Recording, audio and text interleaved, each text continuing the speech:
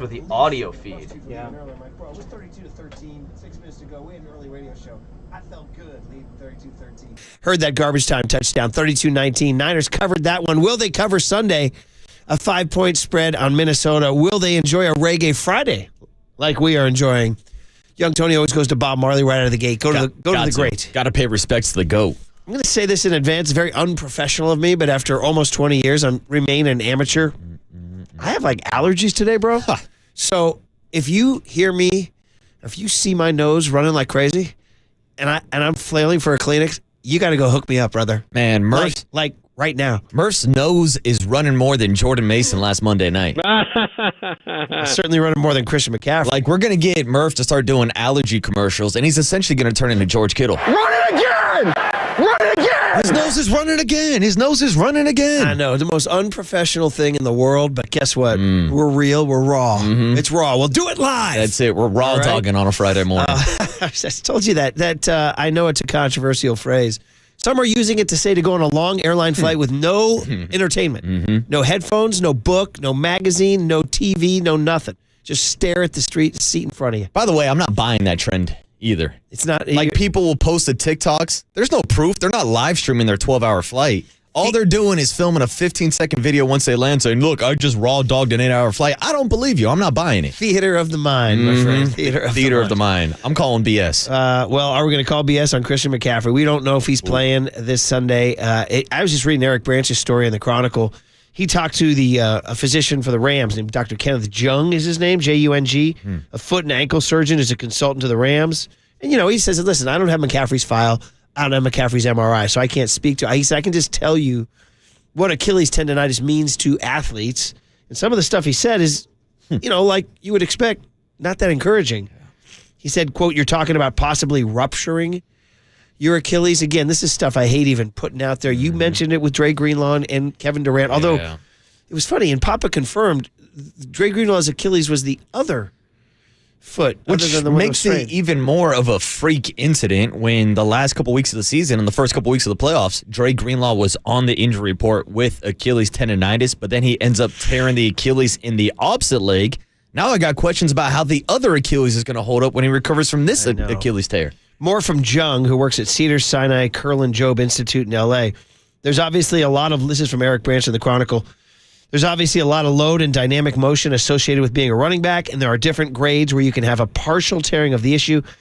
And if it's a small tear combined with explosive activity, you have a higher chance of having further damage to the tendon. Yeah, and that's the thing with Christian McCaffrey. He might look like a gazelle when he's running down the field, like he's just running so smooth.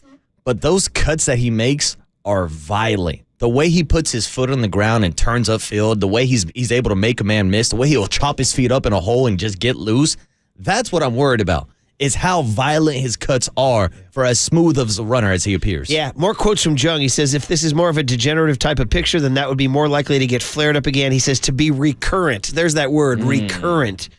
He says, even if it's something less severe, the hard part is it's always difficult to treat during the season because it's not like you can shut down entirely. He's still working out and doing things to maintain his fitness, and that may aggravate things. So even seeing him yesterday on the practice field doing those, he looked good, on some of those routes. But according to Jung, everything he does there continues to flare up the injury. Yeah, and this feels like it could be another game-time decision on Sunday because, as we mentioned earlier in the last segment, it's nice that Christian McCaffrey's back out there at practice, but he was practicing all last week leading up to Monday Night Football. And so I don't know how much we can read into the practice reports when Christian McCaffrey said Monday morning he woke up and just didn't feel like it was ready to go. Yeah. So we might be coming around the corner Sunday morning, and we might be in the same exact situation out in Minnesota. So Kyle spoke yesterday. He said he had nothing new to add, but they did talk about the factor of the artificial turf. Artificial turf in Minnesota, artificial turf next week in L.A. at SoFi. So they asked him. I mean, you take everything into account. I mean, it's, you start with the doctors and everything, and, you get MRIs, you get all that stuff possible, so you know exactly what's going on. Then you talk with everyone with a plan to build them back up, and we have GPSs, we have rep counts, we have, we know their strength and their max speeds and all the stuff that they're supposed to hit to show that they're fully back to something, so they don't think they're all right, and then they go full speed and for the first time during a play and then re-injure it. So you have all that stuff to go through it. We take all of it into account, and but a lot of it you depend on the player too. If you get something that you can see on an MRI or something that where that he's hurt, then it makes it real simple. You usually know how long that takes. But when it's something that doesn't show up as strong in that way, you got to have a lot of feedback from the guy. And Christian's a guy who believes he's always going to be able to overcome whatever it is, and which is something that you respect about him. And he does do that more than other people, but it's something that you got to really communicate with every single day. So there it is. Just a day-to-day communication, a day-to-day workout thing. And again, just not great. Not great for the 2021 season, unless, like I said, you go back to 2019 when they didn't really have all the weapons, and they still made it to the Super Bowl, still were top 2 offense in the league, and they're coming off a game where they gained 400 yards, scored 30 points. Jordan Mason ran for 147, all without McCaffrey. Yeah, in a game where I think they had 38 total carries. If Kyle Shanahan runs the ball more than 30 times, you can chalk it up as a victory for the 49ers. Which, by the way, shout out Kyle yesterday with Tolbert and Copes, had a hilarious quote when he was asked about running the ball 38 times. And he goes, yeah, I tell my wife all the time, if you run it that many times, you're going to win the game. And she goes, well, then why don't you just run it 38 straight times to start the game?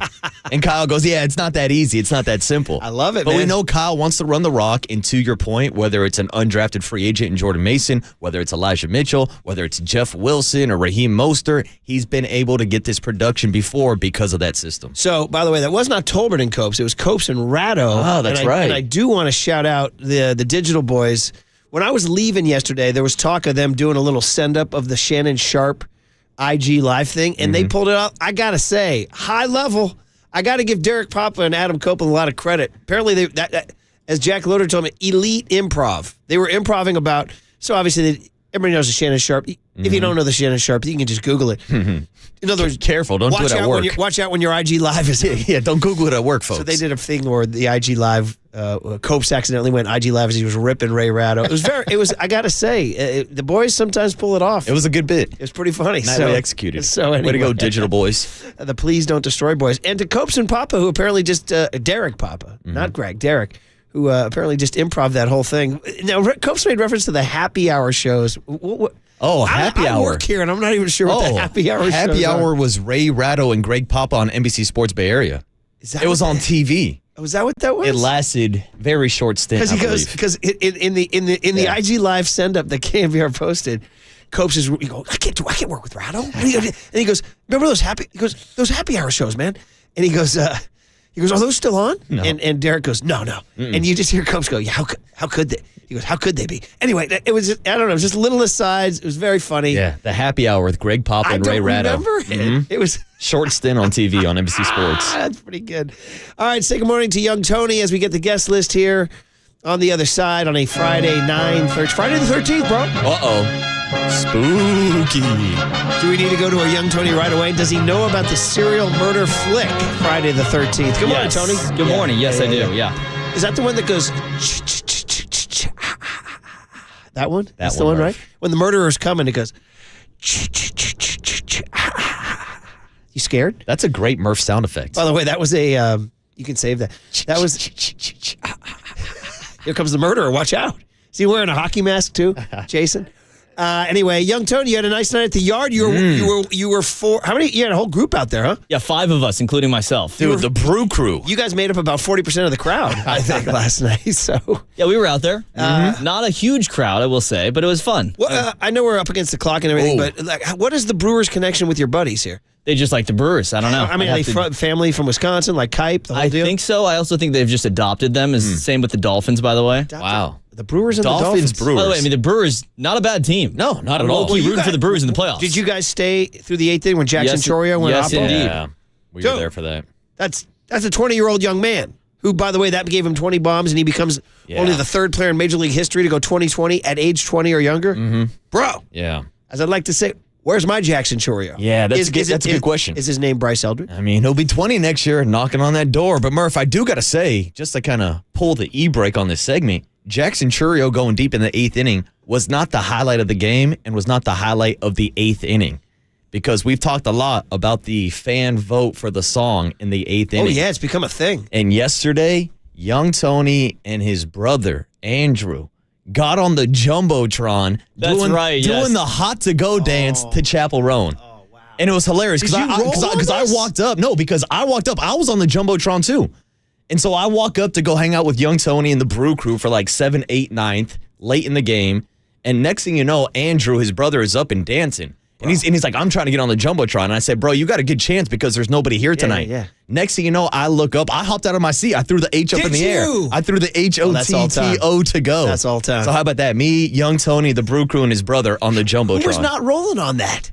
And he doesn't even know who Chapel Roan is, what the song is. I mean, this guy just found out about Not Like Us like a few weeks ago. That's serious. And he was like, it's a great song, by the way, Marcus. That's incredible. And I cannot believe that we don't have video we can put on our KNBR digital. Oh, I wish we could throw it in the And by the way, I like Randy Moss one-handed caught like a giveaway shirt. They're throwing away giveaway shirts. There wasn't a lot of people to compete with, but I still one-handed caught that thing. Be careful now. I got a severe eye injury. I heard about that. Marcus referenced the number one thing. I walked up to Tony. He had the free T-shirt. I said, oh, do you have a black eye? Did you get hit in the face with a T-shirt gun like Murph? I don't know. It was running more. My eye running fluid after that, or my nose this morning. All right, let's get going. What do we got? All right, well, coming up at 6:50, we have Brian and Bobby's best bets. We will get their take on the NFL slate this weekend. Mike Krukow at 7:30. The big hit is going to be John Lynch at 8 a.m., ladies and gentlemen. Poor Lynch. He doesn't want to come on and talk about CMC. We'll have to address it, but then we'll talk about other things too, Cooler content at 8:30. Justin Wilcox, head coach of the California Bears football team at 9:15, and then come to Pop on a Friday, Greg Papa at 9:30. Oh, really? Oh, it's almost like 4.5 hours of Papa. We go straight from Papa into 4 hours of Papa. Bonus, Papa John. We're proudly sponsored by Marin Health with top physicians, surgeons, and clinicians right here in the North Bay. Marin Health puts you closer to your best health, world-class care, closer than you think. All right, since it is a Football Friday, we do have a segment to do Giants on the other side because Farhan came on yesterday on KNBR in this Doval situation, too. We got to get into it next on the Sports Leader.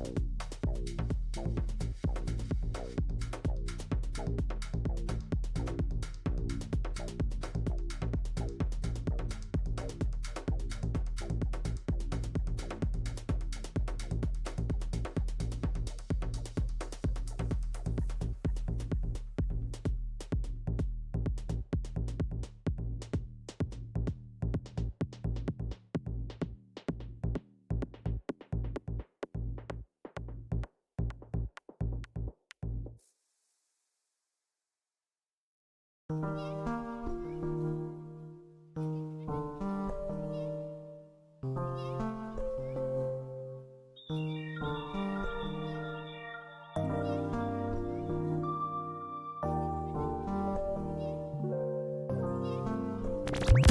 gamers, Murph and Marcus keep your morning moving on the sports leader and streaming live on KNBR.com and the KNBR app.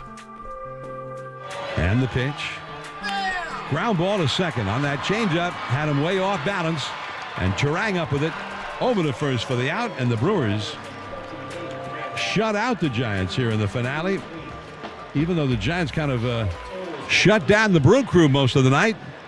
But the Brewers end up getting 3 runs, one on a walk and 3 wild pitches, and then the other on an impressive 2-run homer to the opposite field by Churio. And Milwaukee takes the series 2 out of 3. They take the season series from the Giants. John Miller professionally wrapping up the Giants' quiet 3-0 loss. They actually out-hit the Brewers last night, 5-4, believe it or not. Brewers got 1 run, as John mentioned, on a walk and 3 wild pitches, which we got to talk about. 2 to the Maytals, grooving us into a Friday, Reggae Friday. If you got specific requests for Young Tone, you might want to send them in. Because we're getting near the end, guys. Reggae Friday ends when baseball season ends, because that's kind of the end of summer. Yeah. And then we go into the long, cold winter, but at least we have the Niners to warm us up. And the Johnny Kuminga Warriors, which we'll have to start talking about in a little bit. Johnny Kuminga, who's not getting a max extension. Ooh, spoiler alert. Hey, now. All right. Okay, listen, a couple things. One, Tim Ryan today on the afternoon show at 4:30, so check that out for sure. Always worth listening to. And speaking of the Niners, good news. We got giveaways again, bro. Ooh. Look at this sweet Niner-colored Giants hat that they're giving away on Saturday. First of all, all weekend, they got the Alaska Airlines buy one, get one flight voucher today. That's a good one. That's always a good one. And then tomorrow is the Giants hat, or SF hat in 49ers colors presented by Xfinity. Patrick Willis throwing out the first pitch. I'll be there. I'll be there. And then Sunday is the Orlando Cepeda Celebration of Life on Sunday. So everybody go check that out. You get a Fiesta Gigantes flag presented by Coors Light. So big weekend. And we should remind everybody to be in their seats by 12:30 on Sunday for the celebration of life of the baby bull, Orlando Cepeda. Okay, so I think I'm going to give these to my kids. I think they'll dig that, but I might try it on here right now, Marcus. I dig that, Murph. I dig that. Go ahead, throw that cap on. Do we need to show it off on the stream? You can see Murph debuting the weekend Marcus, giveaway. Where's your hat? I gave it to Murph's kid already, so he's got 2 of them on his side of the table. Do we need to talk about Do we need to talk about let's talk the about elephant it, Murph. in the room right let's now? talk about it. Throw me one of those hats. Because I'll show it off on cam. You can watch us live on YouTube, on Twitch, on the KNBR Is the audio app. fixed on the YouTube and Twitch yet? I think they can hear us now. Thank God, yes, They can I see fixed us. it. If not, Okay. I'll do sign language. So here's the deal. These are cool hats. I like them a lot. And I go, my kids will like these, man. They will. They will. And so I walked in and they gave us these. It's so nice. So I was like, okay, well, I got one. I'm like, well, who do I give it to this time? I'm like, Big Deck gets this. Rory doesn't get that. I'm like, maybe it's time for Rory to get the hat, but Deck don't want it. So I was like, I said, hey, Marcus, pretty good hats, huh? And you know what he says out of the blue? He says, hey, you want mine? I said, what? Yeah. Because I got two boys. I go, really? He goes, no. You can have it. That's it. Uncle Waterboy's trying to take care of the kids. I go, dude, you just solved a big problem for me because they both get the hat. That's pretty cool. And I said, you don't want it? Do you want to take it from here, bro? Let's just say these are not my colors, Murph. Oh, man, I couldn't believe it. And I knew one day we were going to run into this issue on the live stream because we have promoted a lot of Giants giveaways. We put on the Mickey Mouse hat. We put on the Hello Kitty bucket hat. Hey, Murph, I got no problem repping the San Francisco Giants. But you know me, I bleed silver and black. It's hard for me to put on the red and gold. I don't think I've ever put on a piece of 49er memorabilia in my entire life. He went there. Yeah. He went there. I went there on 50,000 watts. He's going there. Look, if there's one thing about me, I'm authentic. I'll let you know how I feel about something. Give me that damn hat. I was once given advice to pretend like I'm a 49er fan since I work for the 49er flagship station. I said, hell no. I'm authentic. And Murph, authentically, I'm going to deny the hat. That is all. First of all, great dramatic radio. I loved it. It was high drama when you just renounced the hat on air, dude. Second of all, my family's the direct beneficiary. And third of all, I can hear your dad up in Rockland just standing and applauding right now. I'm sure Overnight Dave has a fist in the air driving down 101 right now. That is so. It never even entered my mind that would be his take, because I was like, oh man, how am I going to get that hat from Waterboy? I'm going to pitch it that my kids are. And I was like, nah. I said, forget it. I'm just going to take the one, and I'll just take my L, and the kids can fight over it. And then Marcus said, no, you can have it. Wait, why? He goes, bro. It was right before he came in there. He goes, bro, you seen these colors? Yeah. I said, I can't throw those colors on. I'm sorry. You went there, man. I'm sorry. Oh, too funny, too good. Well, thank you. The boys, thank you. That's it. Watch, they'll not like them and go somewhere. If they don't like them, I'll bring them back and give them out to the staff. I was going to say, if they don't like it, keep it yourself. You look good in that hat. Do I? Uh-huh. Good, I'm glad. And if not, you know why? Because these are my colors. Yeah, if not, give it back to me and I'll sell it in the parking lot at Levi's next week. Seriously? In a couple I weeks. thought it was a pretty good giveaway. It is a nice hat. John Joe, would you wear this hat there, buddy? Yeah, absolutely he would. 2 thumbs up. Young Tony? Young Tony, would you wear this hat? 100%, yeah. Yeah, I had Brewers fans asking, yo, I hear the Giants are giving away some Niners hats. Can you talk to someone for us? Well, this is the perfect solution to when you go to a Niner game and you kind of want to wear something and you want to rep the Giants. Like, I've always kind of gotten a kick out of the people go to a Warrior game repping the Niners, or go to a Niner game repping the Warriors, or go to a Giants game repping the Niners, or whatever. You know what I mean? I kind of always like that. Like, there was a guy in our suite. There was a guy wearing a Giants hat in our suite on Saturday or on Monday night. And I've always enjoyed sort of that cross-pollination. Like, yeah, I'm not just riding with the Niners. I'm also riding with the Giants. Or I'm not just riding, you're at a Warriors game. I'm also riding with the Niners, you know. For example, remember, were you working on the show when I took Rory to the Saturday night before the end? What time, were you working on our show in 21? Yes, I was. So we went to the Warriors-Laker game the night before the NFC Championship. They're playing the Rams the next day. And Rory wore his satin 49ers jacket and got on the big screen because, like, I think the camera wanted to, hype the crowd to the next day's game. And he's sort of cute little boy. At that time, he was only 8. Super cute back then. And the crowd's cheering, and I'm like, stand up, turn around, let him see that. And there was a grown man, a guy in his, I don't know, kind of a buff dude who was a Rams fan, who was down on the court and started pointing up at Rory angrily, he was going boo, boo, giving him the thumbs up. He's like, Daddy, that guy. Yeah. Wow. A guy was wearing an Eric Dickerson gamer. That's right. I do remember and he the was story. like, boo, and Rory was scared. He's like, Daddy, that guy's yelling at me. I'm like, I know he is. He's like, boo, sit down. So it was a very funny. Rory learned the anger of a rivalry, but he got the big cheers on the big screen. The point being is cross-pollinating is fun. This is the ultimate answer. So if you go to a Niner game and you wear this, you're all set. You're repping the Giants and you got Niners colors. And now that I'm staring at that hat even more, it's a question that you asked me earlier this week with the death of the Giants City Connect uniforms. Yeah. Maybe next year they have red and gold uniforms, and that's the hat right there. The Gold Rush City Connects. I like it. Anyway, well, I appreciate you, man. And wow, what a moment. No, he just said, no, I'm not wearing this, man. I'm not wearing this. You better not put on that hat, Marcus. Is this where your dad, exactly. Yeah. I got a hat for you. You got a hat for life over here. You better be going undercover if you're wearing that hat. You know what he would say? That you turning down this hat, that's a commitment to excellence. That's it, man. I'm committed. I don't know what you call it, Murph. I'm addicted. That's what I am. Don't wear that chapeau. Hey, your dad will forgive you now for having Fred Lynn on the air. Yeah. All right, so. After I got grounded for talking to Fred Lynn. Hey, quickly on the Giants before we get out, because we got Brian and Bobby's best bets coming up, man. And I got some splaining to do on the other side. But the Doval situation, this thing has now reached crisis level. You rarely see a big league pitcher so actively. What's the word? I don't want to accuse him of being disinterested, because that's a big accusation, and I don't know what's inside his head. His body language sure isn't. Some people are gifted with good body language. Some people are gifted with good charisma. You walk into a room with somebody, you're like, hey, that guy's good energy. He's not one of those guys. He's gifted with bad body language and bad mound charisma. You're saying right now Camilo Doval does not have the aura. He does not have the aura. And when he overcomes that and strikes guys out, he looks cool. When he walks a guy and throws 3 wild pitches, by the way, ready for this? After asking for the grounds crew to fix the mound. Bro, what kind of move is that? Bring out the grounds crew. And then you walk the first guy. Bring out the grounds crew at my behest. Come fix this. Chop, chop. And then he goes out and does that. That might be one of the worst looks of the year, was his inning. Making the grounds crew tidy that stuff up and then performing like that. And so we got a situation between both his stuff and his delivery and his location and kind of his energy too. He's a drag, man. I mean, he's a big drag right now. It does feel like the vibes have been off this year with Camilo Doval. And it goes back to the game that we focus on when the Giants had that big 9-2 lead. It was a non-safe situation, Right. and Doval was forced to come in the game and had maybe his worst outing as a Giant. And he just looked like he did not want to be out there on the mound. But man, oh man, you want to talk about a fall from grace. When Camilo Doval led the National League in saves last year, represented the Giants in the All-Star game, he shows up this year expected to be one of the best closers in baseball. They turn off the lights. He gets the spotlight when he comes in now. Now, I don't know if that kind of treatment fed into his ego because, again, when he wasn't getting the spotlight treatment, it looked like he didn't want to be out there.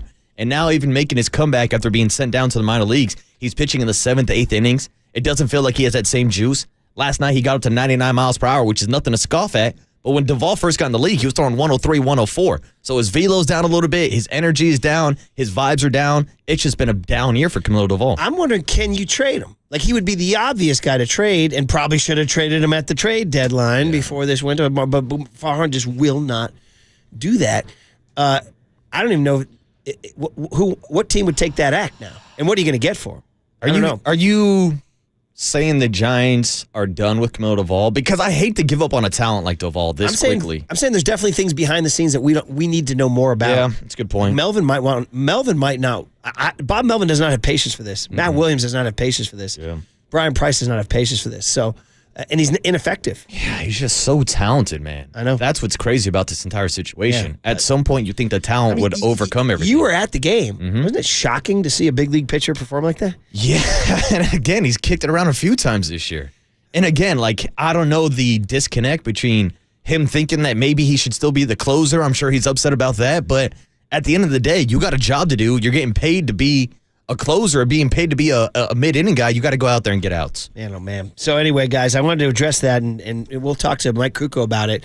Mike doesn't have patience for that kind of stuff. No. I bet Mike, I don't know. I don't want to predict what Mike's going to say. I don't put words in his mouth. But you might want to tune into Krukow to see what he says. All right, wanted to address that. And, oh, by the way, thanks for the hat. Yeah, I got 2, baby. I hope the kids like it. Utah, give me 2. You got them. He won't wear these colors. These colors do run for Marcus.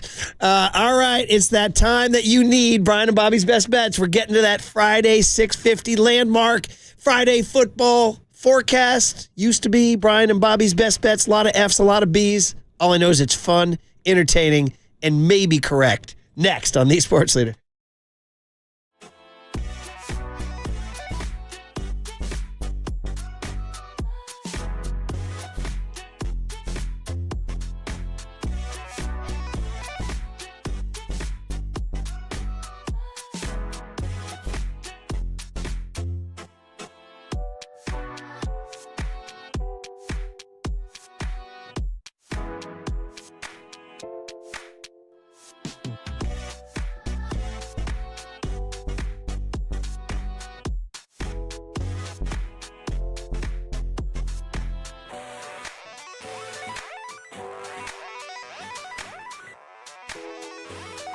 So Amici's, we want to talk about the catering menu at Amici's East Coast Pizzeria, but I'm going to chuck the script out today, baby. It's out because I want to talk about my experience yesterday at Pier 39.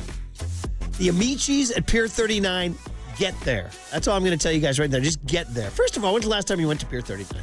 It's great to remind yourself what a beautiful city we live in, get on the water, check out all the vistas, all that great stuff. Second of all, when you walk to the deep end, Pier 39, back by the merry-go-round on the second floor, there is a corner Amici's that is brand new, just open. Gorgeous. Dude, so yesterday, I go. We meet with Richard and Peter, all the great people from Amici's. By the way, we dialed up 2 Detroit-style pizzas. Let me tell you what with the Detroit-style pizzas at Amici's, majorly legit. Majorly legit. We dialed up the wings. Come on, man. Are you kidding me? The wings were fantastic. We dialed up a couple of thin crusts on top. Bro, it was like Thanksgiving. It was a feast. And here's the catch. It was a feast with giant picture windows. My entire view was of Coit Tower and Russian Hill and the Salesforce Tower. If I looked to my left, I had the Bay Bridge and all the boats. Freaking gorgeous. Great pizza. Good bar. Great beers on tap. Probably the breakout hit of 2024. Amici's at Pier 39. I'll meet you there. 2 words, baby. Amici's delivers. I just want some pizza. From the Chilton Auto Body Traffic Desk.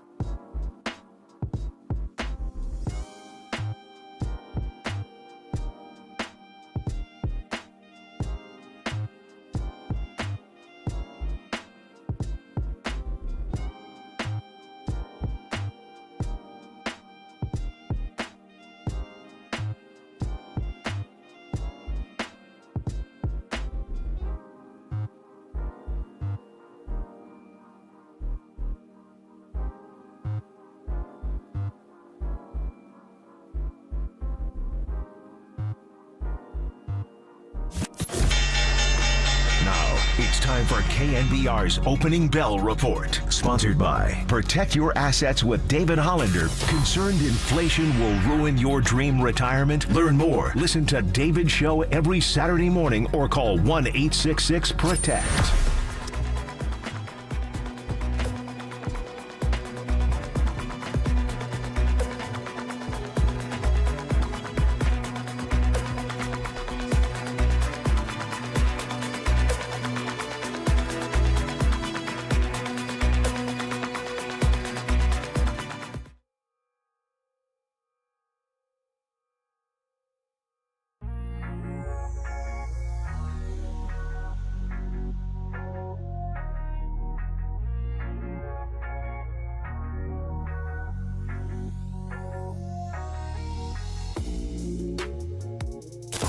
KNBR heads, you ready for your weekend picks? Yeah, baby! It's Brian and Bobby's Best Bets on the Sports Leader. But wait, who the are Brian and Bobby? Oh, there it is. The familiar sounds of what has been known through the years as the Friday Football Forecast, what is now known as Brian and Bobby's Best Bets. We're goofing. Nobody calls me Brian. Nobody calls him Bobby. But why not? The whole section is a goof. The whole segment's a goof. Although what's not goofy is the realness of these picks, because they matter, baby. It's fun as heck to set your table on a Friday, get you ready for a football weekend. This is how we do it. They call me Saturday Murph. They weren't calling me that last Saturday when I went 0-2 to start the season. Not a great start. Has been there before, been there, done that. Long road, baby. Long road. A lot of golf left. It's a marathon, not a sprint, Murph. As we say. So we just pick, we next pitch or next pick, as it were. And we're learning the teams. So we're doing a little chronological thing. I'll give you two of my favorite Saturday picks. Marcus gives you two of his favorite Sunday picks. Sunday. And then I give you, of course, the top 5 Couch Potato TV Guide listings. The old TV Guide. Young Tone, did you know TV Guide, a weekly magazine that used to be sent to the home? TV Guide. Dude. TV Guide would arrive in the mailbox, okay? We didn't subscribe, but my neighbors did. Wow. Ready for this? They had a leather case for it. Okay, there was the Monroe family, and the leather case said the Monroes, and they would take their TV guide that arrived on a Monday, slide it into the leather case, and place it atop the TV on a stand. So, bro, the only way you knew was coming on, was to take down that leather booklet, open it up, and look at Tuesday's listings to see that Happy Days was on at 8 o'clock on ABC, baby. Wow. Then you close the leather booklet and put it back. Then you put on ABC and watch Happy Days. Watch the Fonz go, hey, dude, TV guide. Now you press a button, it just says guide, right? Now you got it all. Well, does young Tony even remember when they had the TV Guide channel where it was just like a rolling scroll of channel after channel after channel? Do you? No, I remember there's a list. All I remember is the actual printout. My dad laminated the list of ABC, NBC, and all the channels. Laminated. That's the great Cannizzaro story. Remember I told you when we were roasting the PGA Tour guy on a late Friday night on Long Island at the Shinnecock 04 Open, and we had a few pops in us, and the PGA Tour guy was out late. He had an early morning. And Marky Mark, we were shooting pool, and Marky Mark kept saying, I'm going to need some facts and figures on my desk tomorrow morning. Laminated MFer. And then he would hit a pool shot. We were laughing all night long. Laminated MFer. You're listening to KNBR AM and KNBR FM San Francisco, the sports leader, a Cumulus media station. How'd your dad laminate those? He had a laminator. I mean, this guy's a businessman. Yeah, absolutely. Laminate everything. I like it. All right. So listen, last week we like to review what happened. You can't know where you're going unless you know where you've been. And last week I told you guys to take Michigan and give 7. Michigan and take 7. Bad call. Bad call. Michigan's offense is terrible. Texas is way better than I think. So now I know. I learned. Lost that game. And the second one, and I know he might be listening, old Peaches, my buddy Pat Connor, and the Auburn Tigers. How does a California Golden Bears team go down to Alabama and not just cover, but outright win on the money line? Shocking results. So learned about Cal, learned about Auburn, took my lumps, and on we go into this Saturday. So what do we got? There's a lot of interesting stuff out there. Did you know, by the way, that today it's a very odd situation? Tomorrow, Washington plays Washington State in the Apple Cup, which forever meant Thanksgiving and tradition and late November, Pac-12. Well, they're not in the same conference anymore.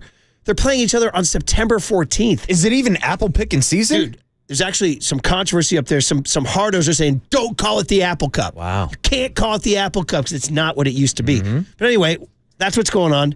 And one state south of them is what they used to call the Civil War. You can't say that anymore, but I'll say it. The Civil War. Oregon State, low-key, one of the most heated rivalries in the nation. All right? These two teams don't like each other, bro. So there's going to be a lot of emotion. Another game being played at a truly bizarre time, like USC UCLA, like Cal Stanford big game, like Washington State Big Cup. The Civil War was at Thanksgiving. It was the end of the Pac-10 conference, the end of the Pac-8 conference. It's being played tomorrow because, spoiler alert, they're not in the same conference anymore.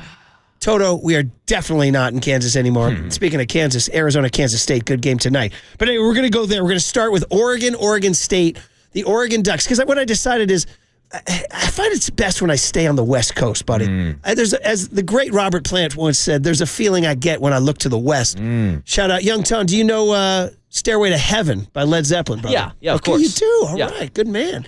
And as we wind on down there, is there a sprinkling from the May Queen for you, Tone? Anyway, let's move on. Yeah, keep it moving. Point being, Oregon State is a huge game being played at a weird time. And Oregon's off to a weird start. They're 2-0, but with 2 very dicey wins so far. They had to squeak past Boise State. This is a team that most people had in the college football national championship game. And right now, they do not look impressive. Barely beat Idaho, barely beat Boise State. Now, the thinking would be they're due for a huge breakout. Oregon State, on the other hand, even though they lost their great coach Jonathan Smith out to Michigan State, is fresh off a shutout of San Diego State. We'll get to San Diego State in just a second. They beat them 21-0. So this is a 16.5-point spread. I'm making a case here where Oregon has not hit their stride yet. Oregon State's a more competitive team than you think. It's a rivalry game. You're going to give me 16.5? Ladies and gentlemen, I ride with the black and orange, even though I'm wearing a Giants hat that has Niners colors. I ride with the black and orange. Give me the Beavers and 16.5 to cover in the weird rivalry game at a weird time because Oregon, now, the counter to that is that Oregon's ready to explode, but not just yet. Give me Oregon State and 16.5. Michael Conforto's Oregon State Beavers. Well done. And I mentioned San Diego State because here I go. Hey, Young Tone, can you queue up on Spotify or whatever? Can you look? I meant to tell you this during the break, but I didn't. The Sturdy Golden Bear. the sturdy Golden Bear, Is it hitting which is sturdy? the traditional fight song. Oh. Across the bay, over by the Campanile Tower, over by Memorial Stadium, over by Blondie's Pizza, over by Top Dog. My friends in Berkeley, California, you know what I feel about California Golden Bear football. You know how much I love Cal. You know my many, many times during the years where I've praised Cal, what they're all about, because you're Cal. And you'll always be Cal. And we're going to go there Saturday night, 7:30, taking on San Diego State. Ready for this, brother? We're going to get to it right We got now. Wilcox coming on, too, at 9:15. Here's what I'm going to do right now. San Diego State is coming in and getting 18.5 points. Everything tells you, San Diego State, they got the athletes to stay within 18.5 of Cal. And Cal's really not that good. It's kind of a shocking game that they beat Auburn and they struggled with UC Davis. Here's what I'm going to do right now. Here's what I'm going to do. I'm going to reach across the bay. I'm going to offer a hand of friendship. And I'm going to say that Cal's defense is good enough and San Diego State is not good enough for Cal to post a 20-point win over the San Diego State Aztecs. I'm going to give you 18.5 in an act of friendship and take the California Golden Bears. Wow. You hear that? How times have You hear that? changed. Guess what? On Monday, if this goes the other way, I'm going to rip them like you've never been ripped before. Another chapter of the epic Murph of rants. friendship and generosity happening right now. By the way, this is not the sturdy Golden Bear. But anyway, is that what it says? I wanted the sturdy Golden Bear. Da, da, da, da, da, da, da, da. Da, da, da, da. That's a good fight song. Anyway, Yeah. And I like to see Murph hit the sturdy, which is now a dance move, Murph. Okay, was that what the word that George Kittle used to describe Jordan Mason? Sturdy. Ooh, did he? So he did. So maybe he did. Anyway, back to the. Here it is, buddy. Here it is. Come on. Oh no, this is Sons of California. Oh man. Yeah, the Sons of California. We got to move on. It doesn't matter. Get back to the beat, baby. Get back to the beat. Give me Cal in 18.5. By the way, against my better judgment, I'm going to take Cal and lay the 18.5 in an act of friendship because Justin Wilcox is coming on the show today. And that is Saturday Murph. I hand it over to, I should say Saturday Brian. And I hand it over to Sunday Bobby, who last week I believe went 1-1. You want to recap your picks, buddy? You are correct, Murph, because when we move from Saturday to Sunday, it's time for Bobby Boucher to step in with his best bets. And Murph, I took offense to you saying that this is a goofy bit because there's nothing goofy about my record here on KNBR. Yes, I did go 1-1 last week. Hit on the Seattle Seahawks over the Denver Broncos -5.5. Lost in that Packers-Eagles game out in Brazil. But I got to tell the people, in case you're unaware, over the last 3 seasons now, last 2 seasons in week 1, I am 62-40-5 against the spread. So this is no laughing matter, Murph. AdamWins.com. That's it, baby. You can find me in the clink with all the bets I've been putting in. But hey, let's cash in before I get arrested, Murph, because I got 2 more bets for you this Sunday. And I'm going to stay local. I'm going to stay on the West Coast, and I'm going to stay in the NFC West in a matchup between the LA Rams and the Arizona Cardinals. And I got to say, I was surprised to see that the Arizona Cardinals are a 1-point favorite because when I'm picking games, I straight up picked the LA Rams to get the win on the money line so you can throw the point spread out the window, but I'll take it for betting purposes. The Rams are a better team than the Arizona Cardinals. Even though they lost Sunday night in overtime against the Detroit Lions, I saw a lot from Matthew Stafford. We saw a lot of Cooper Kupp. Puka Nacua is obviously on the PUP. He's not going to be playing for the next 4 weeks, but I still like the Rams in this matchup. You know why? Because Sean McVay has dominated the Rams in his career. In 15 matchups, he's 12-2-1 against the spread against the Cardinals. And even since Kyler Murray showed up in town, get this, Kyler Murray in his career in 9 matchups is 1-8 against the LA Rams, only to cover the spread once in that one win, 7-1 against the spread. Yeah, the Cardinals put on a good show in the first half against the Buffalo Bills, but then they blew a 10-point lead. I don't think the Cardinals are closers. I like the Rams for the upset victory here. Give me the Rams as dogs, +1 Sunday in Arizona. You'll be alarmed to know that I like that pick. So that's you should be warned. That's a little alarming. Yes, But Murph, moving on to Bobby Boucher's second best bet of the weekend, I'm going to go and pick on the lousy Carolina Panthers because, man, oh, man, they might be the worst team in football. They lost last week by 37 points to Derek Carr and the New Orleans Saints.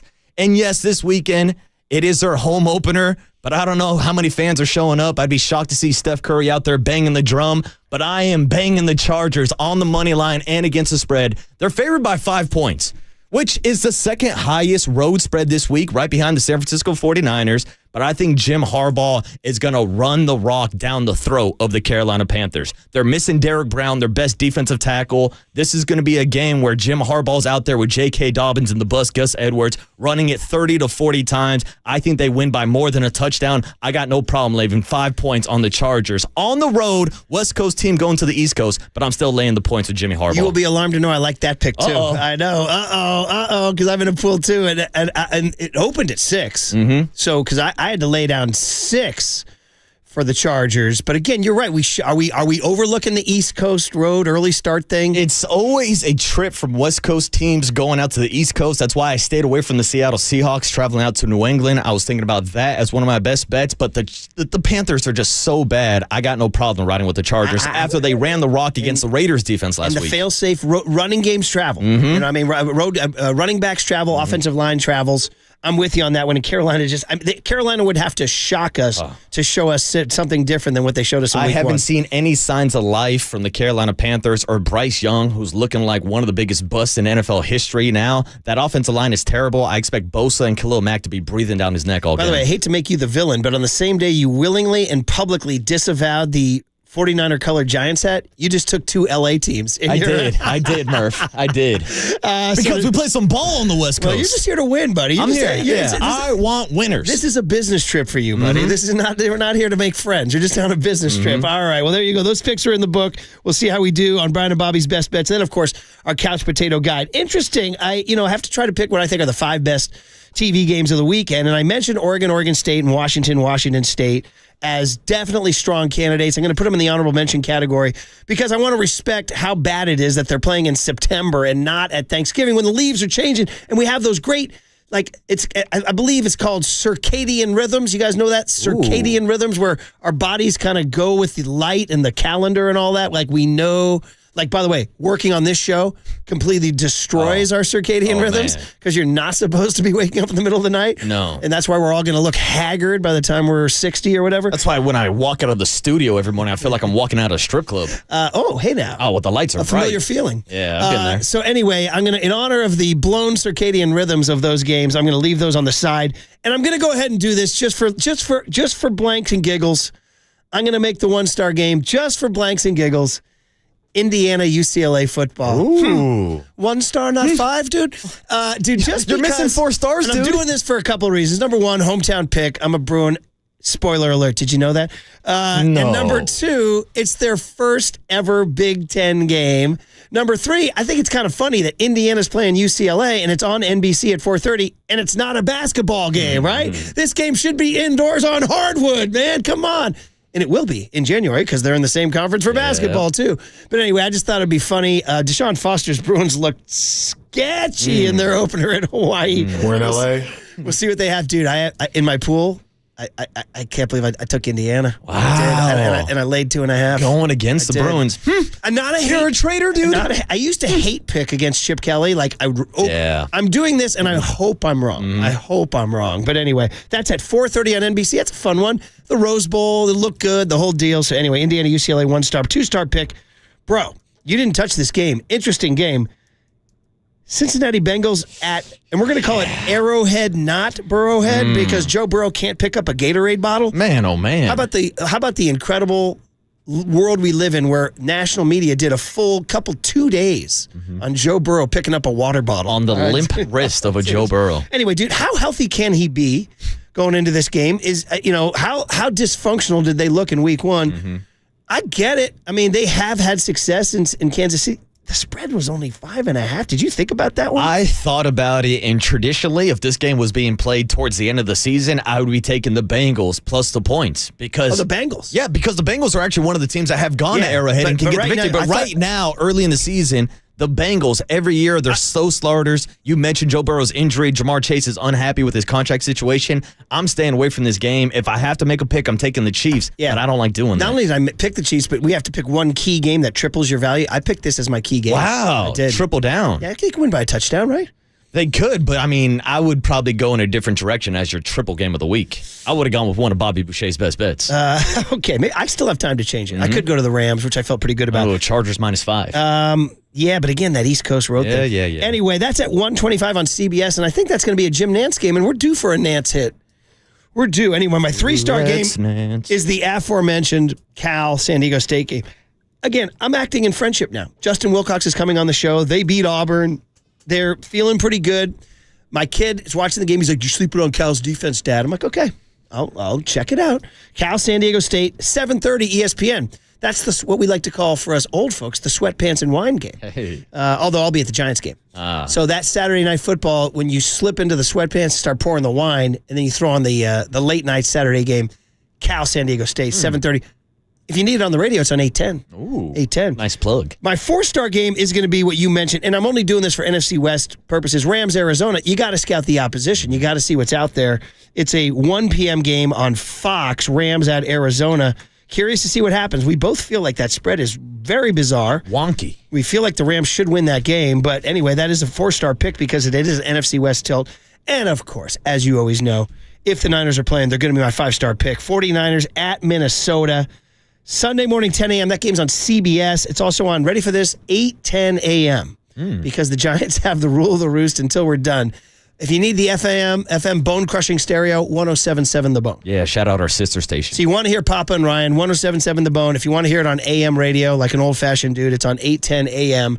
49ers, Vikings. You stayed away from that on Bobby Boucher. Yeah, we can dive into that spread on the other side if you want. Let's do it. And there it is. Brian and Bobby's best bets back and better than ever. We're going 4-0 this week, baby. Book it on KNBR 104.5 and 680, the Sports Leader. I want winners.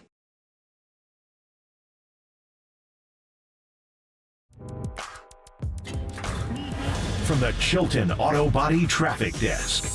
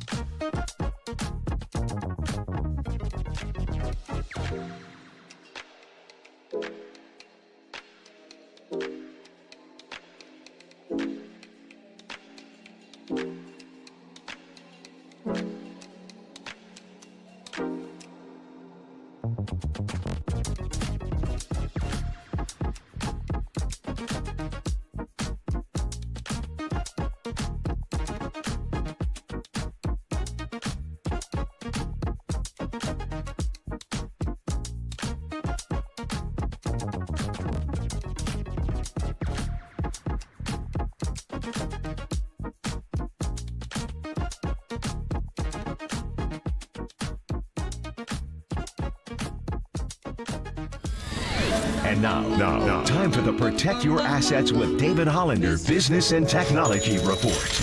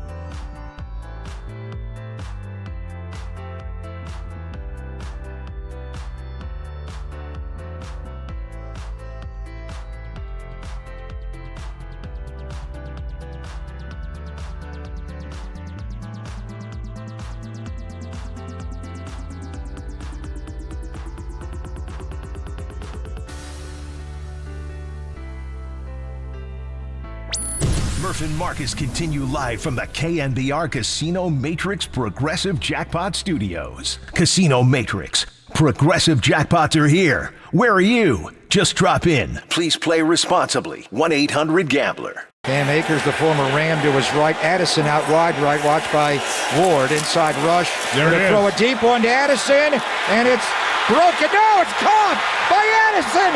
Touchdown, Minnesota Vikings. He took it away from Charvarius Ward. Ward went for the pick on him like he got earlier in the game, and right at the contact point, Addison pulled the ball away, spun out of it. It's not quite a Minneapolis miracle, but how did they score a touchdown there? There it is, the cover zero blitz that will live in infamy. I hope that doesn't happen today. By the way, shout out Reggae Friday and shout out our listeners who have some good takes. Who was this? I forget the area code, but he said, I want Take It to Them. By, is it Alicia Harley? Is that it? Alakai Harley? Oh, Alika Harley. But anyway, sounds good. And it's kind of what you're looking the Niners to do is to take it to them. What do you think of this Reggae Friday contribution? It's good. It's like a little reggae tone, Murph. And yeah, the 49ers will take it to them and even take it to the guy driving in on the Harley to start the game for the Vikings. By the way, I told you that they had a fallout with that guy. Oh, that's right. Yeah, it was they got beef. Yeah, they had some big old contract dispute, and he wanted like He was like Doval. He wanted more than he was worth, and he began pouting on the Harley. You're saying that the Harley guy is essentially the Miami Marlins guy for the Minnesota Vikings. Like, started demanding free tickets Pretty and like much. publicity, and I'll like get to the bottom of that. started to pretend like he was a team mascot. Get to the bottom of that because Get over yourself. Harley Davidson, Viking guy, hey, young Tone or John Joe. Why don't you get this guy to work for once? Hey, John Joe, do something with Can your you life. look up the Harley Davidson Viking story, fallout, what happened, like why that fell apart, and get that. Let's see if he can do that. Yeah, book him for the show, actually. Medium impact, Brian. He would have already had that thing in here, short of breath. Yeah, I want to know what kind of hog he's riding these days. I also want to say a couple things. One, we're on YouTube and Twitch. You can check us out, and I am sporting the undeniably fresh. I mean, I'm a geek, right? I'm like the biggest geek in the world. Even I look good in this hat. I'm saying it because this hat is that good. And so you all should check it out. It's the hat they're giving away on Saturday at the Giants game. It's a Niner colored Giants hat. It's a great idea. How'd we wait this long to get this hat is my question. But anyway, it's here. Hilarious moment. 5:59. John Joe Curley puts it down. He goes, you guys have giveaways. I said, oh, man, those are great. The kids will like those. And I said, what am I going to do? I said, well, only one's going to get them. I only got one hat. Marcus just casually goes, you want my hat? I said, what do you mean you want your hat? He goes, yeah, I'm not wearing this hat. I said, what do you mean you're not wearing this hat? And then you, Marcus, said? Yeah, it's just not my colors, Murph. Oh, yeah. He went there. I'm proud of you, kid. Yeah. Always been proud of you. Let me know when they have a silver and black Logan Webb hat. Dude, how about a silver and black Giants hat? I'd rock that, 100%. Yes, you would. Shout out Webby on the Chris Rose rotation wearing the Raider hat. Speaking of which, you stayed away from your Raiders-Ravens pick. Yeah, I'm staying away from that with a 10-foot pole. Ravens coming off a loss, home opener, 9-point favorites. It's going to be a long day for the Raiders going back-to-back with the Harbaugh brothers. Yeah, back on the East Coast and all that. So speaking of spreads, we teased it. The Niners are 5-point favorites against Minnesota. I have to be honest with you guys, and then you tell me you had a thought on it. I gotta be honest with you guys. It was at 6 on the pool I'm in, and I'm like,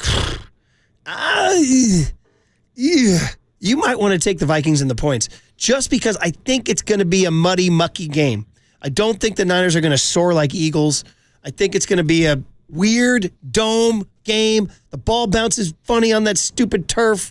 Can Jordan Mason bounce back and do it again? The Vikings are coming off a pretty impressive showing. They held the New York Giants to 6. I know the Giants are barely an NFL team. I get it.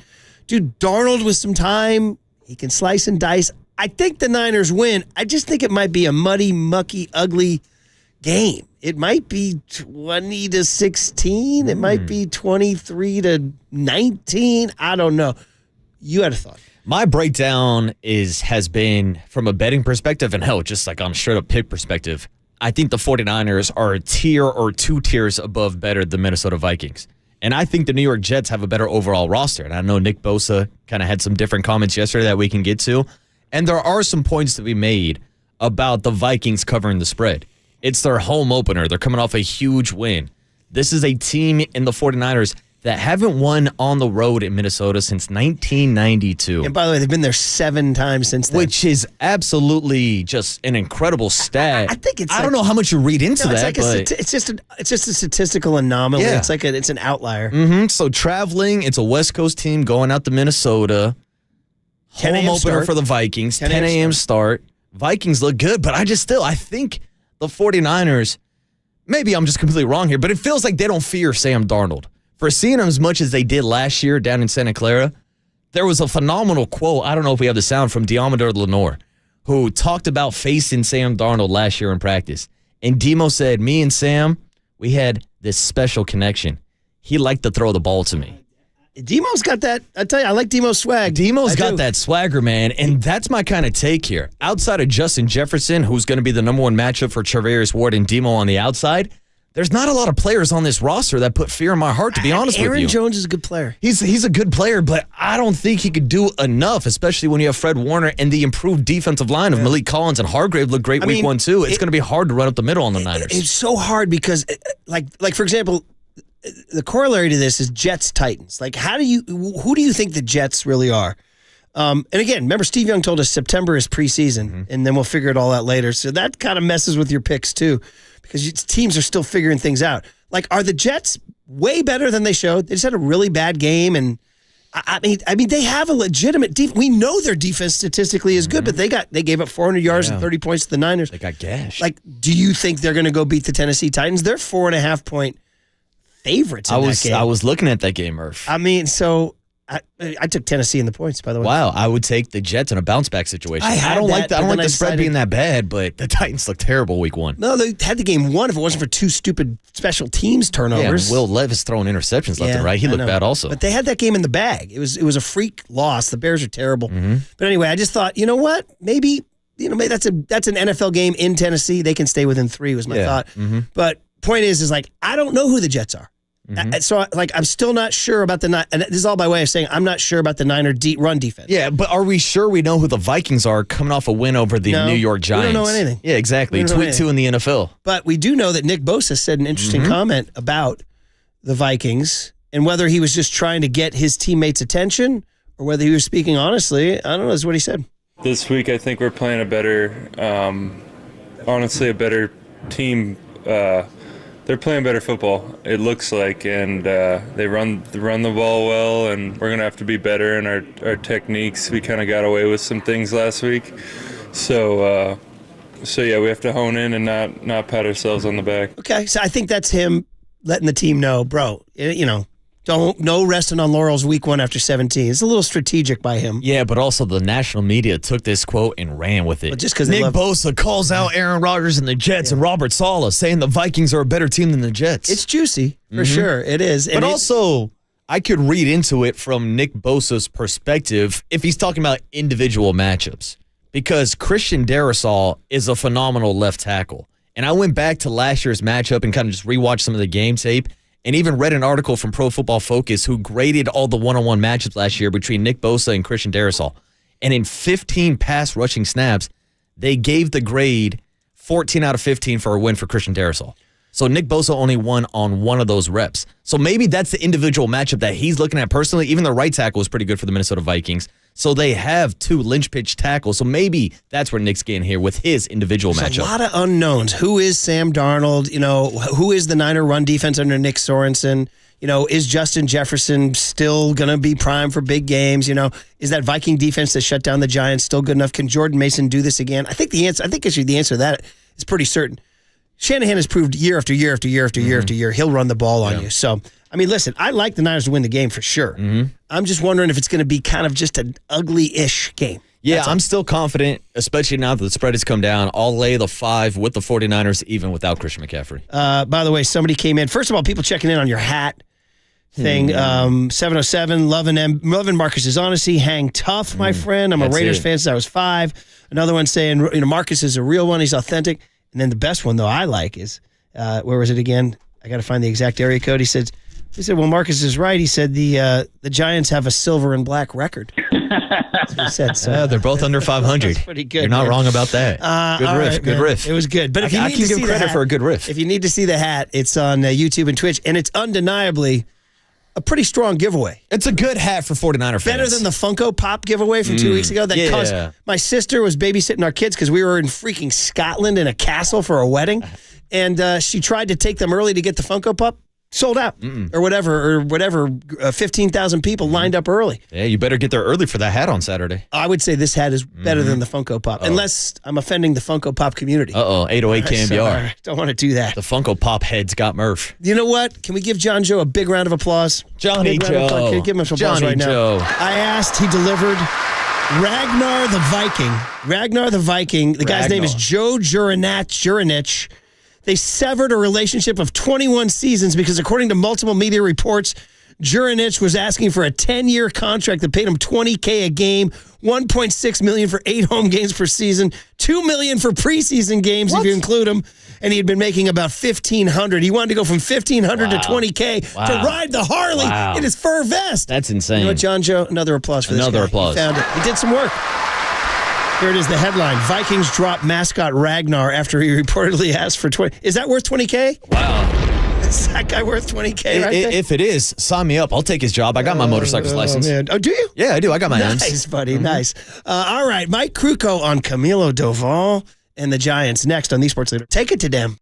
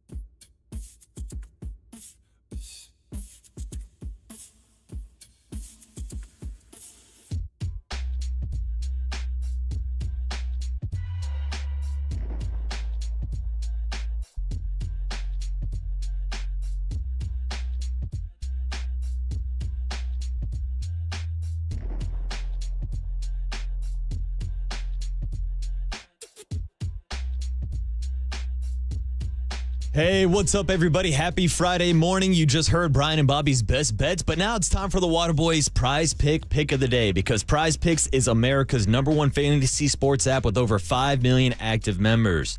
Prize Picks is the easiest and most exciting way to play daily fantasy sports. Unlike other apps, on Prize Picks, it's just you against the numbers. All you need to do is pick more or less on 2 to 6 player stat options and watch the winnings roll in. And I've been telling you all month long that Prize Picks is running a promotion right now on Caleb Williams, the throw for just 1 yard in this Sunday's game. So if you're looking to pair it with something, how about our guy Logan Webb lighting the beam tonight on the bum for the San Francisco Giants? His strikeout total is set at 4. I'm taking more than 4 strikeouts tonight with Logan Webb. Pair that up with Caleb Williams, and you have a lineup ready to go this weekend. So join us and submit that lineup by downloading the Prize Pick app today using the code word LEADER, and you will instantly get $50 when you play $5. That's code word LEADER on Prize Picks to get $50 instantly when you play $5. You don't even need to win to receive the bonus. It's guaranteed, and it's only on Prize Picks. Run your game.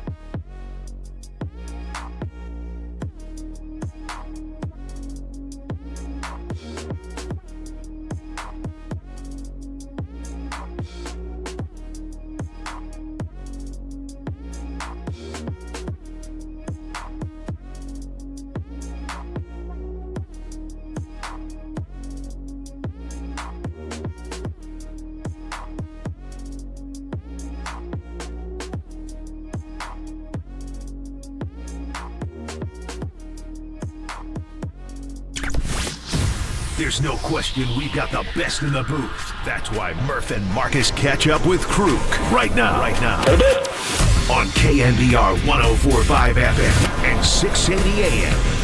All right, Mike Krukow on a Friday. Unfortunately, Giants could not win the series against the Brewers. Good news, Hayden Birdsong, 5 shutout innings. Bad news is Camilo Doval has one of the worst innings of the year. Lot to talk about. Padres this weekend. Giants can play spoiler a little bit, and those really cool Niner-colored hats being given away on Saturday. Good morning, Mike. How are you? Morning, Mike. Yeah, good. A little disappointed how it all turned out last night, but very happy for Hayden Birdsong. That was good news. Yeah, let's start there. I mean, we can get to the bad news on Doval in a second, but let's start with the positive news. There was a really good shot of you guys had on TV of Brian Price really giving just overt love and compliments to Hayden Birdsong. We know he had trouble getting ahead in the count, and it was his bugaboo, and something changed last night. He attacked 5 innings, shutout. He didn't have that command issue, and you saw what he can be when he doesn't fall behind in the count. So what did you see? Oh, he tackled with a fastball. I mean, totally. The fastball has always been his key. And, he's 23 years old, and he's just learning the fastball. And which means he has one grip. He has a 4-seam grip. He hasn't quite figured out that the 2-seam is important. And when he first got up, he got off to a great start with 2 starts back-to-back against the Rockies team. And he just owned them. I mean, there's a lot of strikeouts, and, he had a lot of confidence, and he was free and loose. And then he started getting spanked around a little bit. And so then he started being too fine with his breaking balls, thinking he had to throw his Bastardo pitches first. And then he was nibbling with a fastball, and he was behind in the count. And then all of a sudden he lost command. And it just kind of snowballed from there. When you're a pitching coach and you have a 23-year-old guy, I mean, there's so much you want to tell him, but you just have to kind of do it in bits and pieces. Because if you tell somebody something and they can't apply it, then it just sort of drifts off into the outer space of his brain. He never connects with that concept or that idea. But the one thing that he had to do, he had to understand that if you're going to pitch here, you have to trust your stuff. You have to have some attitude with your fastball. Even if you're only throwing it one type of movement with the four-seam grip, you have to attack. And that's what he did. He came out and he was very aggressive with the fastball, and he got some early confidence with it, and then everything sort of followed in. And then after that, I mean, he looked to me like he was just, he relaxed and he had that feeling of aggression with the fastball. You have to have that. I mean, you have to find out. And I had a pitching coach by the name of Mike Rourke who was a catcher, and I went through this. And as a catcher, he said, you have to throw that fastball. Go out there and find out if you belong here. Don't be diddle-dinking around and nibbling. Challenge with that fastball. And if you find out that you can stay here and it sets up everything else and that it's a good pitch, then you'll have a career. And if not, then you go back, get your credential, go home and teach. And that's kind of the deal. Find out. This nibble stuff is slow death. And what Birdsong found out last night is that he can pitch here. He's throwing 97-mile-an-hour fastballs. I mean, you don't have to nibble with that. And it set everything else up. So I just love what he did. And it was a major step.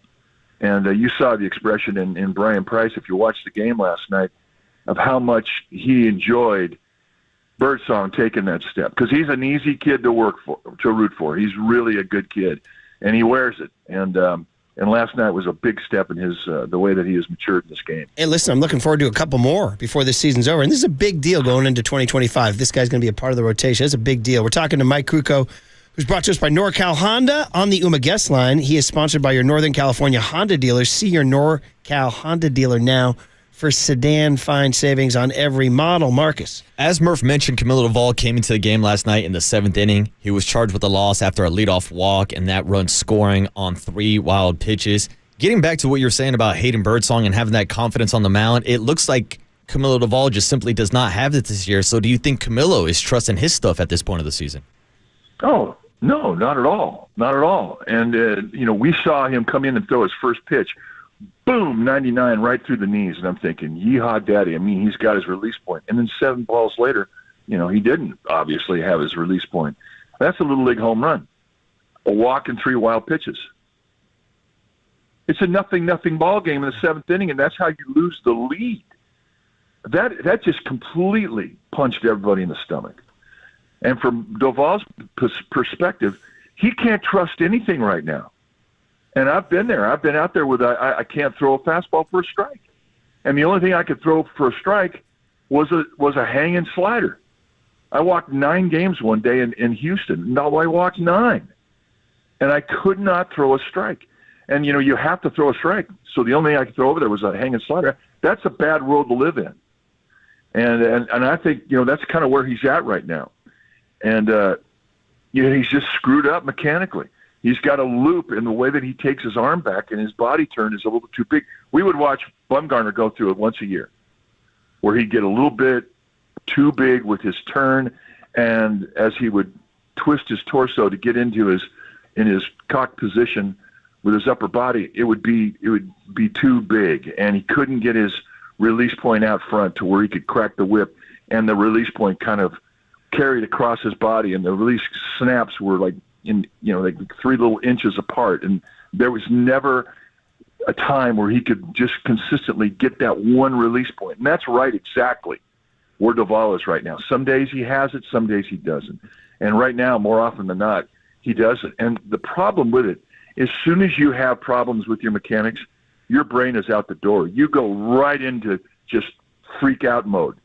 Between his ears right now, his mind is traveling 8,000 miles per hour. And it's awful to be there. I mean, when you got it going, man, you don't have many thoughts. Grip and rip, that's your thought. But when you're searching for it and you can't throw strikes and you're letting the team down, you're letting the fans down, it's awful. And he wears it. He takes it home. And he's not having any fun right now. And, he's got work to do. The good news is he's not hurting himself. A lot of times when guys go mechanically south, they expose themselves to injury, and they do get hurt. But, he's still in one piece. But, he really has some work to do. And, all the suggestions that they're giving him right now, he's just not able to find one and apply it to where he can get out of this funk. And it's a deep funk. And right now, you can't trust him at the critical parts of this game. If you see him, it's going to be early in a game when you're relieving him. He's a long reliever right now. I mean, you can't trust him. Yeah, it's bad everywhere. And then, Mike, the other part is the image, too. Image is everything. And we had a problem earlier in the year when he actively looked disinterested in that long relief stint he did when they were ahead 9-1, or were they behind 9-1 or ahead 9-1? Either way. And remember, you had harsh words for him, too. And then yesterday he had that grounds crew come out and work on the mound, which was sort of like it was almost like, it's not my fault or something. And then he had that performance. I'm wondering, is there a patience? Would Bob Melvin, Matt Williams, Bob Melvin, Farhan Zaidi, lose patience with the act, as it were? Well, you lose patience for him with high leverage situations. You can't put him in those situations. I mean, if a starter gets knocked out, gives up 4 runs early, you're going to see him pitch. Because here's the thing. I mean, you have to pitch to get out of it. And that's always been the problem for relief pitchers. When you're going weird, you can't go out there on the side and throw a bullpen because you maybe need it in the game. I mean, I guess September is probably the best time for it because you have extra arms in the pen, and you can try and get yourself right. But it's just it's a dilemma, and so you really can't throw him out there when the game's on the line right now because you don't know what you're going to get. And you're looking at the body language that he has right now, and it's just frustration. And you feel for the guy because he really is a really good guy, and he works hard to try and figure it out. He had a lot of frustration, and he showed it. And there were things that they tried to suggest to him that he thought was beneath him. And given his age and the success that he has had, you can't really fault him for that. I mean, he was the guy that led the league in saves last year. He had 2 really great years. He was an all-star. And now you're saying, well, we can't put you in the 7th and 8th. We're going to put you in down the – well, that's a slap in the face in his mind. He still at that time was feeling that I can still pitch out of this. Well, right now I don't think he feels that. Right now he knows he's screwed up, and he has to get fixed. And you can't fix it in the later part of the game when the game's on the line. Last couple of minutes here with Mike Krukow on the UMA guest line this morning. And Mike, to end on a positive note, I wanted to ask you about Logan Webb, who's on the bump tonight, but also wanted to ask if you heard his story that he told earlier this week on the Chris Rose Rotation podcast about how he was pitching hungover in this year's All-Star game. We'd love to get your reaction to that story. And if you have any stories for us about pitchers or yourself maybe pitching a game hungover. Well, I heard the story, and I think that's something that was probably better left unsaid because it may come back to haunt him. Mm-hmm. But those are things that you have to find out on your own when you're dealing with the media, because you have to think about the perception. Mm-hmm. From an athlete's perspective, you influence youth, and you have to be understanding of that. And when you're telling a story about how hungover you are going into an all-star game, and he didn't pitch well, I don't think that's something that you should be proud of, and I don't think it should be something that be made light of, especially because of the responsibility you have to young kids, especially kids who are 15, 16, 17 years old. They're starting to experiment with alcohol. And to me, this is just like an open invitation to go for it. And I think that he probably would have been better off leaving that story unsaid. Pretty good answer there, Mike. It's been on the front of my Yahoo page for 2 days, and the longer it stays there, this is on my national news. Look, it's kind of a bad look. It's like, so I hear you, and he probably does regret it. He's obviously a great guy and ambassador in the community and everything, but he's talking to Chris Rose, and they're chopping it up, and you find out. You learn that what you say sometimes can, as you say, perception can go the wrong way. There's nothing more intimidating to a major league athlete, I don't care what sport it is, than disappointing a kid who looked up to you. That is one of the most powerful things in professional sports, or all sports really.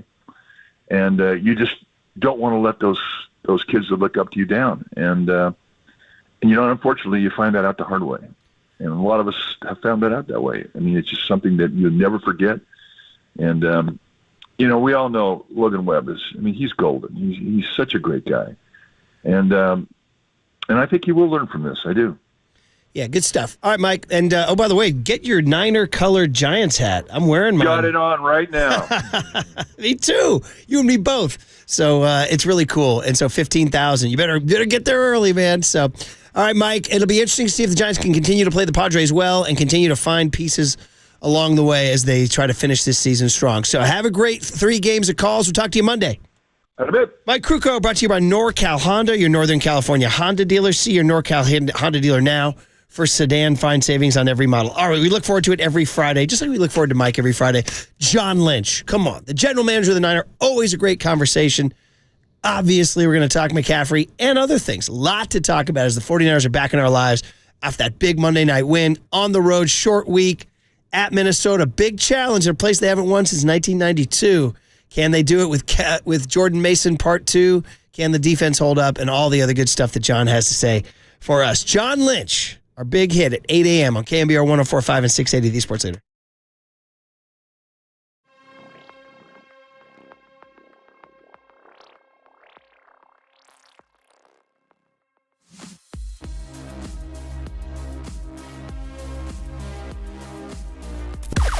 Now, from the O'Donnell Financial Group Sports Desk. Learn more at odfigroup.com. O'Donnell Financial Group, because planning is a process, not a product. Do you love East Coast style pizzas, pastas, and or flame roasted chicken wings? Well, we have the prize for you. When you hear the cue to call, be caller 10 to 415-896-KNBR to win a $100 Amici's gift card. We love our loyal KNBR listeners, and we want to reward you guys, so stay tuned. We are going to give this gift card away at 9:15 this morning. It is all furnished by Amici's East Coast Pizzeria, and you can find official rules on KNBR.com.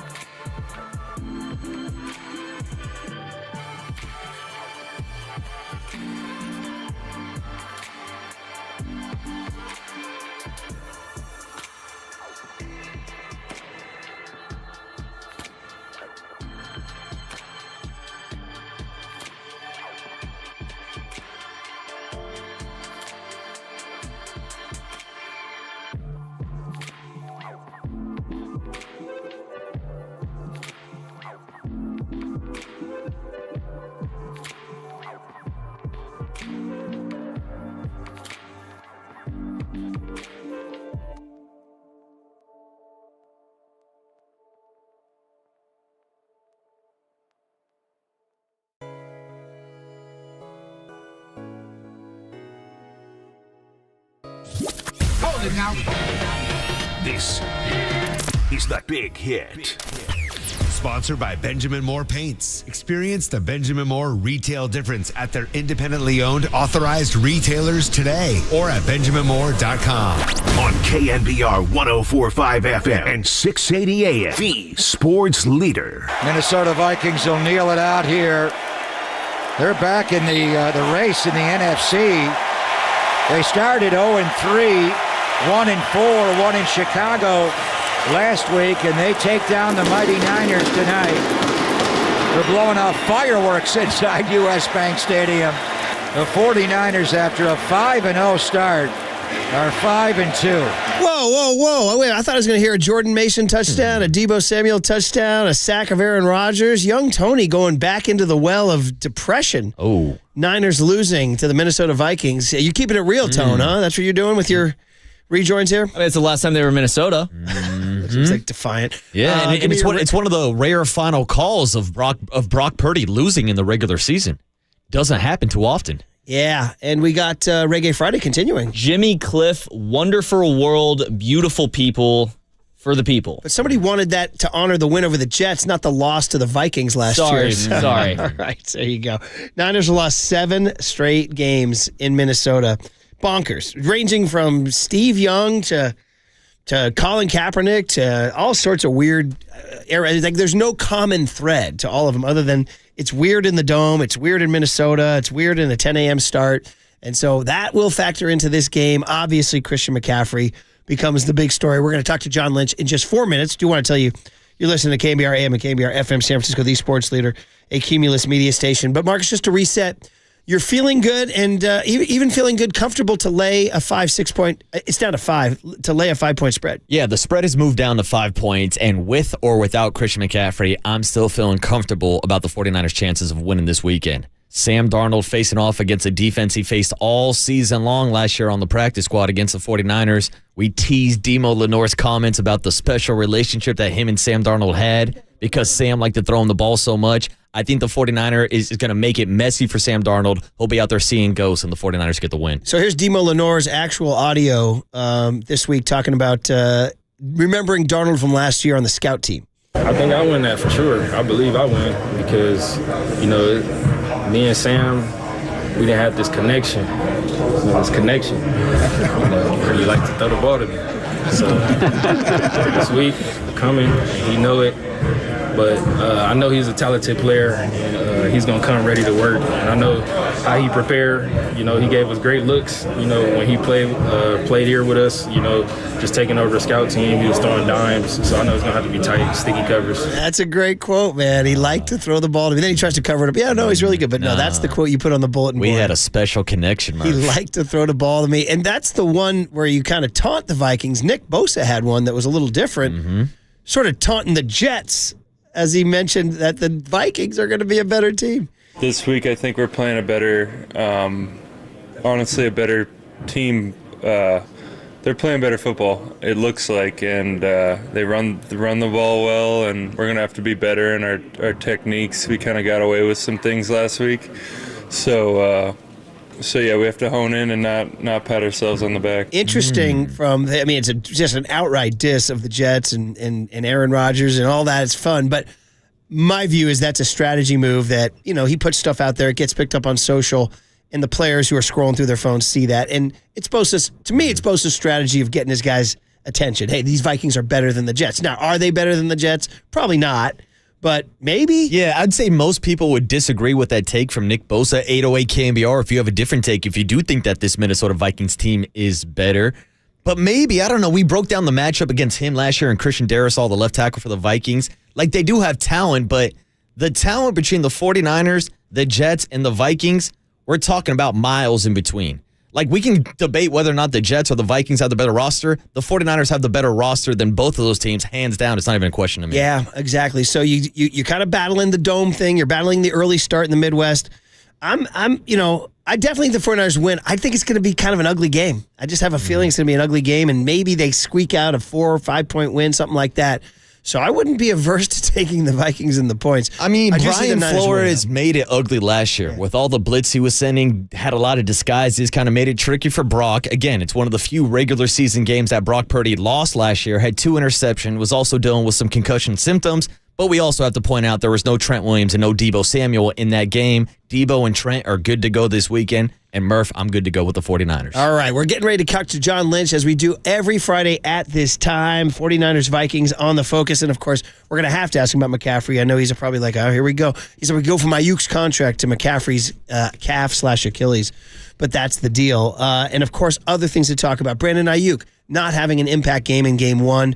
Jordan Mason, how long can this go? J.P. Mason doing his thing.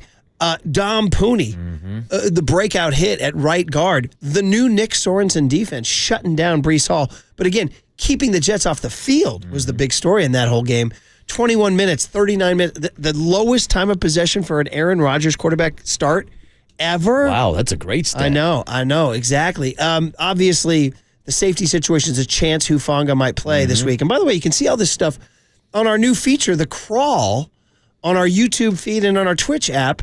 Look at these guys. I believe it's Weekend Walt who figured this out. How about Digital Walt? We're calling him Digital Walt now. Shout out him for helping us with the audio this morning as well. Who knew Walt? Did you know Walt had this wealth of talent? Oh, Walt is a producer. He's a host. He's an engineer. Murph, I'm flying him out this year to D.C. to be my personal engineer for the Army-Navy game. Man, oh man. I tell you what. Walter can do it all. I like it. So on the Crawl, you get all sorts of facts, including Shanahan's quote from yesterday on the afternoon show talking about how Christian McCaffrey was limited yesterday, and he went. So 49ers, Vikings, 10 a.m., Sam Darnold's return going against Jordan Mason, part 2. Can he do it? Aaron Jones, thoughts on that too? Anyway, the call's coming in right now. He's always on time. Here we go.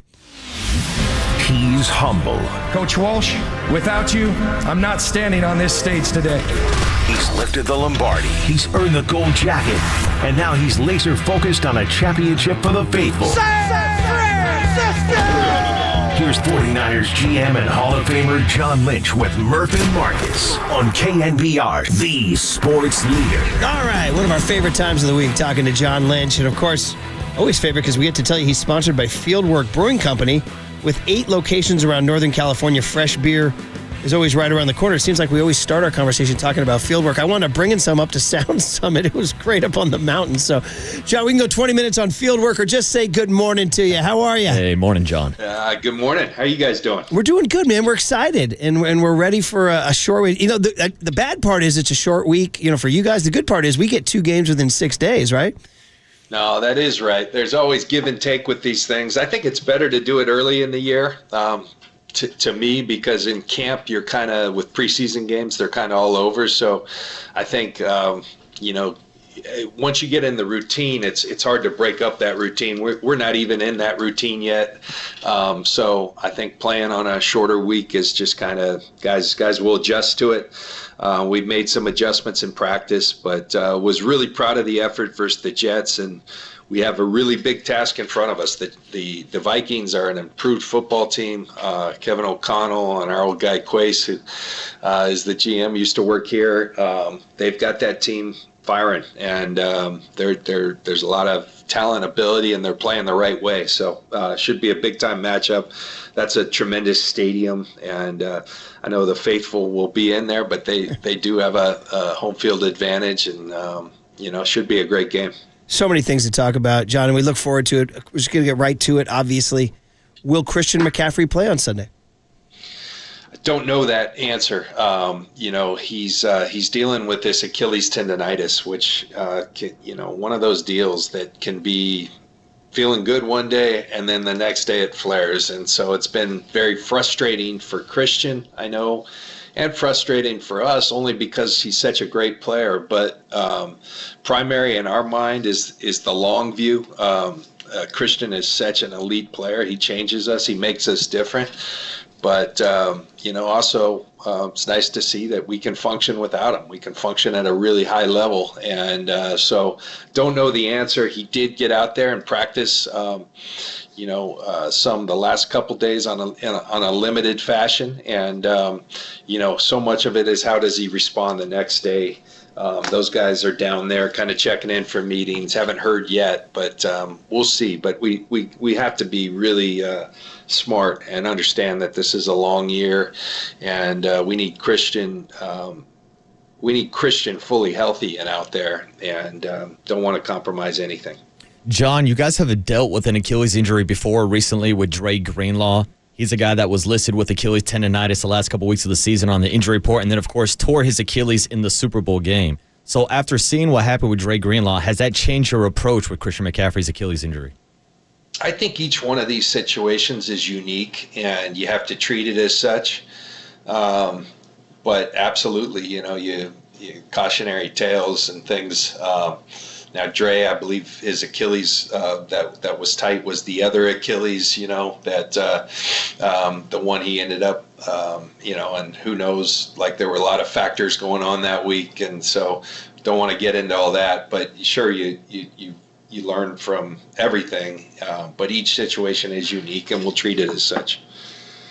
John Lynch joins us on the Yuma guest line every Friday. Obviously, we're getting the McCaffrey questions out of the way. There's so much more to talk about than just Christian McCaffrey. But the last one would be IR, where he would sit for 4 weeks. Kyle addressed it this week. It could be a fluid situation. Is this something you might want to still consider putting him on IR just to set it down for 4 weeks? No, if that's the right thing, it's what we'll do. And so, we'll consult. We'll first of all see how he's doing today after getting a good work session in yesterday. See how he responds, and then all options, as Kyle has said, are on the table, and we're going to do what's right for Christian, right for our team. Yeah, moving on from Christian McCaffrey to Jordan Mason, John. Actually, one of my favorite quotes from this summer was from Christian McCaffrey talking about JP, and said he's gone from being a closer to being able to pitch every single inning. What have you seen through the development of Jordan Mason over these past couple of years? That is a great quote. I love that, and I think it's very appropriate. Jordan was that guy. He was invaluable to us. I'll never forget. Kind of for everyone, his story. He was at Georgia Tech, was a starter, was a good player, and then this guy named Jahmyr Gibbs came along, and I think was one of the top recruits in the country. Georgia Tech lands him. It's the Jahmyr Gibbs who's now starring for the Detroit Lions. He later transferred to Alabama, and so Jordan kind of became the backup there.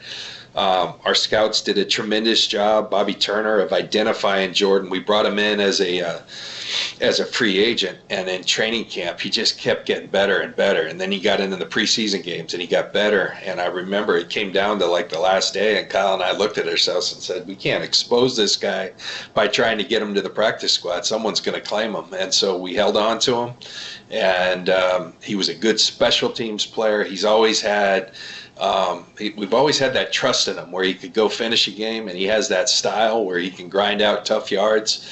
But this offseason, I think, there's different stages in people's career when it clicks or it doesn't. And Jordan's work, he just worked, and he committed to becoming a better receiver. I think that's something he saw. Where can I be better? I think he sought out a lot of questions, to people like Bobby Turner, to Kyle, to myself, and said, where can I improve? And the pass game was something he could as a receiver, and he really worked on that. He focused, probably the most important thing he did, and he became a workout partner with Fred Warner and the linebackers. And you kind of tread carefully when you do that, because you're either in, you're out. And JP, I when I'm up here, I can always look out and I'd see those guys out there, and JP'd be on his back a lot, when Fred and them are standing there laughing. But Fred and them are very competitive, but they allowed him in, and they said only if you commit. And Jordan, I think, took himself to a higher level of conditioning. But as I learned back when I was training, you outwork people because physically you'll be better, but because it gives you a tremendous mental edge. And I think we saw that the other day when JP was on his 28th carry. He looked as strong as he did on his first carry. And so I'm so proud of the young man, because he's put in the work and it's paying off. And he's always been dependable for us. Now he's showing that he can be an impact player, and that was really exciting to see. It's a great story because it's a story of hard work, perseverance, undrafted player, This is a guy who's coming onto the scene, and we'll see. Now you got to go replicate it and see if you can go do it again. And I like JP's chances. The really hard hitting question is it Jordan or JP? We go back and forth. We go back and forth. Right. But either way, I think it's Jordan, but he does like JP, and that's kind of what he goes by around our building. So what's crazy, and we talked about this all week, this goes back to Mike Shanahan and Bobby Turner, whether you want to talk Terrell Davis, your teammate, or Mike Anderson, or Alandis Gary, or Clinton Portis, and then even 2019, Matt Breida, Raheem Mostert, undrafted guys, and now JP Mason, Jordan Mason. What is it about the Bobby Turner, Mike, Kyle Shanahan run game that works so well? And the second hard-hitting question was Marcus's great line. He says, does this prove that Christian McCaffrey is just a system running back, John? No. There was a joke. No, to the latter. Yeah. Christian's different. Uh-huh. He's but I think we all see that. We all know that. But I would say it's a commitment to running the football, and that commitment is not just with the running back. Kyle often says it's so often you'll hear a Jim Harbaugh, which I don't argue with Jim, but like it starts up front, and I believe that. We believe that. But Kyle often says the receivers set the tone for our football team because of their want to and ability to go block. And when you have receivers buying into blocking for their running backs, the whole thing. So it takes all 11 to run the football. Quarterbacks even with boot fakes and, all right, you're going to start overplaying the run, we'll run a boot. And that only works if you're carrying out your fakes. And so it's a commitment wholesale. And then I think what happens, a lot of coaches, when they lose their top back, they want to be committed, but as soon as it doesn't work early, they go away from it. The Shanahans have not played for his dad. He's never done that. And I think it's confidence and faith. There's also, we have a system we've run for a long time, so we have a really good idea of what we're looking for in running backs. So I think when you've been in a system where you have continuity, and sure, the system grows and you add to it, but you have a good idea of the exact skills that you're looking for. And that's where Bobby's such a weapon. That's where we've trained our scouts, that they have the eye for what we're looking for in a running back. But then I think more than anything, it's that commitment and not deviating just because you don't have your star player. He's hurt. All right, next guy in, and we're going to continue to do what we do, the way we do it. And when you have that, good things happen. John, we can't talk about the run game without talking about the big boys up front, and I've got to ask you about Dominic Pooney making his NFL debut. Pro Football Focus had him ranked as the #1 rookie offensive lineman in Week 1. What are your takeaways from his first game? I thought he was tremendous, and he's been. It wouldn't be fair to him to just say steady, because he's been more than steady. It was fun watching Trent's reaction. Trent isn't easily impressed, Trent Williams, and Trent came in and it was like, damn. He kept saying that, like, this kid, he really gets it. And I think he's got a calm about him, but then he's got some really, really, really good abilities, strength, movement, all of it. And we really liked him coming out of school, and part of it, like, he wasn't fazed by anything. He played all 5 positions at Kansas, and he did it well. But I would tell you, like, we've been even, like, you see things on film, and then there's guys who look even better in person. He's one of those guys. He's been better. I think our style, where a lot of people play laterally, and that's what a lot of systems who run the outside zone, we don't. We attack people with the offense line. We get out and run, and I think he's really bought in, and that lends to his aggressive style, and he's got a really good skill set. I give Chris Furster an incredible amount of credit for molding him, but I thought our entire offensive line was really well. We ran behind that right side. Colton McKivitz, Jake Brindell, Aaron Banks played extremely well, and then Trent, it's unbelievable. He comes right out of the chute, hasn't had a ton of reps, but he had been training, and it showed. And he looked like Trent Williams. He looked like one of the best offensive linemen that's ever played this game. And so I thought it was as good a game as our offensive line's played in a long time. And we need to continue that type of effort because they're capable of it. All right, John, should Brandon Ayuk have caught that ball in the end zone, and what was your reaction? Sure, he should have. And, Brandon be the first to tell you. My reaction was those things happen, and he'll get the next one. I like the way BA. One thing that wherever it wasn't here, but he was putting in the work, and you can see that because he's in shape, and I'm just happy to have Brandon back in the fold. He's a kid we've always loved. He and I have always had a special relationship, and so you work through things. They take tosses and turns, and you don't know where they're going to end up. But man, the best possible thing for the Niners and for Brandon happened when we signed him, and I'm just thrilled to see him out there. He does so much for our team, and Brandon's going to make a lot of plays, and he's a prideful player in all facets of his game, and he'll catch a lot more than he drops, and that's just, it comes with it. The best Jerry Rice, I bet, even had some drops in his career. So Brandon will bounce back from that, but I thought he played well the other night, and we're excited to have him in the fold. 49ers GM John Lynch is the voice you hear this morning on the Uma Guest Line, a voice you can hear every Friday at 8 a.m. on the Murph and Marcus Show. And John, I wanted to switch over to the defensive side of the ball. Earlier this week, we had Malik Collins on as our defensive player of the week. Also saw a sack from Leonard Floyd on Monday night against Aaron Rodgers. What were your first takeaway with some of those new additions on the defensive line? We've been excited about our defensive front, kind of retooled it, remade it, and with some fixtures, Nick Bosa and Javon Hargrave. But I think people now can start to see, and it was just one game, but you can start to see why we're excited. They weren't out there a whole lot, which was a good thing because we controlled the ball so much. But, man, I felt them. And Malik Collins, I thought, was tremendous. Leonard Floyd has been an accomplished player in this league for a long time. But it's always cool to see a player like that when you put him into our scheme. And, man, the one thing with Floyd, he's a really adept pass rusher. He's got a lot of variety to his game. But the one thing, it starts with energy and effort with our standard, and Leonard fits right in. And he's going to even raise that standard because he just plays with such a motor. There's a toughness to him that's old school. Malik is so stout in the middle.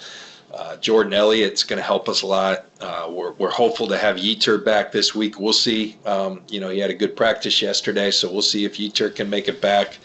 But if not, we'll be fine. Sam O, played really well last week. So Robert Beal made some contributions. We're really excited about this defensive front, and they set the tone for us the other night.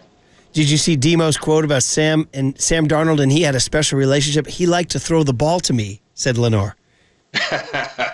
Demo's a fun-loving guy, and Sam was he really ingratiated himself to this place and to his teammates in a year. He was so committed. Sam, you hear about the first guy at the facility, and Sam was that guy last year. He was always in here. And really committed himself to making the most. And I was so impressed. I think everybody was so impressed because he wasn't our starting quarterback, but man, he approached every day like he was. And so we're happy for any success that Sam's having. Sam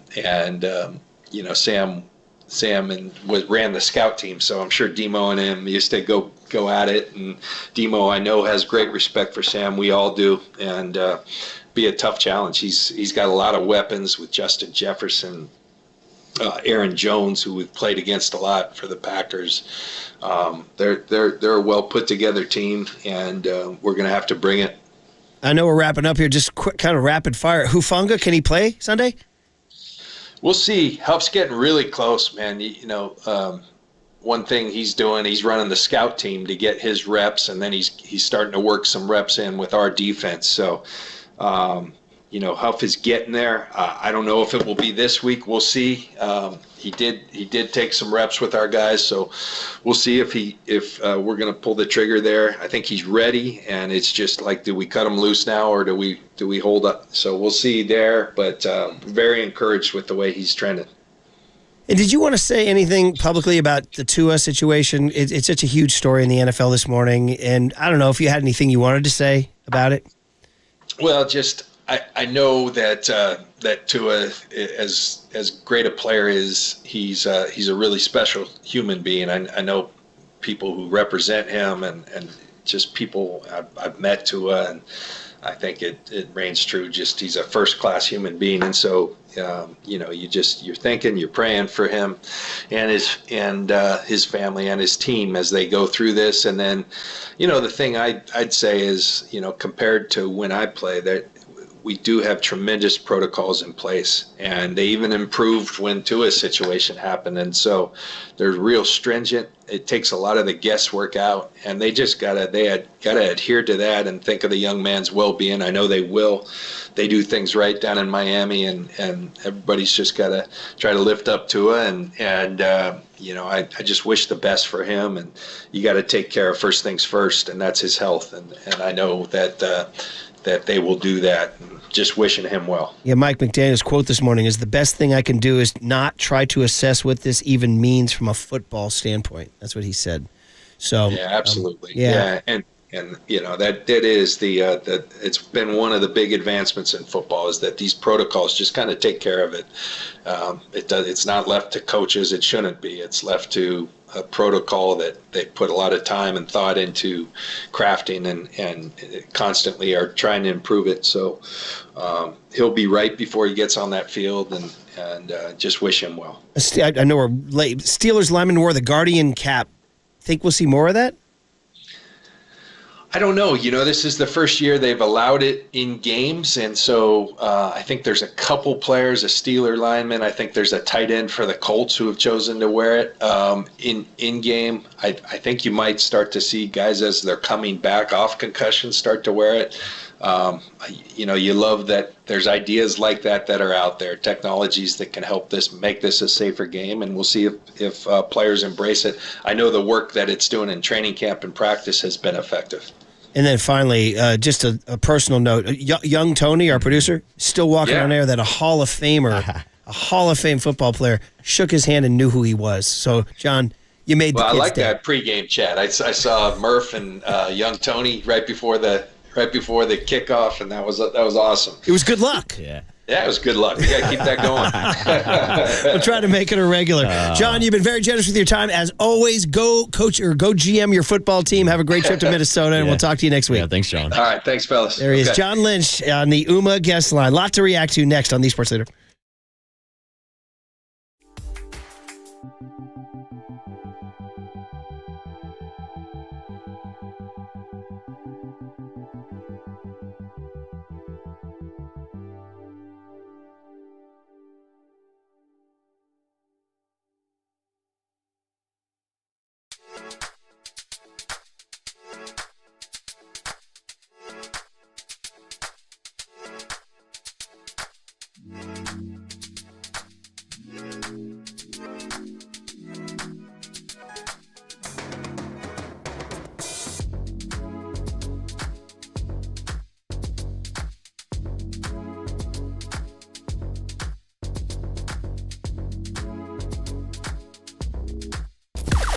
Now, from the O'Donnell Financial Group Sports Desk. Learn more at odfigroup.com. O'Donnell Financial Group, because planning is a process, not a product. That was awesome. Do you love East Coast style pizzas, pastas, and or flame roasted chicken wings? Well, we have the prize for you. When you hear the cue to call, be caller 10 to 415-896-KNBR to win a $100 Amici's gift card. We love our loyal KNBR listeners, and we want to reward you guys. So stay tuned. We're going to give this gift card away at 9:15 this morning. It is all furnished by Amici's East Coast Pizzeria, and you can find official rules on KNBR.com.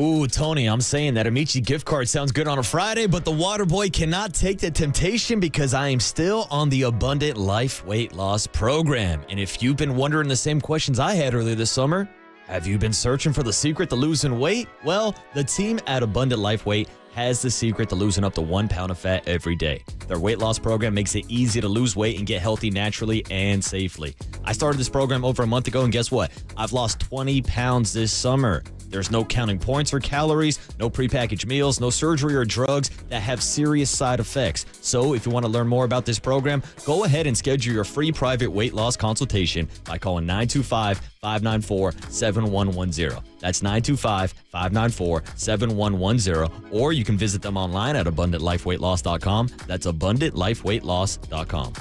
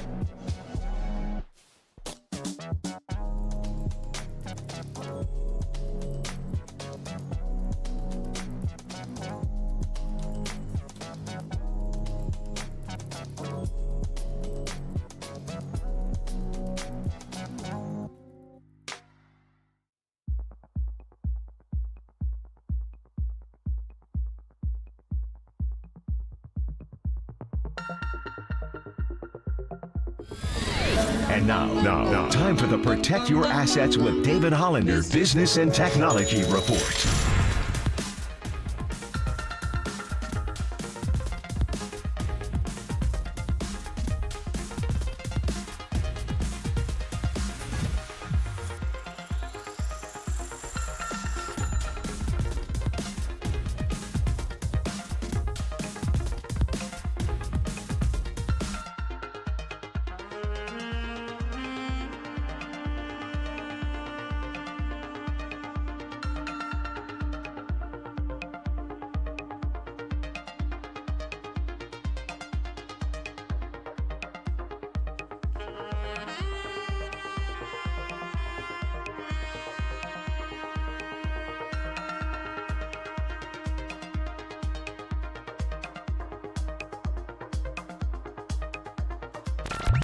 Faithful Murph and Marcus keep your morning moving. Streaming live at twitch.tv/thesportsleader. If that's the right thing, it's what we'll do. And so, we'll consult. We'll first of all see how he's doing today after getting a good work session in yesterday.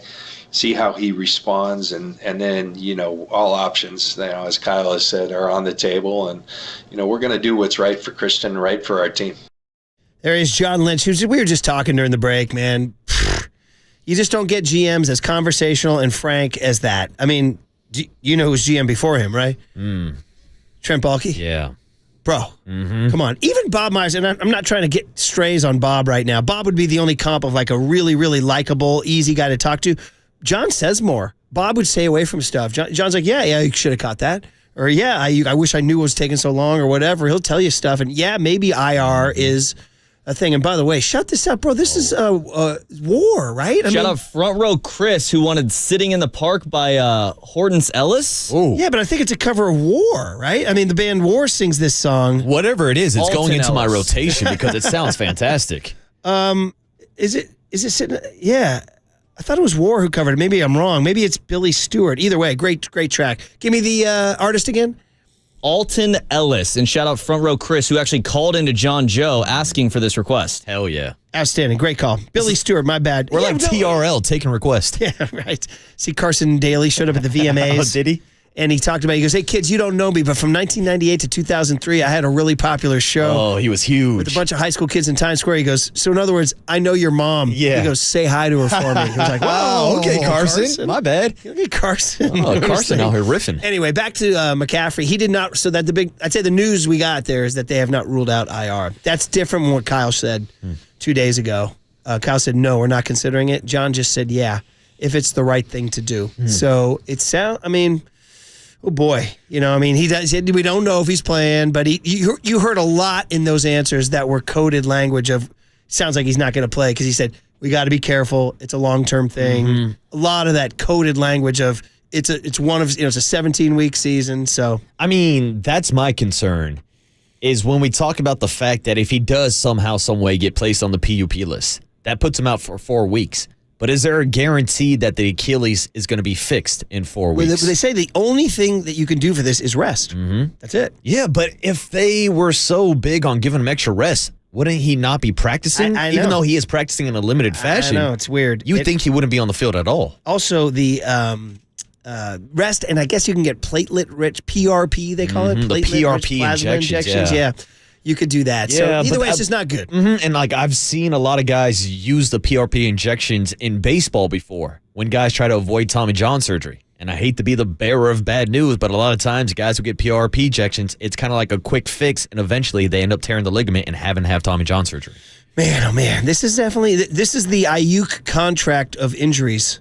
You know what I mean? Do you get me on that? It's just not going away. It's gonna be one of these lingering. things. It's going to linger the entire season. Those damn lingerers. Just people sending in positive vibes. 209 says, it's always great to hear John Lynch on with you guys. It's a great way to start the weekend. We agree, too. 707 says, John Lynch is just the best. He's candid and honest and just a solid dude. 415 says, nothing like the John Lynch sniff. He'll give you a good sniff. And 949 says, ay, every week CMC is limited. He says, but I want him to be like Russell Wilson, Mr. Unlimited, is what he said. So anyway, guys, that's the story of what's going on in the Christian McCaffrey situation. We will talk to Greg Papa at 9:30 about it, but some other fun stuff in between now and then because it's a Friday. It's Friday Fool, and that is the cooler of content is loaded. We got lots of good content in there. Jim Harbaugh saying wacky stuff. Joe Buck has one of the crazier stories you'll hear. You had some good stuff you sent in too, right? Oh, Kevin O'Connell, who the 49ers will be facing off against this weekend, told a hilarious story this weekend that involved 49ers defensive coach Brandon Staley. So what you need to know on the interwebs is coming. And then Justin Wilcox, Cal football head coach at 9:15. And as an act of friendship today, I took Cal to cover a big spread against San Diego State. Friendship. If it goes awry, you'll hear from me. Cooler content next on the Sports Leader. Coach and I haven't sat down and go, excuse me.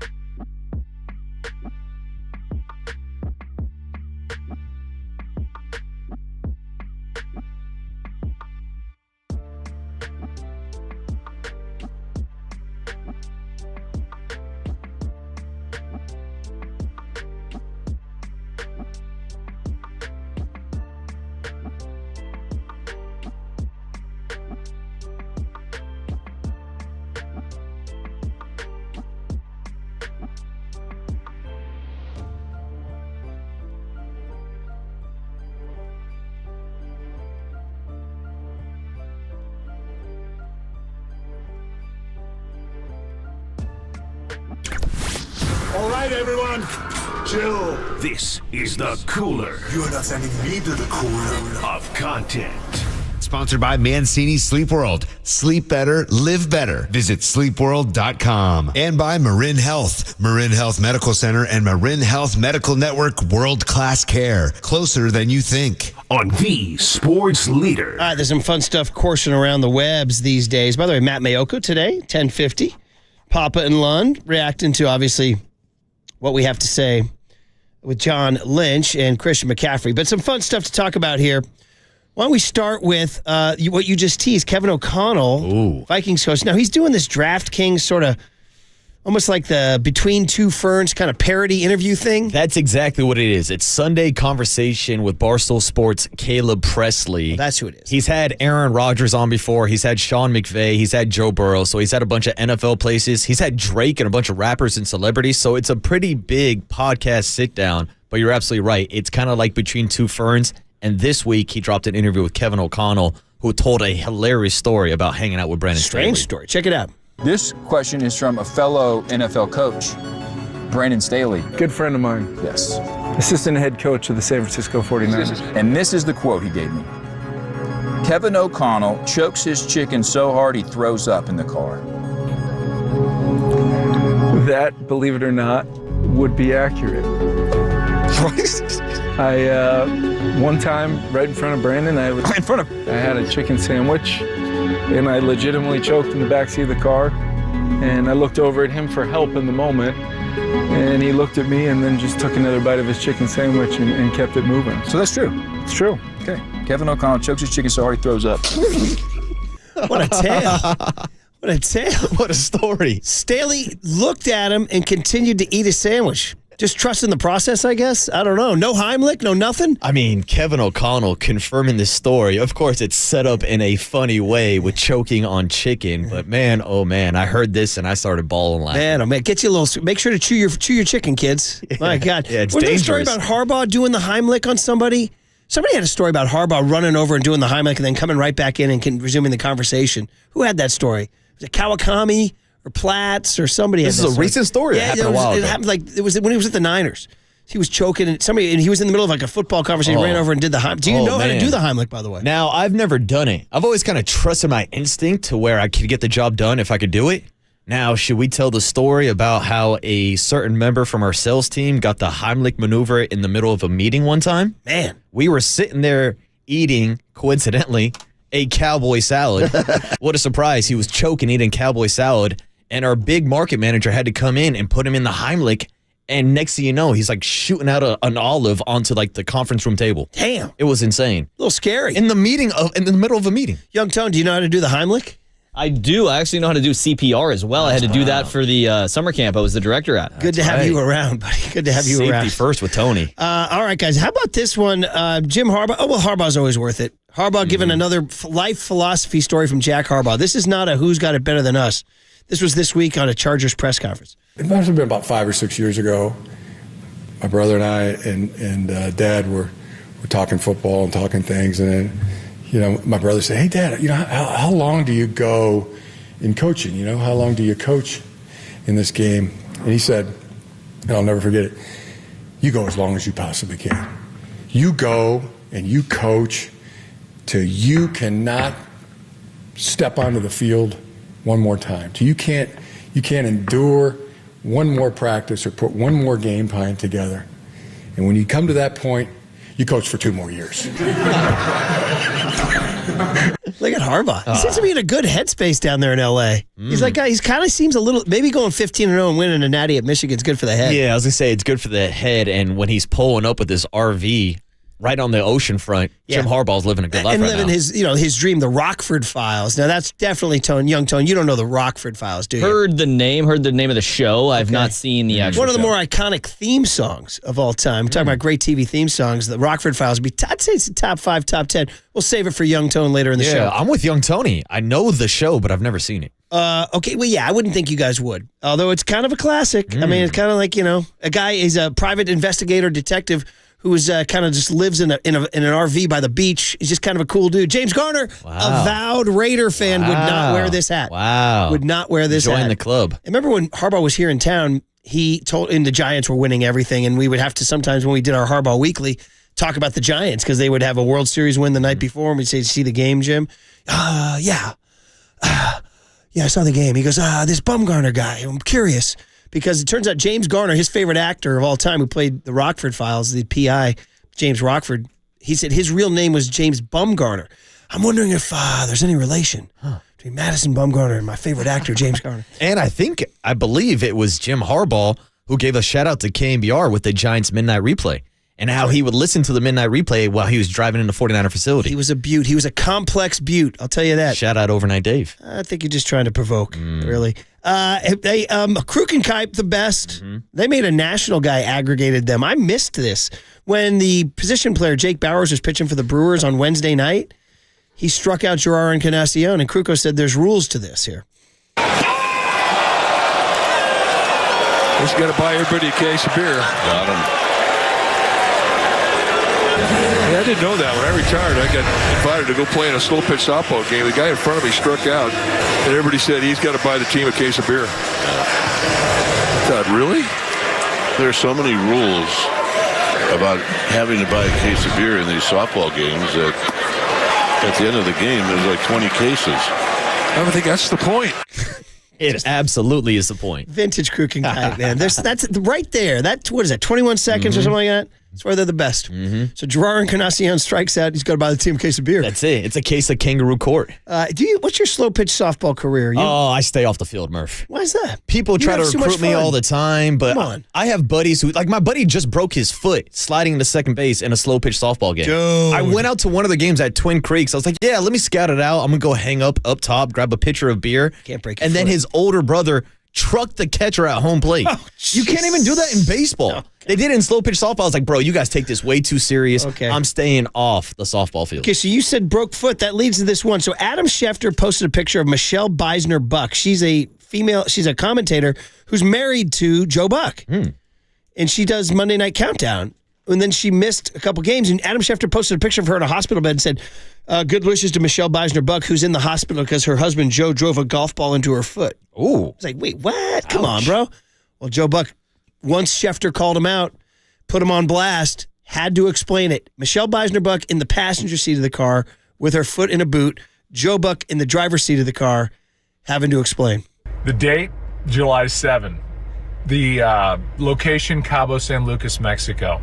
I was getting ready for the American Century Championship in Tahoe, and Michelle and I, with our kids taken care of, thought we'd go play a few holes and have some fun. We did. Yeah, and we got to 10, and I said, why don't I hit a couple of drives off 10, and then we'll go get something to eat. Well, 10 is a little left to right hole, and Michelle has been known to do headstands during the course of our courtship and marriage, and even prior to even Joey arriving on the scene. And so she did a headstand at the end of the tee box for good luck out into my left. And at the exact moment that I was teeing off, she decided with her feet in the air to do the splits, thereby dropping her right leg a little bit to the side, right in my line of fire, and I hit a golf ball, tailor-made with little designs on it, into the inside of her right ankle and shattered it. That's right. Shattered. Unbelievable. What? What is going on? Yeah, what is going on? What's going on with headstands and splits? Yeah, Murph, I'm not the golfer on the show, obviously, but this does not seem like golf course etiquette to me. No, not at all. And how does a golf ball split and shatter? That she goes on to explain the extent of the damage this was done here. So that's why. Freak accident, though. Total freak accident. It's like... If you were having a competition, you would never, ever be able to do it. This was like God or the universe just directed this ball right into my ankle bone. Now I get to wear this. And now we're getting surgery. Michelle is, thanks to me. So we did 6 weeks in a hard cast. And now we've been 2.5 weeks in this boot trying to work on, because the cherry on top, not only did I get and it's not his fault. It was a freak accident, but not only was it a shatter and an impact break, but there's a nerve that runs right under your ankle bone called the tibial nerve, and it goes right under your ankle through your foot. That was severely damaged. You cannot work on your nerve damage if you can't move your foot. So once I got out of the hard cast, which I was in for, again, 6 weeks, then we started to work on it. We did non-surgical stuff like nerve blocks and lidocaine infusions. Nothing has worked. So here we are at the surgery center, ready to go in. Unbelievable. Dude, let me tell you what. There's a lot of layers to this. Yeah. First of all, like, is this a true story? I guess it is. Second of all, dude, as a husband, I mean, she's kind of chipper in this thing. Yeah, it's a free. I got to tell you, bro. I'm telling you, as a guy married for how many years now? 27. Let me tell you what. Back home, I bet it's not that chipper. Oh, I bet she's like, guess what? You know, because then there's something where somebody didn't empty the dishwasher or something like that. Well, I'm in this freaking boot because of you. You know what I mean? There's a lot of that going on at home. Look, all I'm saying, as I've been a part of the show for 4 or 5 plus years now, I know about the Murph yips. So hopefully Candace is not going to the course with Murph. Doing headstands. Or else it's going to be a shank left, shank right, and Candace is going to lose an ankle bone. At the end, Joe Buck just says, bro, he's wearing this hard. The last 20 seconds here in part 3 here. Needless to say, my guilt is off the charts. I wake up still in the middle of the night hearing that sound, and it makes me sick. It was a bad sound. It makes me absolutely if sick. anyone has seen the movie Misery, Okay. go check it out. We're wrapping this up. I will just say that I love this woman. All I do is want to protect this woman, and I hurt her with a golf ball. Not his fault. Yeah, but accident. Oh my God! I'm telling you, back home, she's like, because something happened where she like stumbles in the shower. I wouldn't be like this if it was for you, stupid. You had to hit one more drive, didn't you? You had to hit one more stupid drive for your little Tahoe tournament. Blah blah blah. But I got to give it up. She's really chipper in that. Wow. But dude, it's not a bad tibial nerve and all this stuff. Weird things going on in the golf community. Weird things going on in the Buck Buck household. There, he said. But there's another young tone. The movie Misery, kid? Yeah, I rolled this audio in, and I meant to look it up before I did this segment. No, I've not heard of it. It's actually a classic Stephen King novel. Okay. With Stephen King, this guy's cracked in the head like 100 times, right? It's about a famous author who gets an injury in the snow in the mountains, and he breaks his leg, and he's stranded, and the only person who can save him is this woman who's a fan of his, and she keeps him tied to the bed. She then begins to torment him. She won't let him leave her cabin in the woods because she's a fan of his work. And he's like, I gotta leave. My leg's broken. She basically makes him a captor. And at one point, the famous scene is that when he's ready to go, his ankle's all healed. She takes out a sledgehammer and and she slams it down on his ankle. It's Kathy Bates. Oh, a young and Kathy James Bates, Caan. yeah. And I think Bates wins an Oscar for it, actually. Wow. Famous creepy movie because King's out of his mind. Oh, no. So there you go. Yeah, that's the Buck household. Cooler content. Stay away from Joe Buck's drives, everybody.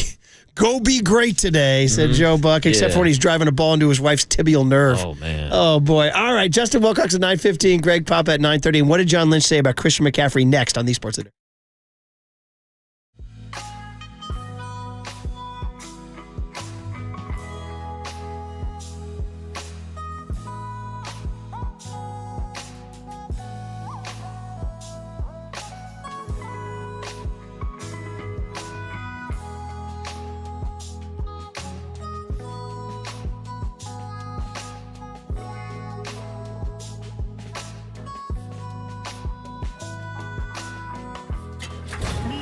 From the Chilton Auto Body Traffic Desk.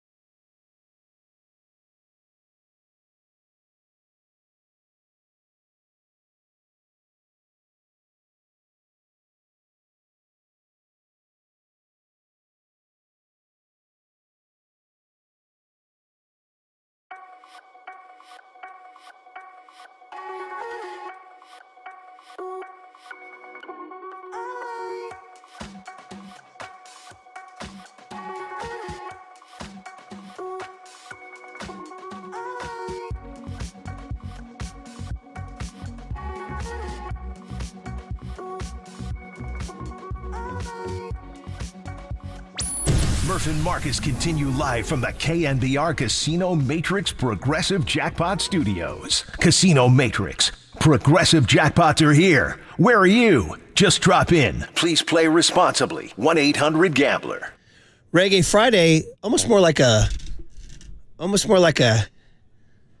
really reggae. I know you requested this great tune, but more of them like a cool California cookout vibe than a reggae. See, this to me is more like island vibes. And the last request we got from, who was it, Front Row Chris, kind of put me in that kind of mood. So this right here is the Transplants featuring the Booyah Tribe. What I can't describe, Murph. Yeah, I wouldn't say it says a reggae, but I approve. I'll take it. We're ruling yes on this here. Does young Tony approve? Or I should say creative Tony, because he's our guy. And by the way, can I just shout out one of the coolest things I've seen? If you know creative Tony and if you know Paul Tonelli down the hall, that would mean that you're a San Franciscan because they know everybody in San Francisco, particularly Paul. Creative Tony's more of like a Peninsula Fish fan or whatever, but Paul Tonelli is truly the mayor of San Francisco. Yes. Forget London Breed. He's got my vote. Any people who are running this upcoming election, Paul Tonelli is the mayor. And he's the mayor because his mom, Elsie Tonelli, was the mayor of Mission Street and the pharmacy that they ran.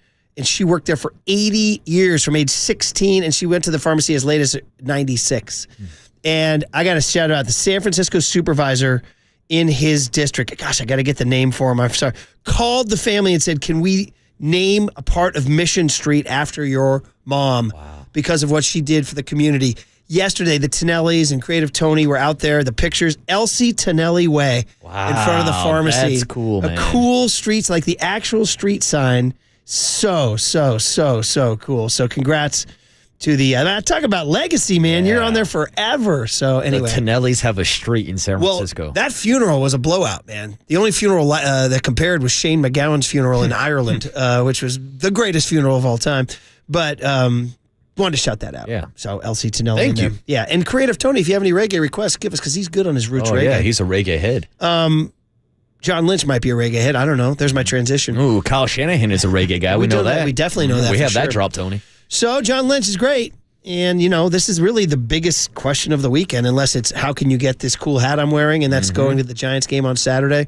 Because I am wearing this red and gold Giants hat. And, yeah. I've always been a reggae guy. Well, there it is. Thank you, Tony. And people are loving the hat. Mm-hmm.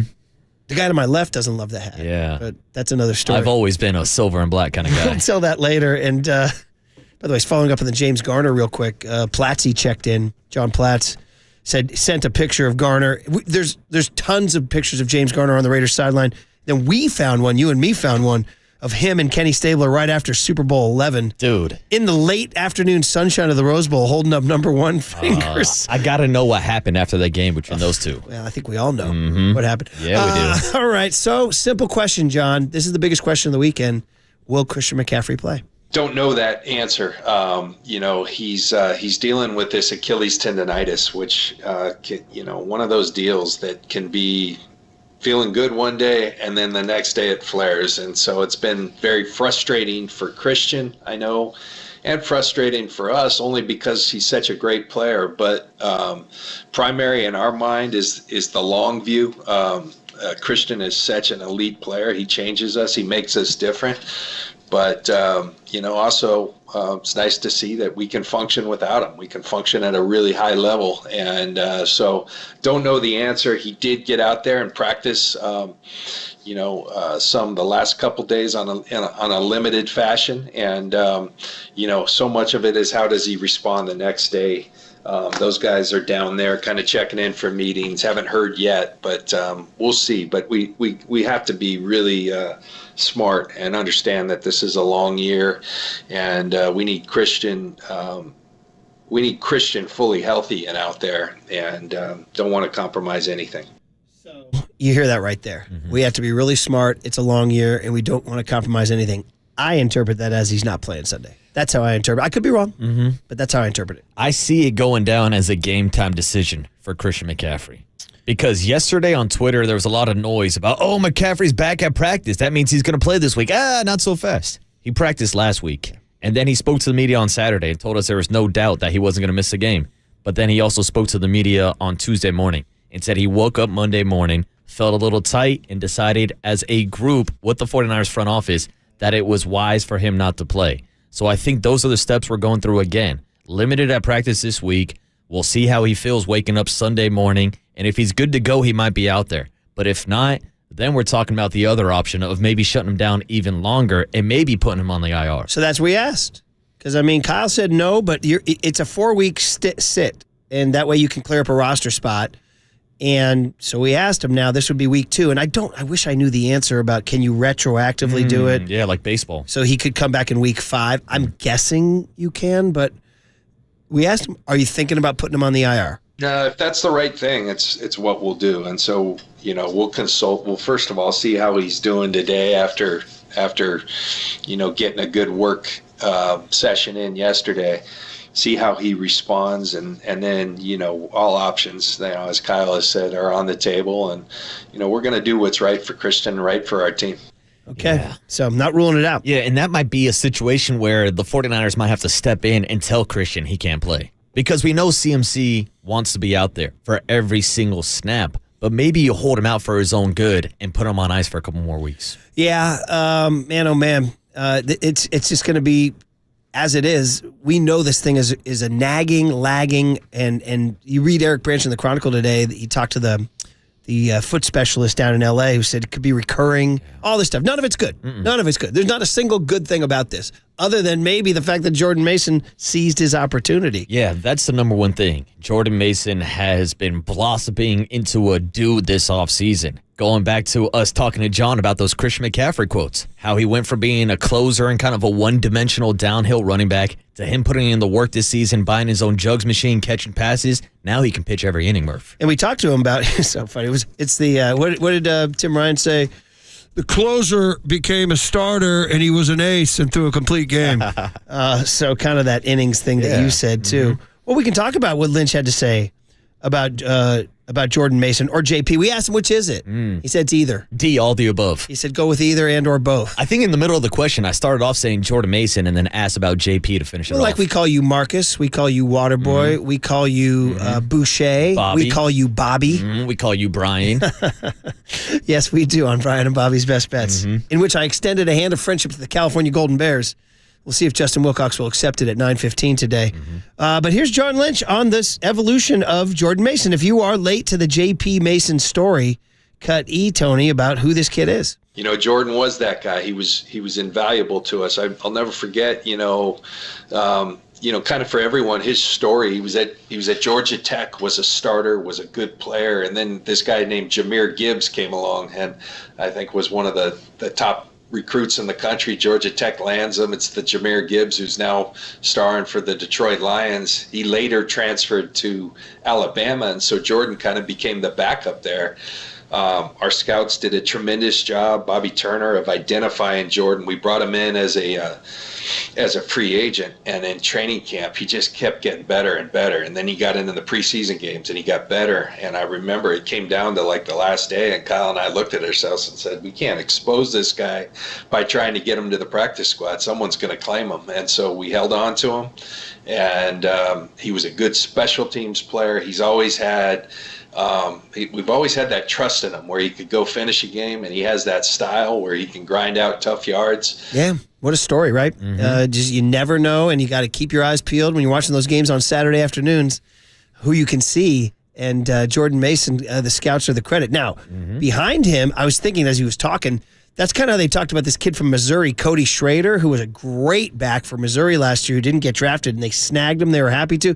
And then they just tried to sneak him through waivers, and it didn't work. The Rams got him on the practice squad. I am a little worried. I hate to even knock on wood, the depth behind Jordan Mason. Yeah, I would like to see some more Isaac Arendo. Now, that's a guy that's been dealing with health issues throughout the season also, so there's a bit of a question mark there. And I guess really that's the question mark moving forward, is how is Jordan Mason's body going to react to 28 carries? Right. No running back has ever got that many carries in a Kyle Shanahan system. Jordan Mason has not had that many carries since he was a high school running back. Hell, the last 2 years, he had 43 carries his rookie season, 40 in his sophomore year.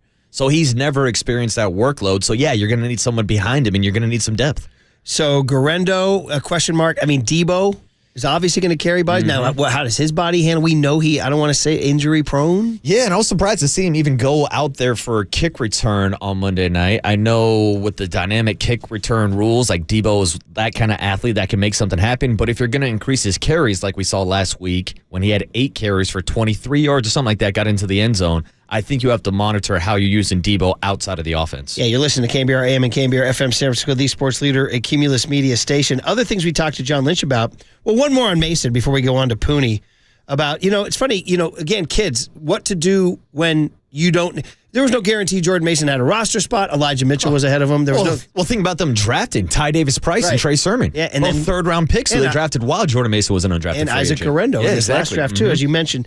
So he goes and decides, so what's my attitude? Am I going to pout and eat bonbons? No, he's gonna go work out with the linebackers, which is incredible. So Lynch talked about that angle of it. Cut G. But this offseason, I think, there's different stages in people's career when it clicks or it doesn't. And Jordan's work, he just worked, and he committed to becoming a better receiver. I think that's something he saw. Where can I be better? I think he sought out a lot of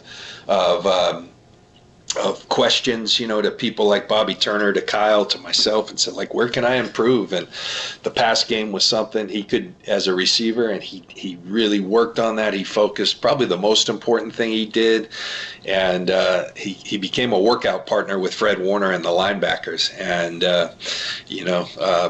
you kind of tread carefully when you do that, because you're either in, you're out. And JP, I when I'm up here, I can always look out and I'd see those guys out there, and JP'd be on his back a lot, when Fred and them are standing there laughing. But Fred and them are very competitive, but they allowed him in, and they said only if you commit. And Jordan, I think, took himself to a higher level of conditioning. Man, I mean, listen, everything about this kid is plus. The only thing that was a bummer we didn't ask him about was the Friday gate. Yeah. I think we've all just kind of moved on from that. Should we? I mean, the NFL moved on. Yeah, let's move on. Let's not put a negative on this kid's biggest career game of his lifetime. It's such a bummer to see his post game like that. It was all hangdog. And he was depressed. Yeah. It was so good. So, obviously he's going to be the guy. And obviously Debo's the guy behind him. Garendo's the guy behind him. Juszczyk is a guy who can get it. Although John Lynch did want to make sure to clarify that Christian McCaffrey is not a system running back.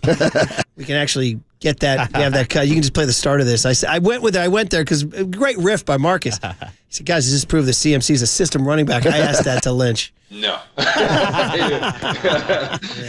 It was a joke. No, to the latter.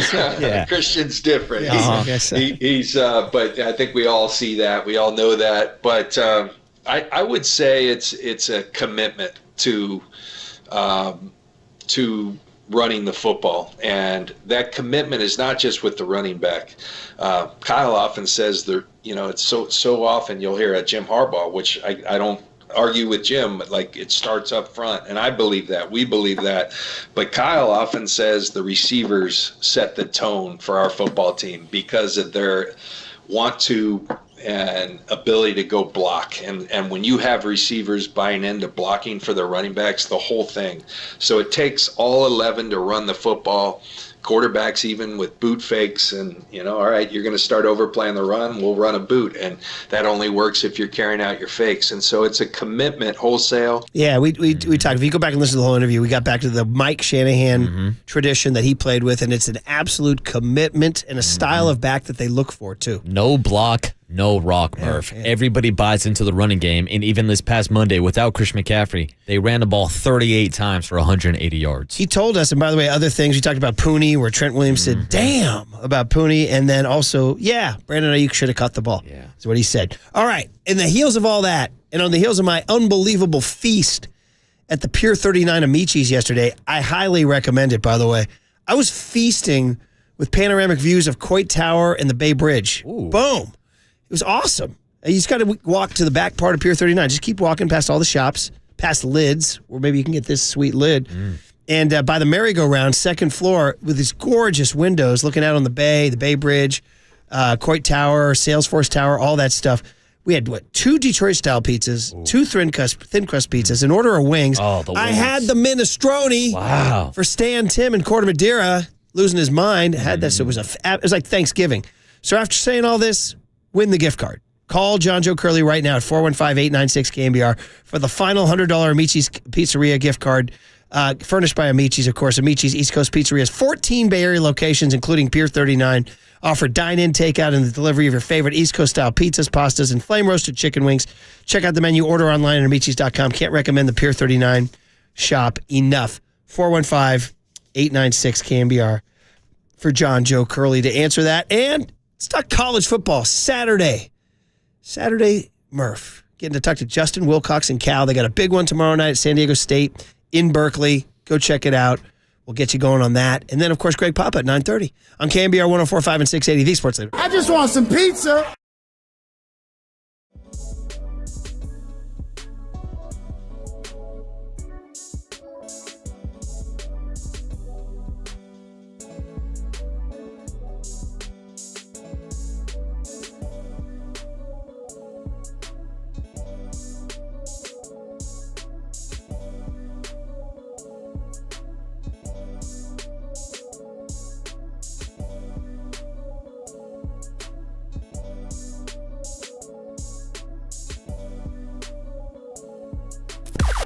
Now, from the O'Donnell Financial Group Sports Desk. Learn more at odfigroup.com. O'Donnell Financial Group, because planning is a process, not a product.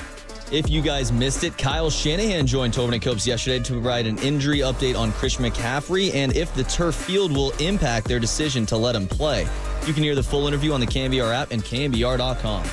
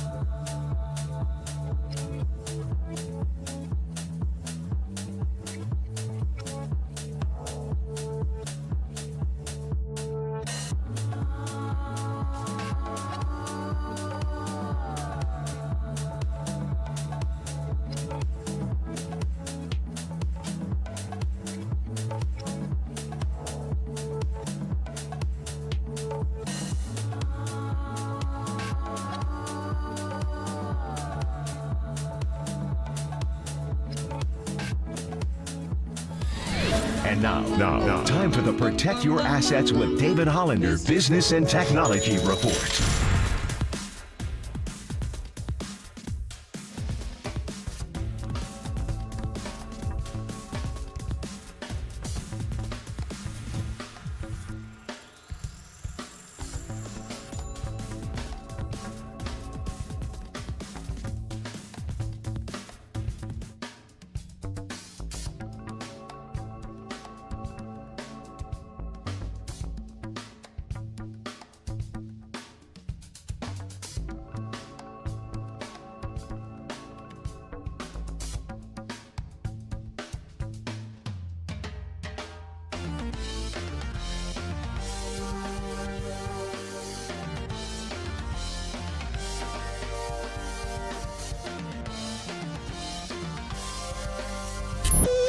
Now, back to Murph and Marcus on the sports leader and streaming live on KNBR.com and the KNBR app. All right, the only thing we'll break Reggae Friday for is a California Golden Bear football hit, because it is fun talking college football, and it is, of course, in an area so dominated by the Niners. We got to shine a light on the Saturday action in Berkeley, Saturday night, 7:30, one of the great stadium settings in the country. And oh boy, with a head of steam after really a signature win by Cal out at Auburn. What a win to go to Jordan-Hare Stadium with the War Eagle flying down and everything, and to flat out beat the Auburn Tigers to improve to 2-0. And the man who skippered it is on the UMA guest line, head coach Justin Wilcox. We've had Justin on through the years, but it's a great time to hype up tomorrow night's game at Berkeley. So, Justin, welcome back to KNBR. You got Brian Murphy, Marcus Boucher, Murph, and Marcus. How you doing this morning? Hey, morning, Coach. Good morning. It's great to be back with you. Yeah, man. How's Berkeley this fine Friday morning? Oh, I'm driving right past the stadium right now. There's no better setting. Strawberry Canyon, Memorial Stadium, little bit of mist over the bay. Looks like a postcard. It's great. It is gorgeous. I mean, as fancy as SEC football is in Jordan-Hare, your stadium's prettier. I mean, it's just hard to beat. You know, it's hard to compare all these different venues. We played in an unbelievable venue last weekend, but like I'm saying, we got the best view in the Bay Area right here. All right, Justin, just give us the significance of that win. To go down into Alabama on the plains. I know you guys have gone to Ole Miss and won. That's also big, but Auburn's a bigger program, arguably. I mean, maybe Lane Kiffin has Ole Miss going right now, but the significance to you of that kind of win on the road at an SEC school. Well, it should build confidence for the players and the program. Obviously, our fans and all the people that were down there making all that noise late in the game, that was really cool. The alumni, are super excited.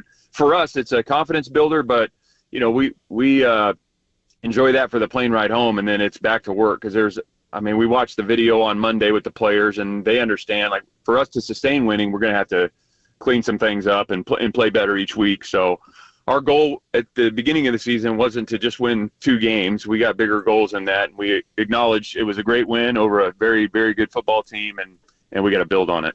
All right, we're talking to Coach Justin Wilcox of the California Golden Bears, who take on San Diego State tomorrow night, 7:30. We do want to talk about the matchup tomorrow night, but just a little bit on your big players, your skill position guys. This Fernando Mendoza, I mean, first of all, just really playing well, not turning it over, but also when he even talks to the media, there's a spark there. He told some good stories about recognizing the alumni and the noise. It's all kind of what I think goes into a leader. Can you just talk to us about maybe what Fernando Mendoza has meant to you as a coach, what kind of leader he's been with his team, and what do you anticipate from him this year? Yeah, I mean, you guys probably heard it and see it. He's just got that it factor when it comes to leadership and toughness, and everybody respects him because he works really, really hard. And he's a tough guy. He takes hits. He'll stand in there and throw the ball, with people breathing down his neck. And so those things, those intangible things are recognized by the team. And I think even people outside of the team, you see him and watch him play, and the competitiveness shows up. And then on the field, in the first half, he was super efficient, about as efficient as you could be. Even the 2 incompletions were throwaways, and he has protected the football, and that was one area coming off of last year where he had to make improvements, and he's done that for the first 2 games, and he can still play better. I mean, he would tell you, but really, really proud of what he's done, and he's got a lot of good football in front of him. Coach, you mentioned the travel out to Auburn, and this year you guys are going to be traveling more than ever now joining the ACC. How do you think that's going to affect you overall throughout the season, and what is the game plan to keep your kids ready on every Saturday? I'm going to be honest, the trip was great. They handled it great. We go out a day early. There's this like great new technology called airplanes, and they go super fast, and so we're really comfortable flying. The flight is probably one of the easiest parts. We get out there, we spend all of Friday together. We got walkthroughs or a quick run around and meetings, and we eat great. And they're all together. We're together the whole time. So I think it's an advantage, and we're making the most of it. We're playing in different venues. We wear that travel and playing in those venues, like a badge of honor, and we take that to heart. And so I think it's been great. I think the guys love it. All right, and you'll get tested on that next Saturday when you have to go down to Tallahassee and take on Florida State. But that makes Saturday night an interesting game because you're coming off an emotional win over Auburn. You know the trip to Tallahassee is looming next week. Is it point 1A, B, and C that you don't make this a trap game Saturday night? Yeah, and we have a self-aware group, a humble group. I mean, again, if you're in our Monday meetings, we weren't sitting there just everybody celebrating and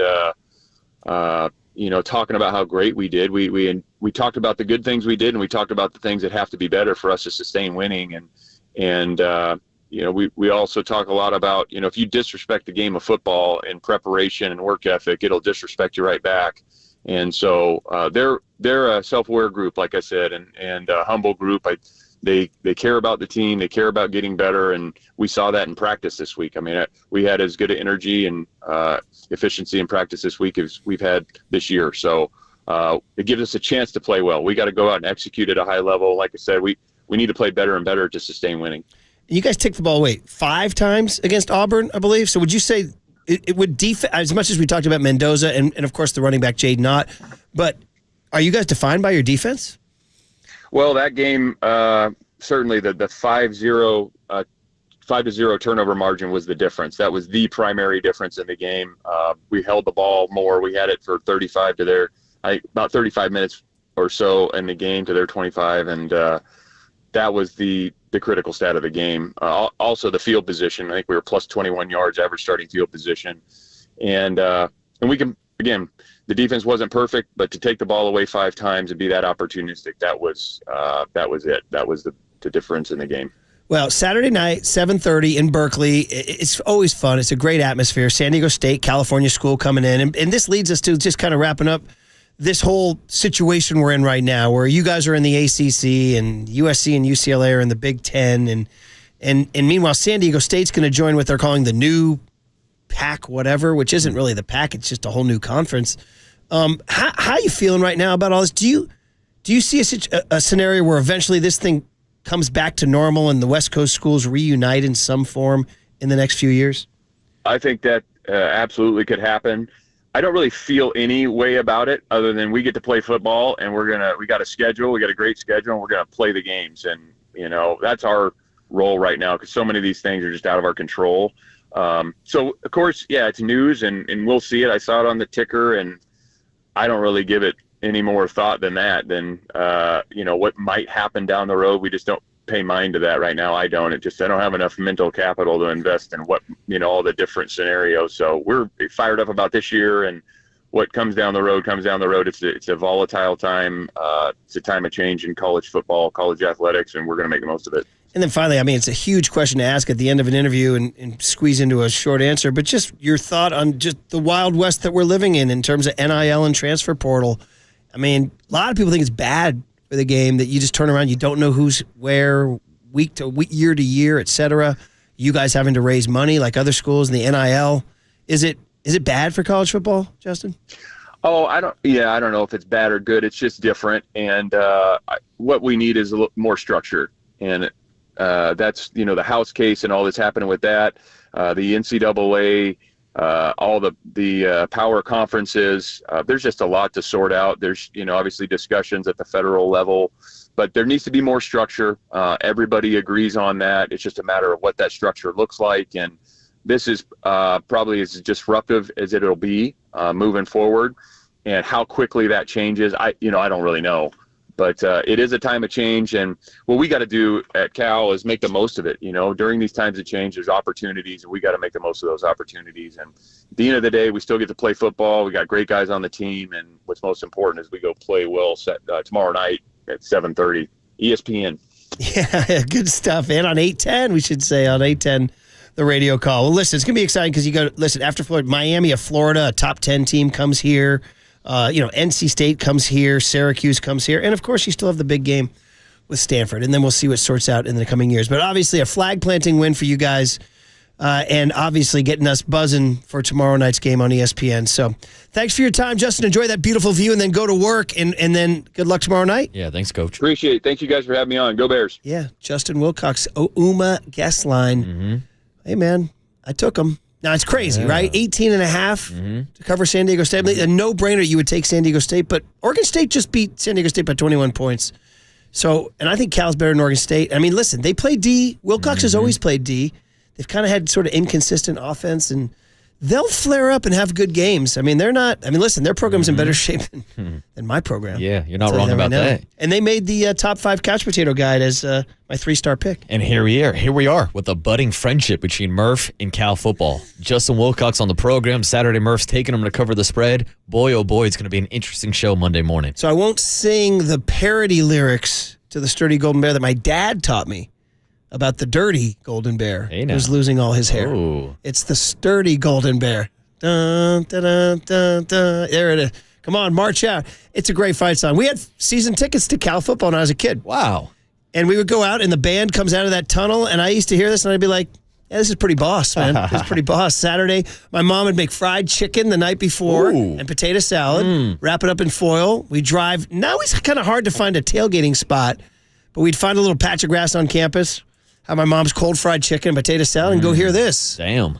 And then Cal would generally lose, by 17 points to Washington. I was going to say, it was sounding like a good Saturday until you told me the final score. We'd chuck Carnation malt tops into the end zone. If anyone remembers, shout out the late 70s, early 80s with Carnation malt tops in the end zone.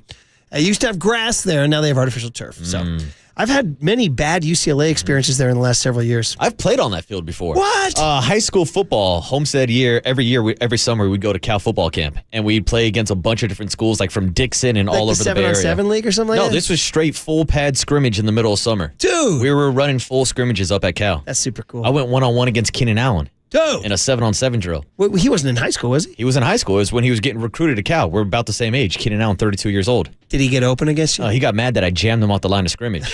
Because it was 7-on-7 and we only had shells on, just helmets and shoulder pads. Like, what are you doing jamming on 7-on-7? I was like, dude, you're being recruited to Cal. I'm going to jam you off the line. Yeah. And he's like, you sound like a future Raider fan. Yeah, exactly. Which we'll have to Which discuss. is funny. Keenan Allen actually grew up a Raider fan. Really? Fun fact, used to rep the Raiders at Cal. I wonder where he went to high school. Well, he's from North Carolina, I believe. Oh, that's right. But then but he came all the way out. Yeah, he came out. Cal would always have this team of like recruitments, and it would be the most stacked team at the camp. We'd do like one-on-one drills against them. Yeah, he's from Greensboro, North Carolina. He brought out, remember his like stepbrother was the quarterback, and it didn't really work out. Kind of like that. But anyway, he's what is he now? He's with the he's with Bears. the Bears now. The Bears. Good call. The Bears. So speaking of you as a future Raider fan, that leads to a funny intro to the Greg Papa conversation next on the Sports Leader. There's this like great new technology called airplanes, and they go super fast.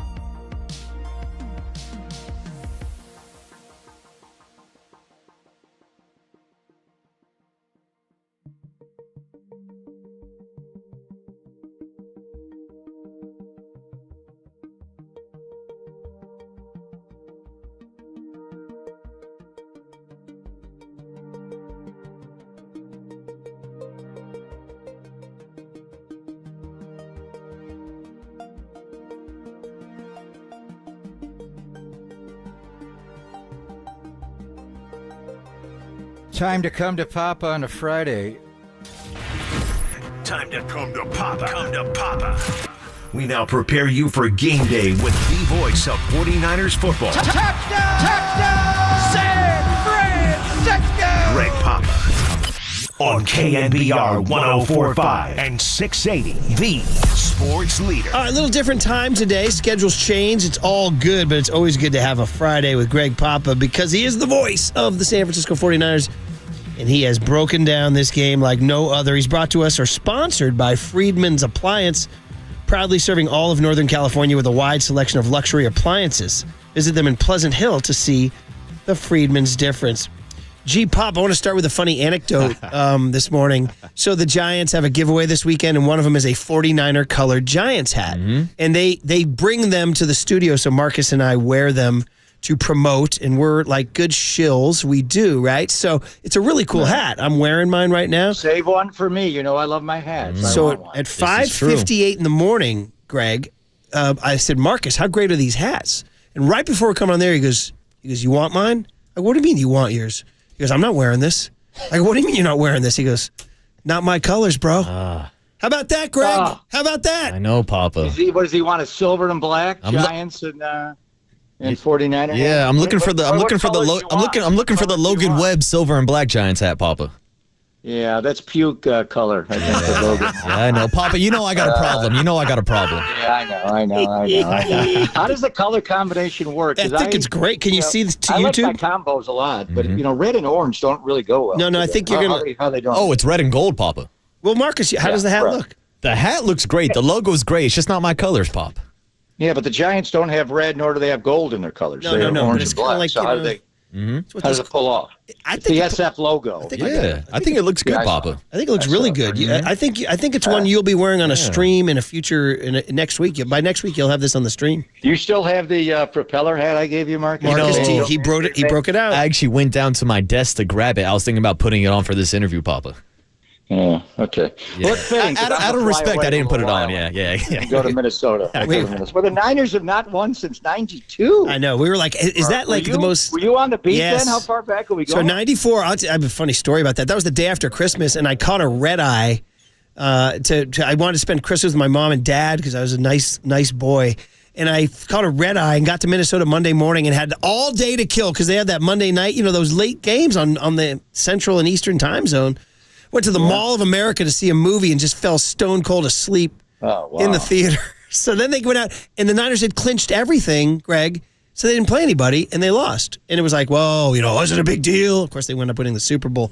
So there's been different stories every year. There's no common thread to any of these except for the fact that it's a dome, which is weird, and usually a 10 a.m. start, which is weird. Other than that, it's kind of a statistical anomaly, unless you see something common in them. Well, it's tough to play in that dome. The old Hubert H. Humphrey Metrodome, whether it was the A's going in there or the 49ers, it was difficult. So they haven't won since 1992 in the Twin Cities, and we were just there last year for a night game, and it's an assault on your senses. They every single time they make a first down, they go, ooh, and it's like, what?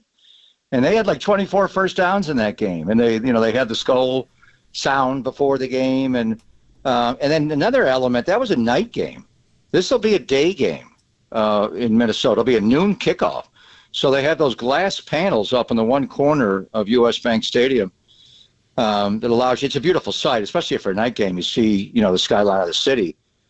But for a day game, you get some weird glare in there. It's kind of like whatever they call the place in Milwaukee, used to be Miller Park, the baseball stadium. That sometimes for day games, you get some weird glare in there as well. So it'll be an assault on your senses, without a doubt, having to deal with them and, everything that they bring in the football team and Sam Darnold and Brian Flores' defense. But to the Mall of America, what is that is on the ground of the old Metropolitan Stadium. Yeah.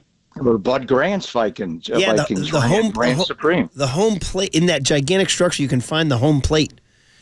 Or Harmon Killebrew. Batting time. Tony Oliva. How about Zoilo? Oversized. How about Zoilo oversized? It was Bud Grant. And actually, the Niners' first ever playoff victory was at Metropolitan Stadium. Yeah. Great call. Steve Spurrier, backup quarterback to Johnny Brody, had a great punt in that game, and they went in there and shut down. I think it was Joe Kapp and maybe not Tarkenton back from the Giants yet, but they have won a playoff game in that city. But that's where the Mall of America is now. So That was a freezing cold day. Niners 17, Vikings 14.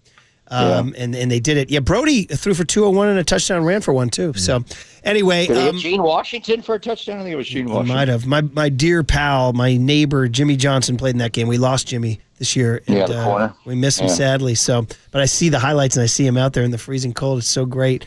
Dick Witcher caught a touchdown in that game. Oh wow! Okay, it wasn't Gene Washington. It was on the game. Ray Scott and Pat Summerall. I've listened to that game. At the old YouTube games, you go back and watch those games. They're classics. Yeah, man, so good, so good. So, all right, now to the big stuff. Christian McCaffrey. We had Lynch on, and he gave us the I don't know, but he said, but we have to be smart, and it's a long season. Reading between the lines, we were leaning towards no, Greg. Yeah, I with Christian, I think it's just how he feels, and he practiced yesterday in a limited fashion. He practiced the day before. They're going to have a practice this morning before we fly in the 2:00 hour, and then walk through tomorrow, and then we'll see. I would not be surprised either way. I know the media has a talking point that I think they were all caught off guard when he was inactive last week. They had no idea, so now they're trying to make proclamations. He may play, he may not play. I think it's just how he feels day to day, and I don't know. It seems like he may have a hard time bouncing back, after one practice to make the next one, and he's got some soreness in there and Achilles tendonitis. So the key thing, I was talking to Kai a little bit about this yesterday, and doctors are weighing in. Does Achilles tendonitis make it a greater possibility that if he goes back on the field or even on the practice field that he will completely rupture the Achilles tendon? I don't know if that's the case or not. I heard you talking to John about Dre Greenlaw. That Dre tore his other Achilles, not the one that was bothering him going into the he actually had that at the end of the season last year. And that to me, and John didn't want to say it, it was a direct product of that soft field they practiced on at UNLV. It was ridiculous. It was like the Carrier Dome in Syracuse when I was there. It was like a trampoline court. Remember old Maples Pavilion back in the day? The court was just so bouncy. That field was that's how bouncy it was and soft. It was like, what's going on here? So, and then Debo got a hamstring in that game as well. So they'll figure it out. I think they have enough to win without him, but it does make it difficult because it's hard to run on this defense. Even Christian played last year, but he was not 100%. He got hurt earlier in the Cleveland game. So did Debo, so did Trent, and they had a hard time running the ball. This is a really hard team to run against. They only had 65 yards rushing last year. The single biggest rush the Niners had last year was from Brock Purdy in the game. So it's going to be a challenge. If they can run it 38 times for 180 yards on this Brian Flores defense, like they did against Robert Saleh's defense on Monday night, Murph, that'll be a major accomplishment. Papa, one of the biggest storylines going to the game this weekend is Sam Darnold facing off against his former team. Now, he's familiar with the 49er defense, but that defense is also familiar with Sam Darnold. So how do you think that matchup plays out this weekend?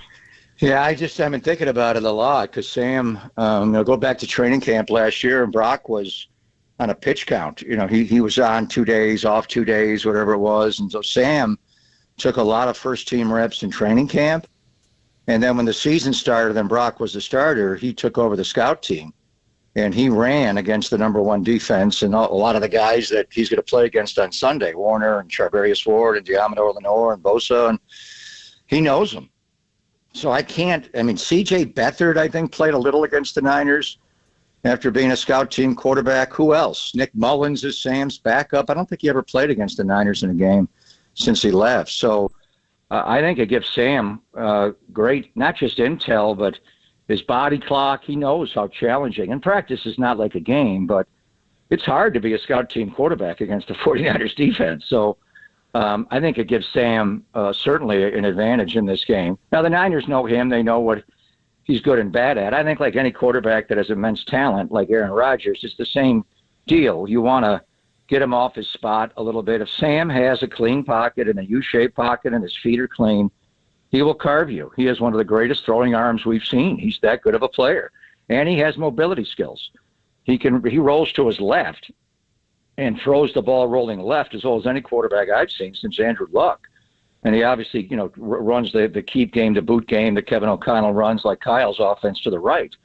So he won't be as stationary as Aaron Rodgers, who I thought had a little problem with that atrophied left Achilles tendon, just resetting his feet a little bit, and he missed some throws where Darnold will be able to do that. So, but the one thing with him is you got to cloud it for him. Make him process, make him pull it down, make him think.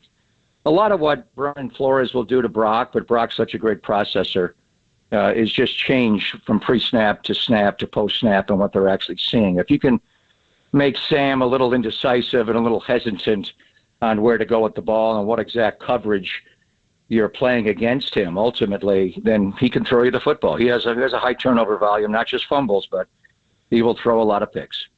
Talking to Greg Papa, the voice of the Niners on the Yuma guest line. A couple more minutes. We got to get him ready for his show, and then they fly to Minnesota, where they haven't won since '92. And obviously the Nick Sorensen D was kind of a 1-0. Passed with flying colors, etc.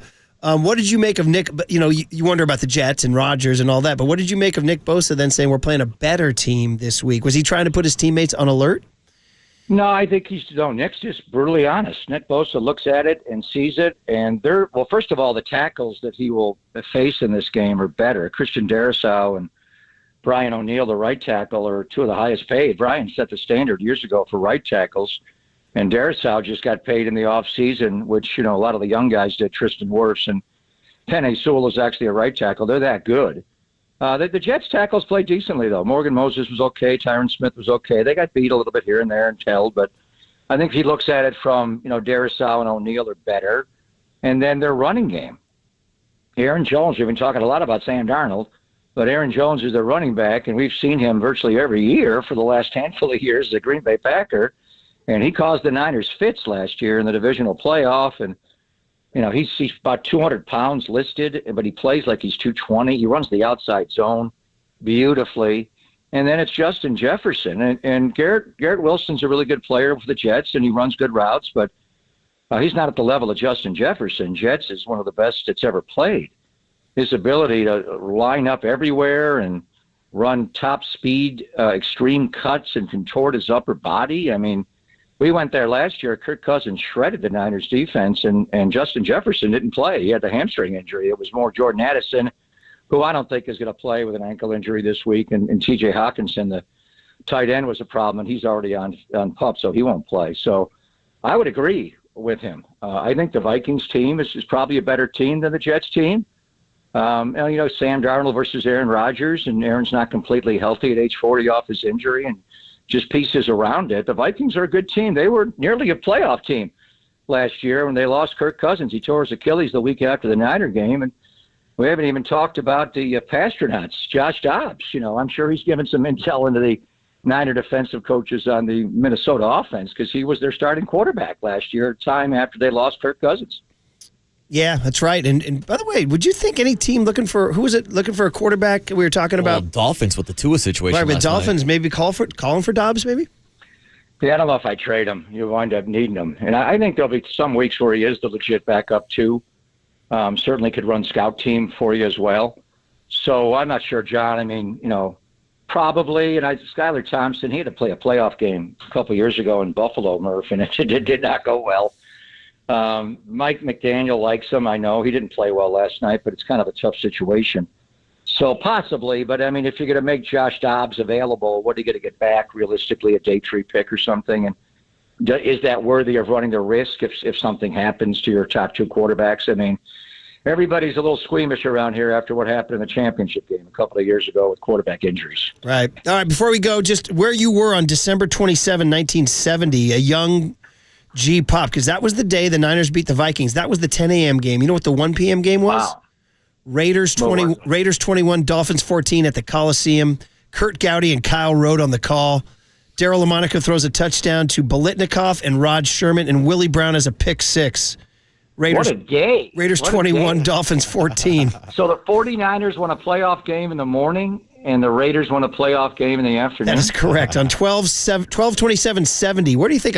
Were you in your jammies watching that in Buffalo and it snowed in? I was probably. You know where? I don't know where I was back then, but tonight I'm going to be in my room in Minneapolis watching YouTube of those two games back, and I'm going to have the Giants 49ers combo hat for the Niner game. You are. And then I'm gonna I saved one from Marcus. I gave Marcus one, but I'm gonna get a Banjo Man propeller hat when I'm watching the Raiders. So and by the way, in that Raider my game, Friday night. Garo Yepremian misses 2 field goals from 24 yards out. 2 from 24 yards. That shows you how kickers. Garo did. Yeah, he missed 2 from 24 yards in that game. By the way, Marcus is wearing the propeller hat right now. I got it on, Papa. I got the propeller. Yeah. Hopefully that'll be a good sign when we take off today for Minnesota. You know where I've never been? I've never been to Paisley Park. You know what? And Matt Mayoko, neither have I. It was sold out when my buddies and I went, and Mayoko said it's 10 out of 10. He says, you got to go. Will it be sold out tomorrow? Well, you're Greg Papa now. You're Greg Papa. You know a guy, Pop. Pop. Come on. Yeah. Tell him you know Sheila E. You'll get in, all right? I could. Or Jimmy Jam, Janet Jackson. Tell him you know Morris Day. I used to go to Glam Slam. You ever been to Glam Slam? No, I did not. I wasn't cool enough. I think I got an ashtray and a lighter from there years ago. Oh, man. Just tell him you'll do the bird with Morris Day and you'll get in. All right. Oh, wow. Be good. Thanks, Pop. Fly safe. Be I good. got the time.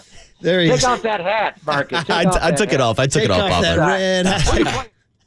Oh, what happened? Oh, you dunked him? Oh, man. Clock. Papa sponsored by River Islands. Come home to River Islands in Lathrop and discover the San Joaquin River lifestyle with its lakes, parks, and schools. Start your tour today at riverislands.com. That guy you just heard takes over next on the Sports Leader.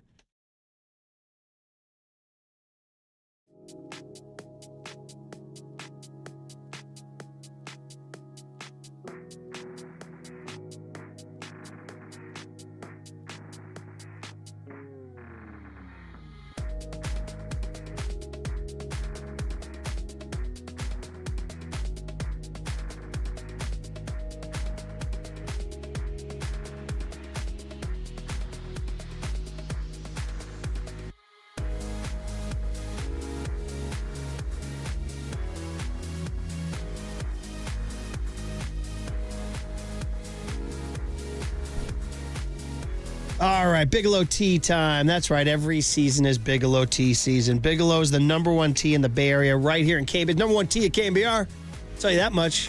Anytime I need a beautiful, soothing cup of tea, I reach for Bigelow. Go English breakfast. Go chamomile. Shout out Gwen Stefani. So look no further than my cup of Bigelow tea right here in the studio. We end it with the famous words. Grab a mug full of your favorite Bigelow tea and tea proudly. From the Chilton Auto Body Traffic Desk.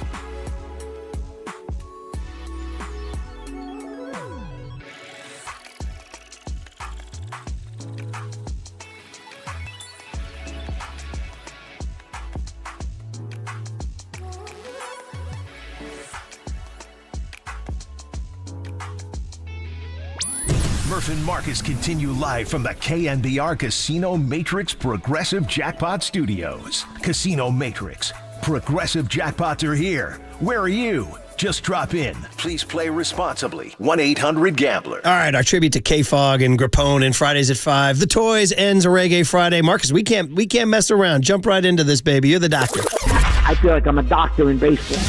Time now for your Giants Health Report, sponsored by Sutter Health. All right, quick update on the Giants before they take on the Padres with Logan Webb on the bump today, but it looks like it might not be Tyler Fitzgerald at shortstop after he was pulled from the game in the second inning with lower back tightness. Now, he will go under an MRI exam this morning, but Bob Melvin and Tyler Fitzgerald both said that they are not overly concerned about this injury. And that, my friends, is your Giants Sutter Health update, sponsored from 1,800 primary care doctors and 30 urgent care centers to over 1 million video visits. Sutter is dedicated to make help patients' lives easier. Learn more at sutterhealth.org. I'll be out there tomorrow night. I want to see some fits, brother. And thanks, by the way, to this hat plays a role, actually, weirdly, in what did young Tony learn today? Murph and Marcus want to know, what did young Tony learn today? Well, so the joke is he's very, very young and innocent. Hey, I know that now! Okay, so I say it played a role. A couple things happened. One, we introduced him to the ancient concept of the TV Guide, which was a little magazine that was mailed to your home every week to tell you what was on TV. Because otherwise you didn't know, bro. You had no clue what was on. And so a mailman wrote in and said he still delivers them. He still delivers them. Now, you got to be living in the 20th century if you're still getting TV Guide. The other thing was we played some Harbaugh sound about his crazy dad with another funny quote. And we talked about how he's really relaxed down in L.A. And I said, well, it's part of that. You mentioned the RV. I said, yeah, because it's the Rockford Files. He loves, that's his favorite show, the Rockford Files. And I said, young Tone, there's no way you know the Rockford Files. I said, but one of the great theme songs of all time. Turn this up. Yeah, buddy. Come on, this is how funky we were in the 70s. Bow, bow. Here we go. Da, da, da, da, da, da. My sister's middle school band played this, by the way, at a concert. Wow. Yeah. This is Mike Post, the king of TV theme songs, wrote all the great ones. Hill Street Blues. Keep that playing. That's a little different than the harmonica jam here. It's a little different than my high school band playing the Fizzle Dance at my rallies. Hey, man, that was your Rockford Files. That's it, Murph. Anyway, the reason I say it raises to this hat, it got us going on James Garner, who was a huge Raiders fan. And we went down some images and found a picture of him and Kenny Stabler after the Super Bowl. And it leads to how we started the show, which is on the day I got the super cool 49ers Giants hat. Marcus said, you want mine? I said, what? Why not? He goes, no, I'm not wearing this. And you said, why not, Marcus? Not my color, Murph. Oh, he went there. I'm waiting for the Logan Webb silver and black special. Shout out Webby on the bump tonight. So we end it where we started. All right. Hey, have a great weekend, buddy. Have a great weekend. Yeah. You too, Young Tone, John Joe Curley, everybody. It's time for Papa and Lund. And, of course, before we get out of here, we can't tell you that What Did Young Tony Learn Today is, of course, sponsored by Bigelow Tea. Grab a mug and tea proudly. Happy weekend, y'all. And when it's time for a change, think Speedy Oil Change and Auto Service. Your trusted oil change, tune-up, and smog experts. You're listening to KNBR AM and KNBR FM San Francisco, the sports leader, a Cumulus media station. There's this great new technology called airplanes. I had a chicken sandwich, and I legitimately choked in the backseat of the car. And when you come to that point, you coach for 2 more years. That's the end of the game.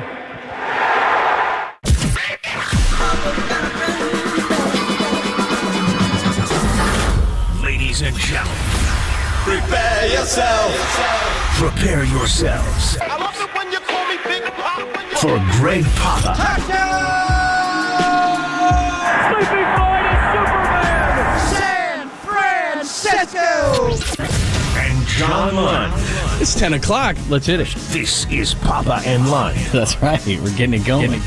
On KNBR 104.5 and 680. The sports leader. A lot of it, you depend on the player too. If you get something that you can see on an MRI or something that where you know that he's hurt, then it makes it real simple. You usually know how long that takes. But when it's something that doesn't show up as strong in that way, you got to have a lot of feedback from the guy. And Christian's a guy who believes he's always going to be able to overcome whatever it is, and which is something that you respect about him. And he does do that more than other people. But it's something that you got to really communicate with every single day. We have a really big task in front of us. The Vikings are an improved football team.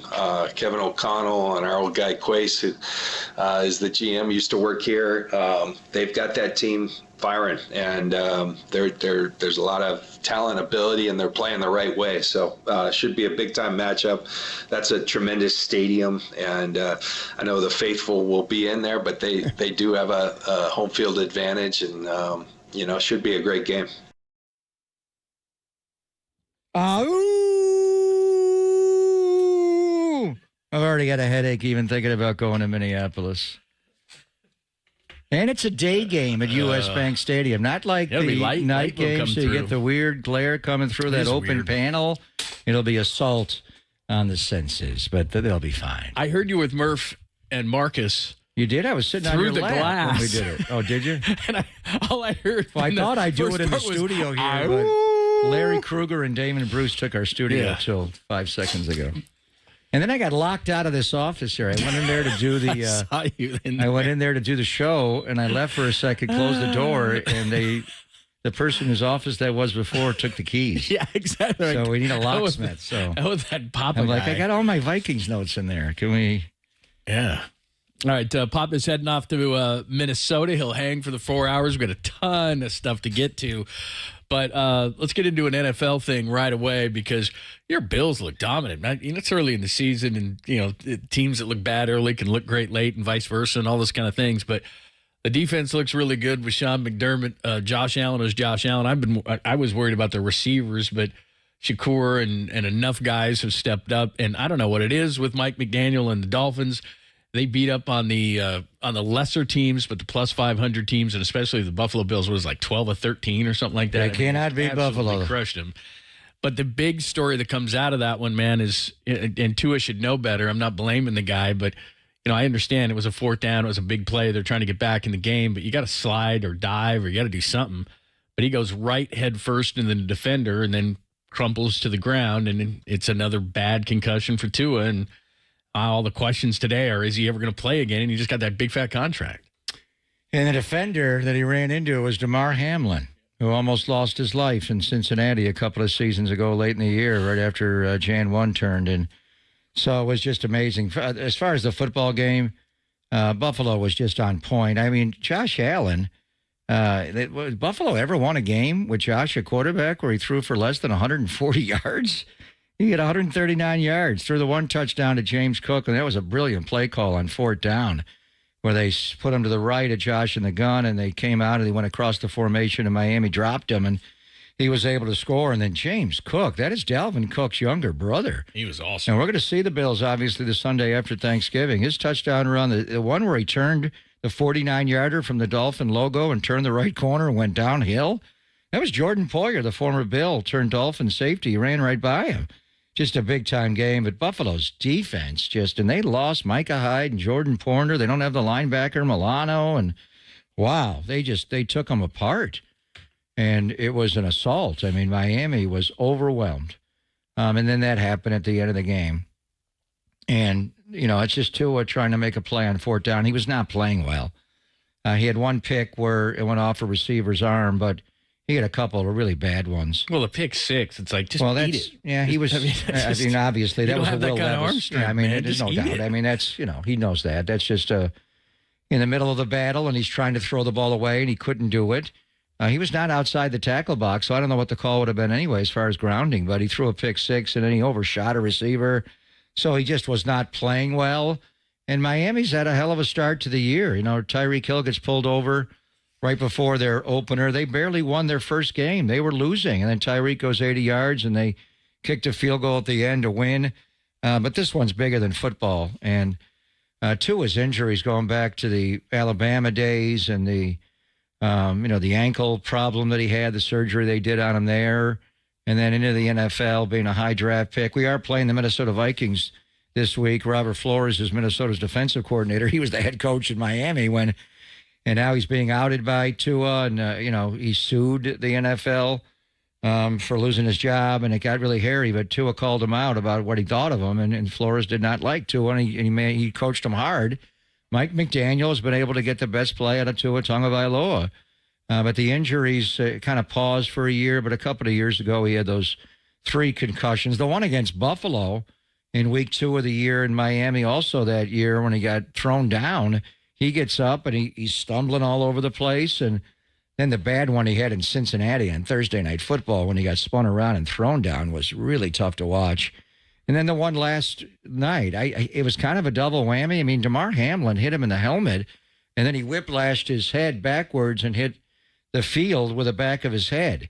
And you could tell by Mike McDaniel's reaction when he went out there, and then he kissed him as he was walking off the field, that it was not going to be good. And Albert Breer, who Amazon Prime Video hired right away, and they were talking about a severe brain injury. So we'll see where he is today. He's going to be out for a while.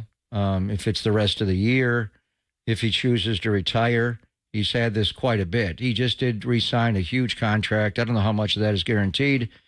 It is this year, obviously, for injury. There'll be partial guarantees for injury, but man, that's a tough call. You're making $55 million a year, and it's easy to say it's your brain, you got to be crippled, but it's $55 million a year. And if he does get through this one, what's the likelihood he'll suffer another one? And the way he plays, he gets beat up a lot. Anyway, it was a terrible ending. In Miami can you imagine what Miami went through yesterday to play that game, to play that badly against the Buffalo Bills, a team they cannot beat and owns that division.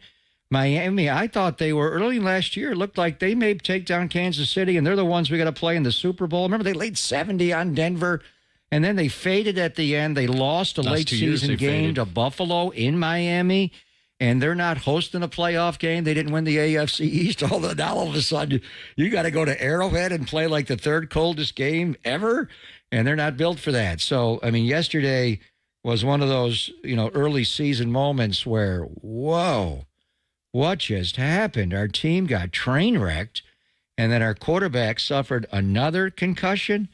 And I know Michael built him up, but their backup quarterback is Skylar Thompson, who was taken actually just right before Brock Purdy was taken. He's terrible. I remember the playoff game he played, and he was terrible. He hasn't gotten any better. That was in Buffalo. Yeah. He's very skittish when he plays. You could see on his face, actually, that he's scared.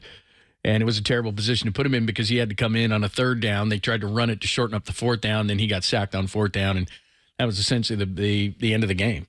So, it's funny. You're 2 weeks into the season, and you start making sweeping thoughts about a team because, like you said, Miami's gotten off to great starts the last 2 years under Mike McDaniel, and then they faded at the end. And they kept showing Stephen Ross up in the booth and everything. And McDaniel, for as great of an offensive mind he is a bit quirky, and it's cute when you're winning. It's not when you're not. And so we'll see. But the big story was, of course, Tua. And if we've seen the last of Tua, that was all the discussions. And, of course, even though Tom Brady will be calling the Cowboys again, Cowboys and Saints this weekend, the first thing that popped up because he was going to possibly go to Miami anyway. Their owner lost draft picks for tampering. He wanted Sean Payton to coach the team, and he wanted Tom Brady. Now, what does he make? $37.5 What's his contract at Fox? Is $375 over 10. Is it 37.5 every year? I don't know loaded? That. Yeah, I don't know if they're not going to pay him that much money. The quarterback. This is the one time where Jay Cutler did that. He left the Fox TV booth to go quarterback the Bears, and they gave him what? 10? Was it was Miami? Miami, yeah. Yeah, they gave him $10 million to play that year, and he left the broadcast booth. But never in this case, he wasn't making $10 million. So you're I don't know what Tom's making. Say $35 million a year. I mean, they can't pay him $35. Their quarterback. What's Tua? Is Tua on his original rookie deal? Maybe he hasn't stepped up yet. Yeah, but I don't know what they do.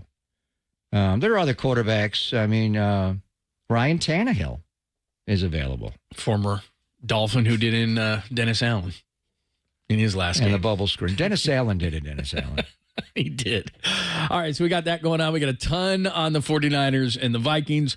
Every Friday, we also give you who you should be rooting against, not rooting for. And it's a big slate this weekend. A lot of NFC games that you need to know. Minnesota Vikings, John. That's the team we're rooting against. That's the team, but also there's a ton of other ones that you need to be rooting against as well. Good matchups in week number 2, so we'll get to that as well. Plus, I did not love what I heard from John Lynch this morning on Christian McCaffrey, so we'll play that for you. Plus, the guest list. It is very good today. The boys taking care of us very, very well. Kevin Harlan is going to be your first up at 10:30, and that's in and of itself because he's calling the game on TV for CBS, by the way. CBS, an NFC game on CBS. Matt Miyoko at 10:50 to give us the latest. Our friend Paul Allen, who I tried to listen to this morning on his show, but they were having technical difficulties at 11:50. Dante Whitner said this could be Kyle's best team, and he gave 3 reasons, so we'll play those. And we'll talk to Dante Whitner about that at 12:30. So a packed Friday before Papa hits the runway to Minneapolis. We'll do it next as we're live at Levi's Stadium, only here on the Sports Leader.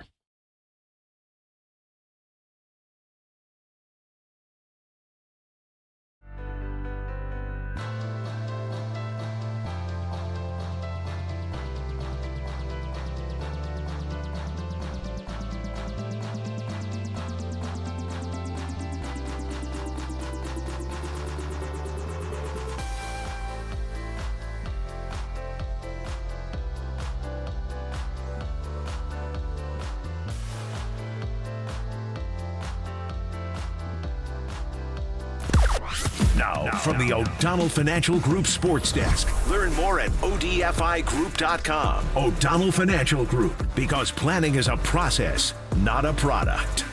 49ers GM John Lynch, he joined Murph and Marcus this morning, previewed the 49ers Week 2 matchup against the Vikes. Check out that podcast and more. KNBR app, YouTube, KNBR socials.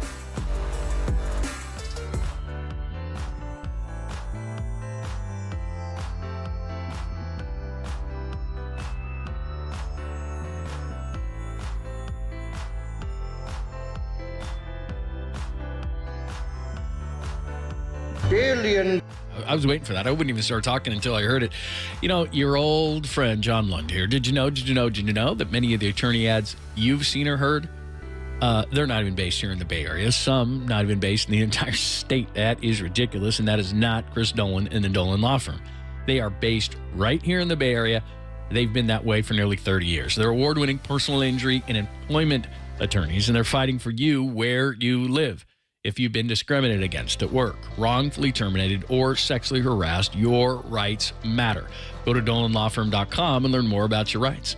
And unfortunately, over the past year, Chris and his team, they saw a sharp increase in no-fault injury accidents. Now remember, beautiful day today. Again, motorcyclists, pedestrians, cyclists, children playing, they're all around us. Please be careful. Let's work together in making sure that the Bay Area is a safer place. Feel confident that you're in great hands with the award-winning California Lawyer of the Year, the Dolan Law Firm, and they've secured Dr. Evil more than $1 billion. Billion. Thank you, Dr. Evil. With a B in verdicts and settlements on behalf of their clients. but you pay nothing. Is that right? Nothing up front. No hourly rates, no upfront fees. They don't get paid until you get paid. They live here. They work here. They win here. DolanLawFirm.com.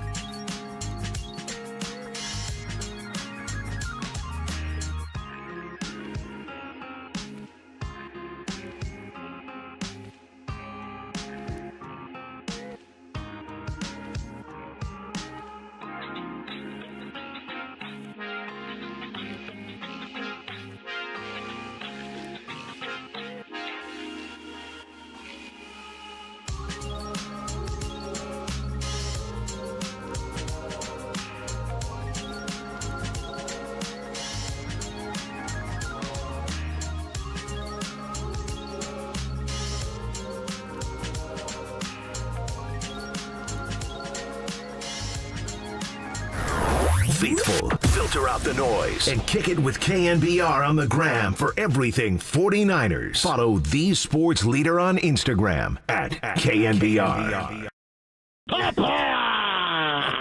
He's nuts. Sounds like you said he's nuts right there. Can we play that again? At the end, he's nuts. Harlan! Did you say he's nuts at the end of that one? I said Harlan's nuts. He is nuts. He's going to join us at 10:30. That's going to start the parade of guests today. The equality guests today. Kevin Harlan at 10:30. He's calling the game with Trent Green for CBS. The great Matt Mayoko is going to join us at 10:50. I believe he got shoes from George Kittle yesterday. All the people who cover the Niners on a regular basis, the beat reporters and the such, who are here every day, got shoes from George because if you remember a few weeks ago during training camp, he said they all had a pathetic shoe game. I remember that. I'm here every day. I didn't get anything. Maybe because my shoe game is too good. You and I are twinners today, by the way. Can we get these on camera? Look at, we both have the same shoes. Oh, see, here's this. Mine's on. I can't raise my foot like that. Yeah, see, let me see if I can. I was a rockette when I was younger, John. Here's a little different color scheme, but you go in 49er red and black. I think I just pulled a hamstring. Are those Chicago Bull Jordans or are they Niner Jordans? Yeah. And they're kind of close to both. So I decided. George doesn't have to give us anything. Yeah, we're fine. He gave Mayoko shoes. Larry Kruger got shoes. I know Krug got shoes. I know a bunch of guys because he's a Kawakami. Probably. David Lombardi. Yeah, I already know. What is the thing they're doing? I got it right here. My notes. San Francisco Standard. Yeah, San Francisco Standard. That's I where found out last night. Says touchdown. We're launching sports coverage at Tim Kawakami at Lombardi himself. We'll start publishing next week. Sign up for updates. My God. Just the two of them? That's all they have? I think they probably have more. But I just know this. Like, you know how many, you ever added up how much you spend on sports? I mean, it is kind of the equivalent I do of like, this time of the year when I start doing my taxes. Right. But like, I understand it's called tax deductible. Yeah. But it's like, they talk about like George Kittle spending millions on his body. Well, of course, that's his job. So it's you our spend job. Millions on your brain, John. But I mean, we spend a lot, $5 here, $10 here. You got to get this, you got to get that, the Athletic, the Chronicle, then all the TV stuff you got to buy every year. Just part of it. The San Francisco Standard's not going to be free? Do I cancel my Athletic subscription? I think Tim's going to do it for free. I'm pretty sure that, I don't know. I have no idea what they're going to do. So anyway, just saying. But, we'll have Harlan on at 10:30, Mayoko at 10:50. Paul Allen, can't miss. Just can't miss. He'll do his impression of you many, many times. Yeah, he and I are on different sides this week, so it's going to be a different feel. Well, you're this is texting not back a and forth. preseason game. He's giving you nothing. So I asked him, and I don't think Jordan Addison's playing in this game. He had an ankle injury in the preseason, and then he had one of the screen pass against the Giants. It's his other ankle. So I just texted him, Addison playing?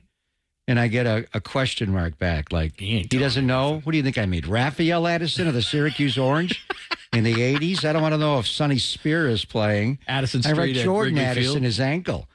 And I go, he writes, I don't know if he's playing the Vox. The Vox, And I wrote back, He's the I'm voice of not the telling Vikings. you if CMC is playing. And he gave me a ha-ha. So this is Viking Yeah, it's week. war. This is, every time why they don't the score a 49ers touchdown, do Paul, something like that? It's called a foghorn. We do that. But we do it on but touchdowns. not like- we yeah, don't exactly. They First do it on downs. first downs. It's really That's like hanging division championship banners. It's like you hang Super Bowl banners or nothing. You know? Well, how many Super Bowls have the Vikings won? 0. 0.0. They've been in a lot. Bud Grant got them every year. Yeah, they were the Bills of the 70s. Kind of. They win a lot. They never won. Then Dante at 12:30, who, by the way, is making the argument, and we'll play the clip before Dante comes on. He has 3 reasons why he thinks this is Kyle's best team. I don't know that you can say that through week 1, but I get it. I mean, if you look at them on paper, they're pretty O-line, good. D-line, and cornerback room. I've made that point. I think it is. Yeah. So But you can't get hurt. Can't get hurt. Yeah. So we'll talk to Dante about that, and then you'll be heading off today. What's that, about a 4-hour flight? I have no idea. You'll just study the whole time? I'll be watching the Vikings. You sit by Tim? You and Tim? We sit right by each other. And we don't talk. No, we do. We talk the whole way. But I see steal Tim more of his Tim is already ready for the game right now. Where I don't know if you've noticed, but I'm kind of tied up days and a lot of nights during the Yeah. week. So I glance at the Vikings, but this will be when I leave here at 2:00 and the bus pulls away at 2:15. It'll be nothing but studying the Minnesota Vikings. So I'll study them the whole way there and then do my boards tomorrow. I'll go to walkthrough, get a Juicy Lucy. Those are good. See if I can sneak into Paisley Park tomorrow. And then the difference with last year was a Monday night game. So we had all day to get ready. It's those 10 a.m.s, especially Those when are you're early. when you're in the central time zone, it's a noon Yeah. kickoff Right. there. So you're already got to acclimate. And it's not as bad as the East because it's 3 hours, but still it's a different time. It's hard. I probably won't have trouble getting to sleep tonight after you go out and have, with Holder 12 beers and 12 Juicy Lucy's. I You know. go right to bed. This whole But thing. usually the night before a game, and I don't take any sleep aids or anything. So it's tough. For me, it's hard to get up on Sunday morning. And then the game's at noon. So like the buses will leave the hotel like 3.5 hours before the game. So it's just, that used to be a thing before the Niners were good and Seattle was good and, West Coast teams were good. It was hard going a West Coast team to the Eastern Seaboard or the Central time zone. And the Central's is same to me because even though it's an hour, your body clock's not going back in a full that out. fast. It's 2 hours, but the game starts at noon. The Central time zone is still going off Eastern kick. So when Kevin Harlan and Trent Green greet the nation in the Eastern, it's 1 o'clock. It's noon in Minnesota. But Harlan was big in Minnesota. Oh, huge. He was the voice. Where I first met Kevin Harlan, he was the voice of the Minnesota Timberwolves. I told you that my first job. Bill Musselman, Eric's dad. Yeah. I did Tony mornings. Campbell. Remember those teams? Pooh Richardson. I remember all of it because I used to, I'm going to age myself quite a bit here. Randy Brewer, Tony Campbell. Remember those guys? Yeah. They used to have an They NBA. played at the Metrodome. Yeah. they used to have an NBA channel, and you could get highlights from the night before, and they would send them down the line, not like now where you could just get it right off Twitter.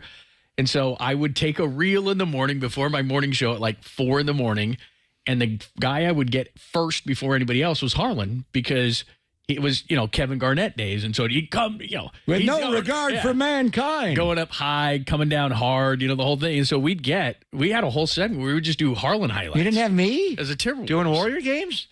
Victor Alexander and Big Smoothie? Yeah, we had you. I think I was on TV then. No, but we had, but the NBA would send a feed down of all the best highlights, and Harlan would always lead them off with 3 or 4 Timberwolves, and we'd have them for so like one of the first time, my first recollection of Kevin, and probably wasn't the first time, he was a young guy, he's a little bit older than me actually, and Kevin Calabro's brother. Who's Kevin's brother? David? What was his name? He was hired, he was right out of school. I mean, I was the baby of the bunch at age 21, but they were all Calabros were ahead of me. Yeah, Kim and Casey. But anyway, I remember Harlan. Now, I don't think he lived in Minneapolis when he did the Wolves games. I think he still lived in Kansas City. Yeah, you're right. So he was the voice of the Kansas City Chiefs and the voice of the Timberwolves before he went to Fox. But I remember him one night, literally walking into Target Center to do a Wolves game, 20 seconds before the game. And they were alerting us. I don't know if they were going to take our broadcast inside. I don't know what they were going to do. But I remember Kevin walked in right at tip-off, and they gave him the headsets and said, go. But he was there. I mean, could you imagine being your team is based in Minneapolis, Minnesota, and you're flying in the day of a game in the winter? That could be not just dicey. That could be icy. Absolutely. I mean, how many of those Probably did he have? was. But I think that's the first time. That's my first recollection of ever knowing him. Amazing. All right, let's talk to him coming up next. He has got the national broadcast, the TV broadcast with Trent Green, Vikings 49ers. We'll get you all set with our pal Kevin Harlan next, only here on the Sports Center.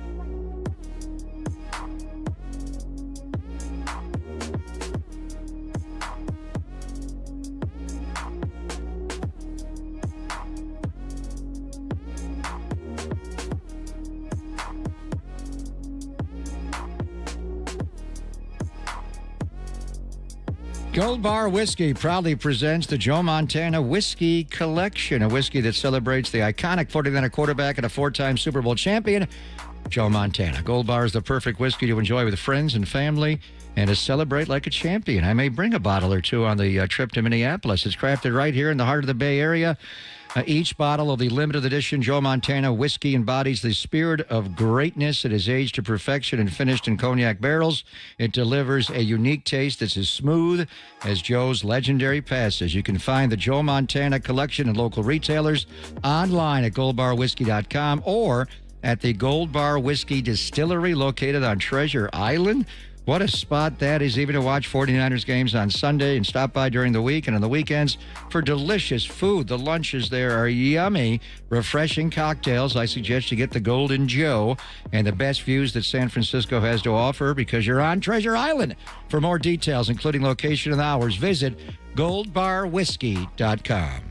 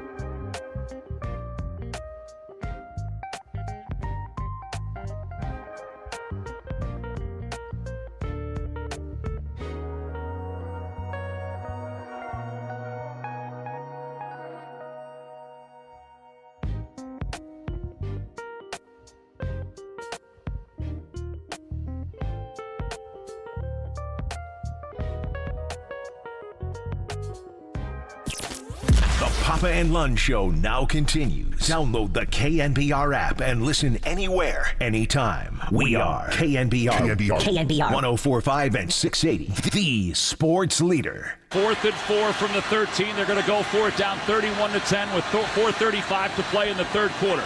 Trips to the left, the receiver to the right. Tagovailoa drops back to pass, steps up in the pocket. He's going to keep it. He lowers his shoulder, gets down close to the 5-yard line, and he is hit hard. He is down on the field. It's a gain of 6. He has a first down, but the concern now is about Tagovailoa, who has battled concussions for most of his career. Hey, should join us, Pop and Lund, on a Friday as Pop gets ready for Wheels up to Minneapolis, 49ers and the Vikings. And we'll get to that in a second. Our good friend Kevin Harlan joins us. He will be on the call for CBS with Trent Green. And, of course, the reason we play that is he did Dolphins and Jags in week number 1. And the bust around. You're the best on radio. Who was that, Tom McCarthy doing the game last night? He was all over the concussion. He was on that immediately. Right, that and he impressive. runs into DeMar Hamlin. There you go. Irony of ironies. Kevin Harlan joins us courtesy of the Uma guest line. What's happening?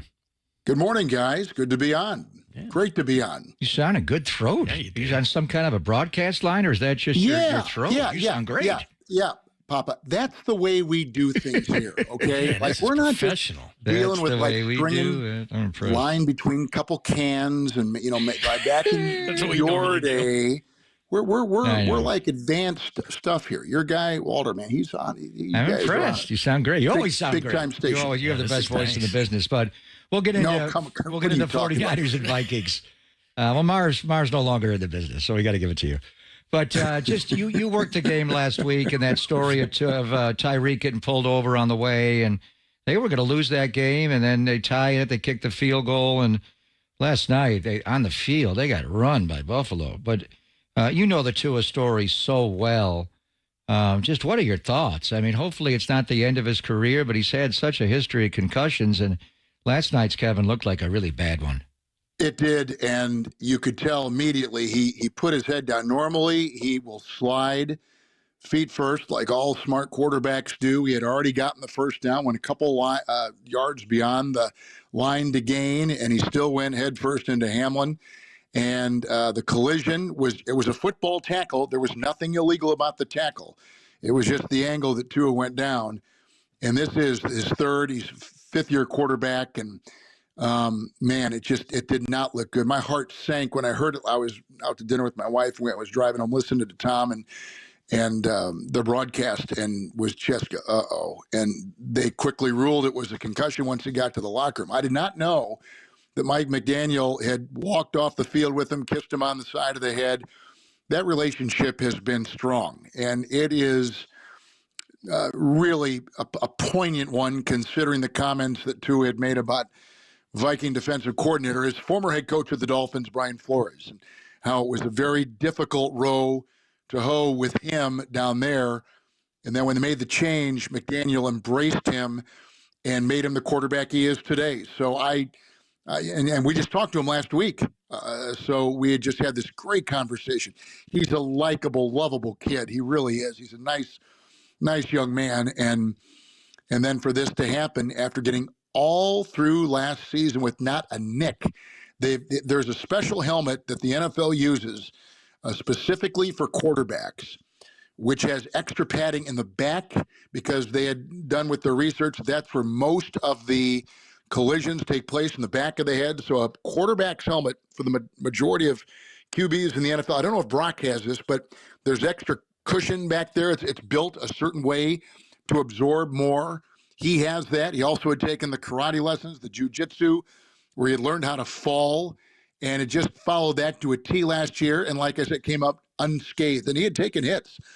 But last night, in a very disappointing performance for the Dolphins, tried to take matters under his own hands, ran up the middle, and didn't think to slide as opposed to going head first, and he's paid for it. So I'm sure now, with the gigantic contract extension over the summer, and now, a 1-1 record, losing to a division foe, the team that they were supposed to battle in that division, their heads have got to be hanging in South Florida this morning. That was hard to watch, and if you know the kid, very, very hard to watch. Absolutely. Kevin Harlan, who had the call with the Dolphins and the Jags in week number 1, and then you saw the Bills take apart the Dolphins last night in Miami, and Tua Tagovailoa with another concussion, so we'll see what his future holds.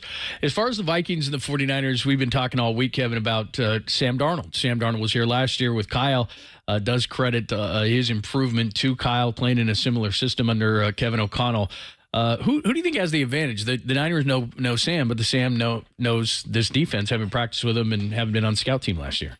We talked to the Niner people yesterday, Nick Sorensen. We talked to Brock. We talked to Fred Warner, Jordan Mason. We talked to them all. We're going to talk to Kyle on Saturday morning. I think the overall feeling is that each knows each other so well that there really isn't a built-in advantage, because Sam knows all the moving parts of the defense, and the defense knows everything that he excels at and what he might, stagger with. So I think it'll even itself out. But boy, was Brock complimentary of his time with Sam and with the Niners last year. Kind of rebooted his career, so to speak.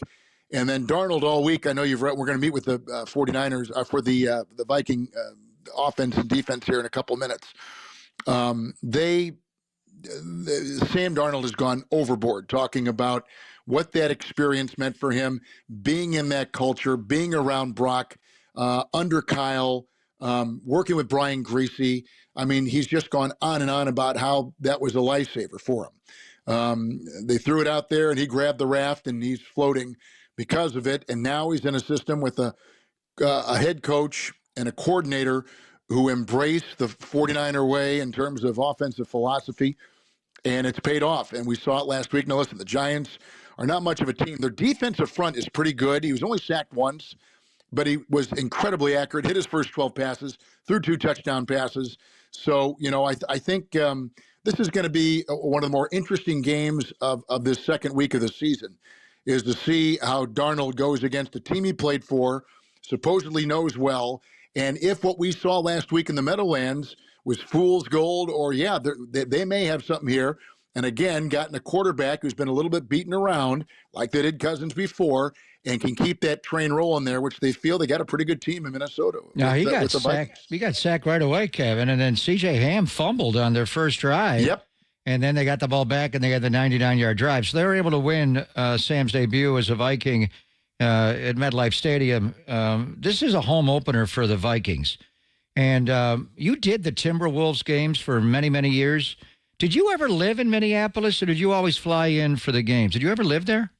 We lived there for a year, moved up that fall. We're there for the year. My wife is from Oklahoma, and the first season had ended, and now I was going to be home, had the summer off.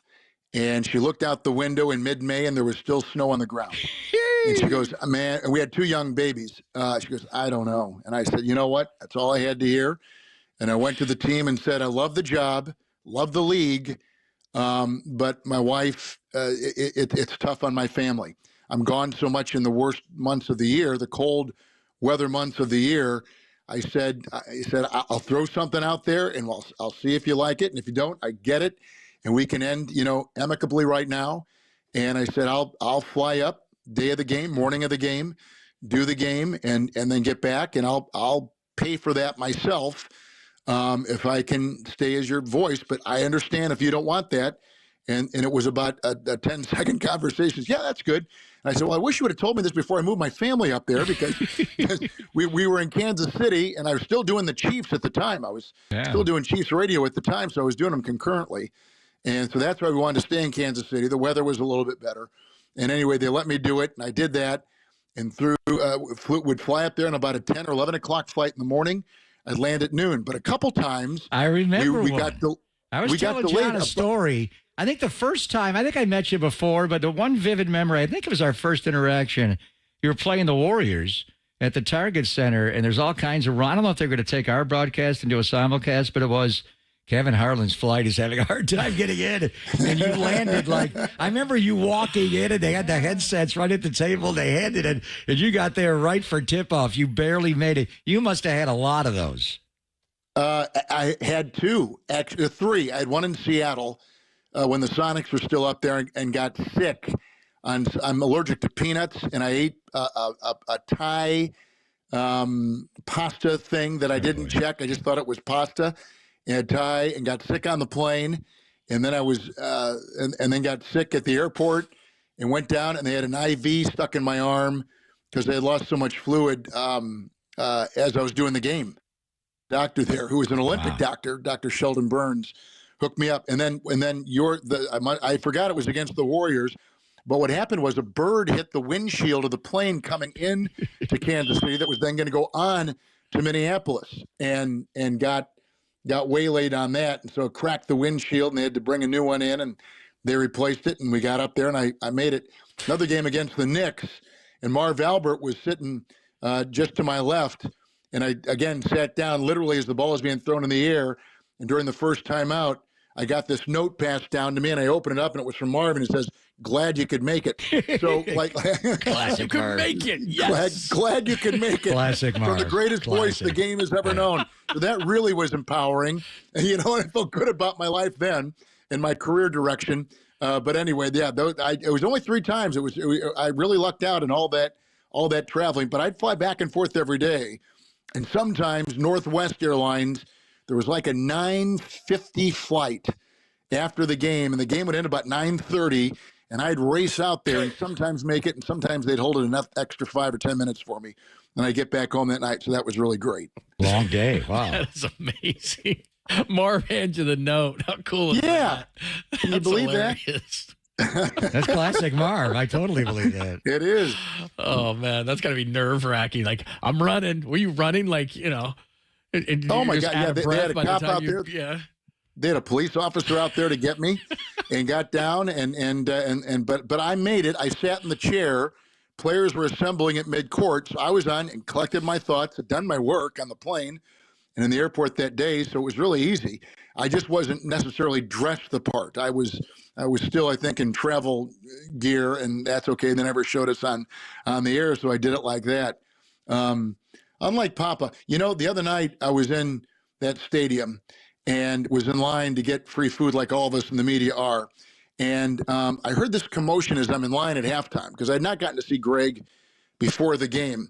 And I look over my shoulder, well, this must be somebody important. I look back, here's Greg Papa walking right down the middle, looking, hi, finger guns going, hey, good to see you, good to see you, good to see you. All of his admirers, flowing robes, it was like the Dalai Lama. Walking down the middle of the, and I actually said, hey, Greg, never looked back. Yeah, I didn't. Never, just thought it was just another admirer. I don't have time. Another admirer trying to get his attention. I don't have time for Harlan. Not true. So you did. It's true. I've seen it. You did Timberwolves games, obviously, when they played at the Metrodome in the early days before Target Center. Yeah. This stadium, and we're going to talk to Paul Allen, U.S. Bank Stadium, and I think it's one of the best, and I think SoFi is the best probably, but Dallas is really good. But we were there last year, and they've had Super Bowls here. But it is an assault on your senses. Every time they make a first down, it's yeah, you and Tim will enjoy that all day long. And then for day games, and I'm interested in what you do on television, because they have the glass open panels, the part that goes towards the city. And for day games, it'll be a noon kickoff on Sunday, Kevin. You can get some weird glare, sun, and shadows. And when you're doing a football game on television, as opposed to doing it on Westwood Run and radio and Super Bowls, do you work off the monitor on TV more and radio less? And especially when you're in a dome where you may get fooled by the sight lines, you may get fooled by the glare and the shade on your TV monitor. How do you work a game there? On the radio broadcast, I do it through binoculars, and they've got a screen in our booth, but it's about a 6-second delay, which is great for the analysts because they can watch the play and then they can watch it again and describe it. So Kurt likes that, but it's about a six-second delay or so. TV, rule number 1, which comes from Al Michaels, you've got to talk about what is on the screen.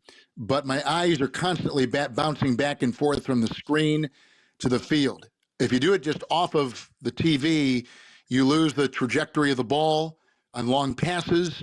You fail to see what's going on downfield because they'll follow the quarterback and the drop back, but they won't show what's going on downfield. And so your eyes are looking at that and then going to the field and then looking downfield. So your eyes are constantly ping-ponging from one view to another. And I don't use my binoculars much on TV, and I stick to the monitor. But you know, when we've got between plays, that's when they bring in all the new personnel, as you know, and you cover that so well. All these sub packages come in, but TV never covers it because they're showing the replay, they're showing a graphic, they're doing a vignette, whatever they're doing, and the analyst has it. So that's my time to get on the binoculars and look who they've got coming into the game, so I'm ready to go. And on radio, first thing I locate is who's the running back, and then I take a look at the receivers, and then try to count the defensive backs. And then, because I can see the rush, so I kind of got the defense covered. And then on TV, you know, you might say, hey, they brought in another defensive back, or they've made a switch at the outside linebacker, or they're down to two backers, and they've had another lineman, whatever it might be, or another receiver. So it just varies a lot. So your eyes are constantly bouncing all over the place as you watch. And it takes a while. That's why I do preseason games, because you kind of get in the rhythm again of doing games, and it does help as you enter the regular season. But that's a real challenge because you don't know the quarterback, you don't know the running backs. They change them all the time. Speaking of, you got to know who the running back was. You did say when you were Zooming with the Niners yesterday, you visited with J.P. Mason. So do you have I mean, I'm sure you didn't visit with Christian. So do you have a thought going into this game about which running back is Christian going to be active for the game? Do you have a feel? None. We found out nothing. Like I said, we're going to talk to Kyle tomorrow in Minneapolis. I have no feel. I don't think he does. But listen, it's a short week for the team. You got to travel 2-3 hour flight. Early game, so it's 10 a.m. Bay Area time when they kick off. So there's a lot here at play, more than just the average viewer would think. And I'm curious to see how they're going to do it. Why not? And you're on turf, and that's always a challenge.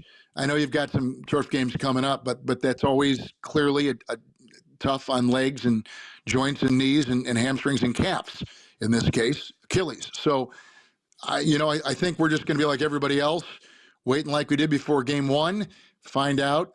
I think, by the way, so much is being made of this, like when he found out. You know how coaches are, Greg and John, like they tell, hey, be ready to go, be ready to go.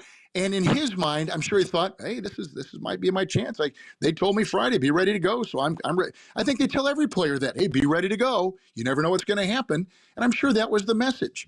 But what a reward for this kid who really worked out with Fred a lot this past off season at the facility, went through a real regular regimented workout with your weight guy with the Niners and really, really changed kind of how he had done his past. He spent off seasons out there, but I think this felt differently in the first time with Warner. So you kind of got a different command of what it takes to be the best. Warner is the best middle linebacker in pro football. And this kid's trying to say, I just thought I was, he said yesterday to us, he goes, I just thought I was a special teams guy. I never really thought beyond that. I got the offensive player of the year and the rushing champion in front of me. I'm not going to see that much time. And sure enough, that preparation paid off and he was ready to go, part of the 49er way. And he performed like nobody's business. So I was thrilled for him. He seems like a nice kid. He's not a talkative kid at all, but he seems like a nice guy. But I think people were jumping on, and it's all because these damn gamblers, but these fantasy guys, like, don't they drive you nuts? Like all the up 500 points, minus 300. Like, I don't even know what that means. And I'm glad I don't, because it would confuse me as I'm already confused. But and I know they do this because they want complete transparency. I really don't think, I don't know. You probably know far more than me from afar. It looks like they just said, hey, be ready to go. You never know. Be ready to go. And he took it as, hey, I have a good chance of getting a lot of snaps. And sure enough, he got a ton. So I'm sorry that he's kind of gone through that. And sounds like he was kind of caught off guard and everybody was caught off guard when in actuality, I don't know if there was any deception there. McCaffrey hasn't practiced, in a month or whatever it's been. So, clearly this was going to be a game time decision and a smart one it was for the 49ers, and they went on to win. So they're off and rolling, and they got this backup guy, makes them even stronger. Great stuff. Thank you so much for the time. Have a great call, and we can just hope for What, are you flying in Sunday morning? You're leaving on like an 8 o'clock flight? What time do you get to the Twin Cities? Come on. Like, listen. He can't do that This is my job. Yes. This is my job. Well, you're not there yet. When are you flying there? When are you flying there? Huh? Tonight? You're not in Minnesota yet, are you? You're home. No, I'm looking out at Lake Michigan right now. Actually, That's nice. Yeah, beautiful. Yeah. I'm going in. going in tomorrow. Going in tomorrow morning. When you a full get there, day before kickoff. Text me. Yeah. I will buy you a Juicy Lucy in Minneapolis. Oh God, that'd be great. That'd be great, and a first, which I'd really appreciate. Someday we'll talk about going in. Someday we'll talk about going in early to these games. And just how everybody our CBS seminar, and we're talking about going in 2.5 days before. Listen, I think there's a lot of benefit to it, but at the same time, we've all got families and lives, and to sit in hotel rooms for 9 hours, just not my idea of constructive use of your time. So we get our work done. Most crews do it this way. I think Joe and Troy have an even more streamlined way of doing their work. And, it's, what is interesting is going and watch practice on Friday. Well, we go and watch practice on Friday, but we don't watch the practice of the other team.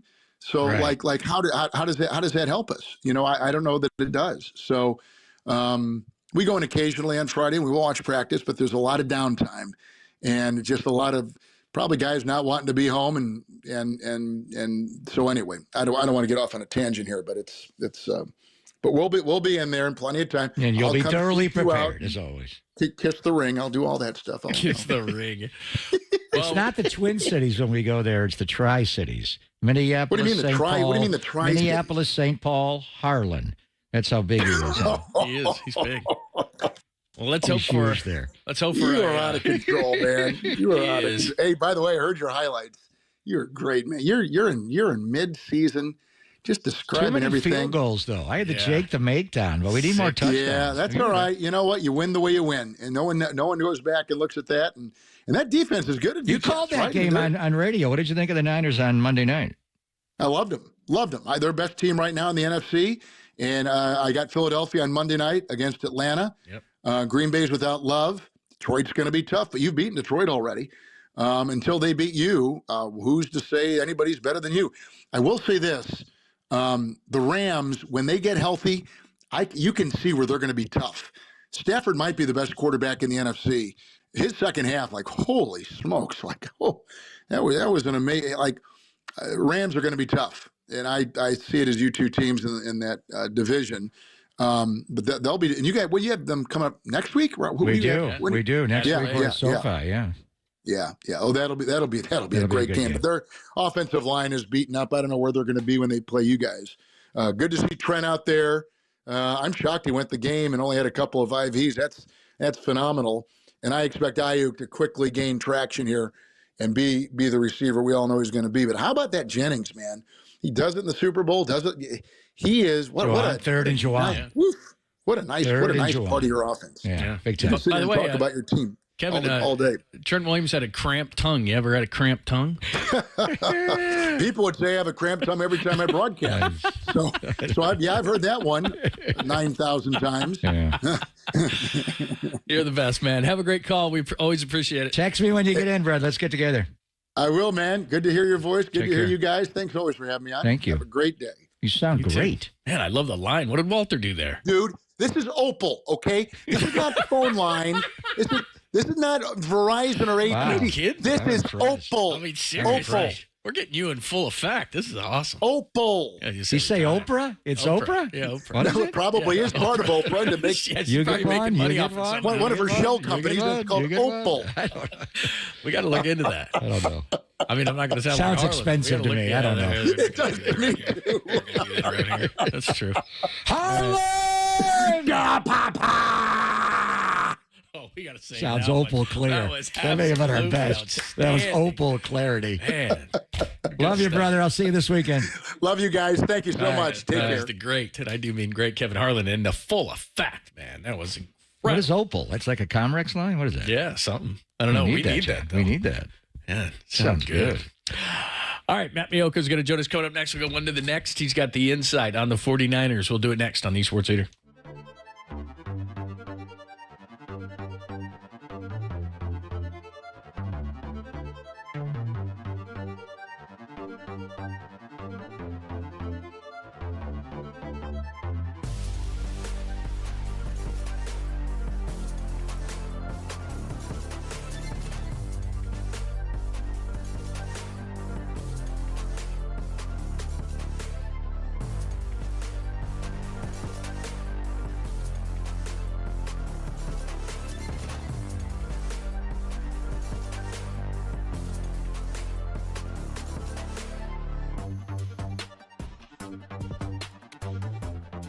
Here is a message for professional builders and contractors. Did you know when you purchase lumber and building materials from Golden State, it's like picking up a top athlete?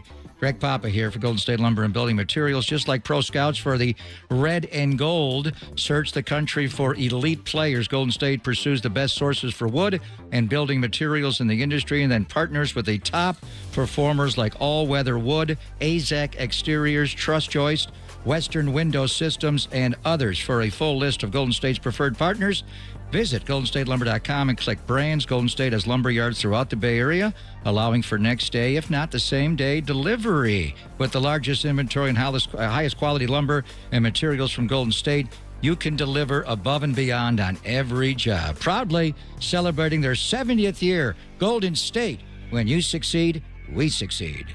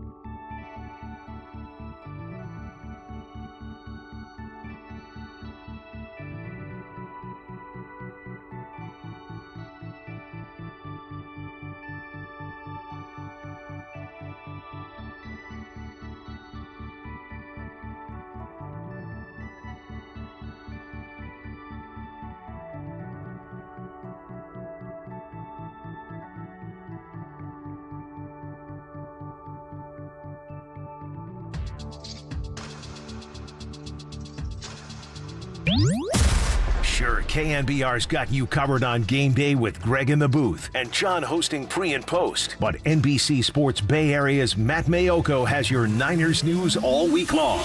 Here's Papa London Mayoko on the Sports Leader. Wow, we got him on the stream. Look at Mayoko. Is he at Levi's? I think he's at Levi's, right? Well, looks like that looks like. I'm trying to get myself. Yeah, I see you right there. now. You're straight. What's the picture we got behind you? What circa is that? That is the 49ers of the Harbaugh era, heading out of the tunnel. That's very cool. By the way, you know what's underrated? Because Matt's wearing baseball sleeves. Baseball, it's a good look. There we go. That kind of shirt is a good look. You got that at Cooperstown. You were at the Baseball Hall of Fame Yeah. this year. Yeah. Am I just Now you're center. Now you're trying center. to center myself? Get it lined up, Jake There we Moody, go. right down the middle. Then you went to Syracuse. We went. That was the I did. long and winding road trip to take your daughter back to school, right? Was that where we? Yeah. Do you want to hear the postscript to that story? Yes. So it was I know like part of it.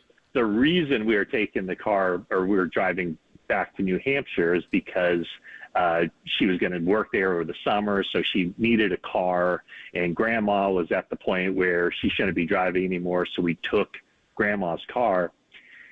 So my daughter Jane gets back to New Hampshire, and it's working out beautifully. She has a job about 15 miles from where she lives, and then someone ran a stop sign, crashed into her. Thankfully, she was not injured seriously. She had a little concussion, but totaled the car like 2 weeks after we got it there. She suffered a concussion? No way. Yeah, I mean, she was fine. She was released out of the hospital. So it was more, I think, the emotional part of it. It was like, oh my gosh, she had this car, everything was going well, and then the accident. That's terrible. So anyway, it could have been obviously a lot worse, but it was a good learning experience for her, dealing with insurance and police reports and everything else. So we'll spin it into a positive. How's that? Wow. Geez, that's crazy. I didn't know all that. Yeah. All right, let's start with the obvious, which is Christian McCaffrey. And I don't know if you're John Lynch this morning with the morning show, but I'll read the quote because this sounds like he's not going to play. He says he's dealing with Achilles tendonitis. We know that it's one of those deals. Could be feeling one day, and then next day it flares. Primarily in our mind is the long view. He changes us. He makes us different, but it's also nice to see that we can function without him, unquote. That sounds like a guy that's not playing. I would think so. Yeah. I mean, there's no rush. I mean, the thing that kind of struck me about the 49ers from the moment they reported to training camp was that, do you remember last year they were like, we got to get off to a great start. We can't let, a loss week one take away home field advantage and all this stuff. So last year the focus was really on getting off to a great start. And they did. They won their first 5 games. And then they forgot, like after getting off to the great start, they forgot exactly what to do in games 6, 7, and 8. But that's immaterial. What I kind of felt like with this team this year, it's very much the long view. Like they know what it takes. They know what it should look like. And it's just about maintaining that consistency all the way through. I mean, even talking to Dre Greenlaw in the offseason, he was like, and I guess Talanoa Hufanga to a degree as well, Greenlaw was like, I'm not coming back until I'm ready. Like, I want to make a difference in the playoffs and in the Super Bowl if the 49ers are fortunate enough to get there. So a lot of what the 49ers are doing is just really, like, obviously just sink everything they have into the upcoming game, but also don't do anything that might impact you negatively down the road. And so it's kind of a marathon runner's perspective of, you can't win the race in the first 5 miles, but you sure can lose it in those first 5 miles, or with the 49ers case in the first half of the season. So as difficult as it is for Christian McCaffrey to be relegated to the sideline and to throw on sweats while his team's out there playing, if that's what the doctors tell them should be done, of course that's what should be done, because it's not about the win week 2 in Minnesota. It's about what's going to happen down the road. And they are going to practice in a little bit, and then Kyle's going to talk to the media before we fly. I think it'll be interesting to see what designation they give him. I don't Right. think they'll just say he's flat out, but would it be different than questionable? We'll see what word they use to describe him. So, but I understand what you're saying, but I think the goal is still to win the whole thing here. And they did get off to a 5-0 start, and one of those losses in succession was to these Minnesota Vikings. And this game is going to be a challenge for a variety of reasons, but I'm looking at, as I always do, right before we take off or Friday before a game, 5 49ers to watch, illuminating Week 2 matchup versus Vikings. And I'm looking for Jordan Mason. J.P. Mason is not one of your top 5. Are you just assuming he's going to run for $150 again? Is he not important in this game? Absolutely. No, he's obviously very important in this game. But I think he's going to do what the 49ers offensively around him enable him to do. I mean, he had so many yards before he was even touched in this game. So the 2 guys that or the 3 guys I pointed out on the offense are all guys who have to succeed in order for Jordan Mason to get his yards. It's Brock Purdy being able to convert third downs with a variety of blitzes and just, what did he call it? An illusion fest. That's the way Brian Flores dials up his defenses. What his pre-snap picture is completely different than what it's going to be post-snap. So he has to really be able to identify that stuff to keep the chains moving. Then I think George Kittle against your guy, Andrew Van Ginkel. I call him love Rip. that guy. I call him Rip. Rip, yes. And so, George will be a huge factor in the passing game and as a blocker, helping set the edge for Jordan Mason. And then I think the most important offensive lineman in this game will be Colton McKivitz, kind of out there on a bit of an island. Is that you, Colton? Sorry. I don't know what that's. It's one of Brock Purdy's commercials. Brock Purdy's commercials when Colton McKivitz is sitting next to him and Brock. What's that for? John Deere? Which one's that for? The Seeds Company? And they're sitting in this I just remember tractor. his. What is it? Going on a road trip, got to bring some French onion dip. French onion dip because Oh, a road boy. trip. Yeah. We could, not to interrupt you, but we can tell you that if we played a string of his greatest hits during training camp, and he was rolling his eyes the whole time. He sat down like, to talk to us. Please let this end. He went kill, can. Hey, the check cashes, So Anyway. McKivitz is your matchup, and they got some guys. Jonathan Grenard, Dallas Turner, John. They're one of their first-round picks after they got J.J. McCarthy from Alabama is on the edge. So that's a big matchup for him. If you're the Vikings or anybody else, would you ever put your best pass rusher over on the 49ers left side? No, you're going to try to expose Colt McKivitz. And I thought he had a really good game on Monday night, with the exception of the 2 penalties. He had a false start and a holding. Well, it's going to be more difficult in that environment because it is crazy loud in there. I mean, it is so loud that you can barely even hear Greg Papa's booming voice on the radio.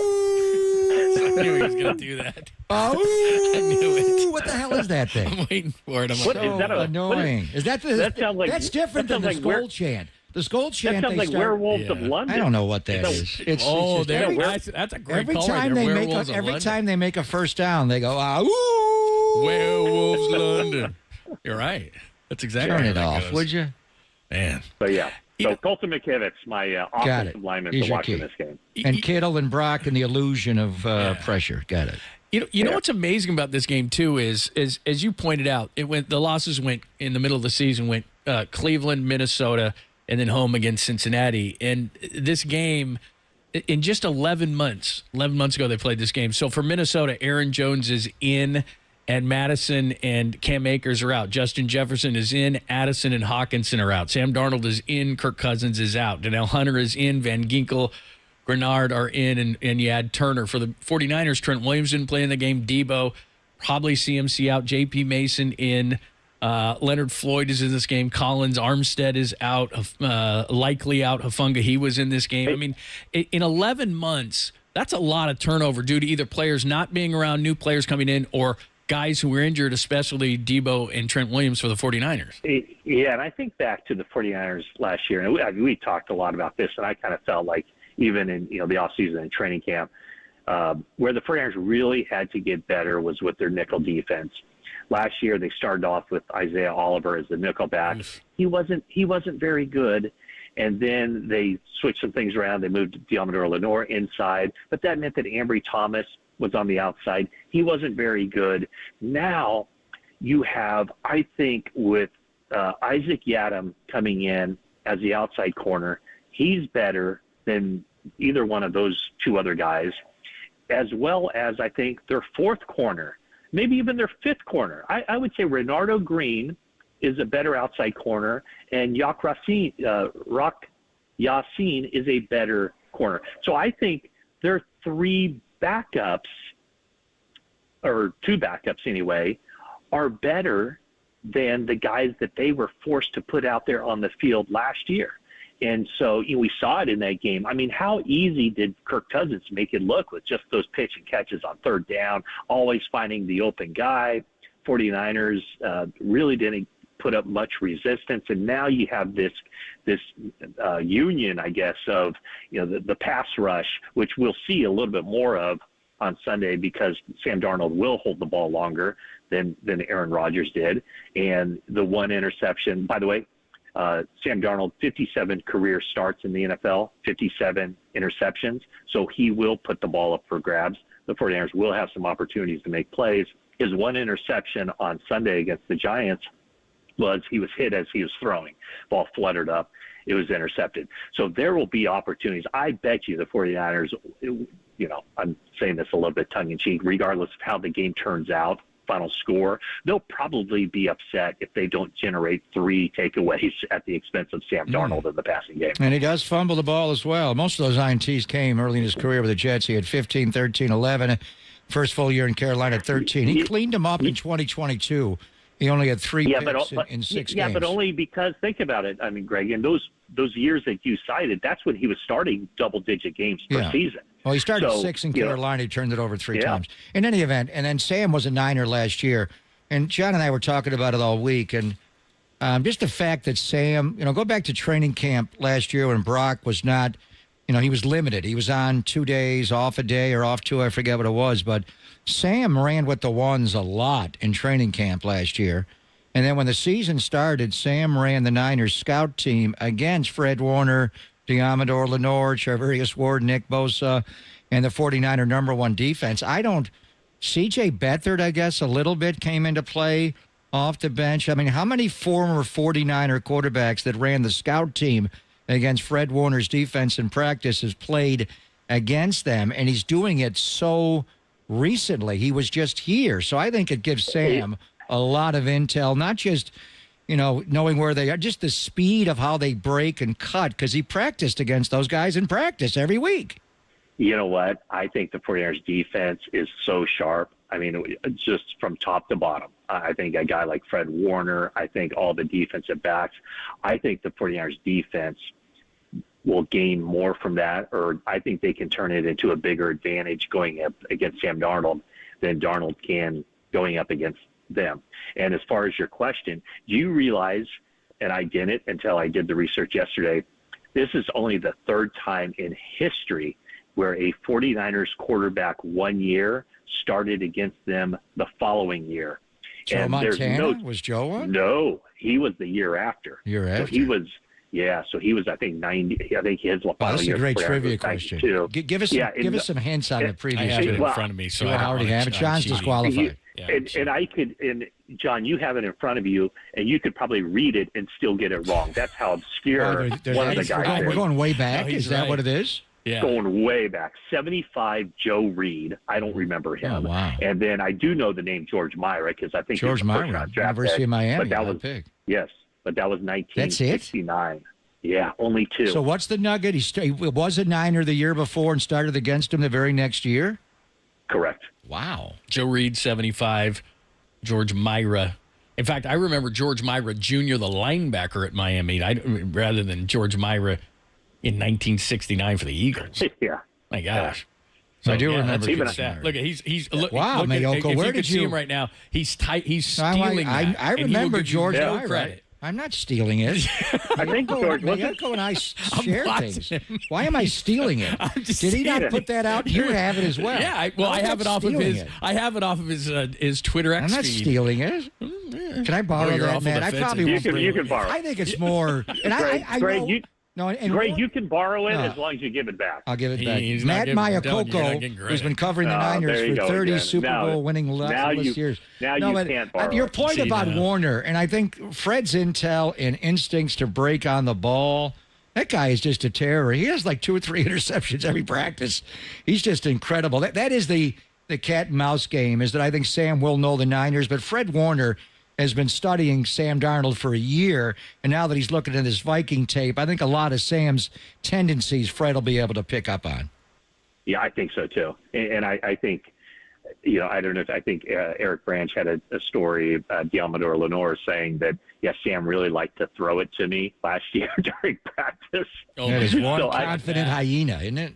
So I think Diamador Lenore and Charvarius Ward and Jerry Brown's a little bit more low key than those 2 guys, but I would think those 3 guys in particular are licking their chops at this opportunity. What do you to think play about against Sam Darnold. I've all talked to Paul Allen, the voice of the Vikings, and I wonder what's the best way to cover Justin Jefferson. When we went there last year, he didn't play with a hamstring. Jordan Addison had the huge game, and T.J. Hawkinson. What do you think is as deep as they are with Yadam and Demo, and I think Jefferson will go in the slot? Is this one of those games where you have Charvarius Ward follow around and travel with Justin Jefferson, Matt, do you think? I don't think so, and here's why. I think that Diamador Lenore would be really upset if that were the case, because, Greg, you were there 2 years ago when the 49ers practiced against the Minnesota Vikings. Who was the one 49ers defensive player that opened eyes big time going up against Justin Jefferson? Diamador Lenore. It was Diamador Lenore. Without a So doubt. if they were to do that, I think that would not be good. I think that Lenore's like, he earns the right to, if he comes to my side, I'm covering him. I don't think Or in the 49ers have slot, to do- because or in the Mooney slot, won't go in the slot. So Demo's going to have him So, there anyway. I think that this is the game that I think the 49ers play this thing straight up. They don't have to do any gimmicks. All they have to do is Malik Collins, by the way, my number 1 49er to watch. If they can slow down the Vikings on 1st and 10, if they can get the Vikings into 3rd and long situations, they can turn up the heat on Darnold. They can pressure him into some bad decisions. They can play sticky coverage against Justin Jefferson. I think they play these guys straight up, and I'm going to pull out my best Dante Whitner. I think it doesn't have to be close. I think the 49ers defense can really do a number on Sam Darnold and that Vikings offense. Well, I think one of the ways, too, because I went back and watched the Giants, and they're bad, but Dexter Lawrence crushed them inside. Their tackles are better than the Jets, but interior, he had 10 pressures, 10 pressures in that game, and you made Malik Collins number 1. He's played great. And then, they've got that rotation inside, and Hargrave is finally healthy. I think they're going to put pressure right in his face, and then that's going to be tough. He's got to get out of the pocket. They got to boot him. Right. Yeah, and if they if you have the pressure up the middle, and then you have Leonard Floyd and Nick Bosa crashing down. I mean, I think there will be a couple of times when Sam Darnold gets out and makes a play with his legs, maybe picks up 8 or 12 yards. But I think the 49ers are really set up to win this game, particularly when you look at, the 2 guys they didn't have on the team last year for that game, Debo and Trent Williams. I think, Brandon Ayuk, I think he'll start to just slowly kind of round into shape. I think the defense, I can guarantee you, if the Vikings are 70 yards away from a touchdown with about 12 seconds left in the first half, Nick Sorensen will not dial up a 0 blitz. So I think well, hey, you're right. Got to keep it real here, John. Yeah, you're spitting the truth here. You lost me at George Myra. By the way, December the 21st, 1969, he was a Niner quarterback in 68 with the Philadelphia Eagles. He came in. Niners won 14-13. George Myra was 12 for 34. That's good. 12 for 34, 35.3 completion percentage for 123 yards, 1 touchdown, and 2 interceptions. Sounds like Sam's line this weekend. Since you're the fact checker and everything else, tell me when George Myra was drafted, because I think he early was a top 60s. 5. Early 60s. Yeah, but wasn't he a first-round draft pick, high first-round draft pick of the 49ers? George Myra was drafted by the Niners in the second round of the 1964, but the second round that during those days was the 15th overall pick. So that was a high pick. I remember him mainly going to Miami later in his career, and he backed up Bob Greasy, and I think Earl Morrill was there at that time. But he was a Niner to begin his career 5 years, then to Philadelphia for 1, then to Miami in 71. So, Matty, thank you so much for as always. We appreciate it. We'll talk to you soon. Now I'm on to Joe Reed this weekend. I think you guys lost some listeners when Papa started talking about George Myra. Man, I'm trying to get away from that. Could have been George Michael. Could have been Myra Cope. I don't know. Myron Cope. Could have been a lot of guys. Good stuff. All right, gentlemen. I'll talk to you soon. Good to see you. All right, that is the great See you in Minnie.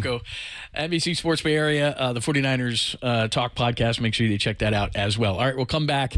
It's been this long since the 49ers won in Minnesota. Does that matter this weekend? We'll get into it next on the Sports Leader.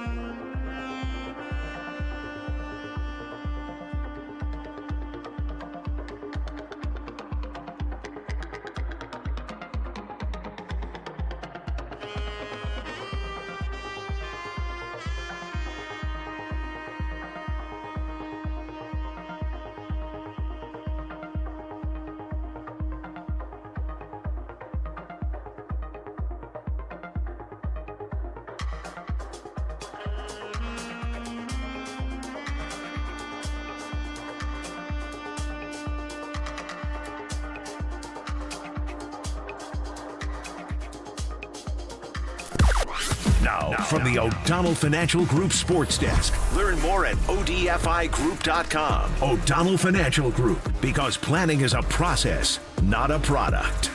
Giants President of Baseball Operations, Farhan Zaidi, joined Copes, and Ratto was in for Tom and gave his takeaways yesterday from the Giants' 2024 season. Check out that podcast and more on the KNBR app, YouTube, KNBR socials.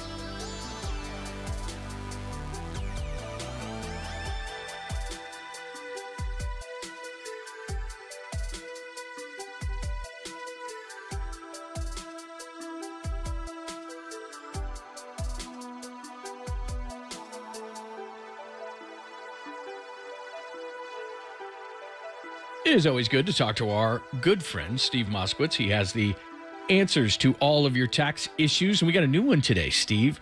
The Corporate Transparency Tax. What is that all about? The Corporate Transparency Act is a brand new law that came into effect this year, 2024, and it requires corporations and some other businesses to file for all this information. And if you don't do it, there's a penalty of $591 a day for every person that's involved. So suppose, for example, you had a business owner who was married and the spouse had nothing to do with the business, but they don't have a prenuptial agreement.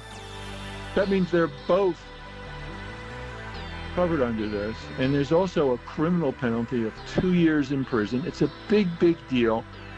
It was put forward to chase after money launderers, but it pulled everybody into this web. The bottom line is, if you're a business like a corporation, you really need to call us and we'll explain it to you. And if you don't do it, there's these horrible, grossly disproportionate, incredible penalties that you really want to avoid. Just call us and we'll explain it to you. Corporate Transparency Act. You got to call right now. You heard Steve. This is no joke. 888-TAX-STEAL. Call him right now at 888-TAX-STEAL or online to MoskowitzLLP.com.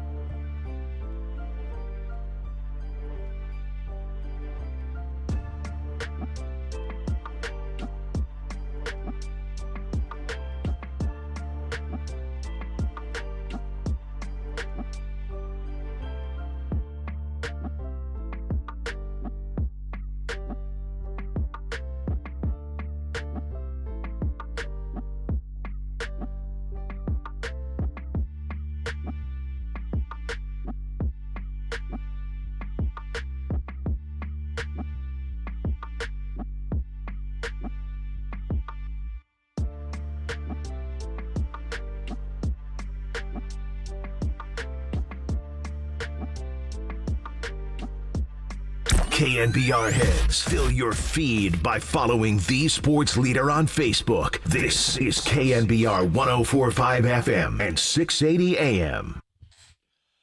Bob and Lund, thanks for joining us. It's been great to be joined already by Kevin Harlan, who's got the game on Sunday, the 49ers and the Vikings from Minneapolis. And then we'll talk to our 49ers insider, Matt Mayoka from NBC Sports Bay Area. If you missed any of those, go to KNBR.com. Next, John Lynch was on with a morning show, an update, a real update about Christian McCaffrey next, only here on the Sports Leader.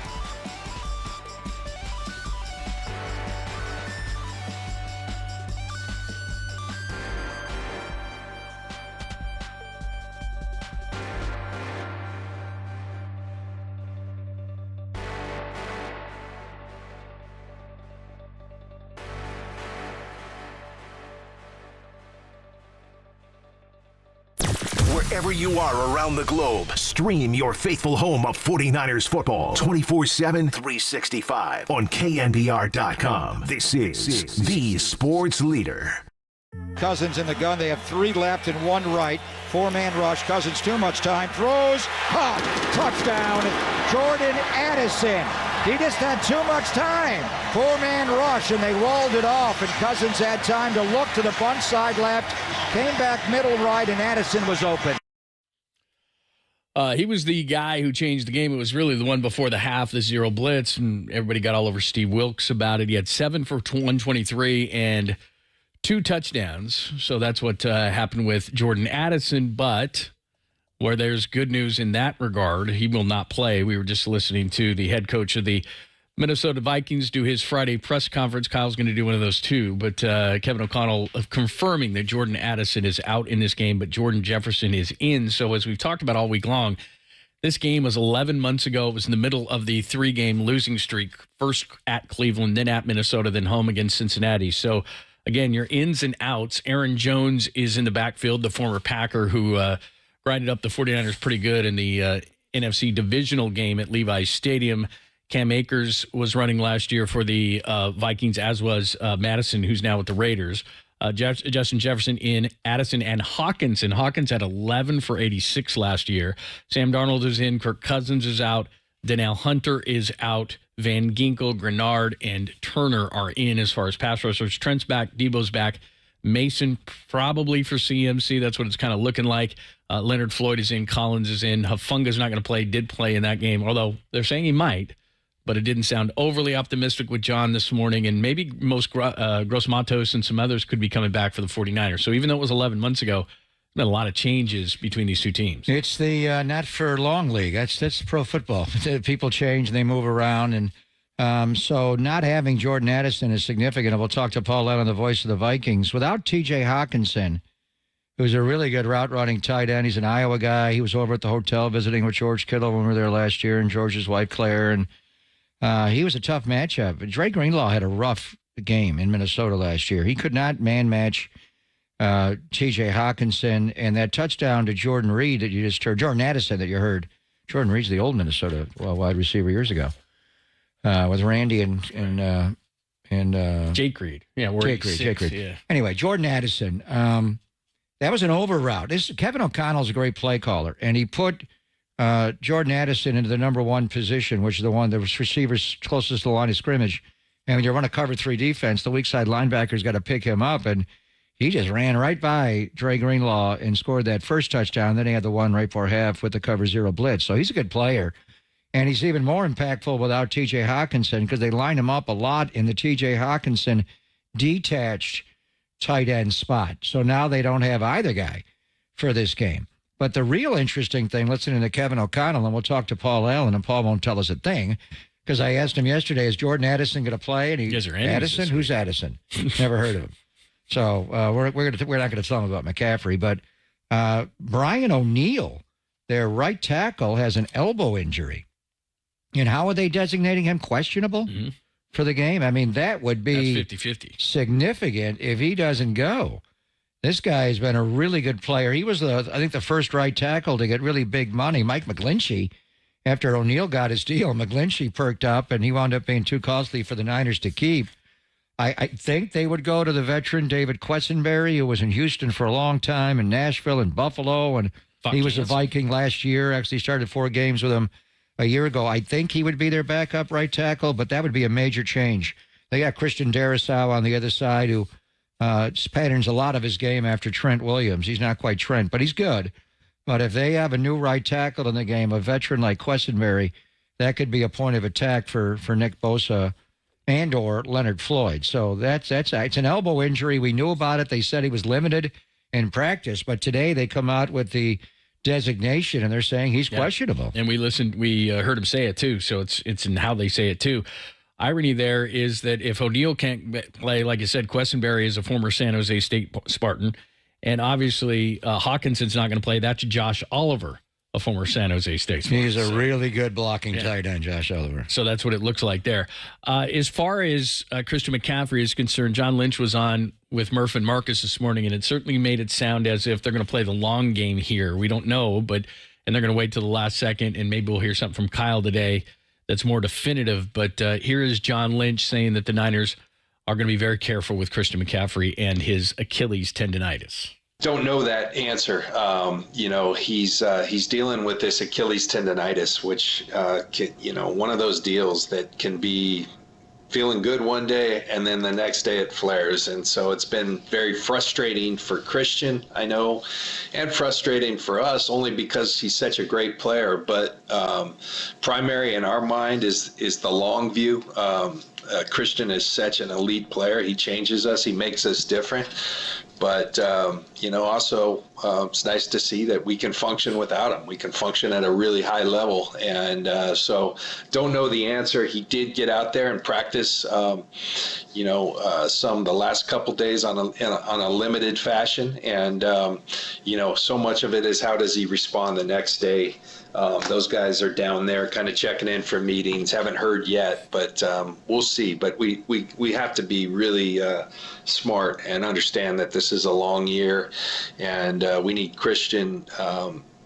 We need Christian fully healthy and out there, and don't want to compromise anything. All right, we'll play something about the injured list too, but that's as definitive as we've heard from anybody within the 49ers to say we got to slow down and play the long game. It certainly sounds like he's not going to play. Well, I think with Christian, there are days where he looks fine and he takes a good volume of snaps in practice, and then the next day he doesn't. So I think it's just a day-to-day. I had a long talk with Kyle yesterday about the very question we had, which is, what are the doctors? Are they telling you that Achilles tendonitis can turn into a ruptured Achilles tendon? And he said, no one said that as far as a higher degree of possibility. A lot of reporters are talking to doctors who don't treat McCaffrey, and they're coming up that yes, but that's the bottom line, is if you put him out there, would it increase the likelihood of him rupturing the Achilles tendon? No one wants that. And then what's the proper amount of rest he has to calm that down? It takes months, depending on the severity of the Achilles tendonitis. So I don't think they're going to IR him. I listened to the whole interview with John driving down here, and it was a little bit of a leading question on that way. John left it open as a possibility because everything's a possibility in your world. But I don't think Christian is going that way. Kyle's ruled that out. We're going to practice. The Niners will be on the practice field a little bit here, then Kyle will talk before we fly. I think they'll say he's questionable again. They could say he's out. I don't know. But they do have a way to run the ball without him, but it's just, especially in this game, because this Viking team is hard to run on. Even for Christian last year, and he was not healthy going into that game. And it's hard to run on them. You've got to get the ball out.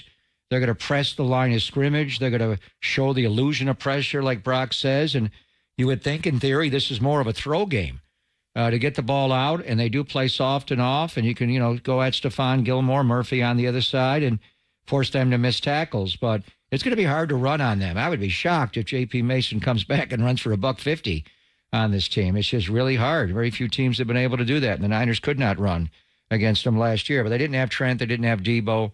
Debo also will get a lot of carries, I think, in this game like he did last. They try to limit Debo. They don't like him having more than 8.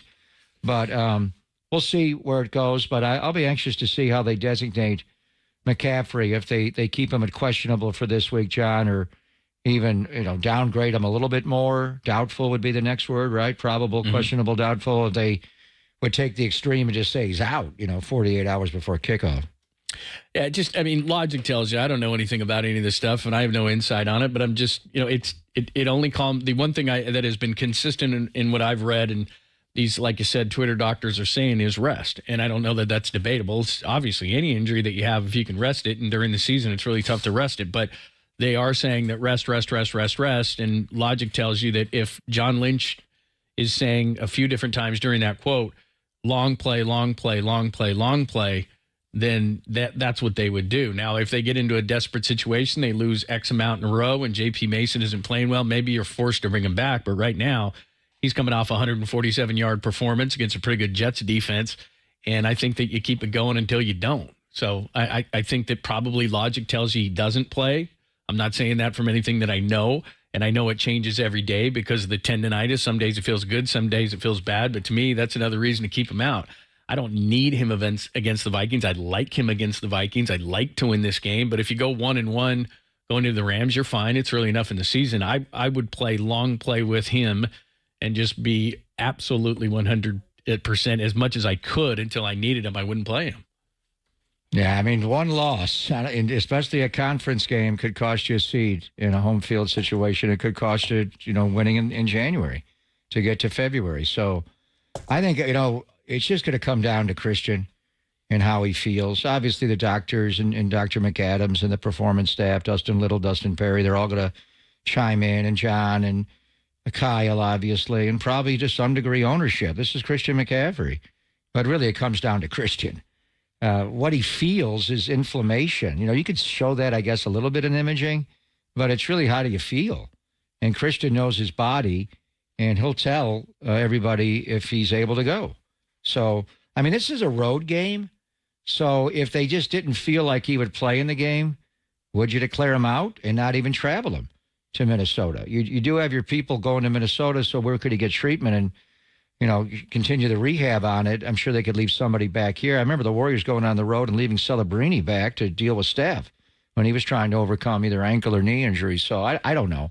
It's a little bit of a different situation because it's a road game where do you travel him? He may wake up Saturday morning and feel fine, go to walkthrough, and then ultimately it'll be what he feels. What he feels on Friday morning in the Bay Area could be very different than what he feels on Sunday morning in Minnesota. I think ultimately he knows his body, and he knows how his body feels from moment to moment. And they have not been told that the Achilles tendonitis necessarily increases the likelihood of him rupturing the Achilles. And if that's the case, then he would play if he's fine. And then, what happens? Magically, one day he wakes up and it doesn't hurt anymore, and he doesn't have the inflammation. And is there a way to get the inflammation down in the Achilles tendon? He's going around the clock on all that. So he's getting all the medicinals and the rehab treatment around it. So with McCaffrey, again, I never rule that guy out because I was convinced he was not going to play in the championship game a couple of years ago. He played, and he was probably the best Niner on the field that day. All right, let's talk to Paul Allen. This is always a fun one. Old friends. He always gives you much grief, and I enjoy it. I did tune into his show. We got to ask him what's going on. He doesn't have the Opal, apparently, like Kevin Harlan, because they were having technical difficulties. They do this big Friday party every Friday. I think we should do that, by the way. Going to get our sales staff or something on it. But they go out, and it's the morning in Minnesota. Everybody's drinking. They're having a great time, getting ready for Viking football. chugs? Yeah, we need to do that. So we'll ask him about it. But let's get the Viking side of things. He doesn't have to lie to you anymore either because Jordan Addison has already been ruled out. I'm not talking to him. He knew Jordan Addison wasn't going to play. He wasn't going to help He you. didn't even acknowledge who Addison was. The great Paul Allen from Minneapolis. We go behind enemy lines. Bay Area guy. We'll talk to him next. The voice of the Vikings. It's Pop and Lund on the Sports Leader.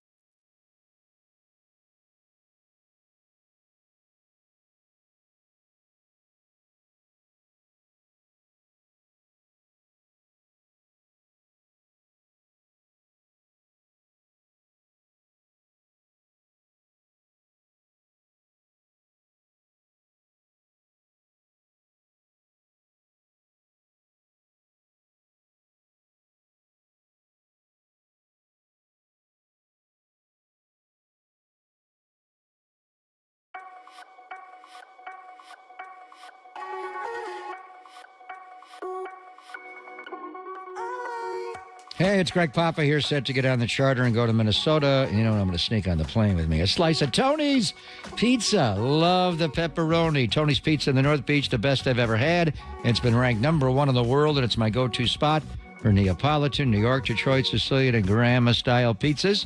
They also make fresh pastas. And their spicy bucatini is one of my all-time favorites. Don't forget about Tony's other locations, like Capo's, where he makes delicious tavern-style cracker-thin and deep-dish pizzas. One of his specialties there, the Chicago Italian beef sandwiches. Those beefs are large and in charge. Save room for dessert, super delicious cannoli, tiramisu. And when the next day arrives, take a morning stroll through the North Beach and try his homemade sourdough bread, pastries, New York bagels at his bakery, Toscano Brothers. I'm at Levi's today. Come out here for a Niner game and get a slice. Giants are home tonight against San Diego, Oracle Park. Warriors coming out to play in a little while.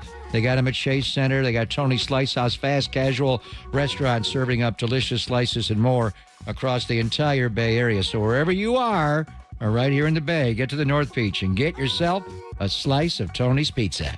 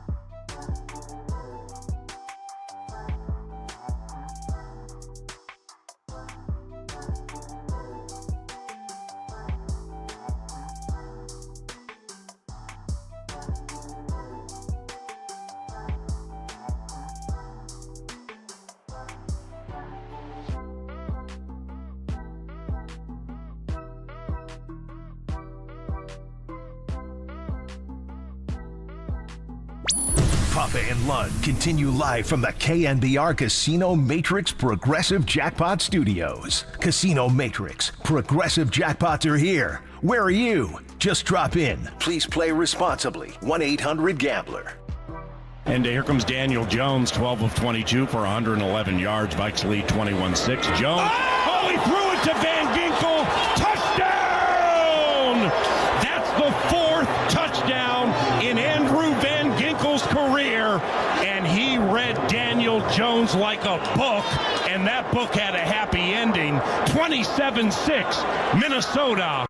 Happy ending. Who doesn't like happy endings? Is that a night? Yeah. For Van Ginkel? What is it? Daniel Jones has thrown more touchdowns to the opponent now since he signed his contract than to his own players. That is not good.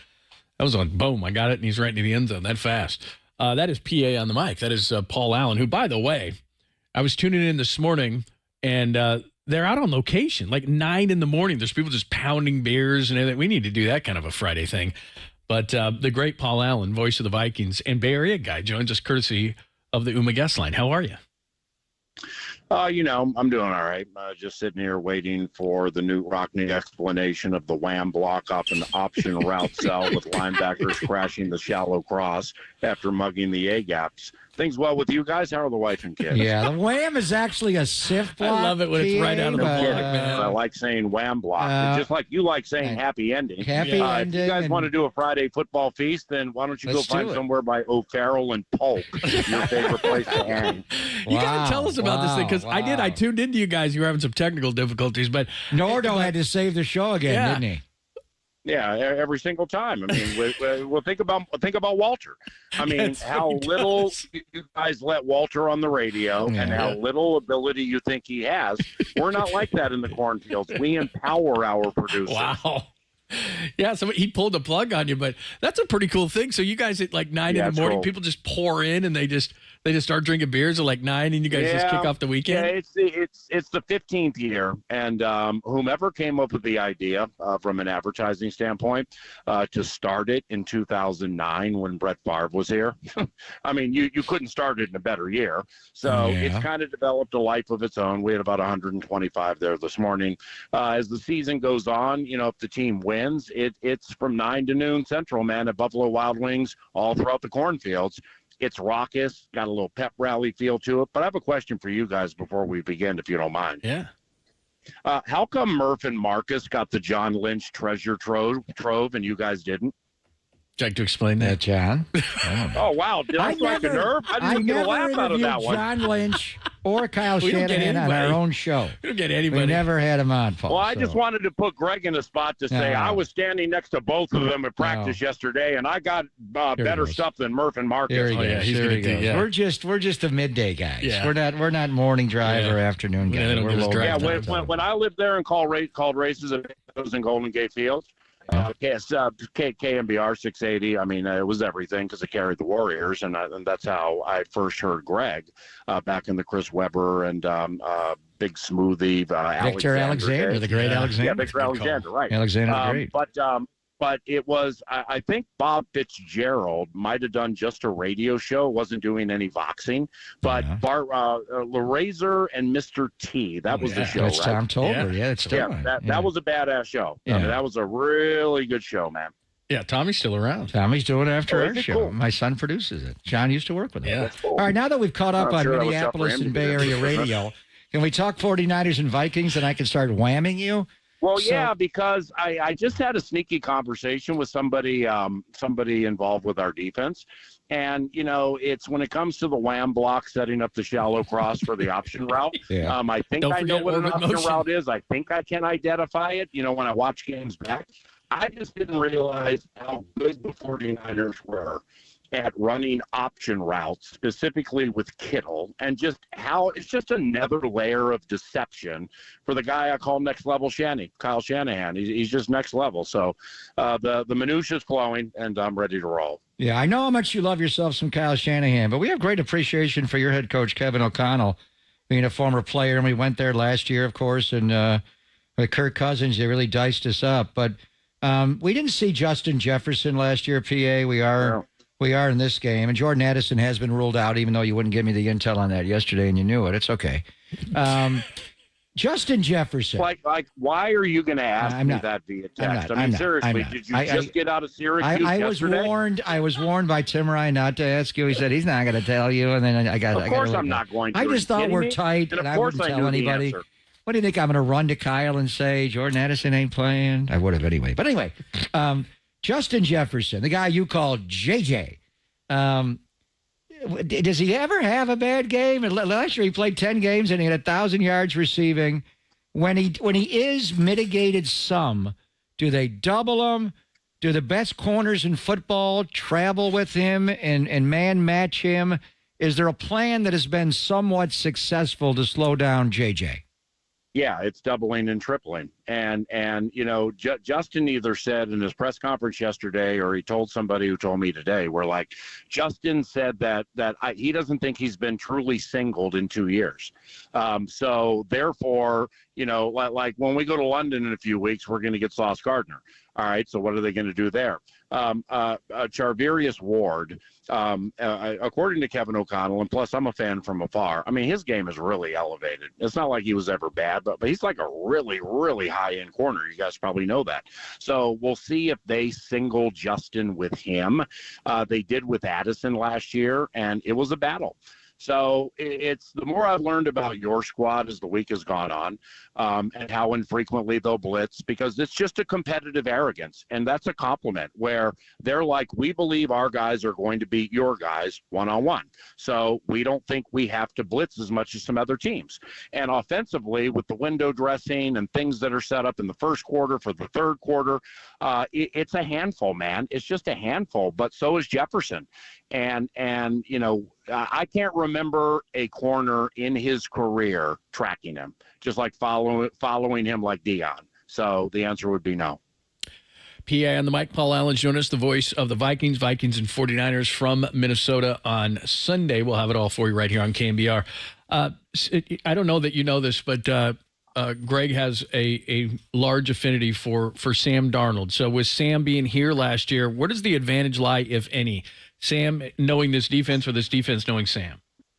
You know, I love that question. And generally when, you know, there's a player for another team, and like, you know, what can, like last week we played the Giants, all right, former Viking corner Duke Shelley, who was here 3 weeks ago, is on their practice squad. What can Duke help with? Generally speaking, that thing is massively overrated. Unless it's a quarterback, because and a smart quarterback like Darnold. So therefore, I think it would be foolhardy to speculate or guess that Darnold has not met with O'Connell and Brian Flores, the defensive coordinator, this week. I don't know that to be true, but that's just how teams operate. And when you're running the scout team against one of the better defenses in the NFL, yet all along you know every play and option route Purdy's going to play off of, well, that has to, you know, even if it's just 10% or 5%, that has to offer a little morsel. But then actually getting it accomplished and recognizing it, you know, when the metaphorical bullets are firing, well, that's a different story. So give me the intel there on Sam and how he's been since you got him. You got a 1-year deal with him for $10 million. I'm sure there's incentives based on playing time, and now he's the guy. He also went out and drafted J.J. McCarthy, so it was going to be J.J. to J.J., and it still will at some time. I was watching your Raider game back, and boy, J.J. made some great throws in that game, J.J. McCarthy. And then he hurt his knee, the meniscus, and I didn't see where he got hurt, but he's done for the year. So as we proceed into next year, do you think Sam Darnold's one and done in Minnesota and they give the job to J.J.? I know it's a lot of hypothetical, but how do you see the quarterback room flushing out? It's fair. No, it's fair. It's fair. You know why it's fair? Because yesterday on my radio show on KFan, I mean, I hit you with eventually they're going to have to pay the piper out there, you know, and you're like the quarterback, you know, might go from 0 to 60. I mean, which was a brilliant, you know, analogy. And that was speculative and hypothetical. So, yeah, it's fair. Now, Darnold never was not going to start week 1. So it was en vogue, you know, to read and locally or nationally, McCarthy this, McCarthy that, and J.J. looked good. You know, with McCarthy, that Raiders game you watched, he threw a pick on his first pass, okay, but he didn't get flustered, and he came back. And one thing I saw with O'Connell in his third preseason, mostly for Jalen Naylor, you know, who's going to have to play a fair amount Sunday now with Addison down, But with McCarthy, he opened up his playbook more so than he had done in the previous 2 preseasons. So we actually had some deep stuff and some double moves and things like that, and McCarthy responded well. Darnold was always starting. And, I think that was the case when he got here at organized team activities. And you know the guy better than me and know more about him than me. I mean, I've talked to him, but, he was there the full season, man. And he just picks up on things quickly. All right, so now we start playing games. And right out of the gate in our last game, Giants are all fired up. Here comes Dexter Lawrence, who's the absolute bomb, and he sacks Sam and just completely trucks our right guard. Well, Sam, when he got pressured the rest of the game, he didn't get fidgety, and like Cousins did so many good things for so many years here, but man, those feet would go to jumping, and he just didn't look comfortable when it got claustrophobic, but he would take hits and bounce back. Darnold was chill.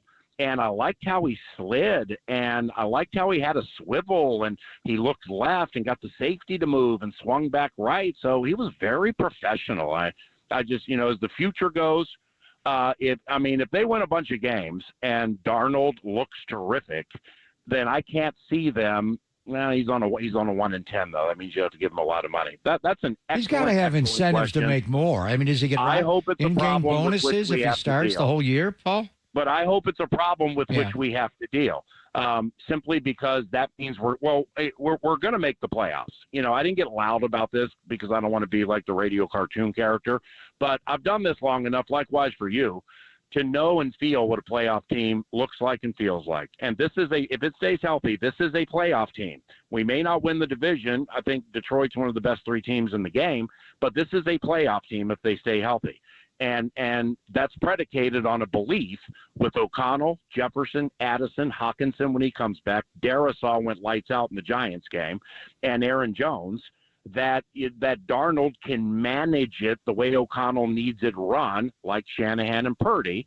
And if he doesn't make mistakes, which I don't think he's going to make a lot of them, this ain't the Jets, man. This is not Matt Rule in Carolina holding up a college card that has Adrian Barbeau in the top left, Ronald McDonald in the top right, Adrian Barbeau in the bottom left, and Whoa. some AI thing in the bottom right. This ain't that level, my man. So this I'm stuck is on not the that image group. We're not Adrian that group. Barbeau. We got good coaches here. Wow. The You younger didn't- demo. You didn't even go Farrah Fawcett. That's I'm very impressed. nice. Very good. Paul and Farrah Fawcett in the red bathing suit. Greg still has that on his come on, I got wall. that with, poster. with the blanket behind it. Oh, everybody had that thing. Barbie man. Benson? That's Wow. Okay. John, get it back on Paul the rails. Allen, voice of the Vikings, are getting ready for the Vikes and the 49ers. I can't coming wait this for that new weekend. building to open up on O'Farrell called Papa Brothers. Yeah, believe me. One of the fun parts of this, and no matter how many changes there are from 11 months ago, and there's a lot of them, is going to be Brian Flores. He's very aggressive against Brock's brain. So just the way that they do that kind of stuff. And last year we couldn't run against you, so whether we have CMC here or not, that's going to be a fun part of this thing is the aggressiveness of this defense versus Brock. Yeah. Well, what's the name of that show? Murph and what? Marcus? Yeah.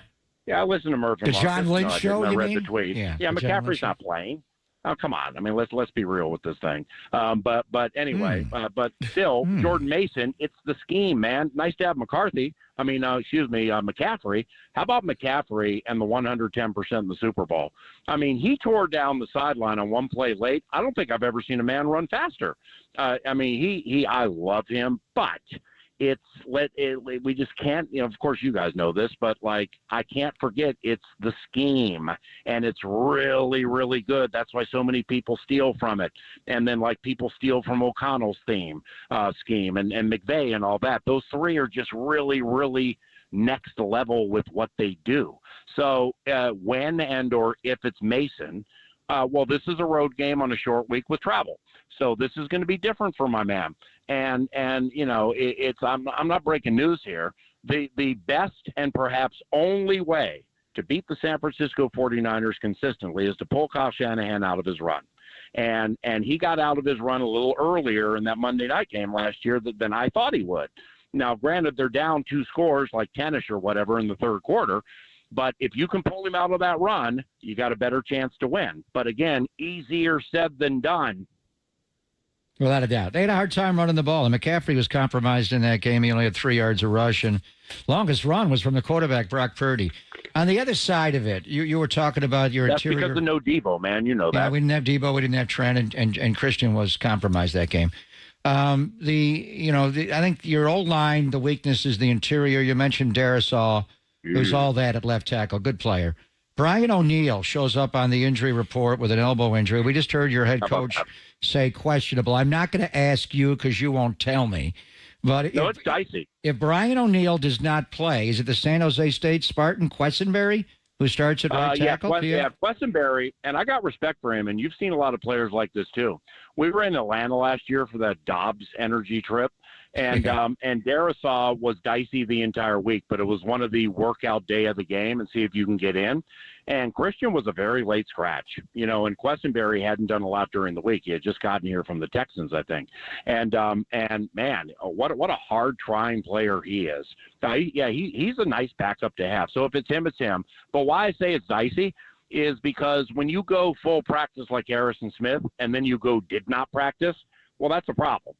Then you come back and you're limited. Now, from a safety standpoint, we got like the Niners had Deebo Samuel, and I have the ultimate respect in him. And I'm not saying Josh Metellus, 44, is the defensive version of Deebo Samuel, okay, and in that he's that good. However, he's big, he's thick, he's fast. Deebo catches, Deebo runs, Deebo blocks, Deebo out of the backfield, and X, Y, and Z. Metellus plays free safety, strong safety, outside linebacker, nickel corner, and he's all over the place. So somehow if Metellus and Deebo match up, that's going to be cool. But the Vikings are really deep at the safety spot. Good stuff. Have a great. By the way, if you would pump more. If you would pump we more didn't get of into that, a wham block, a SIF block, the orbit motion. We didn't do any of that. And Marcus should generally have me on for 2 segments with an endorsement. We're very busy, very busy. John Lynch show. All right, you guys are the best. When do you get to town, Greg? Tomorrow? Tonight. We fly wheels up. Bus rolls have been about 2 hours. So right on. I'll call the manager, Rick's Cabaret, and have him stay open an hour later. By the way, put it on the Papa tab from last year. if you would pump in some more of that, Papa really likes that. Really likes that. Yeah, that bugs Greg. Well, you know what's going to bug Greg even more that he doesn't know is coming? Oh, boy. Is they enclosed all of the booths on the press box side, not the home booth. We got open air. What do you mean So enclosed you're them? calling it from an enclosed Oh, like an booth. aquarium? Glass is shut? No, Oh. I'm just kidding. Tim would but just break that. but seriously, like Arrowhead Stadium. Kansas City did it at Arrowhead Arrowhead, Stadium was the like worst one of the ever. greatest atmospheres ever, and it's like enclosed at Arrowhead. It's just awful. I would have taken a big rock and just cracked that glass. That's not the case. Because I want to hear. Yeah, you want to take a big Rathman and just run it through it. Yeah. All right, I'm having too much fun, so I better go. All right. God bless you guys. Rick's and all of your Cabaret. Where am I listeners. going tonight? Rick's Cabaret. I'll be there. And by the way, I came up with a nickname. Since Ayuk is on fire. I ripped it off for Duke Shelley and went to Duke. The Duke is on fire. Yeah. I'm going to pay that off now, and we're going to get even. I got a nickname for you. You ready? Yes. Big Brain Brock. Do you have a guy named Brock on your team? No, that's for you, for Purdy, because he's so smart. Big Brain. Look at the brain on Brock. Why did I think of that? See y'all later. Got it. See ya. Thank you, PA. He's the stage. You didn't have the heart to tell him. You know you have. Rick's Cabaret. Where am I going tonight? Speaking about a Juicy Lucy. Yeah. Rick's That Cabaret. Lucy is juicy. All right. He's nuts. Yeah, he is. He's not well. Yeah, absolutely. Like I said, I've listened the last 2 days. Certifiable. He doesn't think McCaffrey's playing, does he? Yeah, you can't tell him anything. He wouldn't tell you anything. And that book had a happy ending. We got to have that every time he's on, by the way. Out. Is Harrison Smith not playing as well? What did he drop on us there? Yeah, the Hitman's got a hip. Yeah. He's A hip, questionable. Yeah. And Brian O'Neill, the right tackle, has look got at you a getting elbow. You're getting jovial. Whoa, right on those us. are two of their You're best getting very players. happy. The Hitman, that guy's a player. All right, bottom of the hour, Dante Whitner had 3 reasons why this could be Kyle Shanahan's best team. We'll ask him about him we'll ask him about those reasons at 12:30 on the Here on the Sports Leader.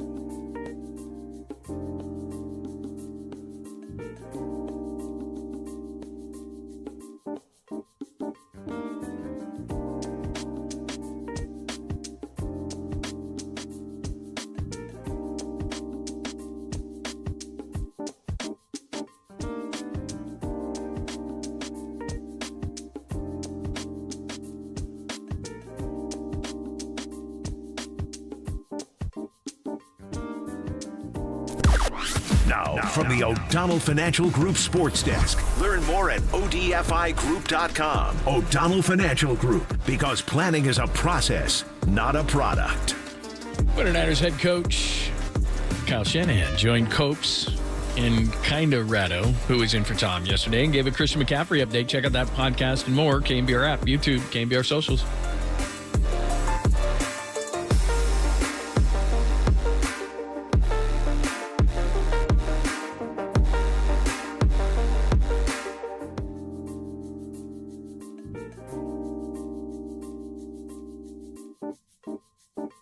Gold Bar Whiskey proudly presents the Joe Montana Whiskey Collection, a whiskey that celebrates the iconic 49er quarterback and a four-time Super Bowl champion, Joe Montana. Gold Bar is the perfect whiskey to enjoy with friends and family and to celebrate like a champion. I may bring a bottle or two on the trip to Minneapolis. It's crafted right here in the heart of the Bay Area.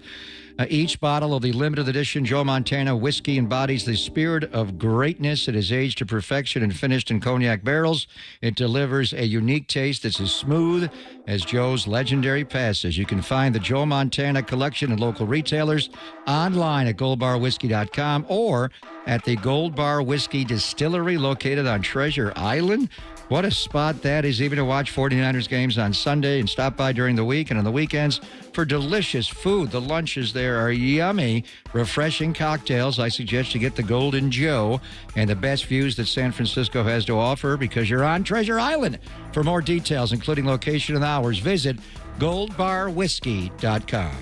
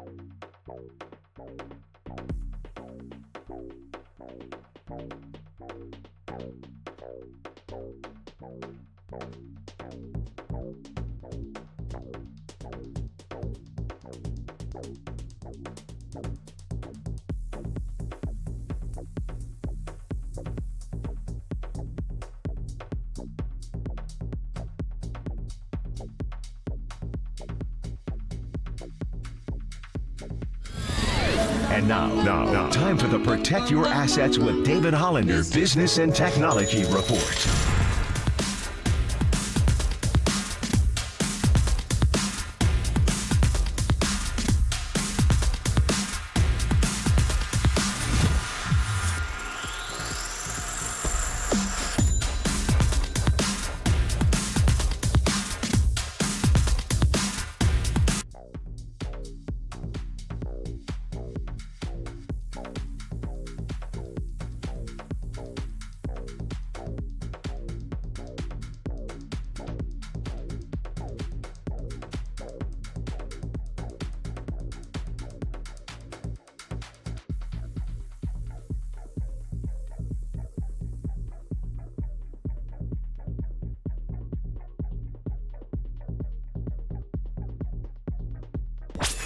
They're Papa and Lund, or Greg and John if you want to get personal. Got Google Nest? If so, listen to the sports leader at home. This is KNBR 104.5 and 680.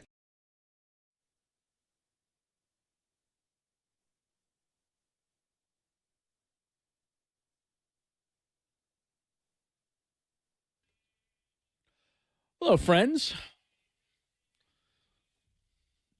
Pop and Lund on a Friday. Pop's getting out of here about 2 hours till wheels up. Well, yeah. Something like Buses will roll in about 2:15. Our good friend Dante Whitner believes this may be Kyle Shanahan's best team yet, even after just 1 week. We'll talk to him about it and ask him that question in 10 minutes. This is weird for this organization because they are so good and have been so good. They did have some lapses, certainly, at times, but they have not won in Minnesota, as we all know and have talked about, since the Metrodome on December 13th of 1992. They won that game 20-17. To just give you a little bit of perspective on that, quarterbacks were Steve Young and Rich Gannon. Amp Lee had 134 yards rushing. Roger Craig, 4 for 32 on the ground. For the Minnesota Vikings. That's how weird it was. Amp Lee was a rookie. The two leading receivers for the 49ers were Jerry Rice and Brent Jones. Not John Taylor? No. Anthony Carter had 2 catches for 68 yards. Don't bring up that name. Yeah, exactly. We don't want that. Darren Nelson, formerly of Stanford. What a good player he was. 3 kick returns for 70 yards. So we're just kind of Minnesota. For Minnesota. We're just giving you, leading tacklers, Don Griffin, Tim Harris, and Pierce Holt. So it's giving you a little bit of perspective on how long ago that was. So does that matter whatsoever that they just haven't won there since 92? Now, it's not a ton of games, but it is 7 games. 7 losses. So, I mean, so we're going to party like it's 1992. You're going to go see after some they Prince win. stuff? I think I'm going to go to Paisley Park tomorrow. I'm going to try to get in. That'd be so. It's a tough place to play. They played outside at Metropolitan Stadium for years. First Niner playoff game where they won was in Minnesota. Steve Spurrier nailed a big kick, and they beat Bud Grant's Vikings. But they moved into that dome, the Hubert H. Humphrey Metrodome in 1982. The Twins played there. I remember going there a lot. That place was a headache, whether the Twins were playing with Kirby and Herbie or the Vikings. And they had good teams, obviously, with Dante Culpepper and Randy Moss and Chris Carter and Jake Reed and John Randall at 3 Technique. They had good teams. So it's they are a team the Niners see somewhat, but, I mean, it's just been a while. It's 7 losses there. You are playing at a dome in both instances since they moved into, at first it was, what was it called? TCF Bank Stadium or whatever it was called. Now it's U.S. Bank. And I think it's one of the best stadiums in football. It is beautiful. SoFi. The light comes through there. It's just that when you stand on the field there, it is impressive. It is a beautiful stadium. The way it opens up to downtown, it's right next to the baseball stadium is there, Target Field, and they have Target, where the Timberwolves play, Target Arena, whatever it's called. And then, so how many cities downtowns have 3? One for baseball, one for basketball. Where do the Minnesota Wild play? They don't even play there. They play somewhere else, I think. And then the Vikings. So it's just beautiful, and it is loud. They love football. PA was telling us about the group he has every Friday, and they love football there. They love hockey, but they love football. It's a daunting place. And the fact was, we were just there last year for a regular season game. We've talked a lot about that. But we were there the year before, and we scrimmaged with these guys in Eagan. And their practice facility in Eagan, Minnesota is unreal.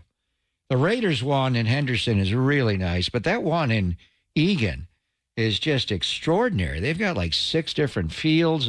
When the Niners went there for joint practices, it was so beautiful. What a setting there. And just, Matt was talking about Diamador Lenore, and that's where he really kind of began to assert himself, matching up in those joint practices with Justin Jefferson. And then he wound up playing great in the preseason game. And I remember Brock Purdy in that game. That's where he elevated ahead of Nate Sudfeld. He became the number 2. I remember standing on the field in Eagan with Mike Shanahan before I was going on the radio show with you, John, and just watching Brock. And all of a sudden, he's taking 2 reps behind Trey Lance. Jimmy was not back yet, and He passed Nate Sudfeld. I forget how they played in the game, in the preseason game. But Brock played well. T.Y. McGill jumped off sides by, like a minute and knocked the ball away, and he fumbled. But those workouts were, and they hadn't gotten paid yet. And by far, the two best players on the field during those 2 days of joint practices, and it was not close, was Nick Bosa for the 49ers and Justin Jefferson for the Vikings. It was like, these guys are playing a different sport.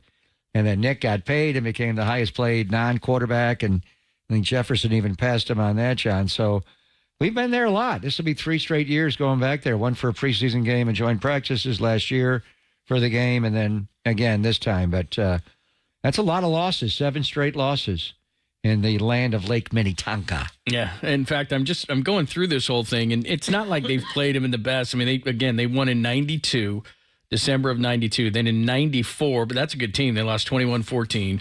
In 99, Garcia was the quarterback. They lost 40-16. In 03, Garcia was the quarterback. They lost at Minnesota 35-7. 09, the Niners weren't very good. Lost 27-24. 2012, Alex Smith. But that's a good team. That's a Harbaugh team. In his, second year, 24-13. They lost 24-16 in 2018. And then last year, 22-17. So that's and then we played him in a playoff game here and ran all over him with Mike Zimmer. The game in September 9th of 18 was Jimmy Garoppolo's game. Yep. Jimmy started that game, and he threw a late touchdown pass to Dante Pettis. They were backed up in that game, and Jimmy threw a pick. Minnesota was good that year. I remember one year Christian Ponder made an incredibly difficult touchdown pass to a tight end. And then what was the game? Brett Favre himself. Must have been 09, right? 03. I think it was no, 03, he was a Viking. He was a Viking later. It was 09. Oh, yeah, 09. Yeah, I was just looking at all these boxes here. What tight end did he get? Remember, he scrambled around and he threw it from like the 20-yard line, and he threw an incredible touchdown pass in the back of the end zone to one of their tight ends, and he ran off the field, right? It was like a walk-off. It was like, what was that? So they've had some heartbreaks there. Christian Ponder, late touchdown pass there, I recall, and Brett Favre had one. And I think each of them were to tight ends. Was it Kyle Rudolph? Did he catch one? In that game, Greg Lewis caught the game winner, 32-yard pass from Favre. Yeah. Sidney Rice got one early in the first It was quarter. the Greg Lewis one. He was running all around. It was insane. What was the one Ponder threw? Let me go back to Ponder. Yeah, let's see. Sean Hill versus Brett Favre. That probably wasn't a good one. And then Ponder, would that be later? Let's see, when was he taking? Yeah, that was later. It's probably 12. It was probably 2012. Yeah, probably 12. So I got that. Maybe 12, I think it was. Yeah, it would have to be. But that's a pretty good team right there. That's your Ponder versus Alex Smith. I mean, this has to be the best game of Ponder's career. 21-35, 198, 2 touchdowns, no interceptions. Like Who did he throw the touchdown pass to the tight end? Threw one to Rudolph, like you said, Kyle in Rudolph, the first one. He had a 23-yard run. That's the one I remember. He had a 23-yard touchdown run. And it was a touchdown to Kyle Rudolph. That was insane. Yeah, it was a 1-yarder, but then the run, too, that was a 23-yarder. So, they won that one, 24-13? That was weird. But anyway, it's just been a place. And now it's Brock against Sam Darnold. That's it. Oh, interesting. Yeah, 1 and 2 former quarterbacks last year. All right, let's head up Dante. He said that this could be Kyle's best team. Why does he think that? We'll ask him next on the Sports Leader.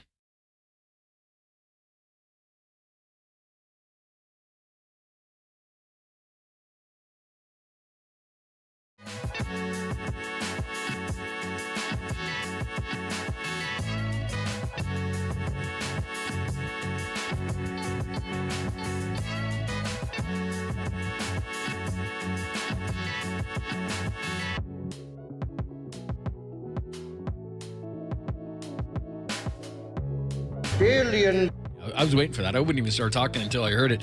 Your old friend John Lund here. Did you know that many of the attorney ads you've seen or heard, they're not even based here in the Bay Area. Some not even based in the entire state. That is ridiculous, and that is not Chris Dolan and the Dolan Law Firm. They are based right here in the Bay Area. They've been that way for nearly 30 years. They're award-winning personal injury and employment attorneys, and they're fighting for you where you live. If you've been discriminated against at work, wrongfully terminated, or sexually harassed, your rights matter. Go to DolanLawFirm.com and learn more about your rights. And unfortunately, over the past year, Chris and his team, they saw a sharp increase in no-fault injury accidents. Now remember, beautiful day today again. Motorcyclists, pedestrians, cyclists, children playing, they're all around us. Please be careful. Let's work together in making sure that the Bay Area is a safer place. Feel confident that you're in great hands with the award-winning California Lawyer of the Year, the Dolan Law Firm. And they've secured Dr. Evil more than $1 billion. Billion. Thank you, Dr. Evil. With a B in verdicts and settlements on behalf of their clients. But you pay nothing. Is that right? Nothing up front. No hourly rates, no upfront fees. They don't get paid until you get paid. They live here. They work here. They win here. DolanLawFirm.com.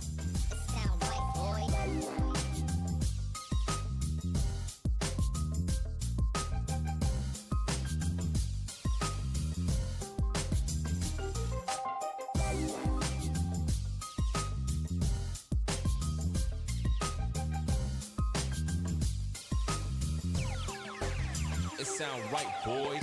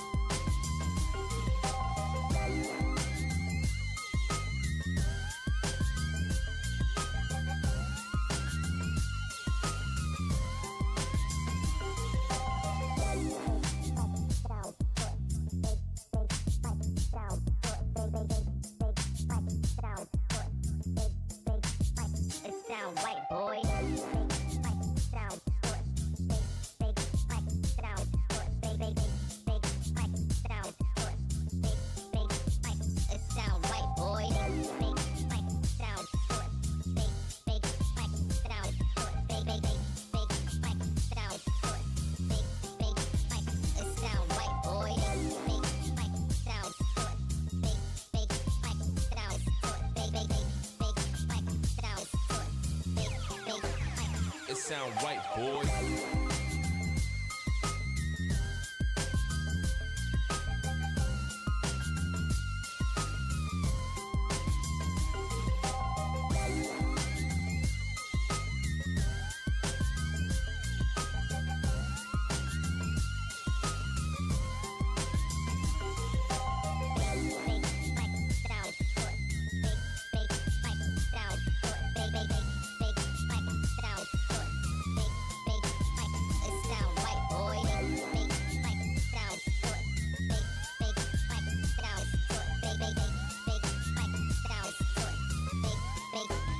It sound right, boy.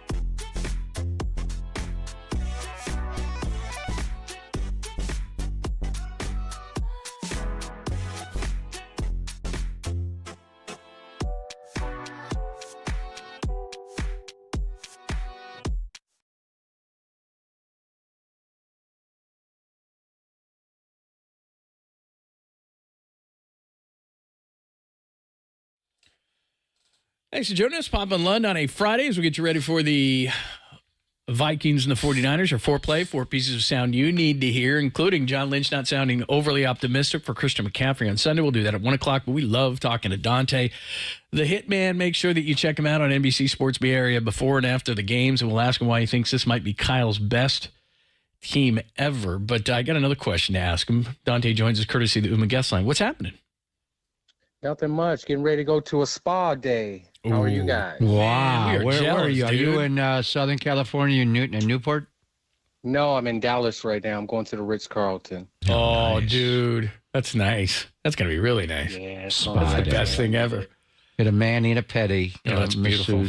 Massage, manicure, facial. You got a college game this weekend? You got your first college game? No, my first college game is next weekend. I'll be in La Tech. Nice. Okay. Yeah, and we'll get that started. All right, so I got a question for you because the 49ers haven't won in Minnesota since 1992, December of 1992. And I look back at some of these games. You played there, but specifically on the 49ers at the Vikings, September 23rd, 2012. And I'm looking at, you and all these great defenders. That was the second year of Harbaugh. And you got Bowman and Willis and Ahmed Brooks and you and Justin Smith and Alden Smith and all these different guys. Yet Christian Ponder beat you guys 24-13. How the hell did that happen? We probably took them too lightly. Probably played around throughout the week. Didn't take everything serious. And, we overlooked them. And it's a classic case of overlooking a team. And I remember because I got beat for a touchdown in that game on a route that I never give up. And I'm like, it's one of those type of days. Those type of stadiums, early kickoffs, they really affect you.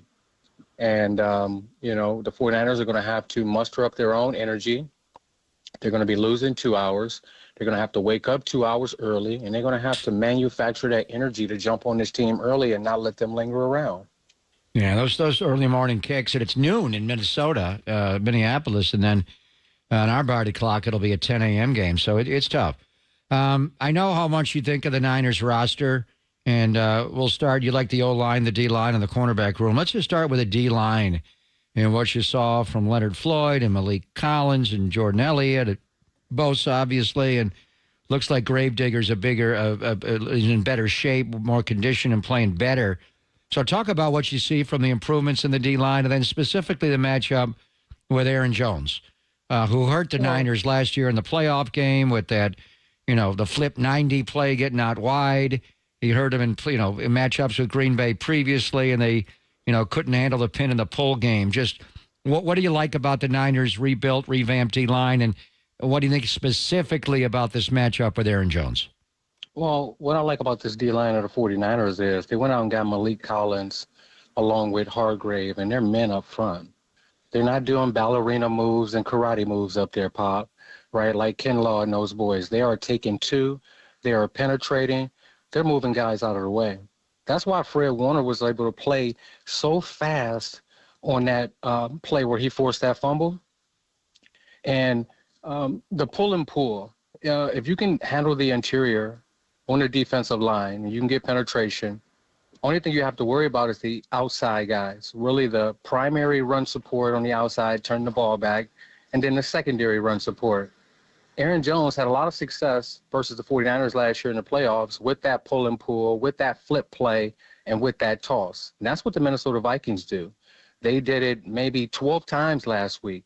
And the last time that the 49ers gave up 100 yards was to Aaron Jones. He's going to be a focal point in this game. But with their dominance in the middle, with the way that Leonard Floyd and Bosa are really focusing on setting the edge, I don't see that being a problem this week. They've revamped and revitalized this run defense, which is going to allow them to get after the quarterback and for the defensive backs to have some fun. Dante Whitner joining us, getting you ready for the Vikings and the 49ers game you'll hear right here on the Sports Leader, and you'll see Dante on TV before and after the game. Make sure you tune in to both. Justin Jefferson, obviously Justin Jefferson is in from 11 months ago. Jordan Addison, who beat him 7 for 123 and 2 touchdowns, including that 0 blitz before the half, he's out. And TJ Hawkinson, who had 11 for 86, he's out. So how do they handle Justin Jefferson in this game? Well, you handle him philosophically throughout the way that the system is set up. Everybody has to have their eyes on him. You have to know where he is at all times, and you have to be ultra physical with him, but also understand your leverage and then help with the safeties. That's how they're going to have to do it. I don't really think that they'll line up and run the football at the 49ers 40 times. They're going to have to manufacture some explosive plays down the field to beat the 49ers, and you have to take him away, and I believe that they will. The way that the 49ers corners played last week and what I saw throughout training camp, this is their best cornerback group. I don't have any issues with any of those guys covering Justin Jefferson one-on-one in big moments in the game. So as long as they can get pressure up front, I don't believe that Sam Darnold will be able to figure out what the 49ers defense is doing. even though he has intimate information from being a scout team quarterback and hearing Kurseric and all of the defensive coaches coach up those guys in those moments, it won't be enough information to be able to translate to success against the 49ers defense. Yeah, you mentioned the depth in the Niner cornerback room, and Darrell Ludo didn't even get a jersey at all in this game. Renardo Green played, a little bit here and there, mainly on teams. Rock Yassin hardly played. Bringing in Ike Yadam, along with Diamador Lenore and Charvarius Ward, you're just balanced. And Yadam has great size on the opposite side of Charvarius when Demo goes in the slot. But, you always wonder specifically, what do you do with Justin Jefferson? Do you double him? Do you have somebody follow him and travel with him? In big matchups, Charvarius has done that against DK Metcalf, DeAndre Hopkins, Drake London. This cat's a little different than those guys. And Lenore, if you remember going to Egan for those joint practices a couple of years ago with the Vikings, Diamador Lenore did have some good practice reps against Justin Jefferson. So would you have the Mooney man, Charvarius Ward, follow JJ around on Sunday, or would you be you go line up wherever you line up? You Adam could get him, or Lenora could get him, or Ward could get him? I think the beauty of bringing a guy like Brandon Staley in is he came up from under the tutelage of Vic Fangio. Vic Fangio was huge on giving the players the power to be able to check different coverages depending on where the main target aligned. So he basically said, hey, we're going to do everything we have to do with eyes on that guy, and we might have to roll the coverage, we might have to rotate the coverage, but we're going to make you beat us with somebody other than your number one target. And anytime we play Aaron Rodgers, Tom Brady, and those guys, we always made sure to take away their number one target. So they're going to have plans because of Brandon Staley and what he even brought last week. Last week, that was the best game that the 49ers disguised since I've been here in 8 years. They kept those safeties back. They rolled them down in the box. Jair Brown held his depth and his width backside, keeping the quarterback off the X. They did a brilliant job of confusing Aaron Rodgers. And when it came down to big moments in the game, they played one coverage. It was a one lurk with Fred Warner, the free player, all the man-to-man guys across the board playing outside leverage, funneling the routes into Fred Warner. They caused the fumble on that one with Fred Warner. Diamador Lenore tipped the ball. They got intercepted, and they got off the field multiple times on third down playing that same coverage. The 49ers are going to play a lot more man this year because of the talent of the cornerback position. Dante Whitner joining us talking Vikes and 49ers Sunday, and you'll hear it right here on the Sports Leader. It doesn't sound like Christian McCaffrey is going to play. John Lynch talked this morning with the morning show about the long play with Christian McCaffrey. So if you want to just talk about that, but also can J.P. Mason, maybe not 150 yards like he did in the first game, and this is a good Minnesota run defense. What do you think of Mason doing something similar against the Vikings on Sunday? Well, who needs Christian McCaffrey with the way that Jordan Mason played last week? You don't need the guy. No, I'm joking. You definitely need him for the long haul. He's so versatile. He's such a matchup issue. But I expect Jordan Mason to run the same way that he ran last week. Physical, falling forward. And then the 49ers are going to have some wrinkles in there to get him to the edge and get him on those cornerbacks over there who really don't want to tackle. When I look back at the game last year, and I really, before I took a glance back at it, I thought the 49ers really struggled on offense. They didn't. They just fumbled the ball with Christian McCaffrey when they were driving on that first drive. But Brock Purdy did a great job of distinguishing when they were going blitz, 5-man, 6-man, 3-man, getting the ball out. There were a lot of open guys running around in this defense. So I think more so they're going to outscore the Minnesota Vikings and keep the ball with Jordan Mason. So I don't really think this is a game where you have to really focus on Christian McCaffrey not being out there. This is one of those games where I think they can get it done without him. And last year, they only punted one time in the game. They just had the turnovers, and Brock got concussed at the end when Jordan Hicks tagged him, and he threw a couple of picks to the former Cal safety, Cam Bynum. Jake Moody missed a field goal. He made a long one later in the game. So they did move the ball. They just didn't score enough in the game. So last week, the Niners were obviously very impressive in the way they were able to run the ball. But I got to ask you about your guy Harbs and Greg Roman and the way the L.A. Chargers ran the ball with J.K. Dobbins and Gus Edwards. It's like John Harbaugh gave all his former running backs to Jim Harbaugh. I mean, they rolled up 176 yards, 6.5 a pop. Dobbins had 135 and a touchdown, and they just trucked the Las Vegas Raiders. So this week they've got Mahomes in Kansas City. Dante, how do you see Harbaugh, that's Jim Harbaugh, against the Kansas City Chiefs? I think he can pull off the upset. If anybody can do it, it's Coach Harbaugh. And you better believe those guys in that locker room, they believe in Coach Harbaugh. You saw it in the way that they played last week. And when you watch that team, it's his identity. It's run the football. It's very disciplined on defense. It's get you on the third and long. Let Khalil Mack and Bosa get after the quarterback. And Khalil Mack came up with 2 sacks.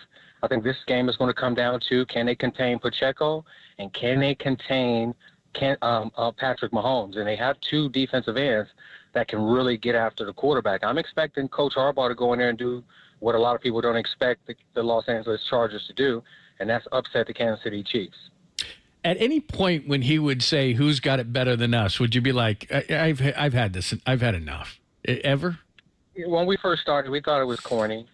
Right? Everybody thought it was corny. But then when you realize what he's doing, he's bonding the team together. And mantras is a huge way to bond your team. And we didn't know what he was doing in the moment, but he was actually right. Nobody had it better than us. That game's not this weekend, though. It's in a couple of weeks, right? Yeah, it's in week 4. It's in week 4. Week 4. And that's in L.A. Yeah. That's in L.A. Yep. They're going to have opportunity to take down the big bad wolf. Hey, before we let you go, I know you're on Kay Adams this morning and talked about this a little bit, but obviously the big story in the NFL is Tua, and it looked like another bad one last night. You've had that happen.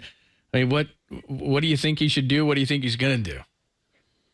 Well, it's hard to say what I think that he should do. I don't know what type of predicament he's in. Well, I do know. He just signed a major deal, but how much of that money do you have to give back? And is it enough to really take care of your family? Because that's why a lot of us play the game, understanding that it's a violent game, it's a fast game, and that anything can happen at any moment. But when you look at his types of concussions, which are considered grade 3 concussions, when you lose consciousness and your body goes into a stiff mode, those can really have a detrimental impact on your health long term. So right now I'm a 50-50 with it. We saw that with Steve Young, remember? Yep, totally. Aeneas Williams. I want to see a guy as young as Tua Tagovailoa really take those type of hits in his career to really affect him long term. So I think that they might sit him for the rest of the season. If I was the head coach, if I was involved in that organization, I would probably sit him for the foreseeable future, and then the offseason really allow him to determine what his future is going to be. Good stuff, man. Dante, it's always our pleasure. Thank you so much, man. We'll talk to you soon. All right, talk to you guys soon. Enjoy your spa day. You deserve it, Hittner. I'll tell you, there's a lot of things you like to do. Sometimes you want to go to wine country or a beach or, on vacation or Europe or whatever. But just like for one day, a spa is like a mini vacation. And they treat you really nice and everything. Why is he in Dallas having a spa day? Must be doing something. Saints Cowboys there this weekend. Spa day is underrated, man. Yeah, as far as Tua, it's really not a coach's call. This is they have experts. I mean, is he going to get cleared to play? I mean, Albert Breer's report was that it was bad. Most of the Dolphin coaches have the weekend off, so I've been texting with some people I know there, and they don't have a clue. Obviously, Mike McDaniel does, Chris Greer, owner does, but they're going to figure out more. And as far as Steve Young goes, Lee Steinberg represents Tua Tagovailoa. And that's where Steve, prematurely ended his career. Aeneas Williams with the hit, and he had to recover by concussion. And Lee was at the forefront of challenging the NFL. And, what Tagliabue said years ago, and they sued the league about their concussion, the lack of honesty. I'm now here all these decades later, and Lee just got to a huge contract extension, one of the highest paid players in football. So good for him that he got the money before. But it's amazing how all these years later we can solve a lot of things to help athletes get back on the field. But when they get hit in the head like that and whipped down and hit his head, even if he uses a different helmet, I think you're going to see more players wearing the Guardian caps actually in game like we do when we see them in practice. But, it's just unbelievable that it's Tua Tagovailoa, and I wonder what Lee's counsel will be for him as it was years ago, because Steve he didn't play anymore after that Aeneas Williams hit. Yeah. All right, 1 o'clock hour is on the way. We will give you the foreplay, including John Lynch. Sounds less than optimistic that Christian McCaffrey is going to play on Sunday against the Vikings. Part of the foreplay next on the Sports Leader.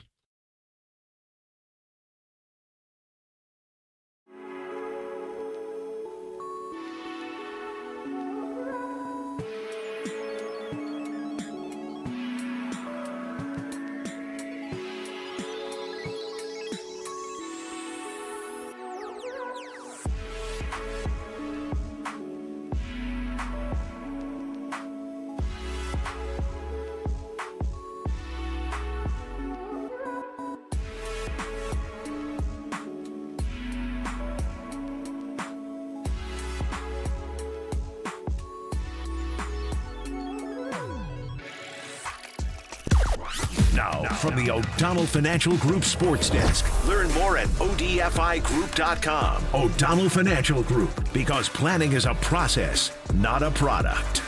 49ers GM John Lynch, he joined Murph and Marcus this morning, previewed the 49ers Week 2 matchup against the Vikes. Check out that podcast and more. KNBR app, YouTube, KNBR socials.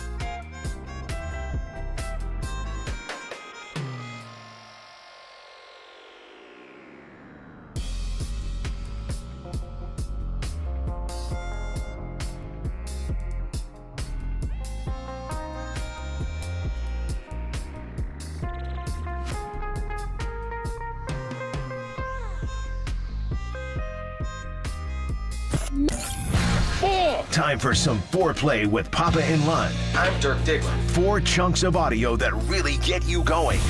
I I have a gift, and I am trying to not be selfish about it, but to use it. On KNBR 104.5 and 680, the sports leader. Time for the caboose pistol, Jen? No. It's always time for the caboose pistol. We're doing the foreplay. We don't do them anymore. Baggerly got in the way yesterday. We got anybody at 1:30 today? No, I do have let's some do a great. caboose. I do have some great caboose stories today, by the way, It's and the some good weekend. sound too. But this is the foreplay. But whatever, they get confused often. The caboose pistol, Shannon Sharp's foreplay. Oh, boy. Michelle. Oh, boy. Oh, Michelle. Was that Michelle? Did you see what My Michelle? bell? Did you see what Michelle Beadle put out yesterday? It wasn't me. Oh, boy. That thing is out. That's a visual I do not want, Mr. Ed. Yeah. Was it Skip Bayless? Unless he has an alias of Michelle. Yeah, it was not. Who knows? By the way, do you hear him tell that story?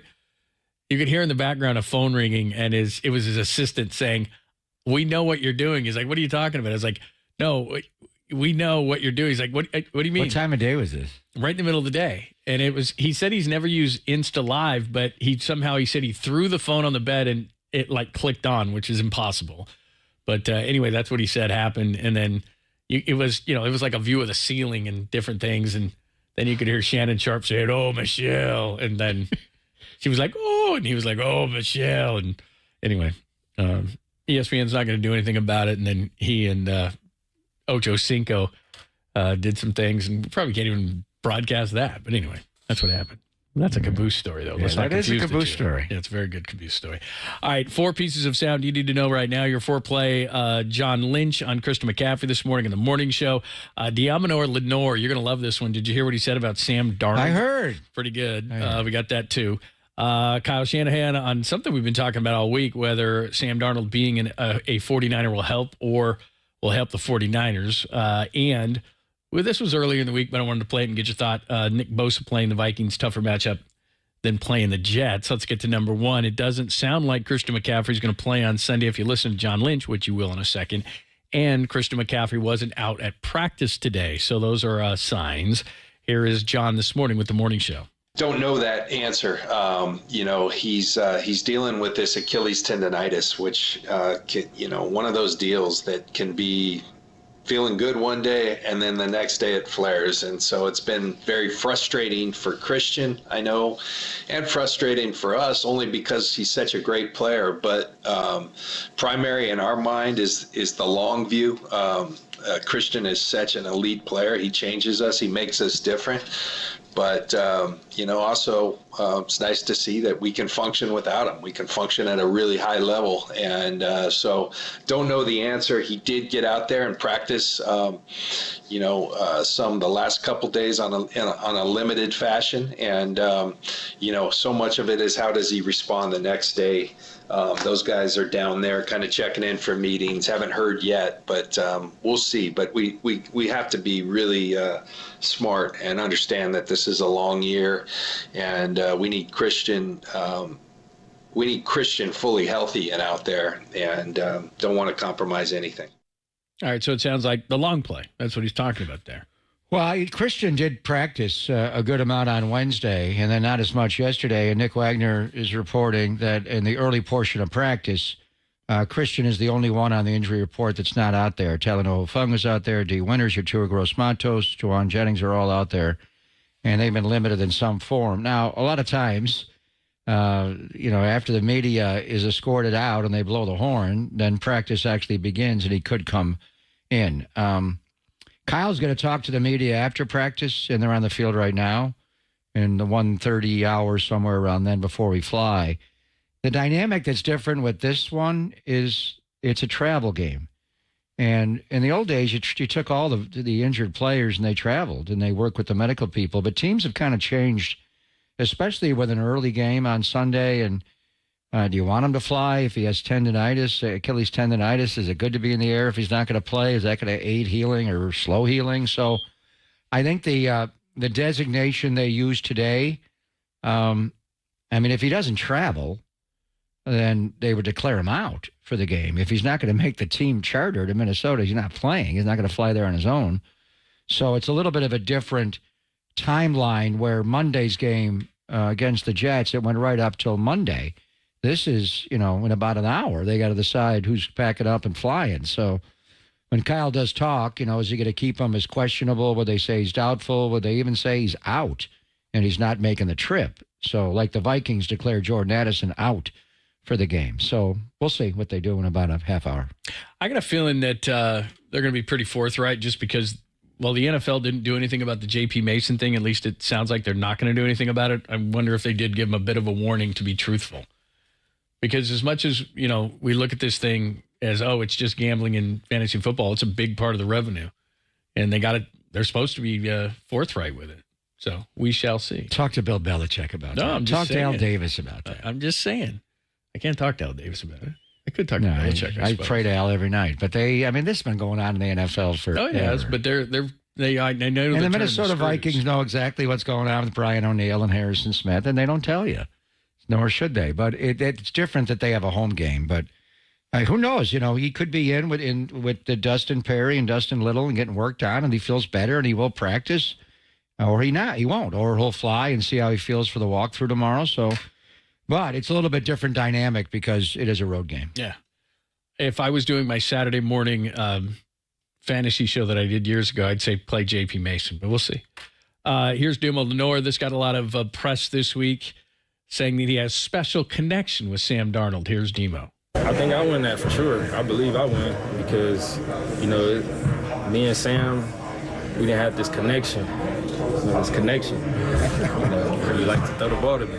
So this week coming, he know it, but I know he's a talented player, and he's gonna come ready to work. And I know how he prepared. He gave us great looks. When he played here with us, just taking over the scout team, he was throwing dimes. So I know it's gonna have to be tight, sticky covers. There's Demo. He's a talkative guy. He's improved so much. His rookie year, he was forced in to play against Aaron Rodgers, and they wound up benching him. He never played again in the nickel. Then he made the play the other night where he tipped the ball to Garrett Wilson. On the practice field, he makes so many plays. He is just big. He blocked a Jake Moody field goal yesterday and scooped and scored it. I think he was offsides by like 5 yards, but still, he is a playmaker. And I think the one thing, they will move Justin Jefferson in the slot a lot. And the Jets did go at Diamador Lenore. They had the slot fade to Garrett Wilson, and he got beat. So that's a tough spot. And you go up against, and Garrett Wilson's a great receiver, but he's not Justin Jefferson. This guy is just different. The way he contorts his upper body and the way he runs full speed, he cuts like nobody else, and he never drops a ball.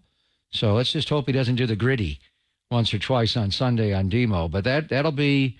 They'll put him in the slot a lot. He'll line up everywhere, whatever they want to line him up. But if they go in the slot, then Demo's got him. So that'll be Sam Darnold getting the ball, but he's going to have to track Justin Jefferson. Yeah, look, Justin Jefferson's awesome. I don't care who's defending him. If the ball's there, he's going to catch it. The other thing about Demo, you think about, Ambry Thomas was taken in the 3rd round that year, and Demo in the 5th. So we got to start talking about Demo, a guy who needs a contract after this year. We start talking about the mid-round steals that the 49ers have, the 5th round being George Kittle and the 5th round being Dre Greenlaw, the 5th round being Demo Lenore. I mean, that's another one that they nabbed.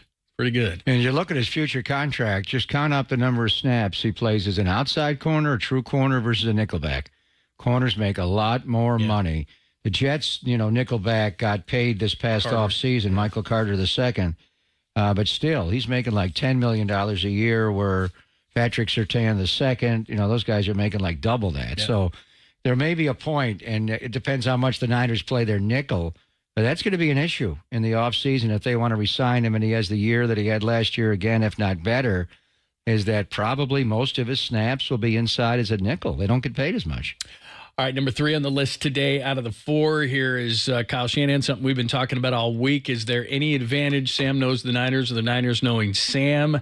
What does Kyle think? I mean, I think if we had, the old Peyton Manning offense to a degree, where you're at the line so much and you're signaling a ton and doing things, you would definitely have to change a number of it.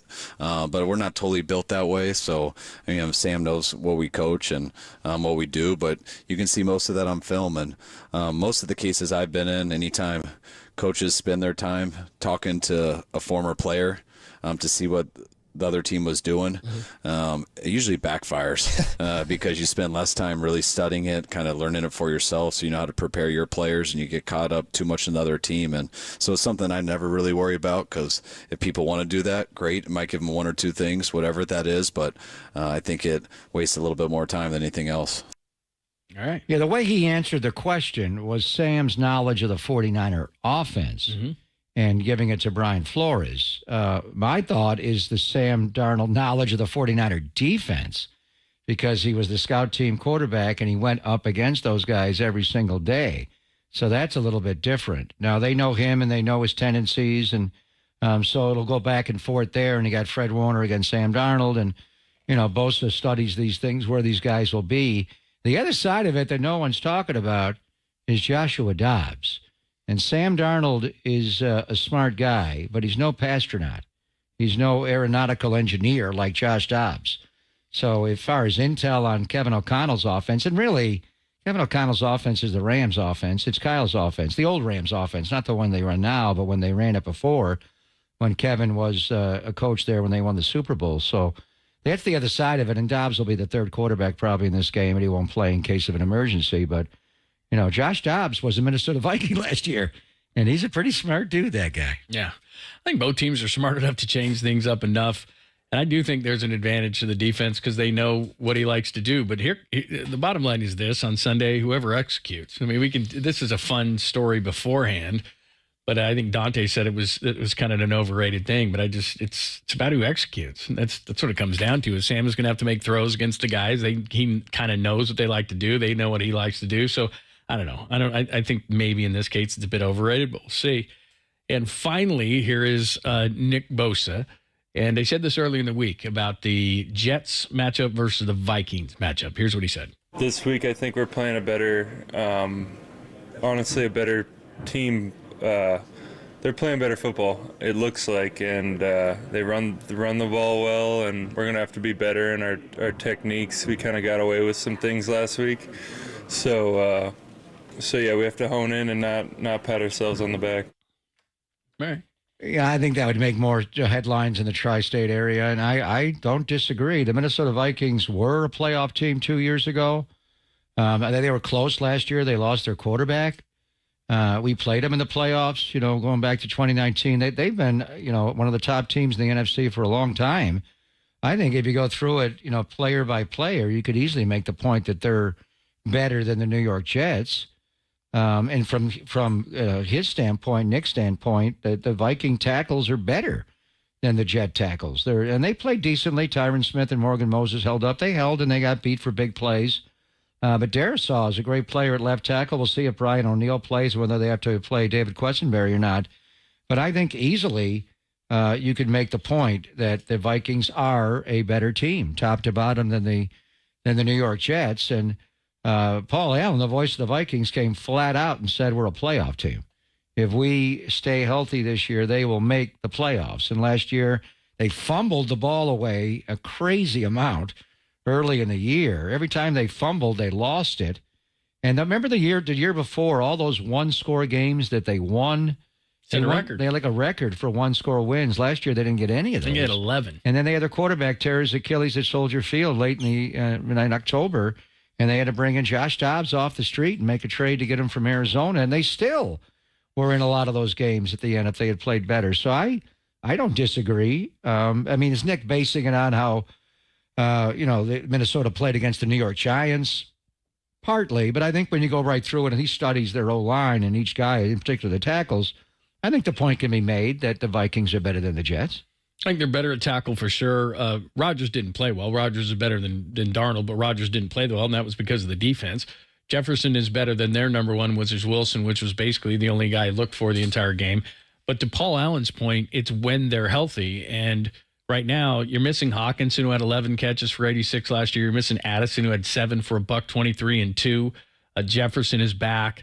I don't know what the Jets There's two fresh injuries. Yeah. There's Harrison Smith not playing in this game? And Brian O'Neill, the right tackle. That's huge losses if they don't play. Because the biggest weakness offensively that the Vikings has is the interior of their offensive line. And Ingram is another guy that's banged up for the Vikings. So I think we probably say this every year. There's just more injuries than ever. But, I mean, you look at a team like the Rams, who's already devastated by injuries. The Vikings have a lot of injuries. You knock on wood that the 49ers can stay healthy. But the Vikings are banged up. If they had Addison and if they had Hawkinson, if everybody was healthy, this offense would scare me a lot more.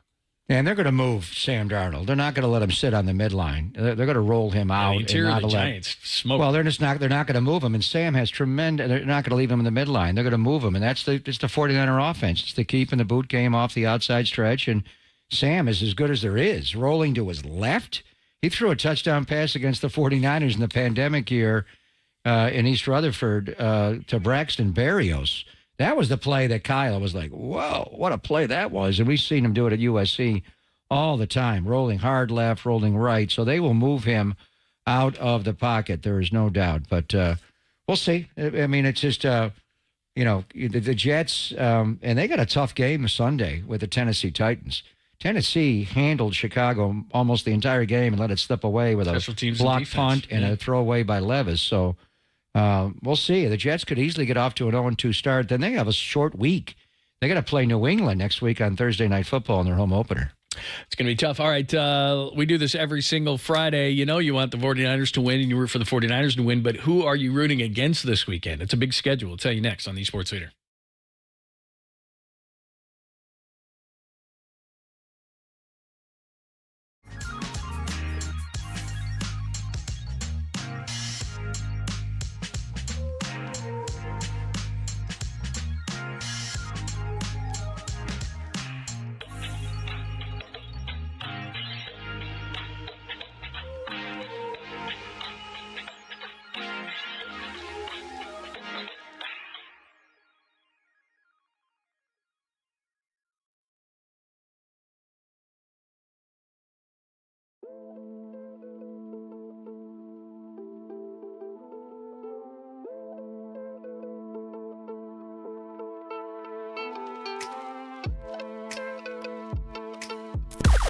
Now, from the O'Donnell Financial Group Sports Desk. Learn more at ODFIGroup.com. O'Donnell Financial Group, because planning is a process, not a product. Giants President of Baseball Operations, Farhan Zaidi, joined Copes and Ratto, who was in for Tom, and gave his takeaways yesterday from the Giants' 2024 season. Check out that podcast and more on the KNBR app, YouTube, KNBR socials.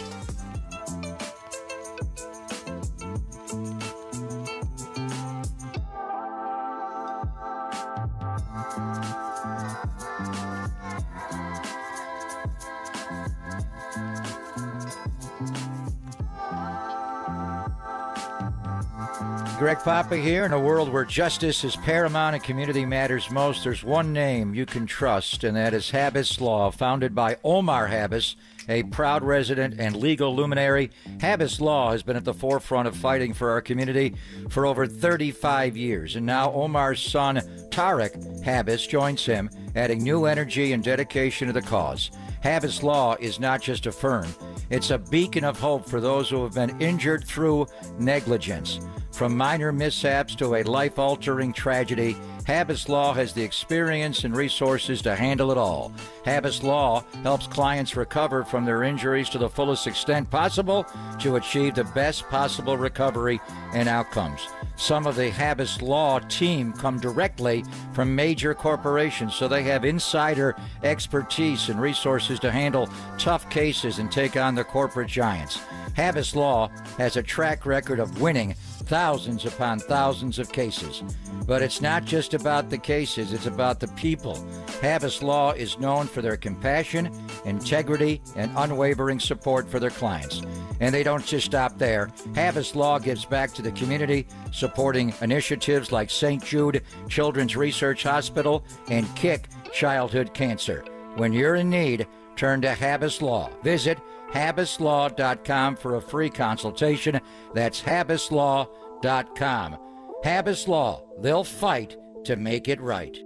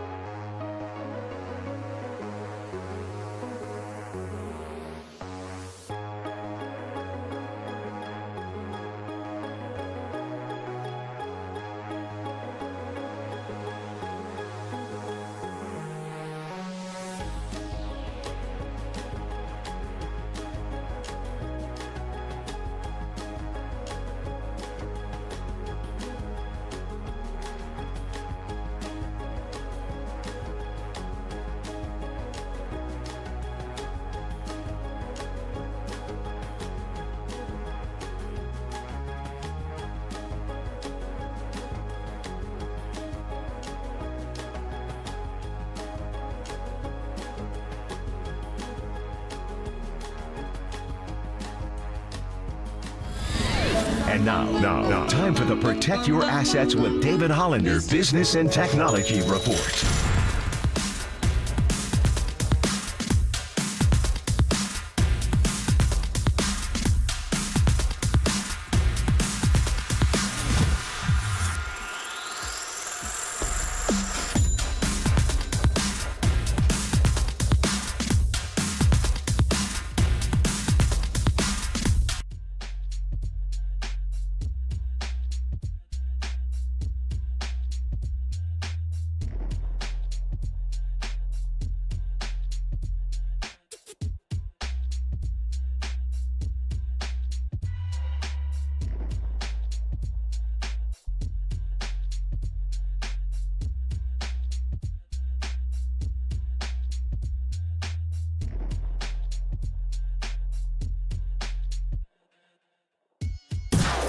Listen to the sports leader anywhere, anytime. Download the all-new KNBR app. We are your proud home of 49ers football. KNBR 104.5 FM and 680 AM.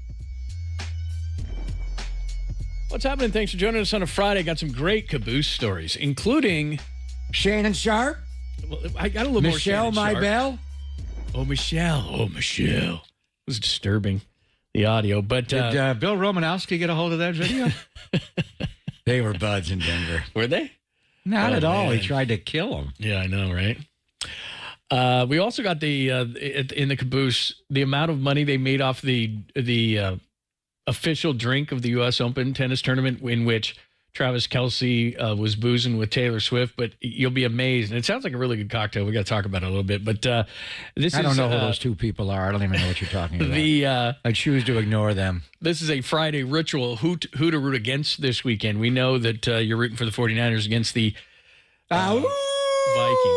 But here's who to root against this weekend. And there are a lot of games involving NFC on NFC crime this weekend. For example, 10 a.m. on Sunday, Saints at Cowboys. And it goes without saying, you always root against Dallas. Almost always root against Dallas. And, by the way, Tom Brady's second chance at this whole broadcasting thing. Hopefully he'll be better than week one. He was fine. He wasn't that good. Yes, he was, John. What he did is hard. That's a belief. Trust me, he was fine. That'll be the worst game that he did. But like Jason he's not going to blow his whole wad the first game out. But like Jason Witten, you don't start guys in the number one team. Greg Olsen is far better. Greg Olsen wasn't Greg Olsen until he did many games. Mike, go back and watch Mike Krukow's first game. I'm just saying. Go back and watch John Madden's first game. They put him on the big stage. It's not my fault. He did fine. He did fine. He did fine. He should not be on the number one team. Okay, that's a fact. Saints and Cowboys. How much is he making for them playing a round of golf with sponsors? And it's way more than just the ratings and what he does on camera. He's Tom Brady. It's a schmooze fest. It's fine. He did fine. Micah Parsons is a big reason why the Cowboys pass rush is so good. Thanks, Tom. Wow. I don't know you anymore. You've gone to the dark side. Bucks. So I think, first of all, I think New Orleans could go in there and beat them based on their performance. Derek Carr, that touchdown pass he threw to Foster Moreau, doesn't matter who it's against. When he rolled to his right and threw back to Foster Moreau, their defense looks tight. Chase Young's a different guy. Let's just see how Dallas is able to play. And Dennis Allen, knowing his connections to the state of Texas, he's going to be fired up for that game. So that would not be out of the realm. I know Dallas is favored, but by how many? I would not be surprised if New Orleans beat them. No, I don't disagree with you. Dallas, Dak said after the game they left a lot of points, and they did. They could have blown out Cleveland even worse. This is an interesting one. Just like last week with the Lions was a rematch of a playoff game. The Bucs at the Lions, and not a lot of people are talking about the Bucs. And Washington's not great, I get that. But the Buccaneers blew their doors off, and the Bucs might be good. And I hate to say this, but Baker Mayfield may have actually found a home. He's looked good. They paid him in the offseason. He got 3 years, $100 million. And they gave the Lions a game last year was tight. Yeah. Amon-Ra St. Brown, Amon-Ra, made a couple of huge plays. That slot fade to the back of the end zone. He converted the third down. I think they came back and tied that game, wasn't it? Or they were within one score in the fourth quarter. Again, it's back to Ford Field in Detroit. I would say Detroit's better this year, but Tampa Bay, everybody has given the NFC South to Atlanta. Let's see what they look like. Kirk Cousins looks like he's not ready to play off the Achilles, and it was his right Achilles. Aaron Rodgers is left. So that's probably the best game of the day. So we're rooting for Tampa Bay in that game? For sure. Yeah. What if Tampa Bay is the number 1 seed? That's and okay. We got to play them, in Tampa this year. That's all right. We played the Lions late, so we had a chance to play against them. By the way, this is all 10 a.m. This is what should be on your quad box. Well, you're not watching any of this because you're going to be watching the Niners and Vikings. I'm just saying to the people, you can do the Sunday ticket quad box. So Saints at Cowboys, Bucks at Lions at 10 o'clock. How about Raiders, Ravens? Yeah, it doesn't affect them. The Bay Area still loves the Raiders show. The Ravens are smoking. It's Harbaugh against the Raiders again. They're going to roll them up in a paper and smoke them. All right. I mean, my gosh. They're 0-2 and counting, Antonio Pierce.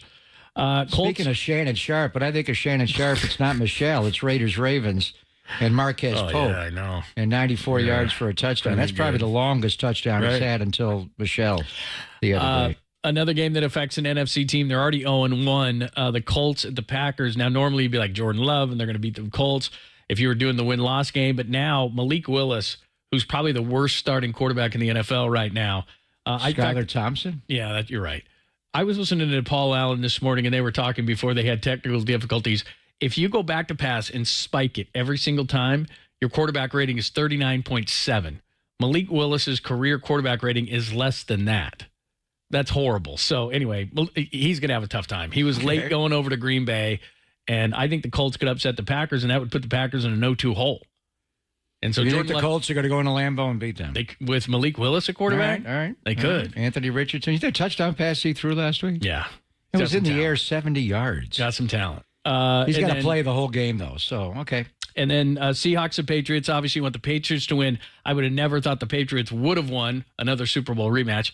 But the Pats played good against Cincinnati on the road, and they get the Seahawks with the early start. We need Belichick and Pete Carroll. Yeah, I know. The two guys got knocked out last year.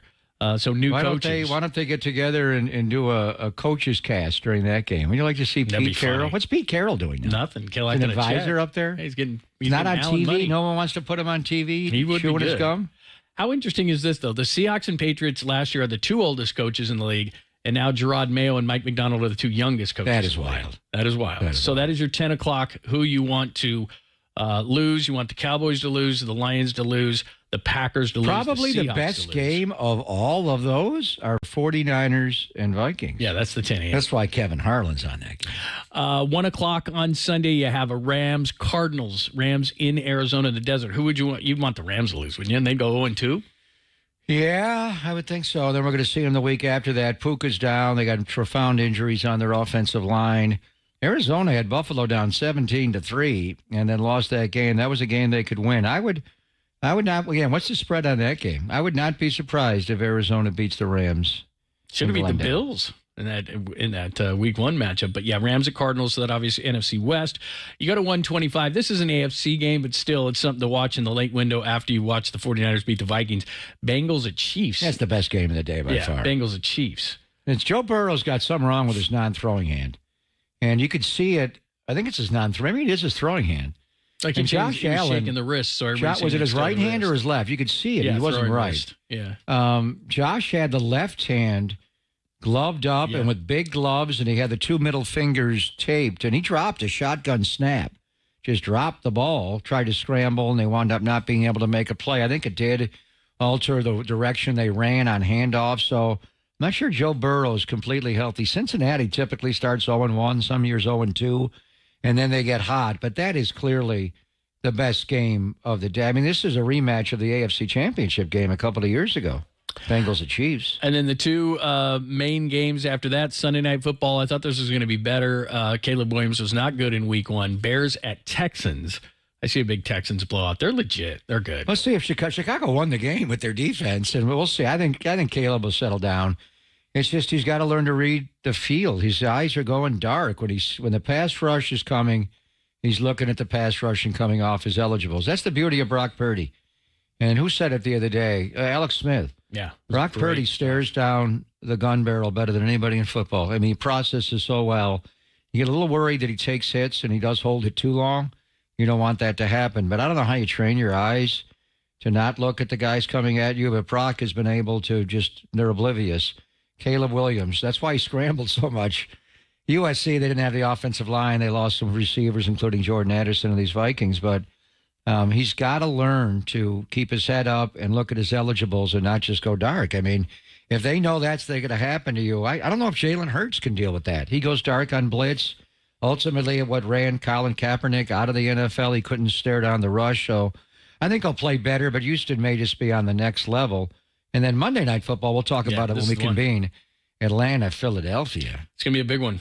Can Kirk Cousins move well enough? I mean, that's what it comes down to. Is before week 1, I thought, ooh, Falcons at Eagles, but the Falcons look terrible. And more so, it was because Kirk Cousins literally could not move. He can't be under center, so they're doing everything from shotgun because that Achilles just hasn't healed enough.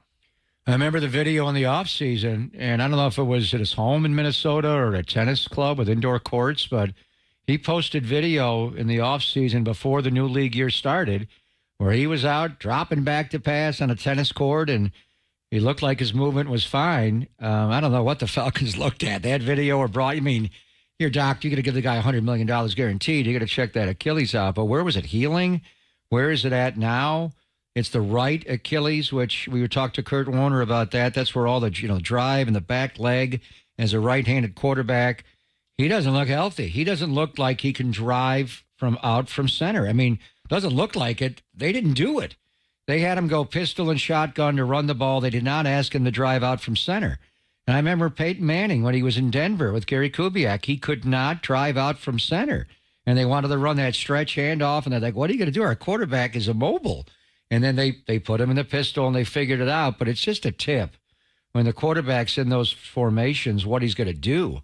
So, I mean, who checked off? Medically, the GM, the owner there, to give him that kind of money? Did they think he would heal in time? Because right now he is not healed. And he's, he's not the same guy. The last healthy game he played was against the 49ers last October the 23rd. They've got Michael Penix Jr., who played a lot of ball and is a good thrower. The football looked good in the preseason. I don't know. And he gets that Philadelphia pass rush with their big guys in front, all those Georgia Bulldogs. They're going to bring it. I mean, when is Kirk Cousins going to go back to being Kirk Cousins? Will it take an entire year? Yeah, and then that's a lot of money spent, and then you got Penix back there, and like you said, the Eagles get after it. So that should be interesting on Monday night. So there you go. That is who you should root against this weekend. Now, let's surmise here. We want New Orleans. Yes. We want Tampa Bay. We want Indy. We want New England. We care about Giants and Commandos. You don't care about that. Rams, Cardinals. You're saying Cardinals? You want the Cardinals, yeah. How about Pittsburgh going to Denver and danger us watching the game and not playing? Trying to get, And then Philadelphia, Atlanta, we want Kirk Cousins to evil spirits come out and heal and play. That's what we want, right? Got it. All right, your sweet, clean, family-friendly Caboose Pistol. The drink at the U.S. Open sounds really, really good. Made a bunch of money. And a catcher in the Twins minor league system is no longer there because he went Kevin Costner. We'll explain as part of the Caboose next, only here on the Sports Leader.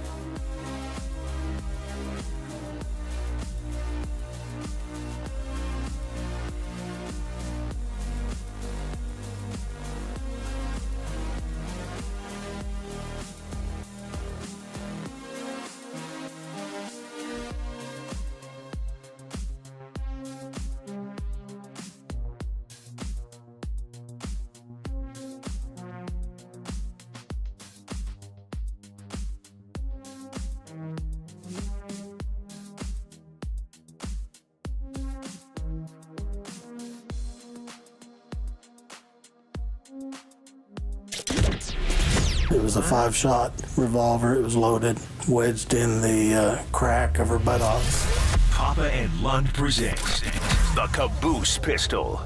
The old caboose pistol, everybody has one. A few stories that slipped through the cracks. Did you say caboose? I know some women who could hide a machine gun in there. Yeah. I'm sorry, we're getting off track. On KNBR 104.5 and 680, the sports leader. And he read Daniel Jones like a book, and that book had a happy ending. Where am I going? Rick's Cabaret? Yeah. Hey, we're going to party like it's 1992. Hey, it looks like the voice of the 49ers, Greg Papa, No, is let's in not do here. that. No, I'm not there. And he's got dollars in his pocket. Come on, girls. Happy Where's ending Avalon? time. That's what I'm looking for. All right, speaking of Minnesota, let's start in Minnesota with the Caboose, since you are going to Minnesota in mere minutes. The Twins, they released their a minor league catcher in which they took this guy in the 6th round last year out of Coastal Carolina, so he must be a decent prospect, 6th round. The team found out he was going all Kevin Costner. Remember in Bull Durham when Kevin Costner was telling Nick LaLoosh throwing a fastball. LaLoosh was throwing, and he went out there and was like, God, ball that goes that far should have a stewardess on it. And he told Flight attendant. Flight attendant. No, back then it was probably stewardess. Yeah, probably. Yeah. But anyway, and then he told Nuke that's what he was doing and blah, blah, blah. And they got all mad. Well, this guy did that, Derek Bender. The team found out he was telling opposing hitters what pitch was coming in a game that eliminated his team from the playoff contention. He's an A-ball catcher. He didn't want to go to the playoffs? No, I guess he said he was telling teammates before the game that he wanted the season to end. And like we said, if they lost that game, then the season would indeed end. So then he decided he was going to tell the opposing hitters what pitch was coming. This is Derek Bender out of Coastal Carolina, the Fort Myers Mighty Muscles, the Class A Red Sox team? Twins. Twins. Twins. Yeah, 6'1", 235, first-year catcher taken in the 6th round with the Fort Myers Mighty Muscles, was telling opposing hitters what pitch was coming. I think Derek wanted the season end to go on a bender. Just got an email from Matt Chisholm. The Giants have claimed one Derek Bender off waivers. Well, you promised not to tell opposing hitters what pitch is coming. I mean, you got to let the guy go. With Blake Snell on the mind. Yeah, you can tell him. It's not going to matter. It's a curveball. Go ahead and hit it. Yeah. It's a number 2. So what happens to him? Will anybody sign him? Why would he do that? No. He did it the entire game? Go home. Didn't his pitcher know that? No, he's like whispering it. Fastball. Look for the one. No one noticed? Looking for the hook here, buddy. Smash it. I want to go home. That's not good. This is what I was telling you right before the break. The U.S. Open, the tennis tournament in New York, has an official drink. And you saw they've Travis always Kelce. had an official drink, didn't they? There was the vodka cocktail. Yeah, Everybody was having that for years. But they're making a big deal of it because the honeydews. What's in the honeydews? Kelsey and would you stop? What's her name? I don't know. And they were. I used to be a Mahomes' Swiftie at one time. But so they made a big deal of it because they were sucking them down the other day in their box. So the U.S. Open Honeydews cocktail. I'm going to tell you about the sales. Now, this sounds pretty good, though, especially if it's warm. It's not a honeydews. No. It's a honeydews. No, not the list that we all get on the weekends. A Grey Goose vodka, fresh lemonade, that cool, refreshing drink, premium raspberry liqueur, and 3 honeydew melon balls. That sounds like the original U.S. Open cocktail. Wasn't that what they had before? Yeah. Oh, yeah, they've been drinking those for years. Now, here's the cost on one of these babies, $23. $23 for that lovely That's concoction. only if you're in Queens, New York, Yeah. at 23. They set a record this year because we are a nation that loves our consumption. They sold 556,782 honey deuces during the U.S. Open for a grand total of $12.8 million. But they've been drinking those forever. But they set a record. This is a record. Over 500,000 sold. Right. $12.8 million. Okay. That's more than men's and women's winners took home a combined $10.8 million. So they made more just on that one single drink. That's pretty. That's the drink of the U.S. Open. Yeah. You can go to tennis clubs in the Bay Area and order the U.S. Open cocktail. They'll give that to you. It sounds pretty It's good. pretty well known. Grey Goose, raspberry liqueur. I don't need the melon balls. Save it. The melon balls where the alcohol sits in. Oh, it is? You gotta Never have mind. the Put those in. melon balls. Melon Okay. balls are actually good. They are? Except they kind of shrivel up a little bit with all the liquid. When it's cold. They lose their shape. Yeah, I know how that goes. Yeah. Very cold. This sounds pretty cool. There's a company called Cosm, COSM, and they're building these immersive sports viewing experiences. They're going viral. It's an 87-foot by 55-foot dome. So if you think about Vegas. The Sphere. The Sphere in Vegas. Your Sphere. So what they're doing is they're building an on-site restaurant and bar. They're starting in L.A. and Dallas, but they're going to have 50 locations open in the next 5 years. No, I see it. And I saw this last weekend. They showed one of these things, and it was Texas, Michigan, and I thought, well, these people are at the game, but they weren't at the game. They were at a bar, and what it is it's kind of like the Sphere, and it's above you and all around you. And they don't have commentators or anything like that, which you won't like. You won't like that. No, I'm doing the game myself. But you're in the bar. Are you seeing multiple games or just one game? You could do whatever you want, and they have these cameras now. They're putting these cameras in the stadium, and you literally feel like you're in the stadium. Because I was watching it, and it was kind of like the Sphere, and I'm like, this is going to revolutionize bars and restaurants. Now, here's the catch: it costs about $80 to $90 million to build these things. Seriously, why? Because it's just this whole experience. It's like being in the Sphere. So, three-dimensional. Yeah. Now, I don't know what it's going to cost to get in. I'm sure there's going to be a cost. I'm sure drinks are going to be more. But you're only than getting the US one Open. game at a time. What they need to come up with is like the Oculus at SoFi. Right. That ribbon scoreboard they have. That's cool. And they have like every single game on. That's what you need with this. So It's you're cool, getting though. one game and you feel like you're in the stadium, but you're not in the stadium. Right. But I mean, if let's say you're here and you got a Niners game on, that would be something where that would get you off your butt, because for years and years and years, long years ago, And they actually are able to simulate that you're at Levi's. Like they'll make it that's feel what I'm like it's saying. Levi's Stadium. Yeah, because I saw it online the other day and I was like, looks like they're at the game, and then they showed they were at a bar. And if let's say it's a Niners game here, or a big college game like that was Texas, Michigan that I saw online. It was crazy. Now, again, they're going to charge you. They're going to upsell you on the booze. It's going to be expensive. But for years in the industry, they've, they want to get you off the couch to go to the game. If you don't go to the game, they want you to go to a bar. But years ago, when I was in this industry, in the bar industry, and was a bartender, that was when Monday Night Football was kind of going downhill, because it was like, well, I've already got a great setup in my house. I don't need to go out and watch Monday night, Thursday night, Sunday night. But this is the type of thing that could get you off your butt. It's different. It's cool. Dallas and L.A. are the venues now. When are they coming to the Bay Area? But they said, well, it's got to be coming here, because they said 50 locations in the next 5 years. So I would imagine we would be on that list. So that sounds pretty cool. Something to look at. Yeah. And finally, remember, what was Matt Duffy's cat's name? Skeeter. Skeeter. Come on. All That's right, one plump pussy. Who Dick said Enberg. that? Dick Enberg, that's his right. greatest line. That's right. That was a great line.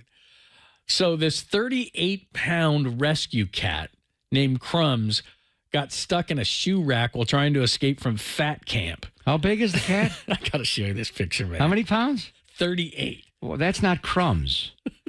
That's not. Wow. That looks like a pig. This thing is That's so a boar. big. That's But bigger look than. at- How big? Skeeter was way more than 38. Show the audience. so Put them in the camera. They had. You Okay, see what that? was Skeeter? Skeeter was like double Nichols. God, was he that? Was yeah, he? he was big. I got to go back and look at Skeeter that. was So essentially, you can see him right there in the shoe rack right there. See him on the right. So they had the owners of this cat, Crumbs, ironic name for 30 up. That's not the right name. But they said they put it in fat camp. They were like, we got to thin this cat out. And then You kidding me? Yeah, the cat tried to escape, but it got stuck in the shoe rack. Well, what they should had do to, in they had to free the cat. Springfield, Ohio, they should open a restaurant called Crumbs, and that could be breakfast, lunch, and dinner. That's brunch right there. Oh, yep. That is a plump pussy there. Jim. Yes, it is. Let's see. I love the article. God, this ad needs to get out of the way. He was stuck between a rack and a hard place. A fat cat's that's attempt to very escape nice. a diet Very, center very backfired horribly after the Flabby Tabby. Oh, very nice. Flabby Who's Tabby writing got this? trapped in a shoe rack. Oh, So, boy. there you go. Too bad. Crumbs.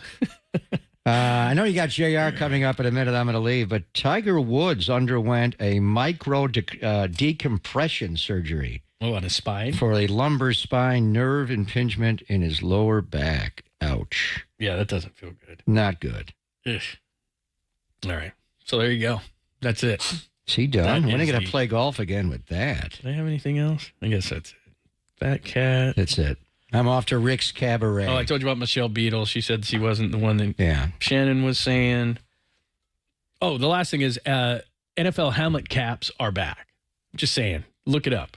What do you mean, the Guardian camps? The younger Denver won't understand this, but they are it looks like a helmet. I saw one. Somebody had a Niners one the other day. Yeah, they're back. Yeah. They're back.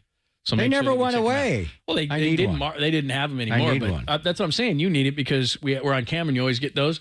I saw somebody wearing one of those. I saw somebody show me that the other night. I saw it. Okay. What are they called? Helmet caps. But not those Guardian caps. No. None of that. Guys are going to start playing with those. You'll see. Yeah, there you go. All right. JR my best, John. All right. Good luck. I'll bring you home a dozen Lucy's that are very please. juicy. If you put them in like a cooler, maybe send them back so I can enjoy them during the game. The meat won't go bad. They'll be fine. You come back in 3 or 4 days. Here you go. Don't worry about the things crawling on the Juicy Lucy. Won't worry about it. It's meat and cheese in one place. It won't go bad. All right, there you go. That's your sweet, clean, family-friendly Caboose Pistol. It is time for you to make some money. The following interview is being paid for by TakingVegas.com, and the views, opinions, and picks expressed do not reflect those of the station or its ownership. Yes, JR did it again last week, and he's going to do it again this week. Our good friend JR is here to make you some money. How are you? I'm doing outstanding. John, I appreciate you having me on as always, and I don't think anybody's surprised at the fact that we came out the gate swinging again. Another winner free on the air right here. If you called in last week, guys, we're now 2-0 in our false favorites. I told you 9-1 last year on our false favorite in college football. All 9 of the winners won outright with an average price of plus 155. Last week we gave you Illinois. The week before, North Texas. Outright dog winners. And I'm telling you, I've got another one in college football that I'm going to be releasing, and everyone that's listening should be on that winner. Now, here's what I'm doing. Get the winner of the NFL matchup, the game you're looking for. Of course, the winner of the 49ers Vikings. That line, 49ers are on the road laying 5.5 against Minnesota. Guys, I'm going to give you this game absolutely free right now on the recorded line. Call that number. It's 888-9-WIN-NOW. That's 888-9-WIN-NOW. It's very simple. You dial the number and you get the winner. Truly that simple, guys. Call right now. 888-994-6669. Again, 888-994-6669 to get the point spread winner. 49ers Vikings, absolutely free on the recorded line, and be sure to take advantage of the false favorite in college football as well. It's always great. We always talk about this each time you do this because we're going to be watching the 49ers Vikings, so we might as well make some money off it. And plus, early in the season, I was talking to some friends about this last week. Early in the season's tough, and they need you more than ever because we're not really sure what teams are really going to be like. So early season's the best time, plus get on early, right? No doubt about it. In fact, the one thing I hear from guys, a lot of guys I talk to have been doing it for some time, they say, I don't bet the NFL for the first 2 weeks. I like to see where things stand. Same thing in college football. We look at it because we're professional sports bettors and handicappers. We find opportunity. I mean, we know that the books are going to make a lot of mistakes early on in the season. And because of the staff, because of the amount of information we're able to acquire, I'm telling you, there's a big difference in what we do compared to what you're going to do on your own. That's why we find these huge false favorites. Lines like plus 8.5 where these teams are winning outright by 2 touchdowns. So early on in the season, a lot of people make the mistake that they bet too big, they hurt their bankroll, and now they're crawling from behind and playing from behind the 8 ball all season long. That's a mistake. Don't let that happen.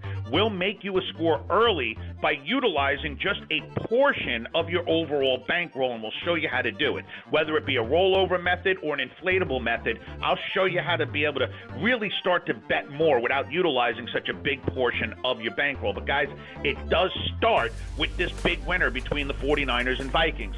I feel I've uncovered critical information in this game, and you should really second guess yourself. If you think you know who's going to win this game, think twice, call the number, and either go ahead and amplify what you're already thinking, or let me change your mind, because I know we've got the right side of this game. Call that number right now, 888-9-WIN-NOW. That's 888-994-6669. You get the winner of the 49ers Vikings absolutely free on the recorded line, 888-994-6669. All right, JR, and also last week you nailed this one. You nailed the under because not only do you have the recorded message for the Niners and the Vikings, but you nailed the one last week you gave us on the air. What are you thinking this week?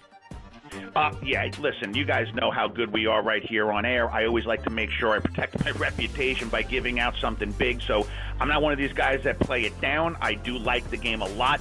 You've got Jordan Love, who took a major hit last week. The Packers are going to be without him. They've got Malik Willis, who's going to be starting this game. He's only got 4 NFL starts under his belt. They have not been impressive at all. They're going to have to rely on running the football. Time of possession is going to be huge. Richardson still kind of in a rookie year, even though last year he did get some action before he got injured. He had a great pass last week, but again, a lot of running the football. This is going to come down to the wire, and I believe strongly it's going to go way under the 40.5. So don't hesitate, go under. Do not blunder, go under 40.5 in the Colts-Packers. All right, there you go. So there's your free one on the air, and you got a call for the 49ers and the Vikings. Give us the information again, JR. Definitely, guys. Call now, 888-9-WIN-NOW. That's 888-994-6669. Get the winner of the 49ers Vikings absolutely free on the recorded line and take advantage of the false favorite in college football that we're releasing absolutely on the same number, guys. Plus, real quick, if you don't have time to call, just go ahead and text the word WIN. That's WIN to 545454. Text WIN to 545454. As always, guys, be safe, have fun, and John, go out there and make some money. The preceding interview has been paid for by TakingVegas.com, and the views, opinions, and picks expressed do not reflect those of the station or its ownership.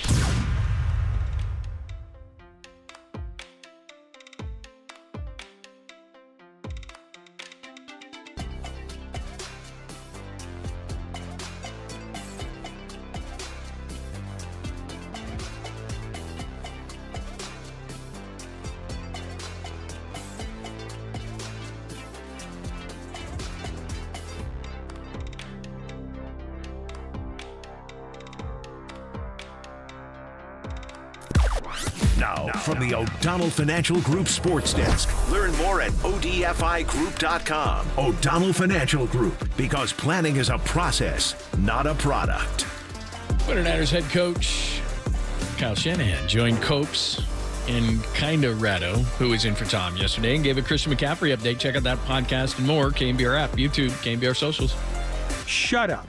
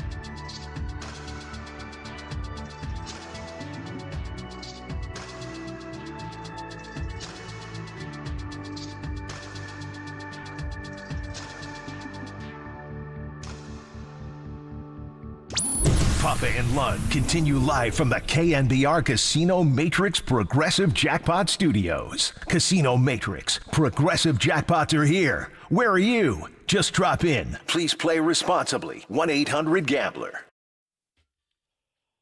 Thanks for joining us on a Friday. Had a great day today down at Levi Stadium. Pop has jumped out. He's going to catch the plane to Minneapolis, and so we will have it for you on Sunday. By the way, are we on 810 The Spread, our sister station? Because the Giants have baseball on Sunday, right? Yes, exactly. 810 The Spread, so make sure you move it over if you want to hear 49ers football on Sunday. The Giants are in San Diego this weekend taking on the Padres, so that's what that is going to look like. So that's what we've got. 810 The Spread if you're looking for us. I always get that on Sunday morning, and it's an early start, too. We do those 7 a.m. starts that I know Copes loves as well, and Copes is coming up next. By the way, with Rod Brooks. So you got Rod Brooks in there. As Tommy is out this week. So Rod and Copes coming up in just a second, but we will be on 810 The Spread, our sister station.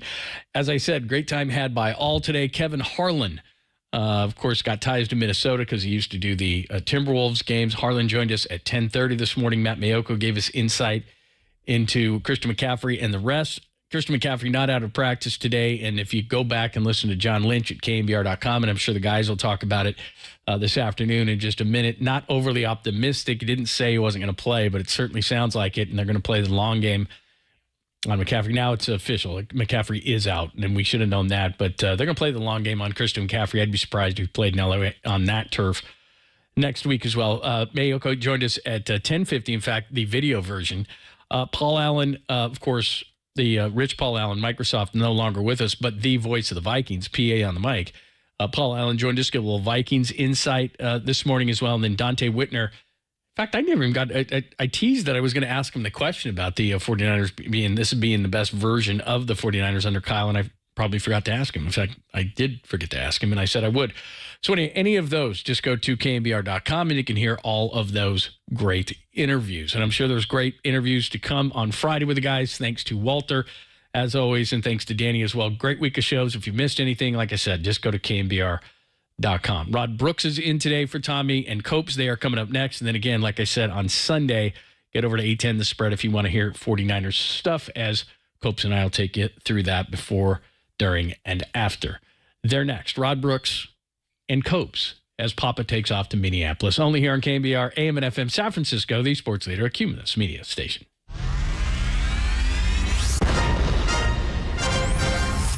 The NBA brought him to the Bay, while his co-host was born and raised here. Adam, that is great co-host work right there. That is amazing. You're lucky to have Adam, Tommy. Oh, absolutely. It's time for Tolbert and Copes. Let's get it on! Tom Tolbert. Yeah, thank you.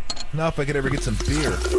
And Adam Copeland. Adam Copeland has arrived! On KNBR 104.5 and 680, the sports leader. Faithful, crack one open, fire up the grill, cause the Tolbert and Copes 49ers tailgate begins now.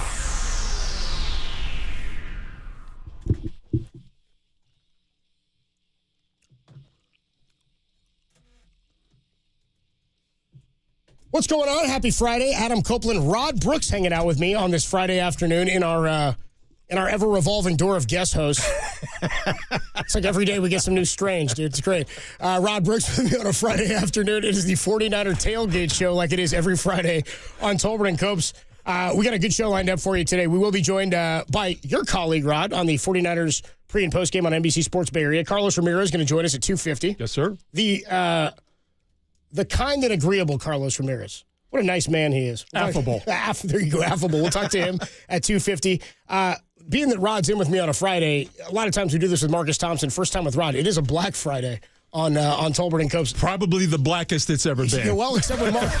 It's Black Friday with Adam Copeland and Rod Brooks on KNBR 104.5 and 680, the sports leader. See, Marcus Thompson will join us at 3:50 for our Friday tailgate show, Black Friday show, Friday the 13th, Niner Travel Day, whatever the hell you want to You call know it. what they say, the blacker the berry, the sweeter the show. So It's the first time. I didn't know they were saying that. We meet on Thursdays, by the way, but the show's on Friday. Tim Ryan at 4:30. Talked to him about the Niners and the Vikings. And then Kyle Shanahan met with the media a little while ago We had a conversation with him yesterday. We'll play that for you. And Farhan Zaidi with some words about his future with the Giants. We spoke to him yesterday. That's coming your way at 5:50 before Giants pregame at 6:15. What's up, Rod? How we doing? You know what? I haven't been called new strange in a long time, so I was already feeling good. Now, revolving door of it, dude. You know. So now I'm feeling extra good. Man, good to be here. It's good to have you, man. So, I mean, football season, I listened to you for a long time. I would fancy myself, at the same time I was attending Chabot College, I was attending Fitz and Brooks University. I would fancy myself a Friday, right on Rod, Fearless Fitz. I don't know what David Dussek's name was. What was his team name? Golf.com, and he used to pick this. He was Syracuse. He always had to pick his team. He always had to pick Syracuse. You always had to pick. Always had to pick LSU. Bob Fitz had to pick Notre Dame. Right. We picked 2 other college games, and then 3 pro games. Yeah. Friday afternoons, I think you guys did it. Thursday or Friday afternoons. I listened to every afternoon, leaving Chabot and Hayward. But you're a football guy first, yeah? Oh, absolutely. Yeah, absolutely. And you were doing sidelines for Niners for years. I mean, it's nice to have you back in the Niner broadcast scheme. Niners and Raiders. Last time the Raiders went to the Super Bowl, I was standing on the sidelines, which, I mean, I'm one of the few people that remember the Raiders actually going to the Super Bowl, and I actually have the credential to prove it. But no, it's just, football is king, man. It's king here. It's king around the country. The television ratings prove it. This is how big football is. It makes people buy television packages that they normally wouldn't buy. You wouldn't have Peacock if you didn't need to have it to watch football. That's how powerful the NFL is. Well, it's not just that. They're not just buying a TV package that they didn't have. Several. To have like 4 games a year. So what is it? You have to have Amazon. Yeah, people have Netflix now. That's like the baseline.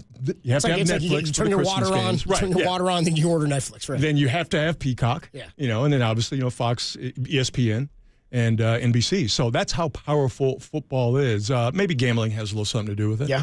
Just a little bit. Taking over a bit. I mean, it's funny. I mean, we talked about this a bunch last year at Radio Row, and so many people who sat down with, especially gambling guys, were like, the NFL and the sports world, but the NFL specifically and Vegas did everything they could to stay as far away from each other. Or Vegas, the NFL wanted to keep Vegas away for as long as they could. Now, not only do we have a Super Bowl in Vegas, everybody's in bed with these teams, and you're placing bets in stadiums. And a guy like Jordan Mason can't have a good game and answer a simple question without him answering that question truthfully, and then people going, oh my God, I can't believe that they said that Christian McCaffrey was like, just settle down for goodness sakes. If you were really paying attention and you really just thought about it critically for a second, you knew full well that McCaffrey was not going to play in week 1 because it didn't make any sense. And we got breaking news for you about week 2.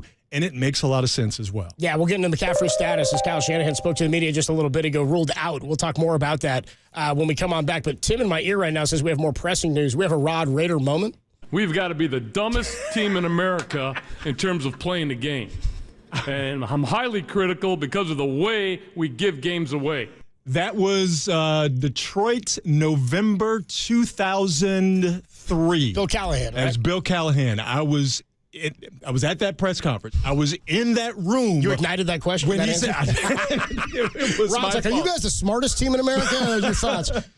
Coach, on a scale of 1 to 10, how dumb is your team? No, that was, he just did that unprompted, and I'll never forget, because if you hear the audio, there's a slight pause. Yeah. Because he knows that he stepped into it, but it was too late, so he just continued. But I'll never forget, after he said that, every reporter rushed out of the room to go run into the Raider locker room and go, did you guys hear what your coach said about you? He called you the dumbest team in America. And I will never forget how mad Lincoln Kennedy was. Oh, no. He didn't? Yeah.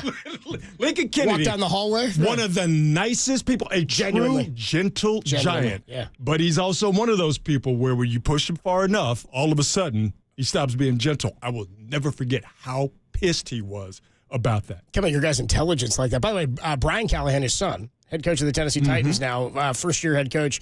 I've been quoting this all week because it's my favorite line of week 1. You saw how they lost to the Bears? Oh, I saw it. I enjoyed it greatly. They were up 17-3 at the half. The Titans were. It was beautiful. Dude, I think that the Bears were like 3 of 12 on third down or something. Will Levis is throwing interceptions on his knees. It's the best thing ever. It was absolutely terrible for the Titans after the game because it was all about the Bears defense who won in the second half. Brian Callahan said if we had punted on 1st and 10 every time out, we might have won the game. I was like, that was a little bit of Bill Callahan, like, right? Something out of his dad. Could happen to a nicer group of people. Just a thought, because I'm sure we'll talk more. I mean, it's a Friday 49er tailgate here on Tolbert and Cope's. Rod Brooks hanging out. We'll get into a bunch of NFL stuff all afternoon long. And again, we got the update on Christian McCaffrey. He's ruled out, but we'll talk more about that momentarily. The whole football world is talking Tua today. I mean, that was that. I don't know about the retirement stuff. I really can't even bring myself to get there. It's just about how many times this has happened. And the first thing that comes to mind is when, I can't remember if it was last season or the year before, when he took the bad hit and then they cleared him to come back on the field. And there were questions about whether or not he'd been through the correct protocol. I saw it happen live last night, as many people did, and I knew exactly what was going down. When his hands, and I know this is an audio medium, even though, on Twitch and on YouTube. We're streaming on YouTube and Twitch, yeah. But when he got hit in the head, because he didn't protect himself. And see, let me start here. The thing with Tua, I don't know if he should retire. I'm not going to sit here and say he should or whatever. If other people want to do that, that's fine. But what is clear about Tua Tagovailoa is that he is unable to protect himself. And in professional football, it's a very violent game. You're dishing out punishment, but you have to know how to take punishment as well. And you have to know how to protect yourself to survive. And for whatever reason, Tua Tagovailoa cannot protect himself. Because he can't protect himself, then a legitimate question needs to be asked by Tua and his people. Do I need to continue to play the game? But if he wants to continue to play, hey, man, go ahead. It's not for me to say.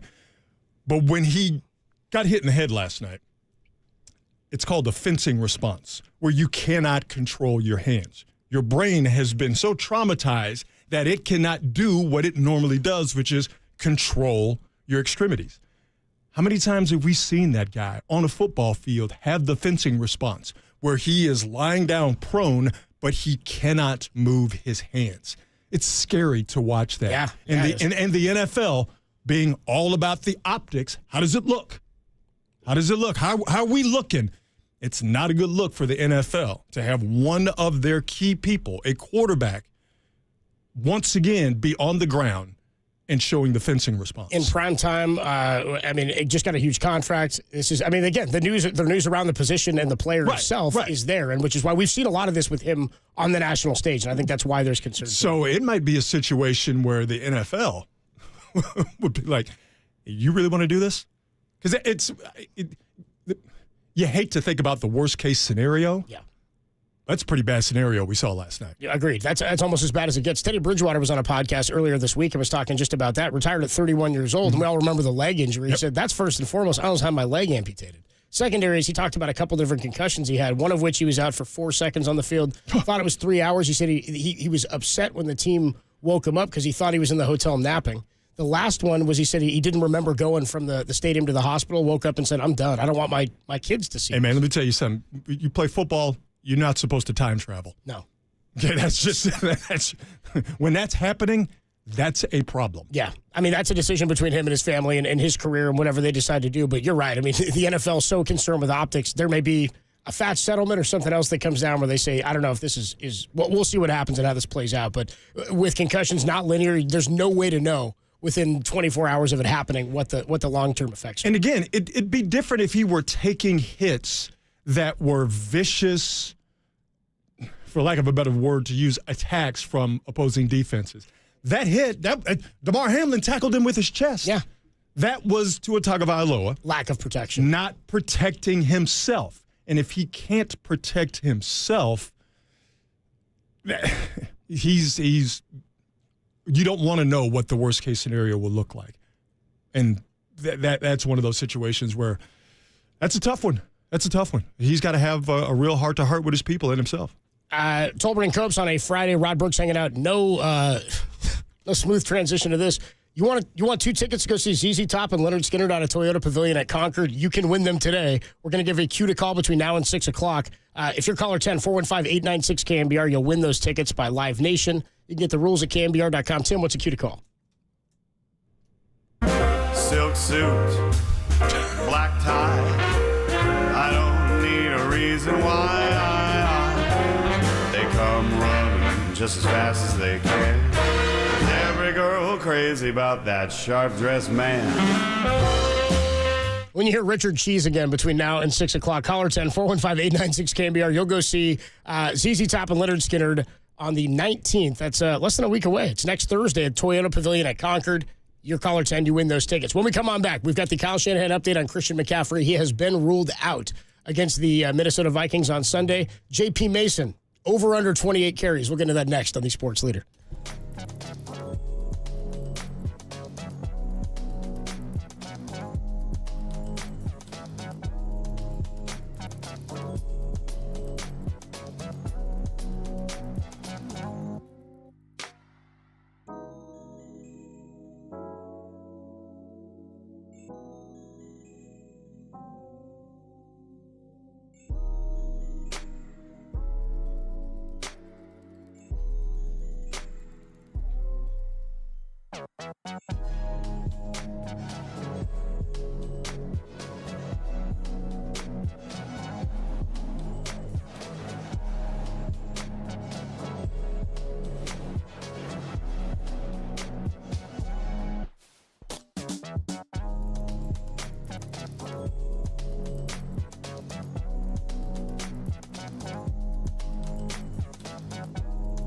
The 49ers take on the Minnesota Vikings this Sunday for an early kickoff, 10 a.m. Pregame starts at 7 with myself and John Len, only on 810, The Spread.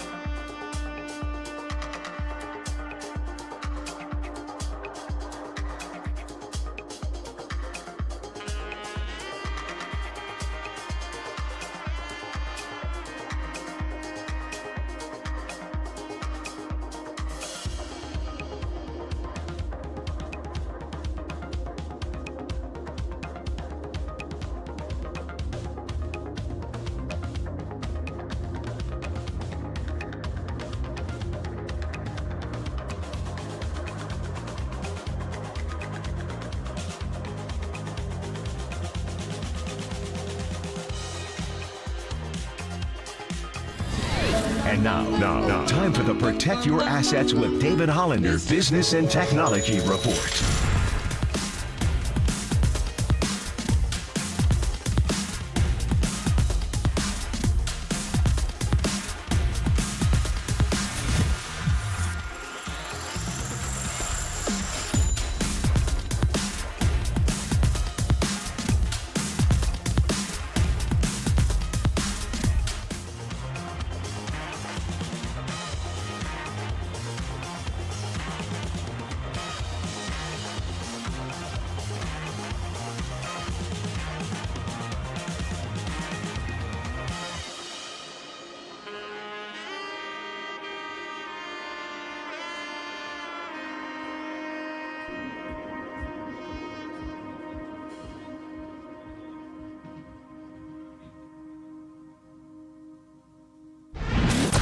This is Tolbert and Copes, and this is our 49ers tailgate on your proud home of 49ers football. KNBR, the sports leader. Oh, it's a Ska Friday, too. It's a Ska Friday. It's a 49ers tailgate Friday. It's a Black Friday. Adam Copeland, Rod Brooks hanging out with you. We are going to catch up with our guy, Carlos Ramirez at 2:50. Talk some more 49er football, and with Marcus Thompson and Tim Ryan, 3:50 and 4:30. Plus, you'll hear from Kyle Shanahan and Farhan a little bit later in the show. We spoke to Kyle yesterday, and Christian McCaffrey was still limited, which, again, limited can mean many different things. We talked to Larry Kruger, who was out there practice yesterday. He said he was about 70% running. And today we find out from Kyle Shanahan, Christian McCaffrey, not a big surprise, ruled out again for Sunday afternoon or Sunday morning here against Minnesota. He met with the media just a little while ago, and here was the first question. He's now missed 2 games. He was asked earlier this week, have you considered injured reserve for McCaffrey? He said, no, I almost played him last week. He was asked again today, is IR still a possibility for Christian McCaffrey? IR is still not an issue. It's something we're considering now. Yeah, yesterday was his worst day. It's on and off, but with it yesterday having the most pain, it's something we're going to be discussing here the next 24 hours. That's not my favorite news. Well, it's not optimal.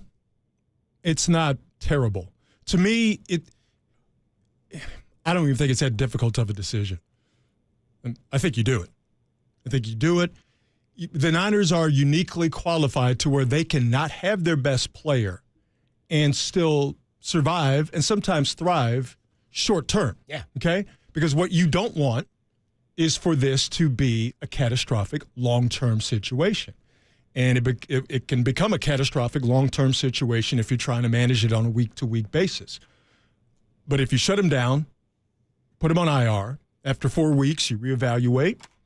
Okay, if he's good or as good as you – I mean, this is going to be a ticking time bomb all year long, okay? It's not fun for anybody, Christian McCaffrey mainly. It's not fun for the team. It's not fun for us who observe, be it casually or fervently. But this is the deal. So you have to find a way to manage it in the best way possible. And doing it on a week-to-week basis, as of now, in my estimation, is just not the way. It's not beneficial to the team. It's not beneficial to anybody. So, again, you have a Niner team that, because of the talent they have on offense and on defense and that zone running scheme, that they can survive this early portion of the season without Christian McCaffrey. And I'm sure we'll detail, the schedule here, for the next 4 to 6 weeks. And it gets much tougher once you get to November and December. This is the soft part. This is very much, comparatively speaking, the soft part of the schedule. So it's not an easy decision, but it's an easy decision. Hey, man, shut it down. Shut it down. Because the worst-case scenario is something that will kill your Super Bowl chances. Oh, my God! You got a Dirk Nowitzki. Shut it down, baby. Yeah, let's go home for 4 weeks and then see where we stand on the injury. The thing with the Achilles is it's not like a calf strain. It's not like a hamstring strain where you go soft tissue, get some treatment, you rest it for a while. Like the Achilles thing, to your point, everybody keeps using the term ticking time bomb, and all of us here keep thinking Kevin Durant, especially when we went from calf into Achilles, then there's a major concern. We saw it happen with Aaron Rodgers last year as well. So, again, quote, soft part of the schedule, relatively speaking, to the rest of it. But I'm with you in that, we were talking about this during the break, they did go to a Super Bowl in 2019. The roster wasn't, relative to this roster, as talented as it is now. I mean, this on paper is the best in football, and even without McCaffrey, they found great success out of a 6th-rounder in Elijah Mitchell, Matt Breida. Raheem Mostert was on 6 different practice squads or something before he made a debut with the 49ers. If there's a position on the field that I'm confident in the Niners finding the production they need, it's running back. But the first question I have is Jordan Mason enough, or do you need more help there? You've got a rookie in Isaac Guerrendo as your number 2. You've got Patrick Taylor, who's like a gunner on special teams. It's part of why he's on the roster. And he was an undrafted guy, played, 3 seasons with the Packers, and has a total of, trying to get his attention, 65 carries in his NFL career. So it's not like any of that's a track record for either of the next 2. Keyshawn Vaughn on practice squad, but just your thoughts in general on the room now. Jordan, well, the room is much thinner. Yeah. The room is not as good. But Jordan Mason, you're young, you're healthy, not a lot of tread on the tires. Go get him, big fella. All you can eat. And I think, again, why are the Niners the one team that's capable of not having their best player, McCaffrey, and being able to survive short term? Deebo Samuel. Yep. Deebo Samuel did, in my estimation, a hell of a Christian McCaffrey impression on Monday night. We were just talking about this during the break. I think of George Kittle's first reception down the sideline on the left side where Kittle was basically wide open. Why? Because there were 3 sets of Jets' eyes watching Deebo Samuel behind the line of scrimmage. A healthy, fit Deebo Samuel, as we've seen through training camp and preseason, and as we saw this past Monday night. He's not Christian McCaffrey, but he commands the amount of attention that Christian McCaffrey can command, and he can do McCaffrey-like things. You know, you could use him, obviously. We've seen it a million times. You could use him in a variety of ways and move him all around the field. So, again, this McCaffrey situation is not optimal, but it's not a death sentence as long as you're smart. And I think the Niners are smartly, especially after Thursday practice is normally the toughest of the 3 practices leading up to a normal game on Sunday. After that tough Thursday practice, as Kyle Shanahan said, it was suboptimal. Hey, man, let's keep it moving. Let's be smart. Let's keep it moving. Adam Copeland, Rod Brooks, you're just joining us. Kyle Shanahan ruling Christian McCaffrey out for Sunday against the Vikings and saying, quote, it was the worst practice of the week thus far for him in terms of pain. And so it made the most sense to shut him down. And we kind of anticipated on the short week they'd have fewer opportunities to make that decision, get him out there. But I'm with you. At some point, if it's been limited practice and the pain has gotten progressively worse, I mean, if you're not getting better and it's not healing and he's ramping things up or trying to, at some point the shutdown is what you're looking to do. And so 808 KNBR, 415-808-5627, put out to the callers. What do you guys think? Is it time to shut Christian McCaffrey down? If you look at the upcoming schedule, so if they put him on IR after tomorrow's game, you'd go Rams, Patriots, Cardinals, Vikings are your next 4, which would bring you back for a week 7 against the Chiefs if you're healthy. My thought on, and we talked about this throughout the week, about when he plays again. Do you hold him out till you need a win against a big team like that? To me, it's not about one team opponent. And to me, the Chiefs don't matter. They're an AFC opponent. It's about getting him healthy. These aren't, all games are important. There's only 17 of them.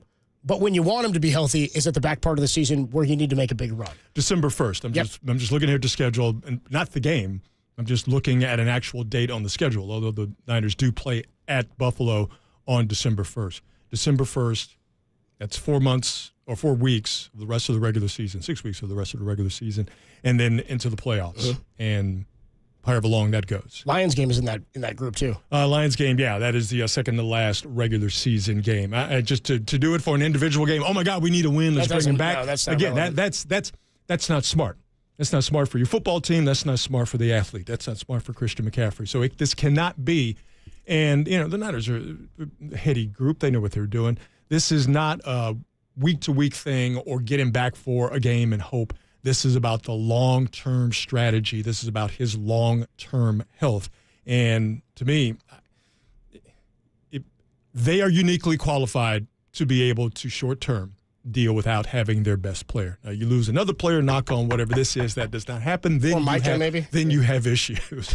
But just for one game or whatever, don't play that game. No, it's about health for McCaffrey and getting him back. 808 KNBR, 415-808-5627. My initial take is the same as yours, Rod. Put him on injured reserve. Yeah. If it's gone through preseason, you've gone through training camp, he hasn't been able to be out there at the capacity that he needs to. Get yourself the leeway and the flexibility to get him the rest he needs to hope that he's back. December 1st, like you're saying, that gives you 6 games at the end of the season. That's enough. I mean, I don't think anybody's worried that when he gets on the field, he's Christian McCaffrey. I don't think that's the issue. It's about making sure he feels like himself to be out there. And again, there are some big games back there. Bills, Bears, Rams, Dolphins against the Lions and the Cardinals to wrap up the season. 415-808-KNBR. We'll get to your thoughts on the Christian McCaffrey news. Out on Sunday, Kyle Shanahan said yesterday was the worst in terms of pain for him all week long. Is it time to put him on IR? Your calls, your thoughts next on the Sports Leader.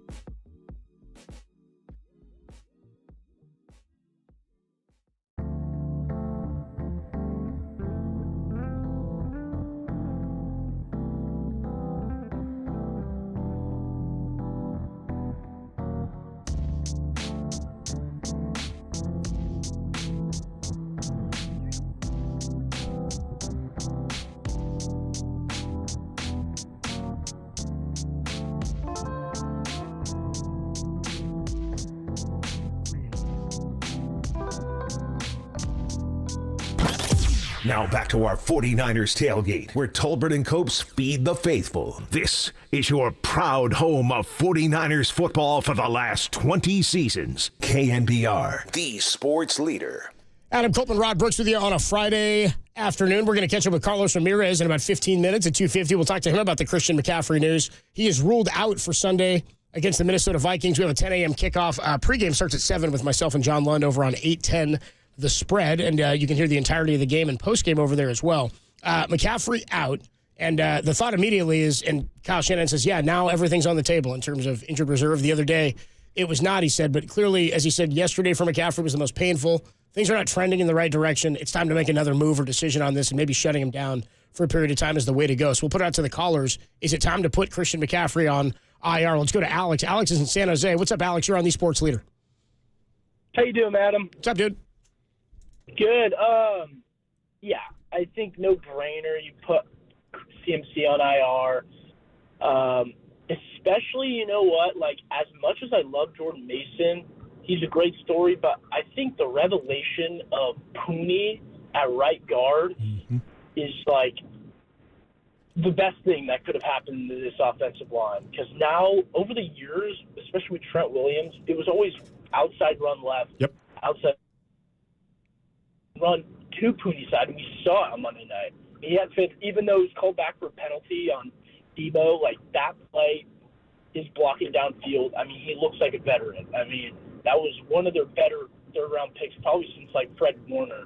So I think with Pooney blocking the way he is, Mason, I mean, he's never not rushed for 5.5 a carry. So I think it is a no-brainer, especially kind of when you're at the soft part of the schedule. You need McCaffrey for a playoff run, but you sure as hell need him in the Super Bowl if you want to win that game.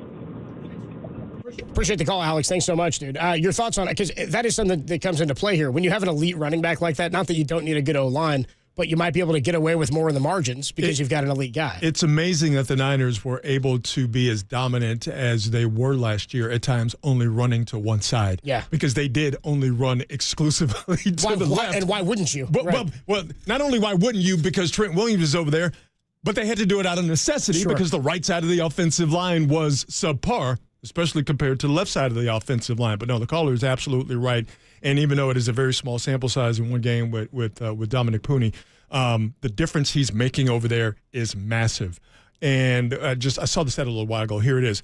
The Niners ran to the right the least of any team in the league last season at 41%. In game one on Monday, they ran to the right 64% of the time. Okay? So that's how big of a difference Dominic Pooney is making, and he's getting it done in pass protection as well. So just being able to, like I said earlier, the fact that the Niners could only run to one side of the field, and they went to the Super Bowl, and they ran it 50% of the time. And ran it 50% of the time. That's what I'm saying. I'm not saying not that they can run to the right; they're guaranteed to go to the Super Bowl. But that much and only to one side and have that much success is insane. But I mean, now you got a guy back there who is sort of a pure archetype type running back, where he's big, he's strong, he understands what he needs to do as a back in that zone running scheme. He'll run up into his guys to push the pile, what have you. You have a legit running game threat in that regard. That softens the blow for now of not having Christian McCaffrey. Again, this all goes to, in my estimation, the Niners being the one team that is uniquely qualified to miss their best player for a short amount of time here and be somewhat okay. Yeah. The depth of the running back room does take a hit. And we were saying the one sort of caveat, and to your point about having the talent to not be destroyed by losing your best offensive player, save Trent Williams, but a skill position guy who's going to put points on the board for you, is having Debo Samuel, who in this offense is probably more valuable than in any other offense in football. Absolutely. He's going to do more for this team than he would for anybody else just because of how Kyle Shanahan uses him. I do anticipate he's going to still see a lot of those carries. I do anticipate Jordan Mason's still going to be the bulk guy. Sure. The question is, can those guys carry the load? I mean, it's a lot. Mason had the comment after the game where he goes, man, I got to talk to McCaffrey. It's hard to run that many times into the fourth quarter, and he does it all the time. Now, his catches and his touches are split between backfield and receptions. The question is, if you use Debo that much, what do you do else? Where else do you go in the receiving game to keep that decoy alive? Juwan Jennings is the guy. Yeah, man. Juwan Jennings, he's not just third and Juwan. No. Okay? He is an integral part to what they want to do in the pass game. He's sure-handed. He runs good routes. He's going to get you those first downs. He's going to make those tough catches. He is an absolute revelation. And the way he showed out on Monday night, I would expect for that to continue and even get better as the season goes on. I would anticipate the way they're going to go about this is what we've seen. We've seen this situation before. Raheem Mostert went down in 2021, week 1 against Detroit, and then Elijah Mitchell comes basically out of nowhere, 19 carries, 104, and then he was the leading ball carrier for the Niners that year, 207 carries for 963 yards in 11 games. But what we saw was the emergence of Debo as the wide back. Right. So they were able to manufacture that same type of offense pre-Christian McCaffrey by having Debo and the same type of runner you would think in Jordan Mason. You still have Brandon Ayuk. You still have George Kittle. I mean, it's not optimal, but it's not a death sentence. This is something that you need to do, and if you're capable of doing it, it is an absolute no-brainer. Put him on IR. And I think we need to explain to the folks because they might not be as football nerdy as we are. IR does not mean you are done for the season. It's not. It's a 4-game. Well, it can, but this would be a 4-game. In this situation, this would be a designation to come back. After 4 games, you have to miss. That's what it's the Puka Nacua situation with the Rams. They put him on. He has to miss at least the next 4. Now, if you activate him, then he's got a period of time where he can ramp up and then come back before he takes the roster spot, before you have to give that up to somebody else. 808 KNBR, 415-808-5627. Your feelings on the McCaffrey injury? Or you have the mindset that it's time to put him on injured reserve and bring him back healthy in maybe a month or more? Nick is in Oregon. Nick's in Oregon. You're on the Sports Leader. Hey, Copes and Rob Brooks, you guys sound great. Thank you, brother. Hey, putting CMC on the IR, that's a great idea. They got to do it. They got to rest him, man. I mean, we're good. JP Mason can handle the load, but with a rookie, pretty much a rookie backfield or backups, do you bring back a Matt Breida? I mean, he performed well. I know he's got a little fumbleitis, but he knows the system, and I'm sure he's sitting around hanging out just waiting for that call. What do you guys think? Couldn't hurt. I mean, he knows the offense. That's why he was here in preseason. Right. They also, what's interesting is when you bring a guy, and I appreciate the call, Nick, when you bring a guy in like that in the preseason, and they brought him in kind of late, I felt like it was sort of an insurance policy in terms of if somebody were to go down, maybe there was a McCaffrey factor there, but also, he knows the system. Kyle Shanahan, to some extent, then has to have some trust for him. Also, you had 2 other rookies there. You had Cody Schrader and you had Isaac Guerrero. And Guerrero hadn't even played until the 3rd preseason game. So there were question marks about who was going to be healthy, what you were going to be able to keep. And there's no real risk, I don't think, of losing Matt Breida to somebody else. So he's out there. But again, they opted to keep Keyshawn Vaughn on the practice squad. But I think, though, when you start to get into those depths, it almost doesn't matter at this point. This is about Jordan Mason. You're down to your third. This is about Jordan Mason. This is about Deebo Samuel. This is about everybody else picking up the slack. It really is. So, you want to bring Matt Breida in, that's fine. But I think once you get to that point, if you have to use him, then you're cooked. But, again, the Niners actually cooking because of what they have around them and what – he's not a discovery, but he was a discovery to everybody else on Monday night with Jordan Mason and what he's capable of doing. And I tell you what, maybe you don't want to bank on this. You don't want a steady diet of it. But give me a little bit of him in the pass game, too. Yeah. I think you can catch the Vikings by surprise. You're not using them like Debo. You're not using them like Christian McCaffrey. But you might be able to sneak out there a couple of times. You only had 1 target and 1 reception in the game on Monday night. But maybe, big play or 2, you can get him out there in the pass game. And he made it a point to say, that's something I want to add to my game, and he worked on it in the offseason. Didn't he buy himself a jugs machine? They keep talking about that. Because he said, if I want to be like McCaffrey and get reps like McCaffrey, I got to play like McCaffrey, which means expanding what it is I want to be a 3rd down back? You got to do everything a 3rd down back does. You got to run the ball, you got to catch the ball, you got to pass protect. Now here's the Football Fan Friday after an injury at 808 KNBR. People on the Golden State Lumber and Building Materials text line. 2 people of the last 3 texts, 916 and 925, both say Jeff Wilson Jr. is the guy to go trade for back from Miami. And then here's 925 says, how about Jeff Wilson for Josh Dobbs? Do they need a quarterback? Interesting thought there. I mean, let's talk. Again, to your point, though, I don't know that they're in that desperation mode. No. And what's interesting about all this, too, last year, and you tell me if you agree, the 49er offense for the first time, ironically, under Kyle Shanahan, became the identity of the team. Yes, you're 100% right about that. In previous years, the defense was the tip of the line, spear. Really, yeah. Absolutely. And because the defense took a couple of steps back for reasons that we all know, the offense had to be at the forefront. This year, I don't know if it's going to be a flip, but I do think at times, especially with McCaffrey being out for however long he's out, I do think at times that defense is going to have to be the part that drags them over the finish line. And again, very small sample size, but we saw a couple of things that they were not good at, like stopping the run, especially up the middle, and also coverage and pass rush being on the same page. On Monday, for the majority of the game, those two issues were not issues like we saw for basically the entirety of the season last year defensively. And they definitely, well, the other part too is, one, you want to see good elements of your team beat up on bad elements of another team. I don't know yet if the Jets are good. Maybe that performance looks better in a couple of weeks. Maybe that was a good defense beating up on somebody who just wasn't all that good, which means you're doing your job. My thought, though, is I think based on what we saw from the defensive line, and we'll see what the second unit looks like if they're able to hold up what the first unit does, because really that's where the fall-off comes. But if that second unit, you pair those with the corners and Demo Lenore and with Charvarius Ward. By the way, we should mention Talanoa Hufanga. Did we say he's questionable? He's doubtful for Sunday. Doubtful for Sunday, and I don't think that's a huge surprise, but he's trending back. He came off the they took him off the PUP list and decided they didn't need IR because he may be back before the end of week 4. But the fact of the matter is, I think the defense has a chance without McCaffrey maybe to be the calling card of the team again, in which case, to your point, you don't need necessarily to have the elite back for the first 6-7 weeks. I mean, again, on both sides of the ball, they're okay. Yeah, I think so. This is not. This is nothing to celebrate. I'm not saying I don't worry about it. You know what I mean? It's wild that it's not. But just and the messages on Twitter, what we've gotten phone call wise here at 808 KNBR, on the text line, you get the sense that people are just like, that stinks, but all right, let's go. Yeah. And other teams, you lose a player of McCaffrey, you lose your best player, you lose your best skill position player. People are calling local talk radio, and they are damn near in tears. Yeah. That's how good this Niner roster is. But we are at a point in the season you can do this. Now, if this were December, it is a whole different set of circumstances.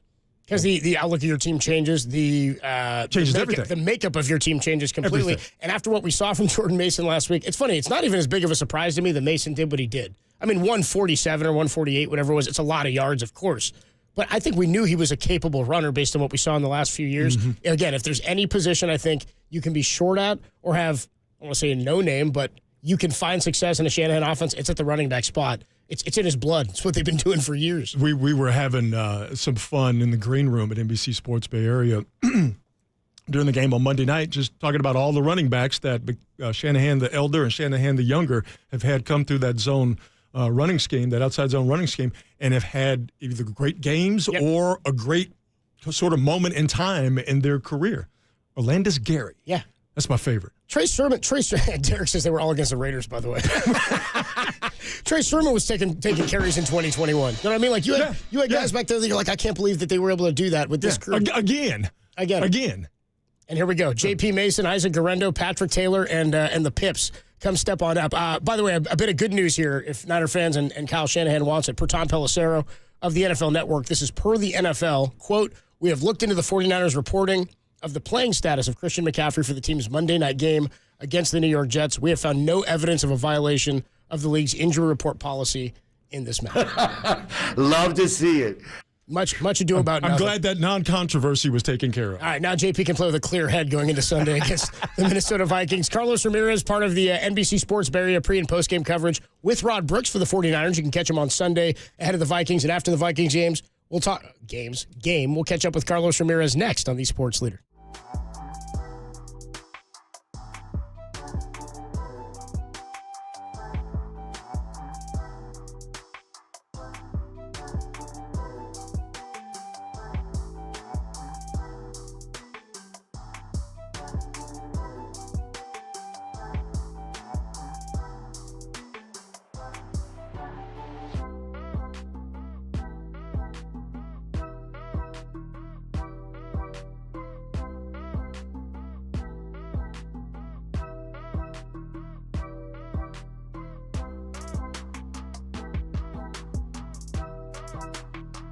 John Lynch joined Murph and Marcus this morning to discuss the possibility of Christian McCaffrey going on IR. Kyle Shanahan echoed that just minutes ago to the media. You can hear the full podcast with John Lynch on KNBR.com and the KNBR app.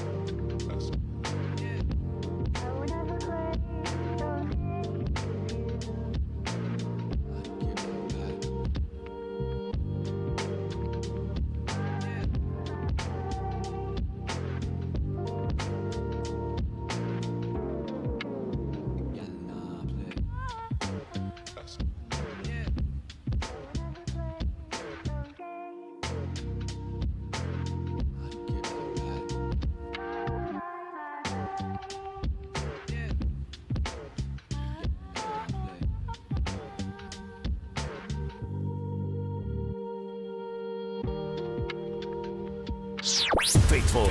Crack one open. Fire up the grill, cause the Tolbert and Copes 49ers tailgate is cooking on KNBR, the sports leader.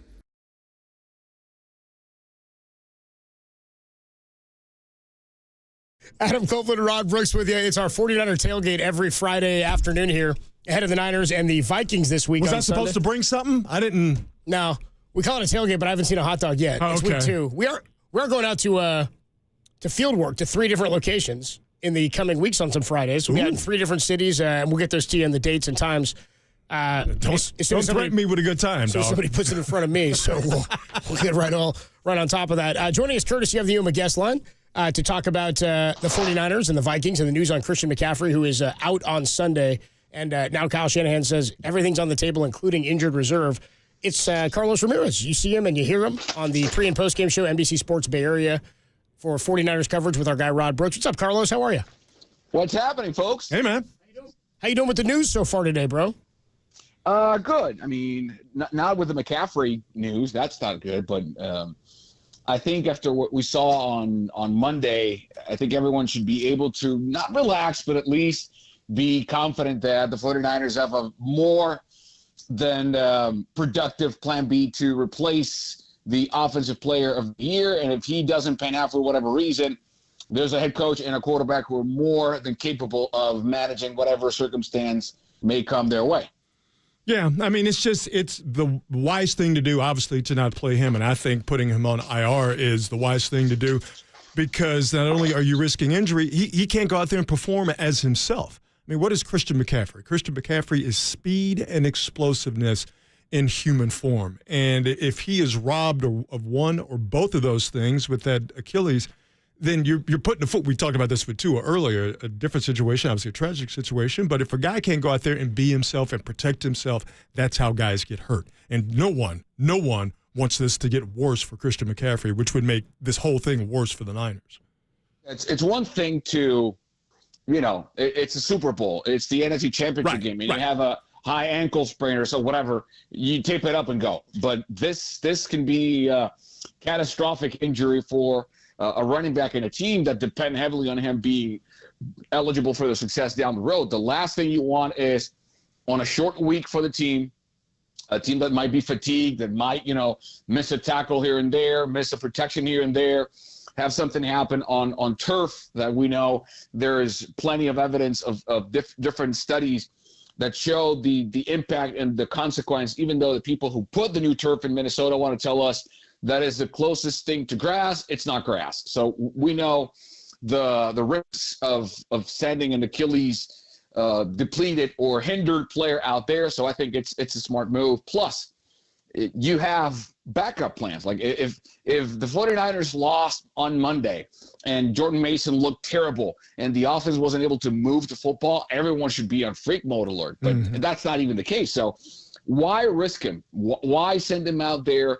We know he wants to play. We know he's absolutely out of his mind losing it right now because he's a football freak. He wants to be out there with a cast on a wheelchair if it's what it takes and someone push him down the field. But sometimes you have to protect the player from himself, and I think the 49ers are doing a good decision here. It's week 2. It's a beatable Vikings team, even though they haven't beaten the Vikings in 32 years in Minnesota. Talking to Carlos Ramirez here on the UMA guest line. So 28 carries for Jordan Mason. The question is, how many do you continue to give him? Christian McCaffrey never carried it that many times last year, but when it comes to receptions and carries, then he's getting a whole lot of touches. Is it as simple as just Deebo Samuel as the other guy, or do they need more help? Is Patrick Taylor, Isaac Guerrero, or maybe somebody not even in the organization now got to be around to help J.P. Mason carry this load? Well, here's the thing. Not every game is the same. And when you face a team that blitzes the most in football, I think the plan has to change, right? I think you're going to have to see more screens. You're going to have to see more flat, more hot routes open because of the blitz. Now, if Mason is your best receiving runner, and he did put on the work to work with the Jux machines over the winter and all that stuff. So if that is the plan, like I don't see them attacking the Vikings like they attacked the Jets because of the simple fact, Rod and Copes, it is a completely different defensive scheme with Brian Flores. So for that sole reason, I think he'll get lesser touches or fewer touches Not that, I mean, he's not going to go from 24, whatever, to 15. But I think the kind of touches will be different. And maybe those kinds of touches will take a lesser toll in his body. It's not the same having to go through 3, 4, 5, 6 guys plummeting down the field than to just catch one on open field out of a badly timed blitz and just scramble for 30, 40, whatever yards, which might happen against this very aggressive Vikings defense. So I think the plan will determine what the usage is. And I think the usage, Copes, to your point, will be very different just because of who they're facing on Sunday. The Niners lost in Minnesota last year. I think it was 22-19. And going back and looking at the stats and looking at the game, I'd forgotten how badly the Niners played. McCaffrey only had, he's not going to play, obviously, but only had, 15 carries, 45 yards. Niners defense, 0 sacks. Brock Purdy, after getting hit in the head, was 2 interceptions. Receivers didn't have a touchdown. Niners only had 65 total rushing yards. Kirk Cousins had 387 yards in that game. And 386 were to Jordan Addison, it felt like. And he wasn't sacked. Yeah, no. And Jordan Addison, who's not going to play, he's out with an ankle injury, if I'm remembering correctly. Jordan Addison had 123 of those 378 yards that Cousins threw for on seven receptions. The Niners played as bad as they could play. And if not for if not for Purdy getting hit in the head in those 2 picks and Jake Moody missing the field goal, they win it. They're not going to have a game where Purdy throws 2 interceptions and the entire Niner defense gets 0 sacks. They're not going to just rush for 65 total rushing yards. We hope they don't. No. I'm not a gambler, and I'll even put money on the fact that the Niners, come on, man, with Leonard Floyd and Bosa and the rest of that defense, they're coming out of there with at least a sack. Against. No, I know. And I'm with you. I'm with you. Just listen, just the fact, Rod, that Trent and Debo will be there. Right. The whole game changes. And again, I understand why awards exist. I get it. But you and I have been doing this show now for 3 seasons, Rod. I have, for 3 seasons, harped and screamed out of my lungs that the most important player and the 49ers scheme after Brock Purdy, because he touches the football on every single snap on offense, is Trent. Sure. We have seen this team without McCaffrey. What they do, they crushed the Jets. We have seen them without Trent in the NFC Championship game against the Rams, where he was hurt. They lost the football game. Mm-hmm. Then we saw him 2 games last season without Trent and Debo. They lost the game. I'm not saying McCaffrey's not important. He is. And sure, the offense revolves around a guy who can do pretty much everything with the football. Yes, guess what? If 71's not out there protecting 13, they're cooked. They're cooked because he needs time to protect. He needs time to be in the pocket to do what Alex Smith so eloquently said, that he is the most fearless guy in the pocket. Well, he is, because he's got 71 protecting him.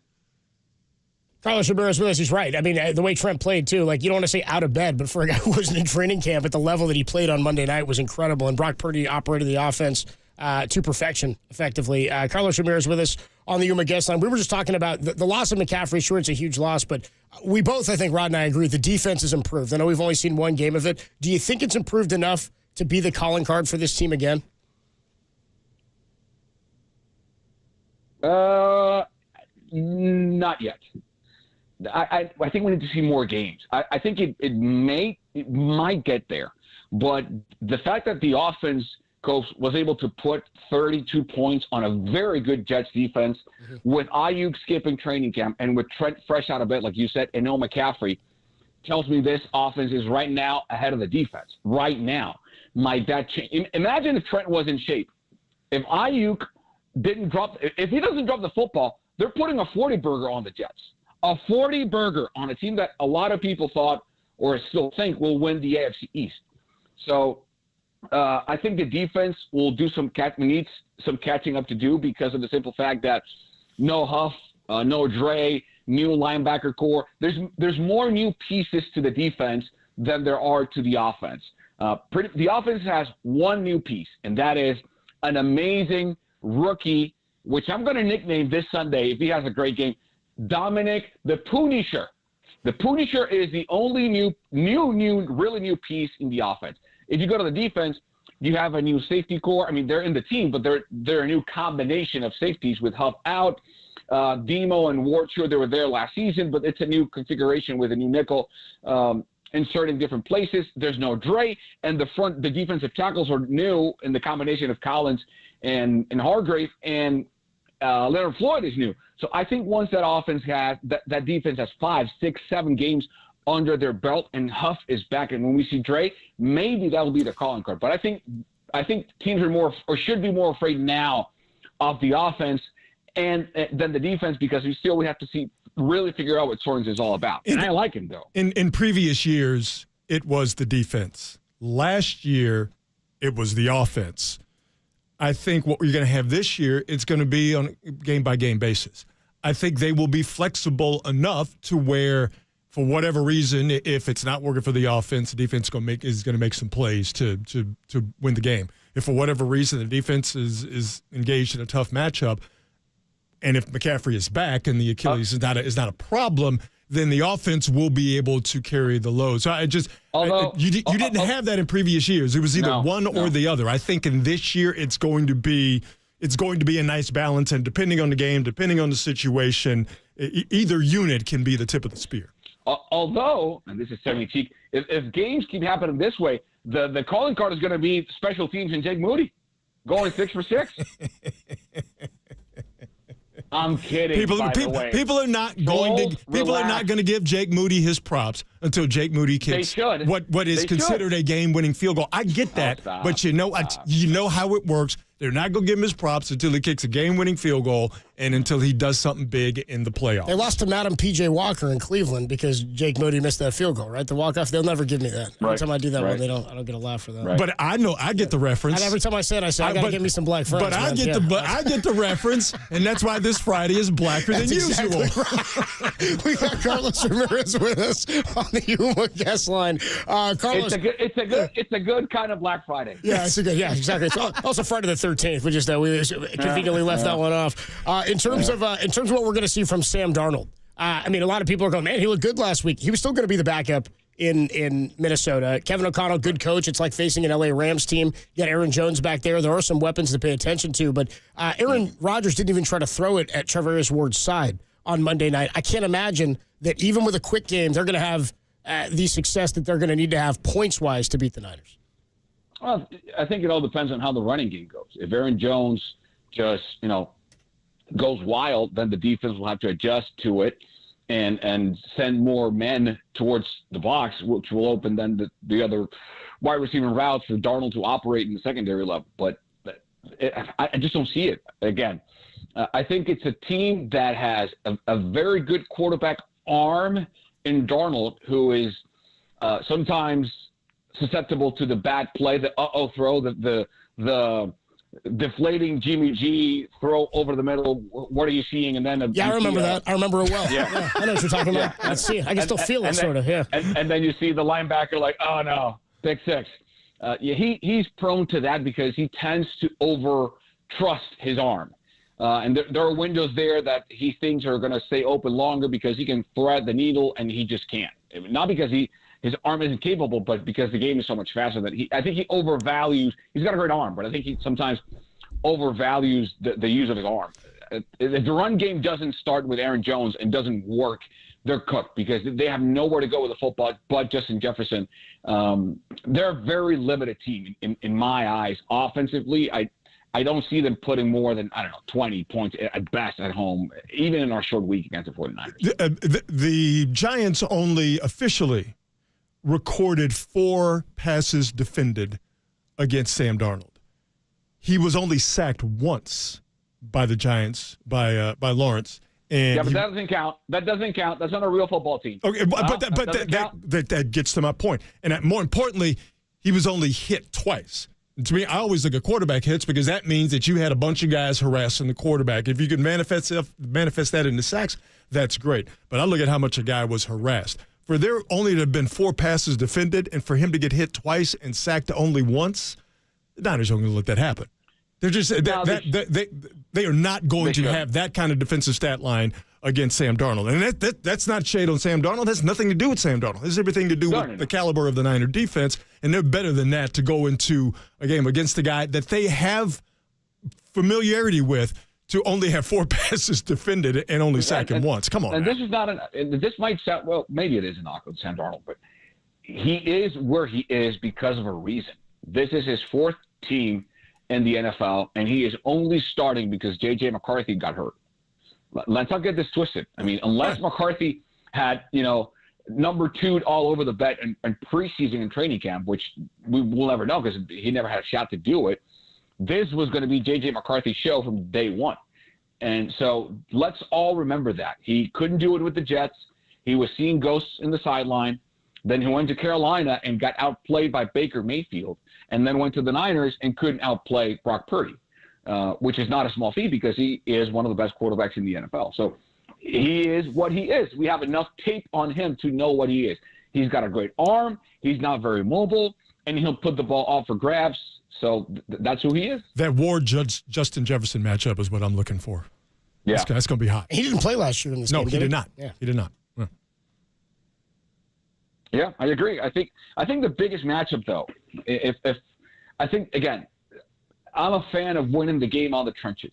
And I think the biggest matchup for this game is Malik Collins and Javon Hargrave being able to lock up on that turf, on that surface, being able to lock up the middle, because we saw what happened last year, guys, when the 49ers defense was not able to lock down those A and B gaps. They were running all over them. Then you had Fred Warner wasn't free. You were seeing guys blocking him on the secondary level, and he wasn't being able to scrape everything off of their backups of their tackles. So if Hargrave and Collins and their secondary tackles do what they did against the Jets on Monday, it's a wrap, because that means Jones won't be effective. They're going to have to go to the boundaries and rely heavily on the passing game, and that's the last thing the Vikings want to do, is have to just tell the 49ers, here, sit, we're going to throw this with a damage or a lack of control quarterback who will, again, put the ball in harm's way. So to me, that is the biggest point of success for the 49ers on Sunday. If Collins and Hargrave have a similar game than the one they had on Monday, it should be a pretty easy win for the 49ers. Carlos Shabir is the voice you hear on the UMA guest line. You can see him on NBC Sports, various pre- and post-game coverage of 49er football with our guy Rod Brooks. And I would say that if Dominic Pooney does have a good game, you better keep that Punisher nickname on lock. Put it, get it trademarked, because Greg Papa's going to steal that thing, dude. That's going to be on our station in a week if you don't lock that up. It's fine. I'm gonna whip it out this Sunday. Hey,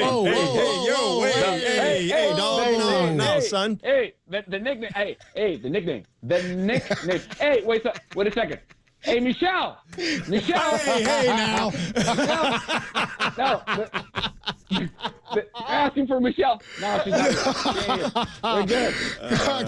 Carlos Ramirez, the voice you hear. We'll catch you later, Carlos. Thanks, bro. Have a great Black Friday, brother. See you, man.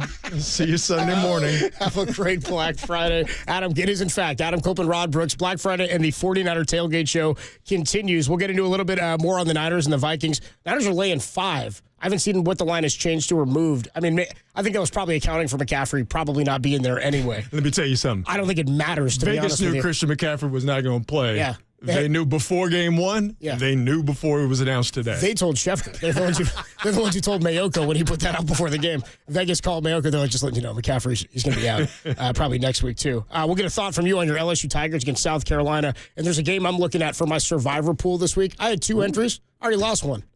Damn. The GD Bengals, man. Well, you're not the only one that lost to the Bengals. Oh, dude, some people in my league were doubling down on their 2 picks on the Bengals. I was like, why have 2? Man. You got to diversify your bonds. Adam Copeland, Rod Brooks with you on a Friday. Tips and picks next on the Sports Leader.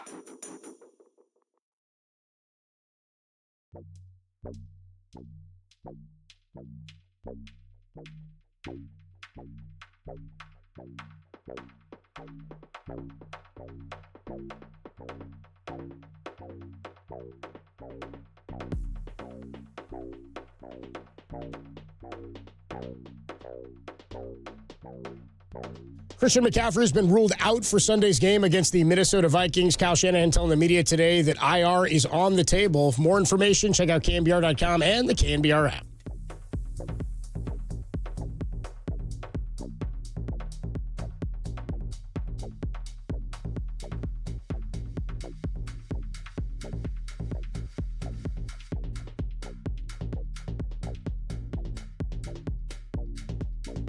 Hey, what's going on, everybody? Adam Copeland here for Underdog Fantasy.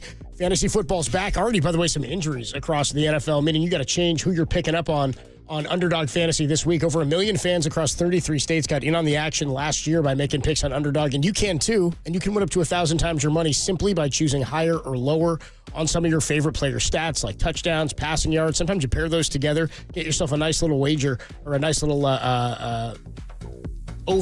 higher or lower pick for yourself come Sunday afternoon. Making picks on Underdog straightforward, signing up even easier. Head on over to Underdog's mobile app or Underdog.com and sign up using promo code KNBR. They'll give you a free pick on your first cash pick'em entry plus $1,000 in bonus cash when you deposit. Again, Underdog promo code KNBR to claim your new customer special of a free pick, and that deposit offer must be 18 or older, present in a state where Underdog Fantasy operates. Terms apply. Concerned with your play? Call 1-800-GAMBLER or visit www.ncpgambling.org.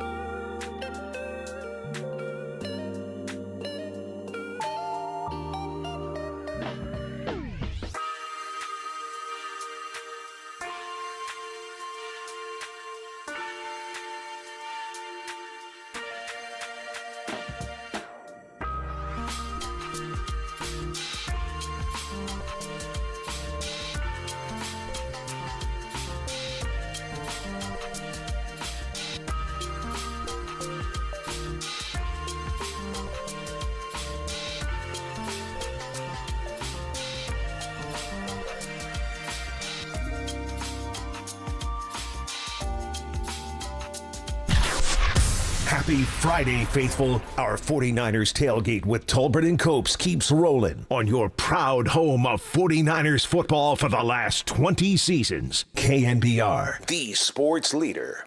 These damn gamblers, but these fantasy guys, like, don't they drive you nuts? Like, all the up 500 points, minus 300. Like, I don't even know what that means.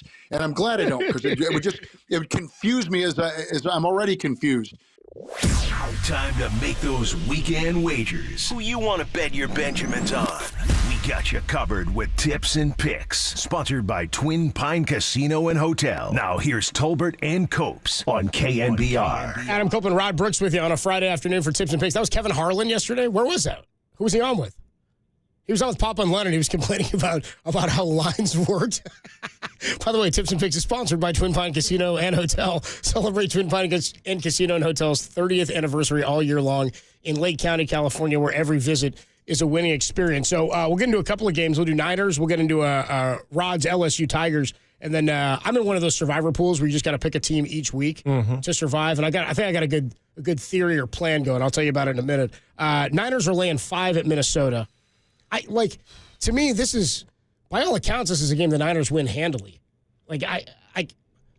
Sam Darnold beating the Niners, even with a quick game. I know Aaron Jones, even if he runs the ball well, we haven't seen him hold up yet against the run. Let's see how that looks, because there was no rhythm really for Aaron Donald. But this is not the offense. This isn't the guy that I'm concerned about beating the Niner defense at this point.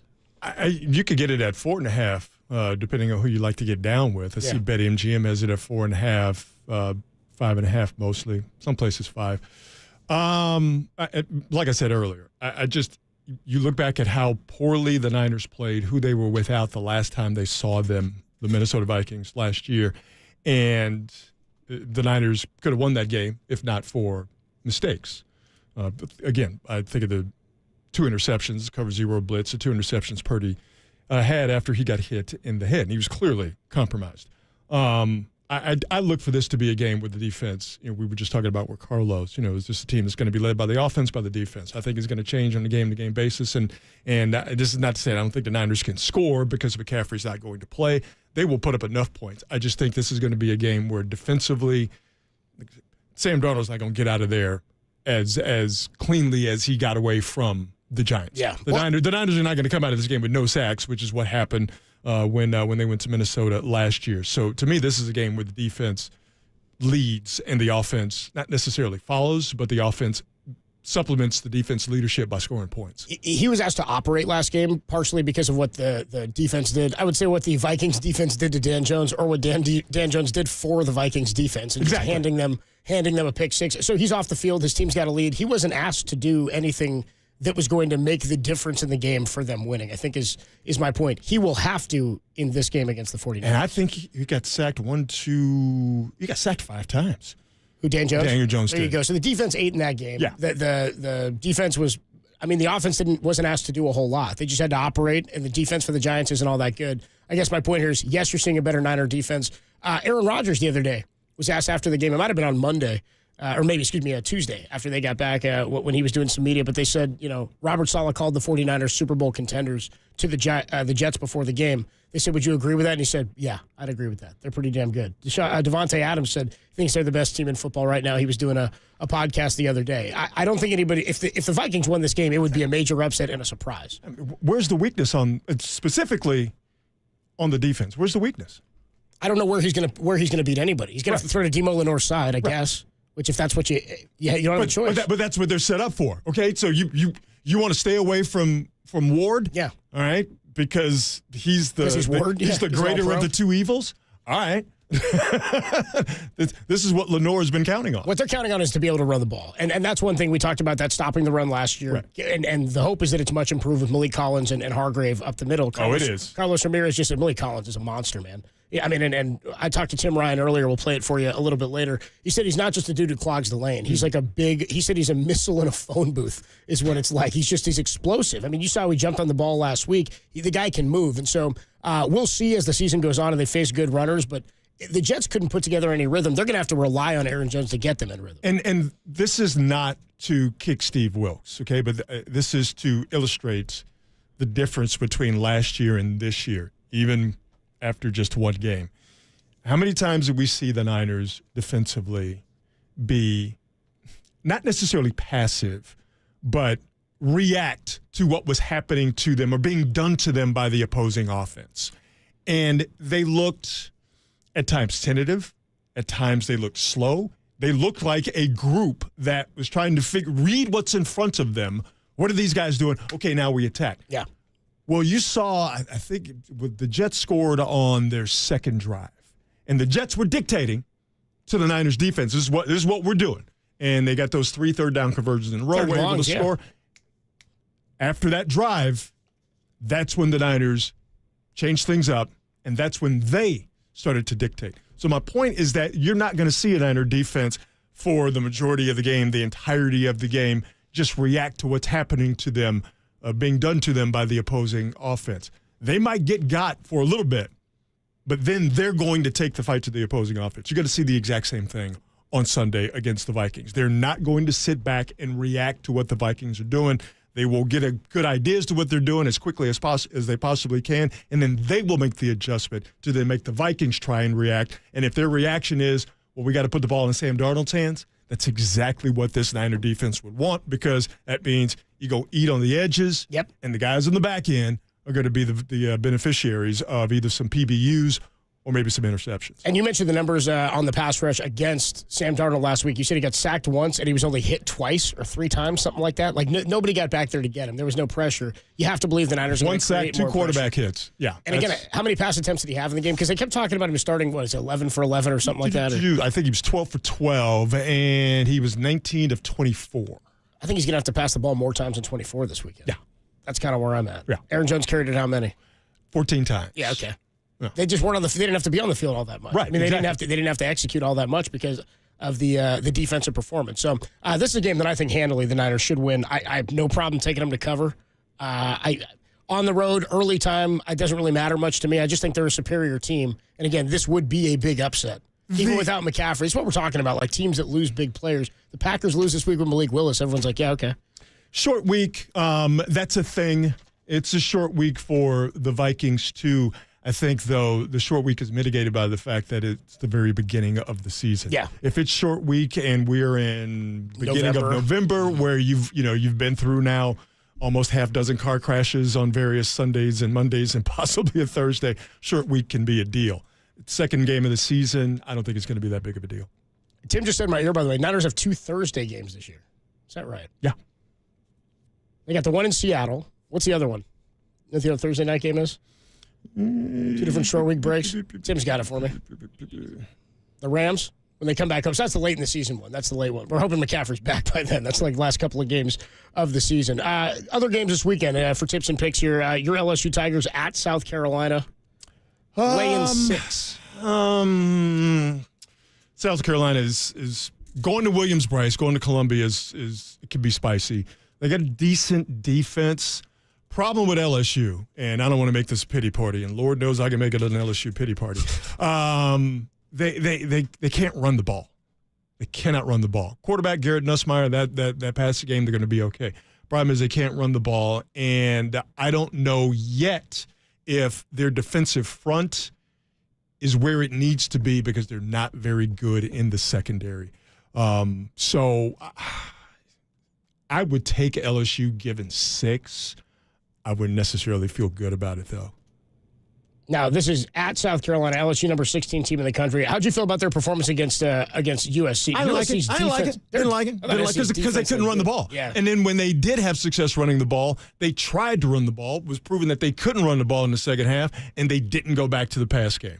I told you, don't get me started, dog, because I'll do nothing but complain, and nobody wants to hear me complain.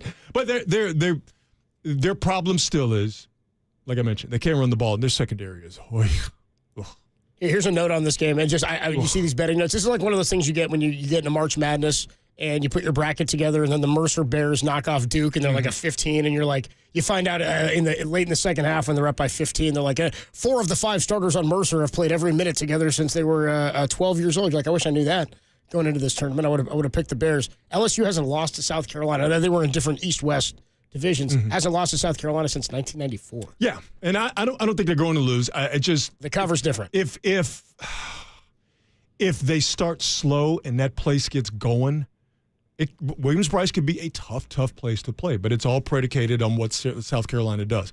If LSU gets a foothold and they get up 10 in the first half, they could start to drain that place. I wonder about LSU's ability to do that because they can't run the ball effectively enough and because they're not as good as they need to be on the back end. And as I said, and as we know, watching the Niners, coverage and rush, they have to be together. I don't know if LSU has those guys up front to put that constant pressure on opposing quarterbacks to make their secondary look a lot better than they are. I got you. And that's, the defensive USC did exactly that. They look fantastic. There you go.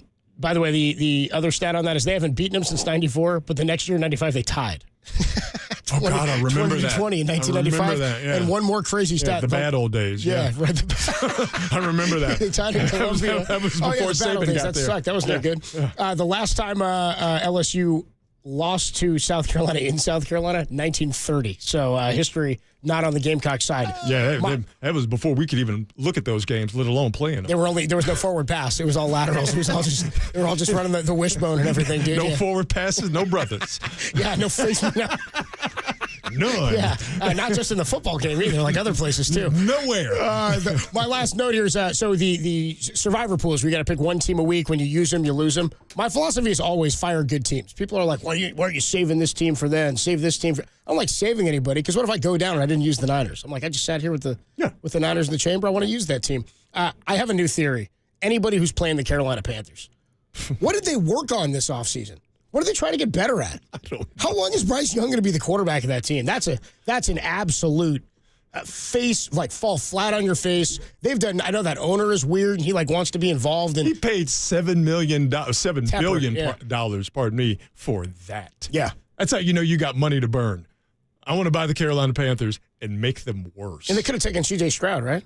I'm glad they didn't. Oh man. Well, yeah, you're glad they did. Houston's fun. They could have taken C.J. Stroud. Man, do I love Carolina's ineptitude. Appreciate that. Thank you. They're still paying Matt Rule.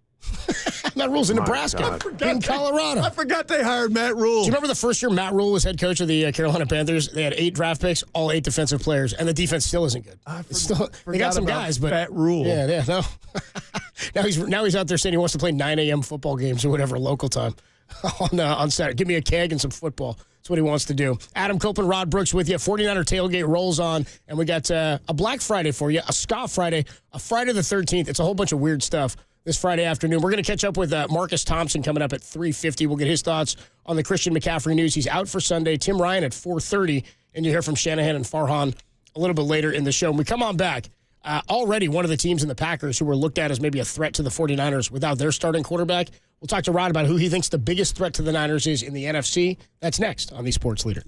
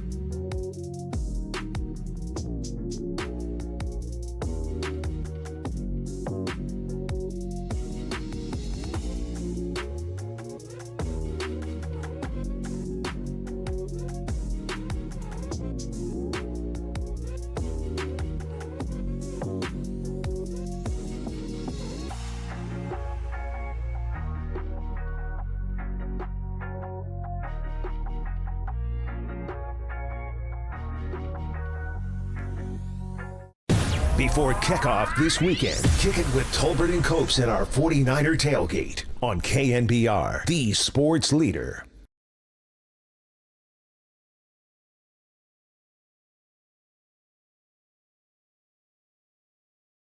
Adam Copeland, Rod Brooks with you Friday afternoon. It's a Black Friday. Marcus Thompson going to join us at 3:50. Tim Ryan, 4:30. We got some Kyle Shanahan and some Farhan for you coming up later in the show. Giants pregame 6:15.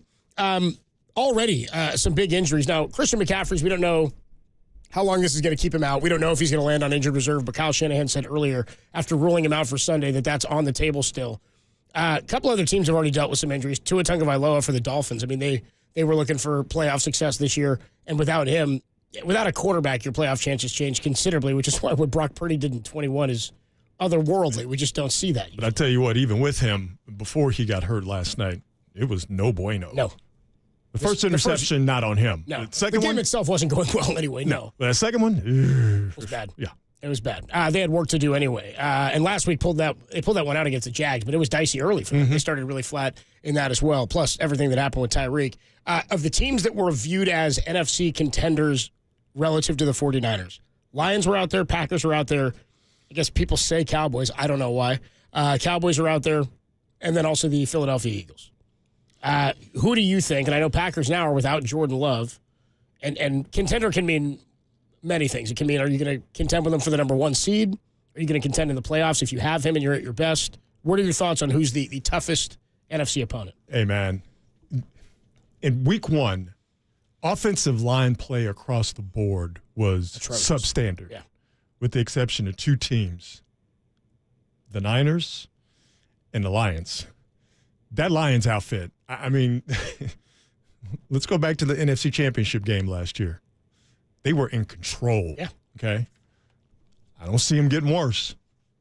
I see them learning lessons from that game in particular. It's probably the best O-line in football, Detroit. It's the best O-line in football. From left to right, guards, center, it's the best offensive line in football. To be able to provide that protection for Jared Goff, who feels emboldened by it, understandably so. They got skill position players. They got defense they got cats who can cover. They got cats who can hit. Detroit's that squad. And, of course, they were NFC Championship game last year. But you tell me where they got worse. There's a case. The offense got better next to Amon-Ra. Jameson Williams looked really good. I know he's dealing with a little bit of an ankle tweak right now, but I mean, if I'm buying stock, and that's a guy who I believe, because he had a lot of hype coming out of college, was that Alabama was hurt. They had a tough time, I think, inserting him. Amon-Ra exploded, and now I think they may have a spot for him. If they've got another receiver opposite him, that's a problem. Pair him with the backfield that they have, which is David Montgomery, who just, destroyed the Rams' D-line at the end of that game. We should all, when we get a chance, collectively just give the New York Giants all sorts of you-know-what for their dumb decision. Forget about paying Daniel Jones. Let's say Saquon Barkley go to the Eagles. In division. In division. Like, where's he going to where's the worst that could happen? It's the worst that could happen. You're supposed to get him out. Sit him somewhere like to the Raiders. Send him to some, comedy outfit. Look what the Packers did with Devontae. It's exactly what you said. What are you doing? What are you doing? That's an issue. The Cowboys, they got dudes. I know they have dudes. Listen, we're fine. We're good. We're I know I said it like backhandedly because I'm just like, whatever. I just don't buy them. They're going to be there. Here's the thing. I'm right there with you. Yeah. They got dudes. Respect to those dudes individually. Now, what they make up collectively, nah. And McCarthy, I'm not buying the coach. And they still have Mike McCarthy. Yeah, that's my problem. Like, what are we doing? As head coach. So you know what? I was talking to a friend of mine who's a Cowboy fan, and now that I think about it, I don't know why Theo is a friend with him being a Cowboy fan, but shout out to my man Theo. Yeah, right. But I was like, here's what I love about the Cowboys is that I root for them to either lose hilariously in the playoffs or have a disastrous regular season.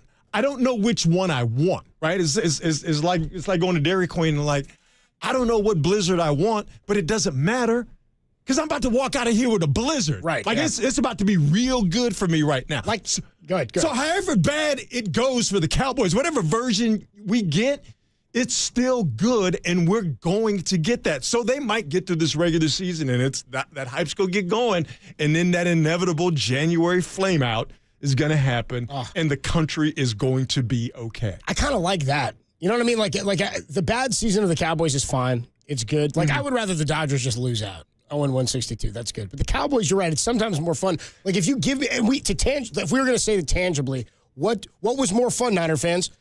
Dak Prescott running out of time to spike the ball, and he goes, that's the end of the game, or the next year when they ran Zeke out to the offensive line by himself. What ending was more fun? I mean, equally. They were both delicious. They were both fantastic. It's like having kids. But you want to love them both. But here's the deal. And see, I could go all the way back to I forget the Jackie Smith dropping that touchdown in the Super Bowl, like back in the 70s. Like he must be the sickest man in America. Yeah. I love it. Tony Romo, who had not fumbled, who was on every extra point that season, and they converted every extra point. Him fumbling that extra point try in Seattle and then missing out on the first down. I saw that video a few days ago, and it filled me with joy. He's still sitting there with his head down. Literal joy. He's still sitting there. I can still see him with holding his helmet. And by the way, that's the year he became the starting quarterback. So that was back when, like, before every punter was the place kick holder. So he was the backup QB. That's all he did was handle extra points. He demanded he got to keep doing it as a starter, and then he fumbled it at the absolute perfect time. But them going 1-15 in 1989. You felt good, huh? Oh my God! I mean, but here's the thing, and I was going to bring this up. You being a San Francisco kid and hating the Dodgers, and me being a Houston kid hating the Cowboys, like you wanting to see the Dodgers go 0-62. If I had to pick one, I'd love the Cowboys going 1-15 in 1989. But here's the thing. I love watching the Dodgers throw up all over themselves in the postseason. It is just, if I got a second choice, that's where I'm going. Exactly. Yeah. I just say, I love, because you know it's going to happen. I can't wait. You know it's going to happen. Matt Stairs right up your ass. How about that? You know what I mean? Matty Stairs pinch, you don't run for the Phillies. You know it's going to happen. So going back to what the Giants did, the New York Football Giants, back to more NFC East. That was a fun Cowboys digression to just crap all over Dallas. Could Saquon have the McCaffrey effect on the Eagles? I guess is the question. Because absolutely. I didn't know he was going to look absolutely. I don't know if he's going to look that good. Absolutely. Last week. He's that good. Yeah. So the question I guess we have is when you go, who's the bigger threat? Would anybody debate that the best head coach quarterback combo in the NFC is Brock and Kyle? You might go McVay and Matt Stafford. Yeah, we can have that conversation, and I'm fine with it. So that's where I'm kind of looking at if you're looking at the best team. And then I'm looking at the quarterback coach combos within those teams. Sirianni and Hurts, they've been to a Super Bowl. I'm not going to be going to qualify, but Brock Purdy was hurt. But it was a different NFC Championship game, right, to get there. They didn't have to play as big of a game to get there, and they lost to the Chiefs, as did the Niners. The Lions, Dan Campbell, we saw what happened with decision making. But again, I think he learned from that, though. You would hope so. He got into the playoffs, and he tried to get cute. And he reverted, he reversed course. Yep. And then he tried to get back to who he was, and by that time it was too late. Yeah. I think he learned from that. He will not make the mistake again. And it's been surprising to me because he's gotten better and they've gotten better, and I think he is a good motivator and coach. We'll see if they're good enough to win an NFC Championship and go to a Super Bowl. They're definitely the number one contender to do so in my mind. Thank you. Is there another You're welcome. Thanks, Campbell. Is there another coach combo, though, that you would put right there? It's why the Rams, to me, and I don't think they're good enough this year. Their O-line is now torn up, too. They're without Nakua. I think they're still a playoff contender, the Rams. But in terms of teams that make it the most Green out. Bay with Love. We don't know the Love status, I guess, is my But if he's healthy, what they've been able to do with him, I'm projecting that's going to continue. LaFleur is who you're talking about. LaFleur, yeah. That's going to continue on an upward positive trajectory. But the discussion is McVay and Stafford and Shanahan and Purdy. That's the discussion. Yeah. Everybody else is shooting for third place. And the most title game appearances and Super Bowl appearances between them in the NFC in the last 7 years, or in the time that they've been the head coaches. But we started the day talking about, and if you just put it on your radio ears, Christian McCaffrey, he's out, and IR, short-term IR, is a distinct possibility for McCaffrey and the Niners. That's an injury problem. It's not a death sentence, but it's an injury problem for the Niners. The Rams' injury situation, they are busted, especially on offensive line. The O-line is what did it was like 4 guys in the O-line? 3 guys maybe? Yeah. Not good. Not good. Niners go there next week, by the way. Lick your chops. Adam Copeland, Rod Brooks with you Friday afternoon. Marcus Thompson going to stop by from The Athletic. Best sports writer in the country. We do it every Friday. He joins us next on The Sports Leader.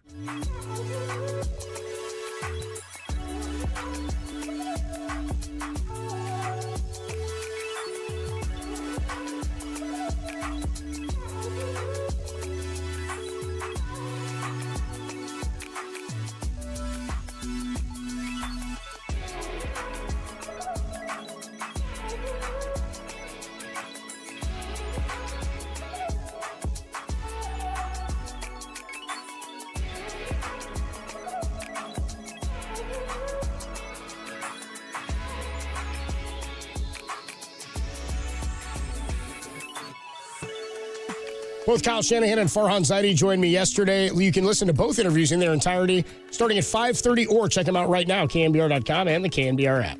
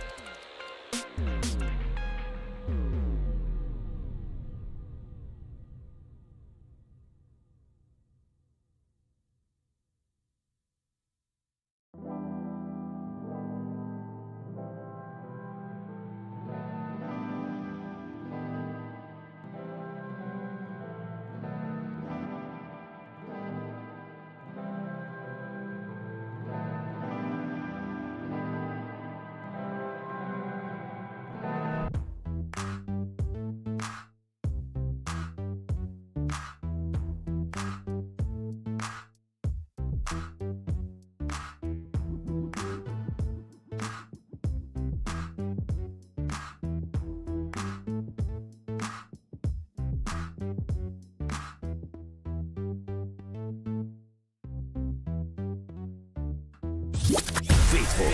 Get hyped with your hosts of our 49ers tailgate, Tolbert and Copes, on your proud home of 49ers football. KNBR, the sports leader.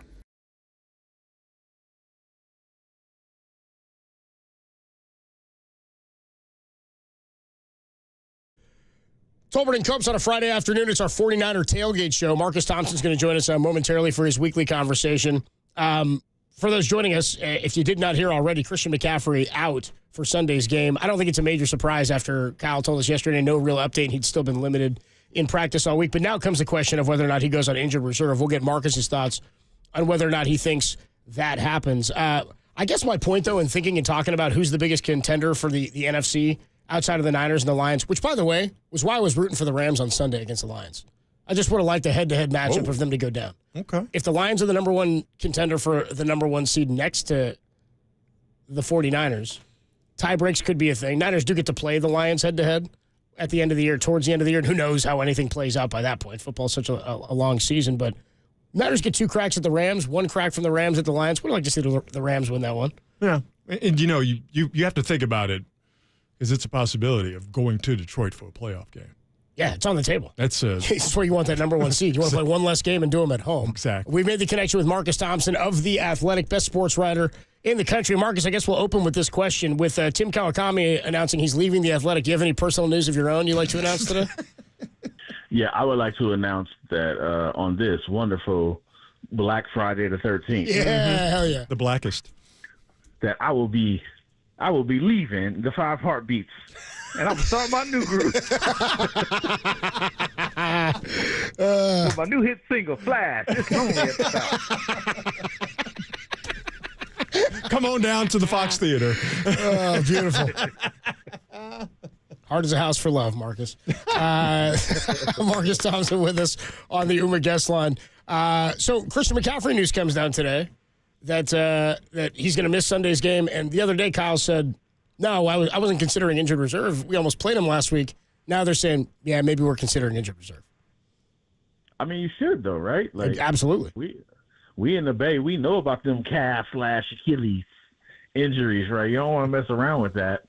And, again, this season is about what happens in January and February, right? Like, it's not about what happens in November. And it's such an easier decision. I think part of the whole, we're not thinking about IR had to be like, we don't know what's behind him. But after the way Mason looked, it's like, we should just IR him, right? I think that's the smart move. Like, he's clearly good enough to play this position. You don't really have, like, you aren't getting – I mean, you're playing some good teams, but you should win. You should win the games. So I do feel like the smart move is to just make sure McCaffrey is there for the end of the season. If that means more rest the man. Don't get thirsty for September games. They just don't save you. Not devaluing Christian McCaffrey at all, but they've won regular games without him before he was on this team, before he was a member of the San Francisco 49ers. That's not a way you want to live all the way through. Clearly, it's not something that helps you when it comes to getting into the playoffs and going far in the playoffs. But if you won with him before, with Purdy, with Debo, with Ayuk, with Trent Williams, with Jawan Jennings, with George Kittle. If you've won with those guys before and Christian McCaffrey wasn't there, you can do that here at the beginning of this season in a short-term situation. Yeah, and then, there's also the concern about, like, it's a tough ask to run McCaffrey like he did last year. Mm-hmm. He's obviously been healthy since he's been here, barring little nicks and stuff, but we know his history, so you don't want to, like, put him in jeopardy of that. So this might be like kind of a blessing in disguise. And the line needs time to get it together too, right? Like, to gel and get what they need and get Trent off the IV machine, right? And get Pooney, you know what I'm saying? Get McKivitz like to, in a rhythm and Spencer Burford is on the other side now as the backup. So it just feels like, you could just kind of figure things out. And I thought they might lose that game against the Jets. They smoked the Jets at like 70% capacity, maybe 50, right? Like, so they're clearly like still the class of the NFC, so they still should be able to win. Marcus Thompson with us on the Yuma guest line. What's wild is, and we were saying this earlier, show me another team in football that can lose their best player, and you're like, all right, probably still favored to do what we were expected to do before the season started. I mean, for a team that's looking to contend for a Super Bowl, like that's how incredible the roster is, yeah, we saw what J.P. Mason could do, but also there's a belief that Debo can take some of those carries. Juwan Jennings has been fantastic. Ricky Pearsall presumably at some point will be here, but also what Brock did last year. Of course they're not as good without Christian McCaffrey, but they still may be the best team in the NFC even when he's not on the field. I mean, you got to think, too, they didn't have McCaffrey. Like Trent Williams wasn't in peak conditioning, having missed all of camp. Brandon Ayuk wasn't in peak condition after missing, all of camp. Like, you don't see him drop touchdowns like that. So that's three major pieces right there. They just weren't lit. They weren't clicking, and it scored 8 straight possessions, but this was like the Jake Moody game. That's the crazy part. It wasn't like somebody else was like, yeah, you didn't have Christian McCaffrey, but Debo caught 200 yards. It wasn't that. No. It was like a steady run game, good defense, and a kicker who wasn't missing. That's how they won. So you still got games where Debo could go crazy, or Ayuk could go crazy, or Purdy could go crazy. Purdy didn't even throw for a touchdown. So they still have the players who can do those things and really kind of fill in for McCaffrey. They did this some Hard Knock Life. This was struggle mode weird. Hey, on the record or maybe even off the record, talking to guys on that defense about the change at top, bringing in Sorensen, and the differences between defensive philosophy last year and how they get down this year. Have you had a chance to chop it up with some guys and get a sense that, not that anybody's dumping on Steve Wilkes, I'm not trying to make it that, but last year was not – what they were doing was not optimal for the way that those guys play individually and as a group. And after one game, it seemed to me that they're back to where they were before, which is they dictate to the opposing offense how this is going to go down. They don't wait for the offense to show something, and then they try to react as they did it too many times, in my estimation, last year. Well, in full transparency, my first time showing up was at Sunday's game. Oh, so okay. I don't know. Right on. I don't know what that. I was on the Brandon Ayuk man. I was like, I ain't coming back till he coming back. I was really on that track and field plan. But it's a very clear, order from the defense to be more aggressive. Mm-hmm. I've never seen more third and middle distance pressing at the line. Yep. You see, I'm watching Lenore walk up on Garrett Wilson. By the way, yep. Hey. I'm checking you at the line. Yep. Last year, we saw a lot of backing up, right? A lot of zone coverage. Whatever the case, they seem to get more pressure this year against what was supposed to be a revamped Jets line. Up the middle with Collins was really good. It feels like a team that's aggressive mentally, like they want to take the fight, and which is interesting because Greenlaw was a big part of that. He's the headhunter, right? He's the guy who's out there hitting dudes. He's the crazy person, kind of bringing some juice to it. So the fact that they can not have him in the middle and still be aggressive, they still don't have Huff yet, the guy who's running around with his hair on fire, right? Those kind of personalities weren't there, and they still had that vibe. So to me, that was like, I do think there were some conversations. It was like, hey, we're not doing that again. We're not waiting for people to get picked apart, and we're not gonna just rely on the front four to carry the load. We're gonna bring some heat. There's gonna be a level of aggression that we're gonna have to bring to the table off the rip. We're gonna make people feel us, especially if you got a quarterback that's sitting back there. So that felt like old 49ers football. Aaron Rodgers probably watched film last year, was like, yeah, I got him now. Because the last time he played him in the playoffs, he was like a Statue of Liberty back there, and he just had a date with Bosa, right, and Armstead, and it was miserable for him. But last year's 49ers had a hard time finishing drives, had a hard time putting pressure, so he probably thought he was good. He was like, all right, I'm ready. I'm back. I hit the darkness retreat. They ain't even the defensive line they used to be. But then, by second quarter, he found himself hustling. He wanted to get to the darkness. And I think back to the game on Monday, after the Jets scored, and that was the Jets' second offensive drive after they scored, where Garrett Wilson had those 3 consecutive third down conversion catches. Because they had the fumble. That's right. Play. Yeah, that's right. But it was their first sustained drive. Very early in that game, and he was on the bench, Aaron Rodgers, and he was like, yeah, Garrett, we're going to do that all day. I'm paraphrasing, but basically it was like, yeah, we're going to be here all day. And the Niners, that was the last you heard from Garrett Wilson. That was it. After that drive, that early in the game, that's how they were getting beat. They shut that down. Last year, that would have continued over and over and over again until it was too late. And it was crazy, too, because they got the fumble and ended up getting a field goal out of it. And then they didn't get off the field on third down. I think it was 3 times, at least 2. But and it was like, this looks familiar, right? This looks the same. And so that's what I was saying. I think Aaron Rodgers was like, man, I'm good. I could move a little bit. I got this. And then it all changed. I do think Collins up the middle is just a problem. And Bosa, one of the reasons they had some success in those first few drives was Bosa was straight getting choke held, and there was no calls, right? And that stuff matters. All it takes is one holding call. You backed up. Now you're facing a whole different thing, knowing the run is out the way. So I do feel like they were aggressive against the run, and Bosa and Collins were just giving them fits. They were just giving them problems.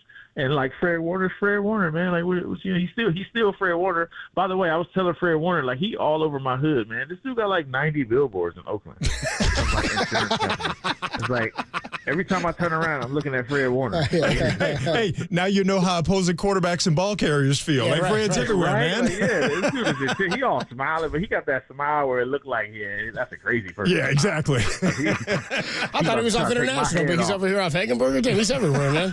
That's how they feel about him in the second. Everywhere, dude. It's crazy. I'm like, why am I looking at Fred Warner every day? I take my daughter to school. I go to the coffee joint. I go anywhere. It's like Fred Warner looking at me. Talking to Marcus Thompson on the UMA guest line. Marcus, I want to get your thoughts on what happened last night with Tua, man. Because, nobody knows the future, and immediately everybody turns to retirement. But that was another bad concussion for him, where we were talking just about how it looked, where his arms are standing kind of straight up and he doesn't have control of his extremities in the right way. Had the bad one a couple of years ago where they cleared him to go back on the field. But, this is – I don't know how the NFL or the team is going to handle this or what Tua wants to do. My thought is football players generally try to fight through stuff, but just what was your reaction to what happened last night? I was just like, man, this is wild, yo. Like, if there's ever a case where it's like this dude's brain isn't about this, right? Like, it's trying to tell him. And it wasn't even like, and it wasn't innocuous, right, a tackle, but it just felt like run of the mill. But it feels like any significant contact from above his shoulders, like he's in danger, and that's the part that's scary. It just feels like he's in danger. When he comes back, I think he's going to sit out a while at minimum, right? But even when he comes back, like, it just feels like he's in danger. Not because, he's soft or he's weak, but his brain just doesn't respond to that type of violence, and like, which is crazy. Like, I feel like that's a normal brain, right? Like, I feel like my brain wouldn't respond that way either. So it's going to be a tough choice. He just signs a $55 million a year. Like, I think he's on the book. Like, it's 90-something million guaranteed. I don't know. Maybe that makes you say, hey, I'm out for 90-something guaranteed. Like, but he's a competitor. He wants to play. I don't know what he does in this situation. Like, I don't know what you do. I would like to think I would say I would like to play with my grandkids, so I'm out. But he ain't in the NFL because he thinks like that. They're in the NFL because they're like, nah, I got this. Like, we're going to figure this out. So, he's done everything. He was doing, what did he do? Did he take, like, jiu-jitsu or something? He was learning how to fall. Lost weight. Got he's stronger. Done everything. Yeah, he's done everything. But here's the deal. He's done everything except learn how to protect himself. Yeah. He cannot, in my estimation, it's going to be hard for him to play football consistently at a level that he wants to play and a level that they're paying him to play if he cannot find a way to protect himself. Damar Hamlin didn't go at him with a helmet. They didn't pick him up and throw him into the ground. That was a run of the mill. He hit Damar Hamlin's chest with his head, and he had the fencing response where he couldn't control his hands. And 20 million people across the country saw that. He's got to find a way to protect himself. He can play, he cannot play. I'm not here to tell him what to do. But if he can't protect himself, then you're talking about somebody that is putting himself at a mighty risk. It just feels like he's in danger. I'd be like, come on, Tua. Like I don't want it. We just don't want that. We don't want anybody in danger. But you're right. There's probably something to that element where it's like, hey, man, like at least you see somebody coming. We've seen scared quarterbacks before. You're getting rid of that joker. Like, that's me, by the way. That's me. I'm not getting hit for nobody. So I'm throwing that thing quickly to the ground. Like, I'm doing the old school. Like, yep, I ain't have it. If you hit me, sue me. Hit me and I'll sue. That's what I'm saying. Because the ball was gone. Like, touch me and I'll sue. My neck, my back, my neck and my back. He need to get some of that. Like, that's what he need. He need some of that. Like, hey, ball was gone, bro. Don't touch me. I don't know, but $97 million guaranteed. I might. He's a competitor clearly because he's been through this and he keeps coming back. Like that. Dudes, they think differently. They're built differently. You told me I had $97 million guaranteed. I'm gonna head on out, y'all. I'm grabbing my keys. I'm out. I'm out, Coach. I'm sorry. Yeah, I'm out. I would feel it. I'd be like, no, I understand. No, it's understandable. I'd be mad at you if you stayed, quite frankly. I'd be like, yeah, we'll get together. It's all good. You don't have to stay. Talking to Marcus Thompson, excuse me, a few more minutes on the Omaha guest line. Some sad news. I just want to get your thought on this, and we haven't talked about it, Ron. I imagine somebody you followed. Mitchell Wiggins passed away. Andrew Wiggins' father passed away. It was announced a couple of hours ago. I know that Andrew Wiggins not been with the team at a couple of different points over the last few years. Family issues were cited and things like that. But just some tough news for the NBA. A lot of people reacting to it. Played with Houston for a handful of years and Chicago and Philadelphia as well. Yeah, and here's what was like kind of heartbreaking about it is like I've talked to Wiggins about his dad. Like, I lost my dad, so I was telling him like, hey man, like this, like it don't go away, right? Like we've had these conversations. Like, yeah, your whole life is like that dude loves his dad, man. It was destroying him. Like his dad is his hero. His dad was his inspiration, right? Like he loved his dad, and it was very difficult for him to watch his dad go through that. So you just know, like this hurts him in a way that it hurts people too. You know what I'm saying? Like this ain't a shake it off thing. And Wiggins is, he strikes me as a guy who like don't feel much, right? Like he's kind of chilling generally. He's not like emotional.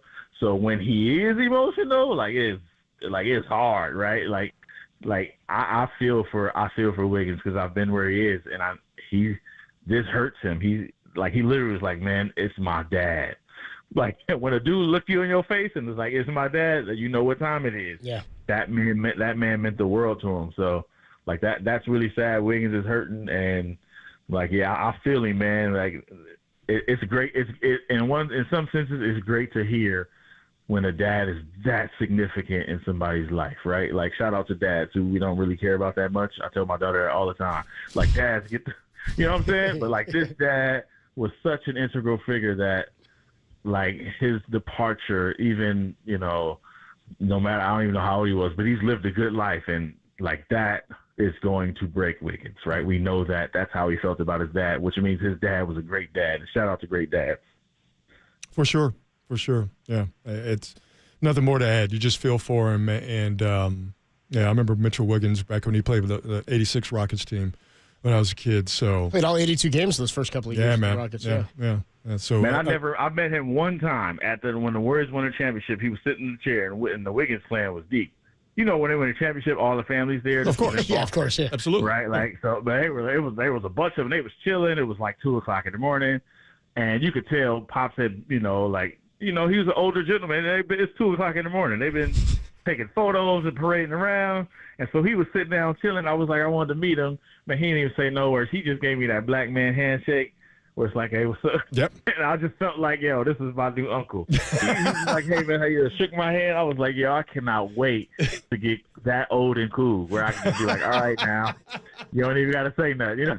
Like, you ain't got to give no speech. You ain't got to just like, I understood. He shook my hand. I understood exactly what Transferred it was. energy into your mind. Yeah, Absolutely. you know, it was telepathic. Yeah, I know exactly what you mean. Yeah, Dap it up, keep it moving. Brother. I'm going to bed. Good to see you, brother. But hey, man, it's great to meet you. But I'm tired, so I'm just gonna give you this black man dap right now. Oh, dude, Black Fridays are great because you get black man dap. Hey, Marcus, I got another laugh from Rod on Madam PJ Walker too. Finally, somebody else got down with that. I loved it. That was good. And then also, first time maybe ever, 5 heartbeats mentioned on KNBR, maybe in history. Maybe in history, but that's what happens on Black Fridays, especially when Black Friday is on Friday the 13th. The blackest. I got kind of pissed. I saw Rotten Tomatoes had it as a 39%, so I clicked on it. Audience score 95. Whew, okay, we're good. We're good. Yeah. All right. Audience score. That's what matters. I don't need Mick LaSalle reviewing the 5 heartbeats for me. You know what I mean? It wasn't for Mick. All right. Marcus Thompson, the voice you hear on the UMA guest line. Marcus, have a good weekend, man. We'll talk to you next week. All right, my brothers. Be well. All right, man. Happy Black Friday. Good stuff, Marcus Thompson. No offense to Mick LaSalle. I mean, it's not a French film that opened in like 3 theaters nationwide, so that's not what we need. It's not what we need. The man would have been out of the chair in the Chronicle, dude, just empty seat. With me, you'd have been sitting up clapping on the 5 heartbeats. I'd have been looking right at it. We are going to catch up with Tim Ryan. We'll be on the call on Sunday. 49ers and the Vikings without Christian McCaffrey, I should say, going up against Sam Darnold. By the way, didn't see the field last year at all for the 49ers, but he'll see him this Sunday. He did, by the way, throw 2 touchdowns and a pick against the Giants. Is that right? Yes. So as bad as the Giants were against him, not getting to him, he still just gave one away. Did you see Demo Lenore's comment, by the way? I did see that. Demo Lenore said, me and Sam Darnold, we have a good relationship, and we had a good connection. He likes to give me the ball. I said, he's a good player, but we're coming on Sunday. Lenore's he's a menace, dude. I was like, boy. That's the kind of stuff I like to see week 2 heading into Minnesota, to see your old backup quarterback who was out there running against you guys. When we come on back, we will get into a little bit more of some funny stuff that happened this week. Shannon Sharp with an all-time flub. What other former NFL flub? That's the word for it. Whew. What other former NFL players would be hilarious to have the same situation happen as Shannon Sharp? We'll get into this next, only here on the Sports Leader.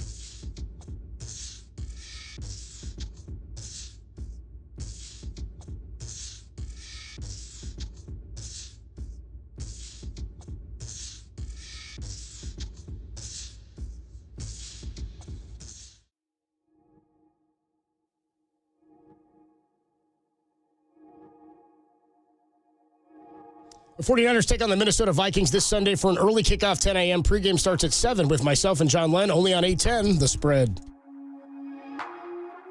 Hey, what's going on, everybody? Adam Copeland back here. My good friend Steve Moskowitz is hanging out on the line. Steve, people have questions constantly about tax concerns because rules are always changing, demands are always changing, paperwork's changing. Tell us about the Corporate Transparency Act. This is a new federal law that came into effect January 1st, 2024. For many people that own a business, there's a special reporting that you have to do. If you don't do it, the penalty is $591 a day per person. So suppose you own a business, you're married without a prenup, and your spouse has nothing to do with the business. It's $591 times 2, so it's over $1,000 a day. There's also a criminal provision for 2 years incarceration. The bottom line is, this is a brand new law. They're very strict with it. It's a big deal, and you probably never heard about it. Don't find out about it when you're facing some huge fine or worse. Just call us. We'll explain everything to you. And if it applies to you, and it applies to a lot of small businesses, we'll do everything for you. The only thing you have to do is call us for your free consultation. Steve Moskowitz can help. Get that consultation, 188-TAX-SEAL, or you can find him online at moskowitzllp.com. Silk suit, black tie. I don't need a reason reason why they come running just as fast as they can. Every girl crazy about that sharp-dressed man.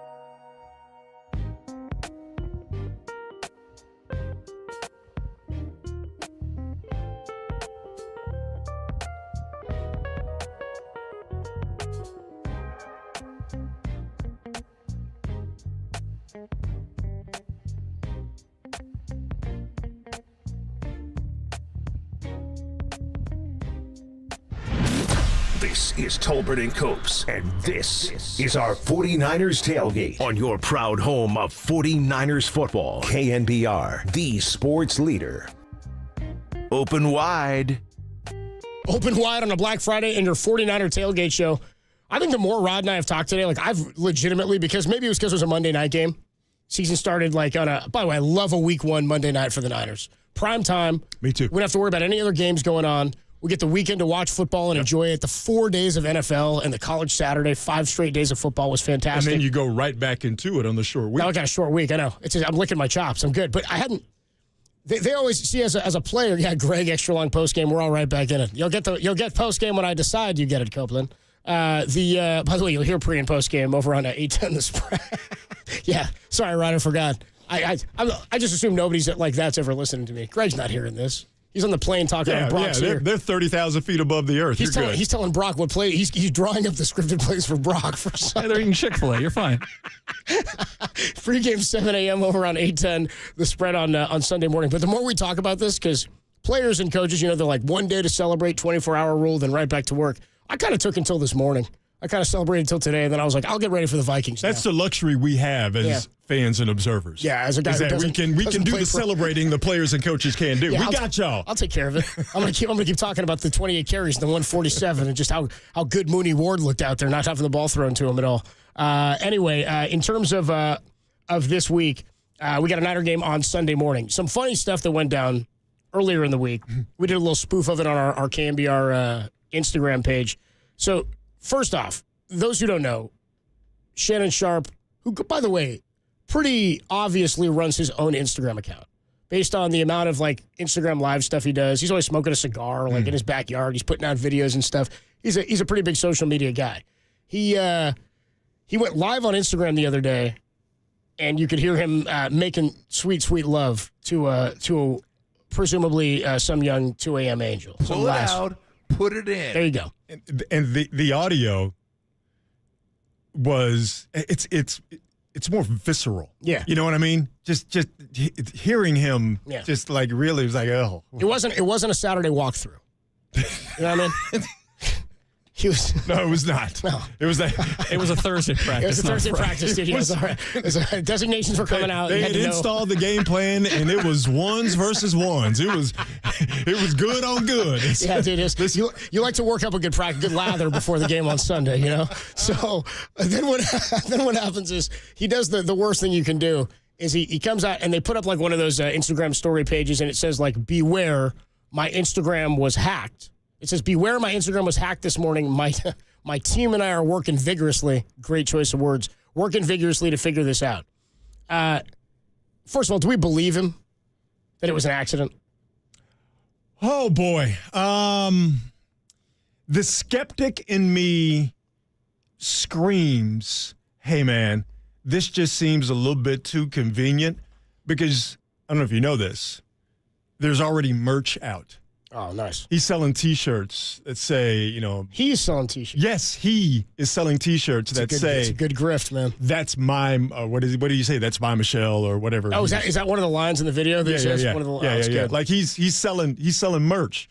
When he did his show with Chad Ochocinco, when he did Nightcap, he did the somewhat solemn, I guess, apology, even though there's nothing to really apologize for. But he solemnly explained what happened and that he wasn't hacked. And then immediately after the solemn explanation, he held up a couple of packets of male enhancement pills. Oh, dude, great. Like he was selling. He was plugging something. He was plugging male enhancement pills. Yeah. Boy, the skeptic in me is like, hey, man, it's 2024. It's wild out here in these streets. And we didn't see anything, although the audio was, like I said, very visceral. It wouldn't surprise me if it wasn't an accident. No video. It's only audio. Like the camera's hanging off a table. Just audio. You're right in that it does seem very convenient. Like all of people who are on Instagram who use Instagram Live I am. It takes a lot to go live. There's a few steps to go live. You have to hit the perfect combination of stuff, and then there's like a wait 3 seconds. There's a lot of stuff. There's a lot of stuff that would have to happen. And as you know, you can't just like have your blanket hit your phone. It's like heat sense. Like, you know what I mean? You got to like touch it. Like things just don't like bump into it. And so, I don't think Shannon will. Don't. Tim says maybe it's his big toe. Listen, I know I'm just a guest now, okay? I don't work here anymore, so I can't tell people what to do and what not to do around You're here. like a traveling nurse, though, here. You got residency. But don't. All right? I know where you're going. Don't. I run it back with my wife every week. All right, Pat. So then you said the nightcap. And here's the thing. I've seen, like, what's the show he does, Club Shay Shay? Is that where he talks to... I saw that thing he did with Cat Williams. This guy's capable of just deciding he was going to go live and have sex on Instagram Live. He understands the new media landscape, I think, as well, or probably better than anybody that's out there in it. He it's funny because people say that Cat Williams interview he did, what was it, New Year's Day, a couple of days after New Year's. Interview's a hell of a word. It's like, yes. Yeah. It's like it opened up a portal and everything has just been, like the Avengers. Everything has just been flowing out of that ever since then. He understands the value of No, he gets media. He definitely does. Yeah. So, if that's what he did, then quite shrewd, my friend, quite shrewd. Funny thing is, you guys might think this is a new media move. Some people, depending on who you follow, might call it a Kim Kardashian move. Shannon probably calls it a Ray J move, is what he would call it. Here's what Shannon Sharpe had to say on the nightcap when he was talking to Chad Ochocinco. He's admitting fault or just admitting he had sex on IG Live, which we all knew happened anyway. I just got this good. Tell them the truth. I said I just got to tell them the truth. My phone wasn't hacked. It wasn't a prank. It was me being a healthy, active male. I mean, y'all thought I was bull jiving. Hey, Joe, see, I don't, man, I'll be lying. Okay, lying. Okay, then why? My favorite thing is when he's like, yeah, my team and I are working vigorously to figure it out. I'm like, first of all, what team? Like, you're a former football player who's an analyst on ESPN now, right? Like, what team are we talking about? I know you've got people you work with, but you run your Instagram account. If the hack thing is funny. Oh, is this just a video then that you had saved on your phone that you actually recorded yourself and they put it out? Doesn't make any sense. And then now he's got a sense of pride about it. Well, I was just about to say. That's what's so funny about this now. The pride you could hear in his voice, like, get it in. Like, okay, all right. 24 hours later, by the way, he went from this when my phone was hacked. We're working on it together. I wasn't hacked. Me being a healthy, active male. And then, like I said, not too long after he said that, he holds up a couple of packets of male enhancement pills. You gotta be kidding me, dude. I'm not. This whole thing's a bit. This whole thing is. And now he's selling T-shirts. And again, none of this is. I'll put it this way. I hope he's breaking the young lady up. I hope he's giving her some money. Whoa. Oh. All right. Okay. Hey. All right. You hope she's getting a piece of this. Yeah. I said, well, sorry, maybe another bad choice. I'm trying to find these Shannon Sharpe T-shirts. To get the club shade. He already had a whole bunch of like a little line for himself anyway, but I gotta find what he's going full Hawk Tua girl on us and just immediately going to the merchandise, which is pretty incredible. It's a good move. America's Princess is Tim Webb. Maybe Tim's America. What other former NFL players? Two Americas, yes. Yeah, different America. Like Derek's question is, what other former NFL players would be funny to have this happen to? Shannon Sharpe is pretty funny near the top. ESPN, I guess, also not going to punish him whatsoever for any of this. I mean, there's nothing to punish him about. No. I mean, the follow-up to how you're going about it could be like, bro, did you really do this? We're a Disney company. That said, I don't know. I don't think it's punishable. I think that selling the T-shirt thing is kind of weird. That is weird. But you know what, man? Again, it's 2024. Get your money, man. Derek says they fired Paul George from ESPN. Was he with ESPN and he had strippers in the background on that? Correct, yes. What did they think he was doing? You know what I mean? What did they think? You probably shouldn't be doing hits with it. I mean, it's not a good look to be drunk on Instagram Live with strippers in the background. And what really got him in trouble is that there were people chatting with him, the Paul George thing. They were chatting with him, and they were like, "Where's Rachel Nichols?" And she got dragged into it, even though that was not necessarily something he did. So with Paul George, it just wasn't a good look. We got to get at some point, guys, the audio of whatever Stephen A. Smith had to say about Shannon Sharpe because he checked in on it, and I just want to hear. Do we? We play Shannon. You know it's going to be loud. We play Stephen just to laugh at how ridiculous. Whatever. You know, Shannon, always making love. He must have did something. He must have. He did something. I wonder what cologne he was wearing when he laid down that musk. Yeah. By the way, I just found the quote. It says Stephen A. Smith's four-word statement on what happened with Shannon Sharpe. Quote, he did nothing wrong. Now I want to hear it. Now he's an endorser. He did nothing wrong. Nothing wrong. The worst day to be horny is Sunday. The best day is a Friday and Saturday night. Yeah, his whole point in that is like there's more things open on Friday and Saturday. Yeah, you got it, Steve. Well, can we drill down on the science of that statement? Can I hear it again? Yeah. Do you mind? Do we have the full clip? The worst day to be horny is Sunday. The best day is a Friday and Saturday night. Because Friday and Saturday, she looking to go out in most instances. Why is he talking like that? I mean, if you do it right, any day is a good day to, have relations. What time did Shannon's thing go live? What time of the day was that? Do we know? In the middle of the afternoon. A little afternoon delight. Yeah, hell yeah. Was it a weekday? That is a definite older guy move to pro move to get it going in the middle of the day. It's a vet move because in the morning that might be a little bit too much for certain guys. In the evening it could be. I'm tired. I'm not at my best. The afternoon, the day's worn on you at that point. Yeah, exactly. The world hits you by 5. Yeah, the afternoon that's a pro move. That's a pro old guy move. Once you get up, you had your oats. You know what I mean? Yeah, I don't know. I don't think he has young kids, but the kids are at school. You know what I mean? Yeah. You know nobody's going to come barging in the room. Yeah. So yeah. Getting it in the middle of the day. That's a pro old guy move. The best is that Shannon said he was embarrassed by it, but then he wasn't when he's like, I'm just a healthy guy getting after it. Like, I don't know. The whole thing's hysterical. You have more on Stephen A? Oh, it's just a longer clip. We're good. We got his gist of it all. Adam Copeland, Rod Brooks with you, hanging out on a Friday afternoon. I caught up with Tim Ryan earlier. He's actually now on his way to Minnesota. No Christian McCaffrey this Sunday against the Minnesota Vikings. By the way, multiple people. This is why I didn't remember it. It wasn't Paul George. It was Paul Pierce who had this. Oh, did we say Paul? Oh, our bad. You said Paul George to me, Derek, and I thought the same thing. I was like, is he doing was this in the offseason? My mistake. No, you're good. No, Paul Pierce, I do remember that. Oh, yeah, that was pretty funny. Good stuff. All right, when we come on back, we'll hear from Tim Ryan on this stuff. Big mouth. Shut up. Yeah, there you go. Niners and the Vikings. Tim Ryan next on the Sports Leader.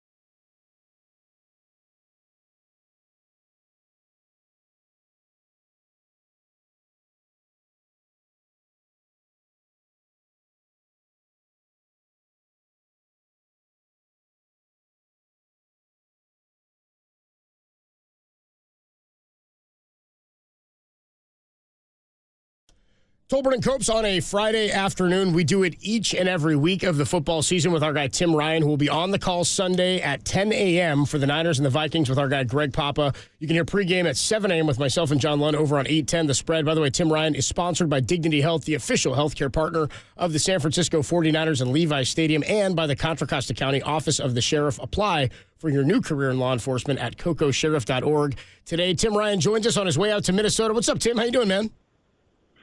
I'm doing well, Coach. How about yourself? I'm pretty good. I'm excited about the way the season started. I think a lot of people are. Sloppy football, I think, across the league, week one in general, especially for teams like the Niners who don't play a ton of the starters in the preseason. How nice was that to see some rhythm and some continuity in week one? I think that was, to me, the biggest takeaway, in particular when you looked at the line of scrimmage. The O-line is a band of brothers, as you know, 5 guys, and then you include the tight ends and the fullbacks, 7 guys playing together. And the way this run game works, there's so many moving pieces, pre and post snap, that those guys all got to be on the same page and got to be on point with their aiming points and their assignments. And then the toughest job after that is to execute and to watch the synchronicity in the run game and the timing of the run game and the attack mode of the run game and then the execution and success of the run game, I thought was remarkable for week one. And I just love to watch guys finish blocks and finish runs, and that was on full display on Monday night. So it was good. The Jets are a very good defense. They didn't play their best, obviously. Didn't seem like they were that Jets defense flying around. That, to me, in the second quarter when they started playing keep away and just started, it seemed like their heads were spinning a little bit in terms of, where did he go? Where did who go? Which way did he go? So that was fun to watch. And then defensively, the front 7. Aaron Rodgers and an outstanding wide receiver in Garrett Wilson and an outstanding running back in Breece Hall. And to be able to really limit those guys, with the exception of a couple of big-time throws, was awesome. That's kind of what I was thinking, too, because, you saw flashes, and we were all wondering what Aaron Rodgers would look like. And it's going to be, I think, a work in progress and getting that thing up to snuff. It's been a long time since he played. But I thought the same thing, is that you still saw flashes. You still saw some great plays from good players. They picked up those 3 third downs, 3rd and 6, 7, and 8 on that one drive where they came on downfield. And then the defense sort of clamped down. What would you say about Aaron Rodgers not attempting to throw at Charvarius Ward at all? Well, Charvarius was playing his tail off. And Aaron, if it wasn't Garrett Wilson, and Lazard's a big target, obviously. Aaron does trust his guys, and he'll take some shots. But the Moody man was all over it. Almost got himself a pick. I think it was Tyrod at the end of the game. Kind of baited him right into it and then mistimed his jump. So Charvarius is an all-pro type player, man. And what he can do and getting his hands on the ball, very physical. I think this defense now, as you look at it moving forward, when you factor in the pass rush, you factor in the addition of Ike Adam, Diamador Lenore going into the slot, what Fred does, and Devontae in the middle of the field. The safeties.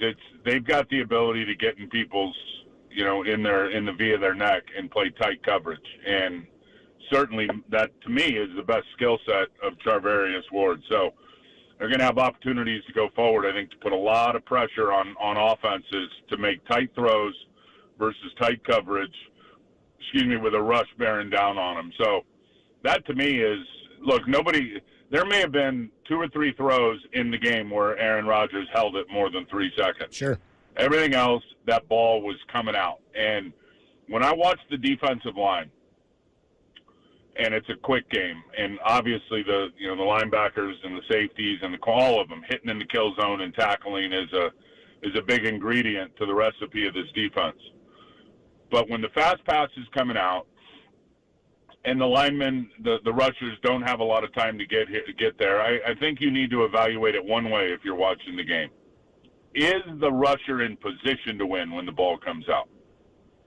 That, to me, is huge, because if he's in position to win and now the quarterback's got to hold it another half a second or a second, the opportunity to get home is there. And that's how I evaluate guys. And there was a lot of guys in position to get to the quarterback if Aaron Rodgers was going to hold on to it. Tell me what that means, be in position to win. Because I want to talk about Leonard Floyd and some of that as well. Be on an edge. Okay. Be on an edge and have the guy beat. You watch defensive linemen, if they're stuck down the V of the guy down the middle of his pads, they're not on an edge at 2 seconds, they're sure as hell probably not going to get to the edge with a counter move or be able to burst by the guy in another second. Okay.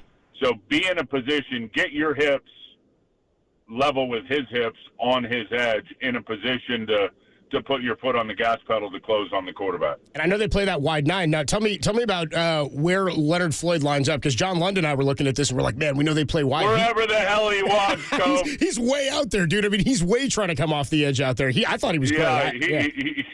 He's out there playing. He's a mix between a corner and a DN the way that he gets out there. Yeah. He closes a lot of ground. He's got a lot of length. Obviously, they've got, they've got rules in terms of where they want to line up versus who they want to line up with the edge players and Nick and Leonard, field and boundary. So a lot of times that's going to change up, and a lot of times I think, it's Nick's preference in terms of where he wants to go. But there is a method to the madness in terms of the coaching tips and when this guy's on that guy.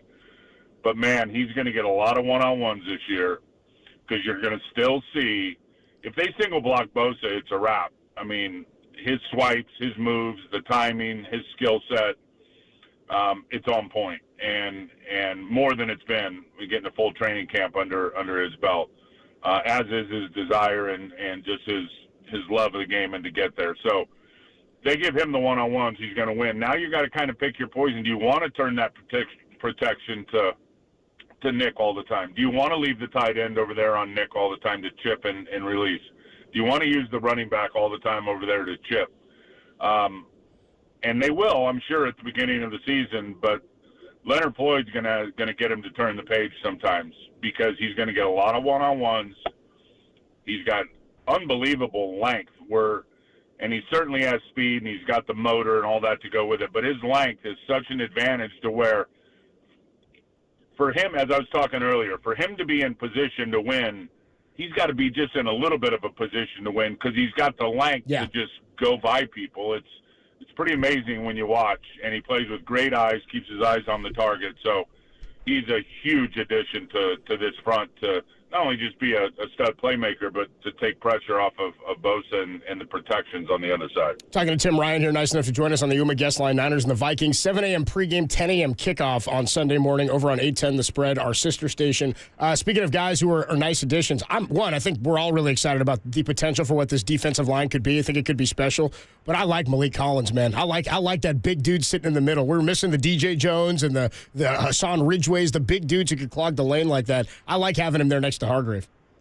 Yeah, well, clogging the lane's different than being a tornado in a phone booth. Yeah, a little bit, huh? I'm telling you, the quickness, the explosion in small areas, the violence in terms of using his hands and getting rid of people, and arsenal of moves and using those moves, whether it's the rip or the swim or the club, or he does a really good job with his hands and getting off blocks and being able to slip guys. So, yeah, huge addition. Obviously, in the run game, what did everybody do to the 49ers over the last several years? They run the crunch play. They double both defensive tackles, try to push everybody into the linebackers, and let the running back pick a hole to get 4 to 8 yards. He can split double teams. He can split combination blocks. Hargrave is doing it. He did it better in game one than he did it all year last year in terms of just the consistency. So, and then you throw in the freight train and Jordan Elliott and what he can do. And I mean, the D tackles, I think, are upgraded in terms of the number of bodies and the skill sets that those guys have, and they'll be a key in the game on Sunday against Minnesota. That to me is the best matchup. Minnesota's got good tackles in Darrisaw and O'Neal. Inside, they're still trying to get it figured out in terms of the level of play. And against the Gravedigger and Malik and Jordan and Kevin and the other guys they'll be throwing out there with Fred, pointing that triangle with both those D tackles in front of them.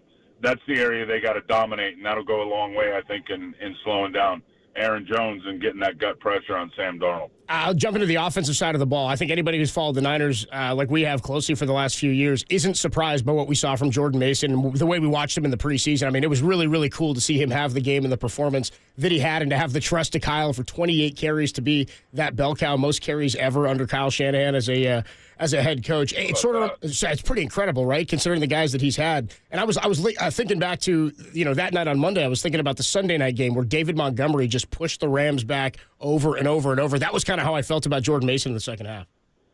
Yeah, we've seen it since he's been here. I mean, anytime he's gotten an opportunity, the guy's run for 5-6 a run for his career. I think he's a symbol of the 49ers culture, which is work your ass off, get yourself in the best physical condition as possible, which he did this summer with working with the linebackers and Fred Warner pushing him, and stuck around. Attention to the details, be coachable, and it's amazing the precision in which Bobby Turner coaches these guys on where they cut, when they cut, why they cut, how they cut, and to take all that coaching and then apply it at full speed on game day. The offensive line was opening a lot of holes, but he was getting extra yards and making the right cuts and squeezing every bit of grass out in front of him. So I love his style. We've seen it in practice. He's clearly gotten better as a receiver out of the backfield. So now you add that new element of confidence that the coaches have in him, that he not only can be that guy, but he is that guy. And then factor that in when CMC is a full go and healthy. Wow. Yeah, you got yourself some weapons. I mean, Elijah Mitchell had a role with Christian McCaffrey even being the starting running back. I think there's a role absolutely for Jordan Mason. So we saw him take the bulk of the carries. I can't imagine that's something we'll see regularly where he's getting like close to 30 carries a game. But Deebo Samuel got 8 carries. It seems like he's going to be a part of the run game and the gadget plays like he's always been, and gives you a completely different element even without Christian McCaffrey. In terms of the guys who are on the depth chart, Patrick Taylor there playing some practice squad. Isaac Guerrero, is he a guy you're thinking we're going to see some in the near future? I don't know. I think, it's hard for these rookies to get on the field. Sure. Back to the stuff I was talking about, and not from a physical standpoint. He's the fastest guy out there. Yeah. And more than the number of 31, he does remind me of Raheem Mostert with his running style and upright and just so fast that he's cutting off angles that you don't even really see, but it's just, wow, that guy didn't get there. He had an angle on him. But it's, the details, again, of all the precision in the run game and how it works with all the linemen in front of you in terms of the cut point and where you do it and when you do it. So I think we'll see him. I don't think we'll see a boatload of opportunities for him early. Sure. We'll see what happens. But I would think, and I don't know, I don't know how it works, but I would think Patrick Taylor would be the next guy up if God forbid, something happened to the Mason madness. A few more minutes here, another minute or two with Tim Ryan joins us on the UMA guest line. In terms of the Minnesota Vikings, just a thought on them. Kevin O'Connell been a good head coach. They lose their rookie starting quarterback in the preseason. Sam Darnold, a guy that we've come to know from his time here last year. You mentioned the quick game strategy against the Niners last week. We saw the Rams kind of employ the same thing against the Lions on Sunday night. Is that something the Niners are going to see regularly, you think? And how do you think they'll use Sam Darnold? What's Kevin O'Connell going to get out of Darnold against the Niners? No, I don't think there's any question they're going to see it regularly. It's the best weapon to really equalize a pass rush. Sure. You throw 3 passes in the quick game, and the rusher's heart rate is now at $160. They're different rushers because the quick game they got to rush, and then they got to turn and run to the underneath passing game and factor in on the tackle. So it can get those guys winded.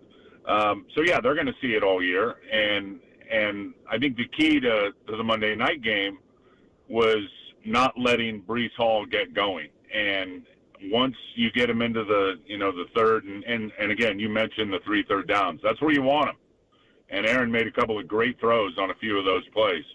But there's going to be times where you're not going to see that kind of quarterback. And Sam Darnold, will he let it go right over Ike Adams' ear like that? Will he throw it to absolutely the right number when Diamador Lenore is in good position on the first 3rd and 7 or 3rd and 8 and whatever it was to Garrett Wilson? Sam's got the talent to do it with his arm strength and that throw he threw to Justin Jefferson for the touchdown on that slant route. The ball location couldn't be any better versus tight coverage. But there's going to come a time that these guys will hold it and just, try to get to down the progression chart a little bit. And that's when the rush will get home. Sam can do it. I think the biggest key with him, and I've been a big fan of his since he was obviously at USC. I call him the human jugs machine. He's incapable of throwing a non-spiral, the way the ball just explodes out of his hand. I think the key with him, and the Giants were unable to do it. They had a good start. They got a sack. They got a fumble recovery. But Sam started 12 of 12 and found a rhythm. And if he finds a rhythm, it's going to be a tough rhythm to stop. So I think not letting him get a rhythm early, I think comes down to a couple things. Number one, slowing down and containing Aaron Jones, who is a problem. He is a very, very good back, hard to tackle, got to gang tackle him, get a lot of bodies to him. Otherwise, he's gonna get yards after the contact, and he's gonna break tackles, and he has the ability to finish.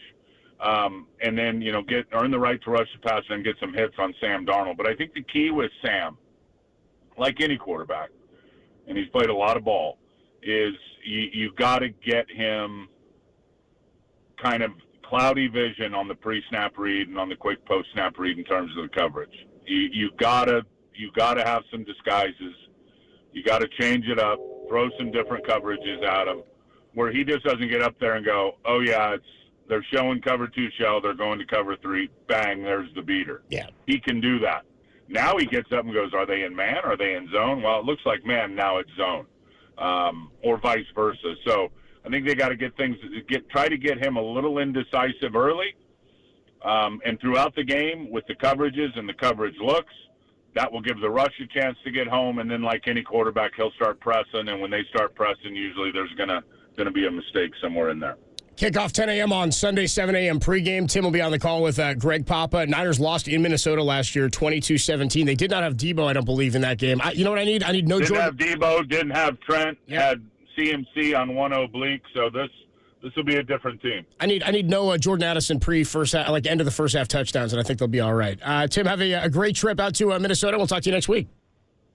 Road trip number 1, Copes. Let's make it a good one. Tim Ryan on his way out to Minnesota for the Niners and the Vikings again. Pregame with myself and John Lunn at 7 a.m. over on 810 The Bread on Sunday morning. Kickoff at 10 a.m. We'll have it all for you right here on our KNBR and 49ers family of networks. We got more to come. Adam Copeland, Rod Brooks. It's a Black Friday only here on the Sports Leader.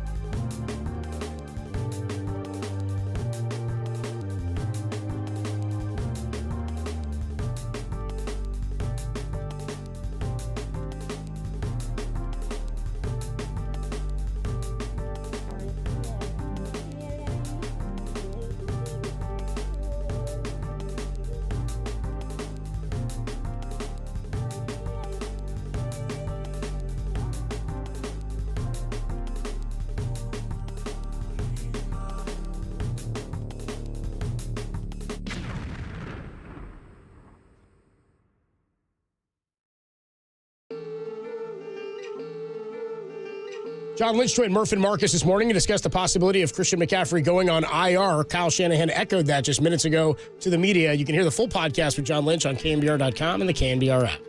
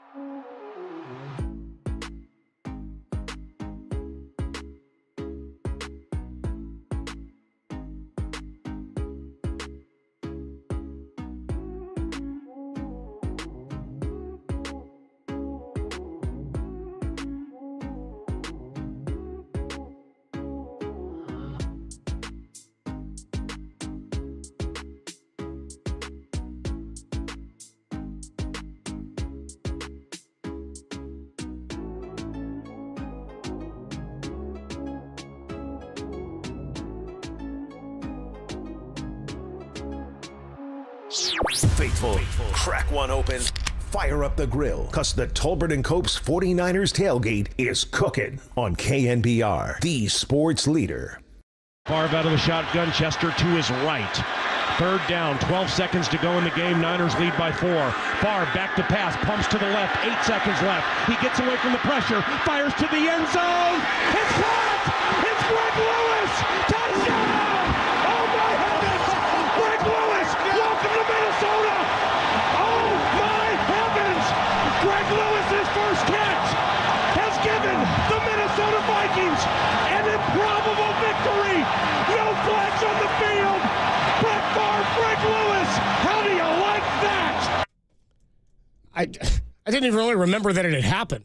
2009, Brett Favre to Greg Lewis against the 49ers. I was saying to Rod, funny, off the air earlier, we were talking about, we were waxing poetic about our hate for the Cowboys together on the air. And then off the air, I was saying, it's funny, like, I know the Cowboys, somebody texted earlier saying the Cowboys have won a Super Bowl more recently than the Niners. Don't worry, I don't remember either. So, like, it doesn't matter to me. Neither team is at in my consciousness, the Niners have been Brett Favre doing? Niners have been relevant at least. At least the Niners have got to play for one. Cowboys haven't been to an NFC Championship game since 1996. They were like 20 years without a win, dude, without a playoff win. So what's funny about that is if I think as a 49er fan growing up in the 90s, who I hate, it's New York Giants, it's Brett Favre and the Packers. Those are like the two teams. And I love finding out as I got older that, there's good hate for the New York Giants even further back. Phil Simms, Hostetler, those teams and whatnot have been around for a number of years. I think every Giants team that won, you're like, what the hell is that? How the hell did that New York Giants team win a Super Bowl? It seemed fluky. Brett Favre. Seemed fluky. It seemed fluky. Seemed very fluky.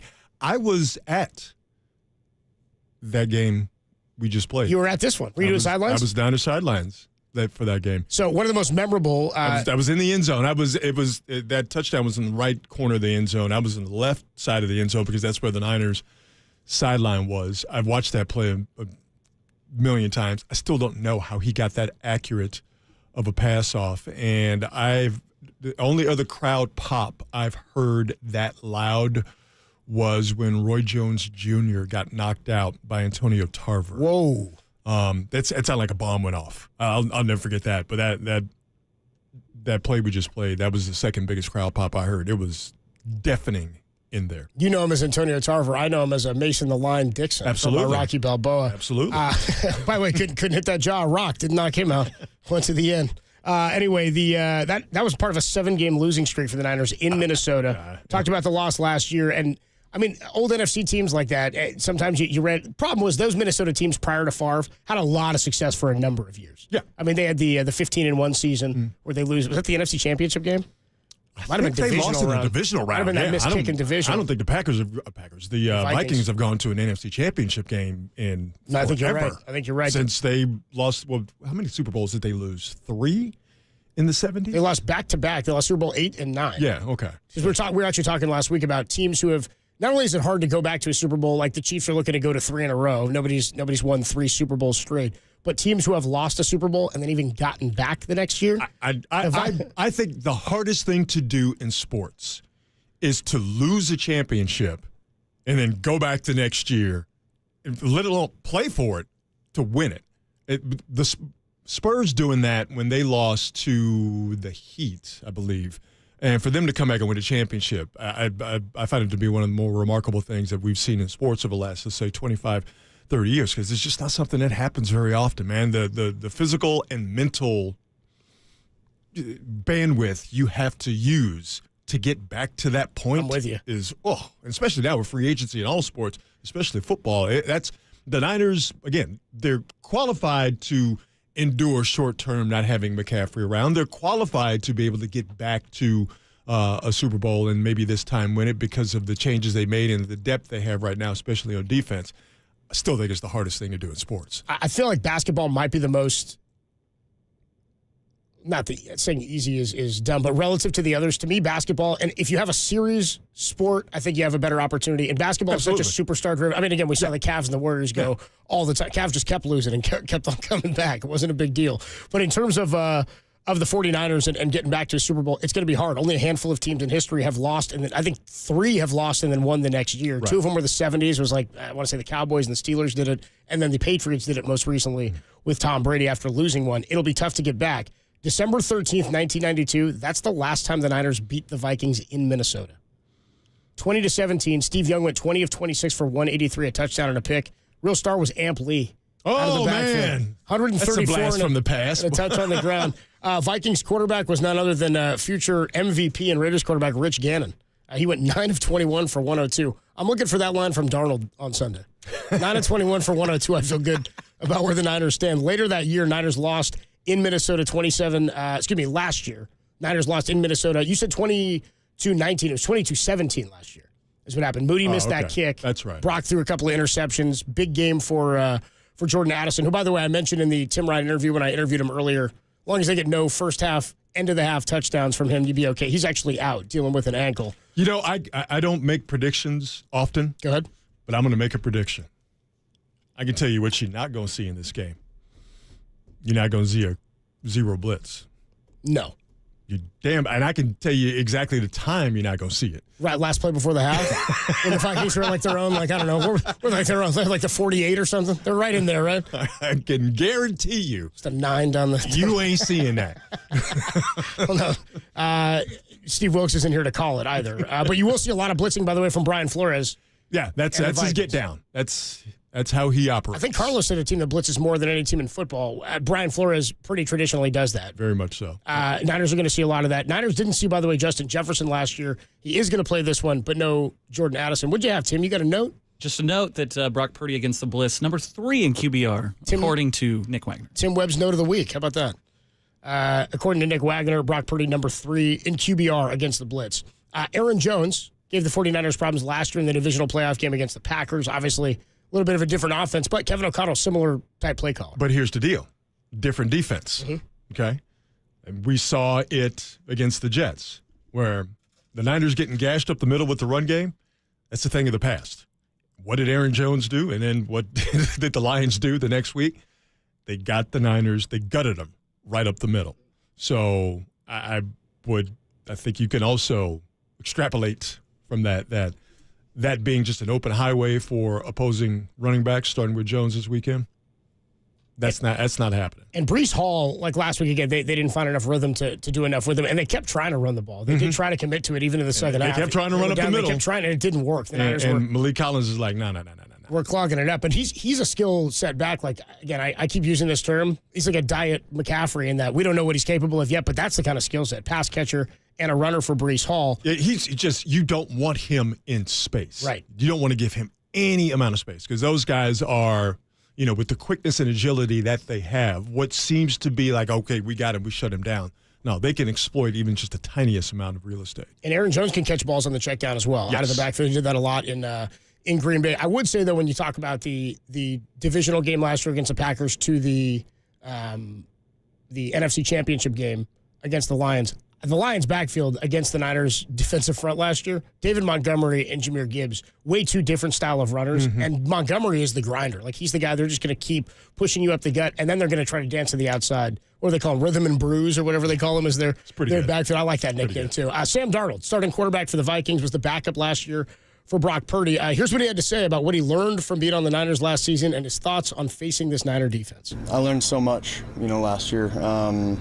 Just what we did every single week, like I said, week in, week out, just being able to learn every single game plan and study throughout the week. I think that was the biggest takeaway that I had, with all the different things that we had to know as quarterbacks going into a game, being able to study and know all of it without really having the reps throughout the week, being a backup and being ready to go whenever my number was called. And I think I learned a ton about myself last year and learned a lot about football last year as well. The different ways that they're able to disguise coverages, I think, present certain problems, obviously, schematically, but for quarterbacks' eyes, I feel like, because if you hitch, one too many times, there's a pretty good pass rush coming at you as well. So, just being able to play on time, I think it's a huge key every single week, but this week especially, just playing on time and listening to my feet. There you go. I mean, we won't know until we get out there, but I said this to you earlier, and I've said this last week. We talked about Aaron Rodgers. Like, is he Rodgers until he proves otherwise? Sam Darnold has a long way to go to prove to me that he can be a starting quarterback that can beat a team and a defense the caliber of the 49ers. So many weapons. And again, I know we talked about LSU, your LSU Tigers playing in South Carolina, where they haven't lost a game since, 1930 or something like that in South Carolina. Yeah. Niners haven't won in Minnesota. 7-game losing streak since 1992. None of that really matters. To me, it's about what the Niners are capable of doing relative to that of the Vikings, and I just don't think they're nearly as good of a team. The thing with Sam Darnold is because he this is kind of a running joke in Niners Twitter. He's the best thrower of the football we've seen. That was something that was said Tim Ryan last said year. He's a human jugs machine, bro. Hey man, as far as just gripping it and ripping it. No, man, dude's got an arm. But what you don't want him to do, which is what the Giants allowed him to do, you don't want him to get in a rhythm. You don't want him to drop back and bam, he hits that foot and he feel like everything is great. And that's why he went, 12 for 12 at one point against the Giants in week 1 a few days ago. You allow him to feel comfortable and get in a rhythm with an arm that is as talented as Sam Darnold's arm, with Justin Jefferson, around there. And a few other weapons on that. They have a couple of weapons. That's what I'm saying. You allow him to get into a rhythm, that can be problematic. Well, it sure seems that the Niners defensively are set up to not allow that to happen. Not only because of what they have in terms of edge rush, but now what you're bringing with the secondary. Secondary is tough, man. And now, again, if we are to believe what we saw against the Jets, where stopping the run is significantly better than it was last year, and you get them into, second and long situations, third and unmanageable situations, that sets up for the Niner defense, and that's not going to be very comfortable for Sam Darnold. Damn sure is not going to do. There's another easy prediction, because I'm all about easy predictions. I don't think he's going to throw 12 straight completions on Sunday. That'd be wild if he did. Wouldn't it be wild? It would be wild, which is why it ain't happening. Yeah, right. First quarterback since who to complete back-to-back games? But it's just keeping him, and I know this is simplistic, but it's true. Just don't let him get into a rhythm. No. Because if he does that, he's dangerous. Aaron Rodgers did in one drive. Aaron Rodgers got in a rhythm, and it was the 1-12-play drive. And again, they saw 3 third downs. Mm-hmm. They saw a 3rd and 8, a 3rd and 7, and a 3rd and 5, I believe. All completed to the same guy. All completed to the same guy. 2 of them might have been the same play. Slant patterns right across the middle. I think you're it was right. like one was an out pattern, and I was like, we're just going to let Fred stand over the top on every one of these? But after that rhythm, to your point, the Niners locked down. It was back-to-back 3 and outs, a 3 and out, no yards and a punt, then 3 plays, 5 yards and a punt. End of the half, Niners never stopped scoring. Niner fans are going to see in-game adjustments made by the defense. You're going to go, oh, that's what that used to feel like. Because remember how for the Niners to make adjustments defensively, always had to wait to the half, right? Yep. Always. Just because Wilkes is up in the booth. Always had to wait to the half. Then half would come and, all right, damn, adjustments were made, bam, they're winning. Now, these adjustments will be made on the fly. They will be made in-game, like we saw against the Jets. That third series, mentioned the only series where the Jets scored a touchdown. And those 3 third down conversions to Wilson after that, didn't see much from him for the rest of the game. Bigger impact has to be the Niners knowing Sam Darnold, right? Then Sam Darnold knowing the Niners organization. Yeah. But I think more than that, though, it's a talent situation. Sure. You know, I mean, yes, having a familiarity with him is that can only help. I imagine for like DBs and linebackers, like that might be something like, oh, I do know what he looks like when he throws this, or you know what I mean? Like it's like a rhythm. It's knowing what a guy does based on how he looks or how he delivers. But I mean, but all of that is going to be predicated on, is he going to be harassed by Bosa and Floyd and Collins, and is he going to have to worry about where's Fred Warner? Yeah, you always have to have eyes on him. Like that's the bigger issue, is that making him uncomfortable, you know, with all of that talent combined with what they're trying to do schematically. That's how you end up tightening the screws on a guy.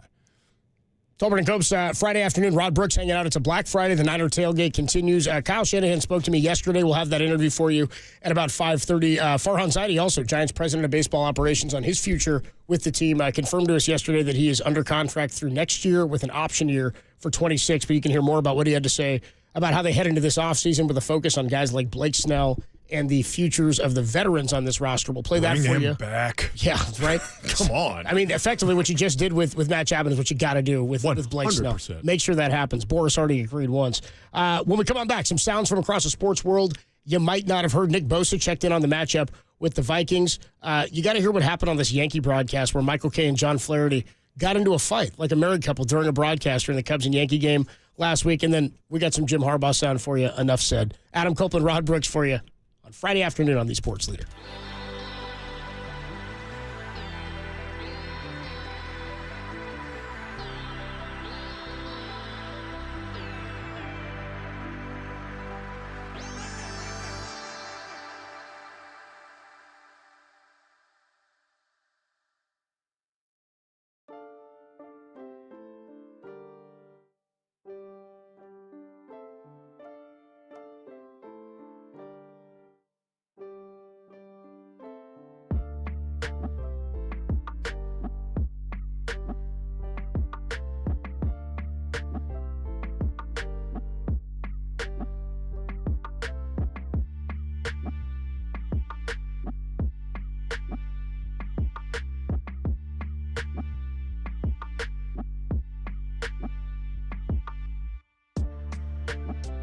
Christian McCaffrey has been ruled out for Sunday's game against the Minnesota Vikings. Kyle Shanahan telling the media today that IR is on the table. For more information, check out KNBR.com and the KNBR app.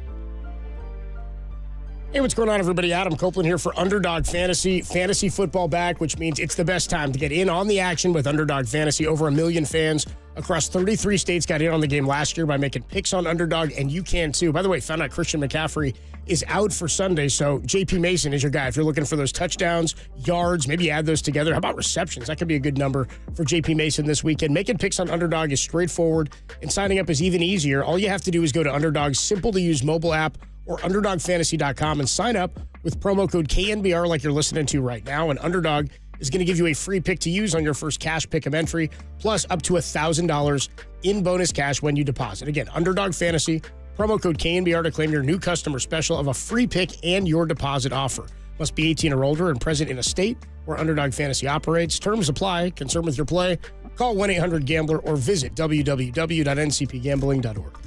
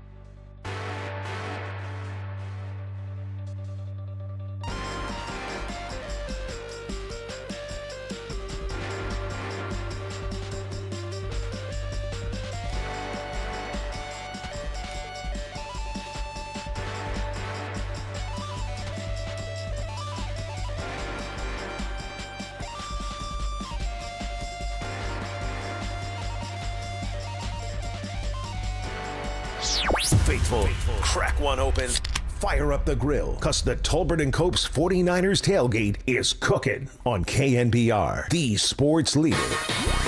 This is Tolbert & Cope's Sound Soiree. No, I've whipped up this nasty little soiree. The best sounds of the weekend you might have missed. Soiree, what?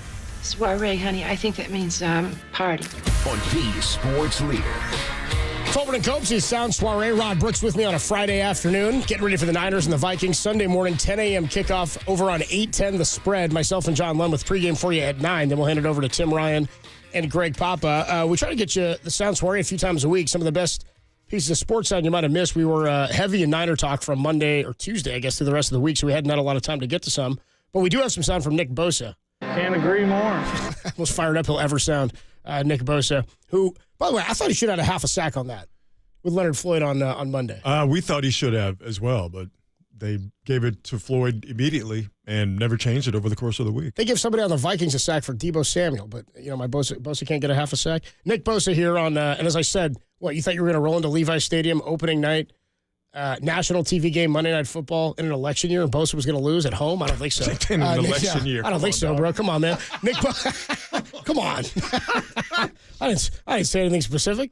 I'm just saying, it's an election year for everybody. It is an election year. That is a verifiable fact. Yes. Okay. Nick Bosa. I'm sorry. Nothing to do with that, but here's Nick Bosa on the matchup with the Vikings. This week, I think we're playing a better, honestly, a better team. They're playing better football, it looks like, and they run the ball well, and we're going to have to be better in our techniques. We kind of got away with some things last week.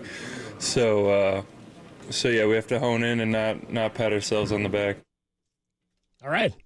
So you basically just called the Jets trash. Jets were very good, so we'll see what happens next. I mean, yeah. I mean, he got help. It's incredible. We talk about how good the D-line looked relative to last year. Same old holds on Bosa, though. Oh. Saw that in the Super Bowl, I felt like. I mean, they had him hogtied. It's incredible. I mean, it's what you have to do, and I guess they're just not going to throw a flag on every play, but sometimes they're insane, where you're like, how is this? Well, I know we're thinking about the exact same one. Yeah, where he gets turned around and he's turned towards the camera. Yeah. He's got the full frontal. Tyron Smith. He's got him, held from behind. Right. Yeah. Yeah. Bundle. Yeah. It was not good. Anyway. He's just not going to get those calls. No.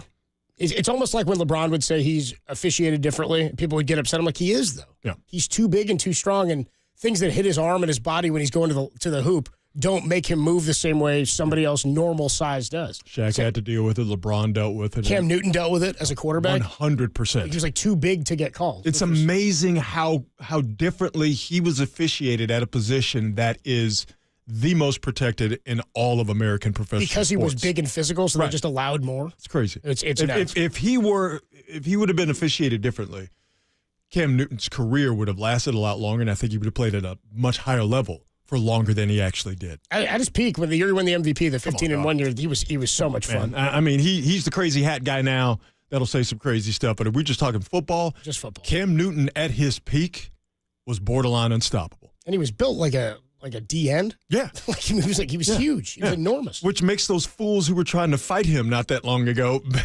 It's like, do y'all know how close to death y'all actually were? Because if he really wanted to give you that work, there would have been a bunch of slow singing and flower bringing. Because he could have made that real bad for them dudes. Cam was legit. That 15-1 year into the bowl was so much fun. He was a lot of fun. And then all of a sudden, he made a business decision in Super Bowl 50, and that was the beginning of the end. I'm not going to dive on that one. Like, come on, man. You can't be, back in the day, he was dabbing on them folks, and he was, the best of the business. And there was a fumble on the ground in the Super Bowl, and you could clearly see him go, nah. At least he made the decision. George Kittle was talking trash to a tight end when McCaffrey put it on the field. Just, I remember. People don't forget. I was there. I don't know who I'm more mad at. Not that that's left a mark on you. No, it hasn't. Not over it. Still not over it. Speaking of Allegiant Stadium, how about the Raiders? Raiders beat reporters. Ooh, this is a tough deal.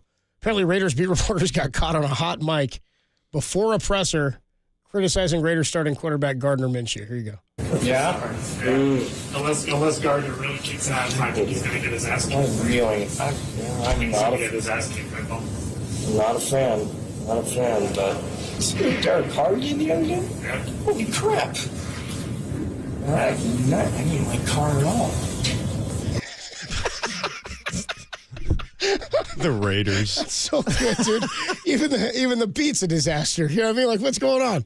By the way, no criticism of anything anybody said there. It's like he's going to get his ass beat by the Ravens, is that what he said?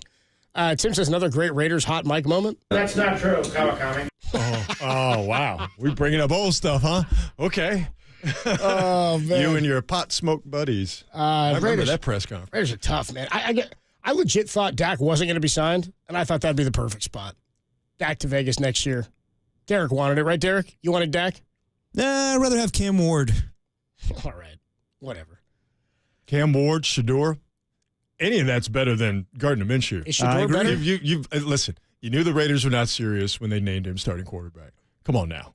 They didn't have a plan. It was like him and Aiden O'Connell. What was the plan? ITR. It's the Raiders. Antonio Pierce, the head coach. Again, the guy who drove Plaxico to the hospital. When he shot it, he was... I didn't know that. Dove into this. Tim brought it up to me last weekend. When he cheddar bobbed himself, I didn't know. Antonio Pierce took him to the hospital. Not only did Antonio Pierce take him to the hospital, I was reading one of the articles the other day about it because Tim brought it up, and I was like, oh, this is good. It's like 2009 or something, right? And he's quoted in this article because it's after after they're going to put charges on Plaxico, and Antonio Pierce didn't get any charges, and he goes, I stand by it. I'd do it again. And I was like, well, yeah, you didn't get charged. Yeah. It's like eating a burrito and being like, didn't upset my stomach. I'll eat some more. Well, yeah, okay. Good for you. Not only did that fool have a handgun in New York City, in Manhattan, which is something you cannot do, he was wearing sweatpants. The band of his sweatpants. If you go have that tool on you, I'm not saying that you have to have it holstered. Sweatpants? Sweatpants. I'm going to listen to you the day this happened on the air legitimately, Rod. And I have to be of the mindset, and I thought this then, if you're a guy who's doing what he's doing, wearing sweatpants to the nightclub, by the way, power move, with the gun in the waistband, I got a tough time believing that waistband's around your waist. Okay. I got a tough time believing Plaxico had it. You know what? I don't think he had tied the little drawstring around his waist to keep those up. This is back when brothers were wearing stuff that was a little bit baggier. Yeah, a little bigger. We had not yet figured out that we should maybe get things tailored a little bit. He was probably rocking something in the FUBU sphere. The genre, yeah. I'm blanking on his name. Tommy Pham. Yeah. Speaking of wearing sweatpants. Oof. This is how you know you don't mess with Tommy Pham. Not because he slapped the taste out of Jock Peterson's mouth over a fantasy football bet. Not because he got crazy eyes. Like, you could see that. Tommy Pham went to a strip club. Dude, he fights every house. This is a great story. And he got stabbed because he got into a fight. Yeah. Okay? He survived. That's lucky. But here's how you know he is certifiably crazy. He wore sweatpants to the strip club. Mm-hmm. And you degenerates out there, y'all know what I'm talking about. You only wear sweatpants to the strip club for one reason. To get more mileage. Yeah. Okay. Right. All right. You do not want to tangle with somebody who would wear sweatpants to the strip club. Okay? That person does not care about others. Can't agree more. Only cares about their own personal satisfaction and personal gratification. Leave Tommy Pham alone. Funny, when he went to the hospital for getting stabbed, he was wearing jeans, though. It was bizarre. By the way, Plaxico Burress, I always reference this, more jail time than Vic. Just saying, he shot himself. More sound here in the sound soiree. Jim Harbaugh. Anytime we get Jim Harbaugh sound, it's a positive because the guy's out of his mind. Talking about his relationship with his starting quarterback, Justin Herbert. Here's Harbaugh. Be best friends with him. And really, I mean, I cannot imagine anybody. I mean, if you're not best friends, if you don't love Justin Herbert, then there's something wrong with you. That would be my opinion. Is there anything that you learned about him that you didn't expect in the time you've been coaching him, like whether it be his play or his personality that might have stood out to you? I mean, you definitely get to know somebody better as you get to know them. But yeah, there's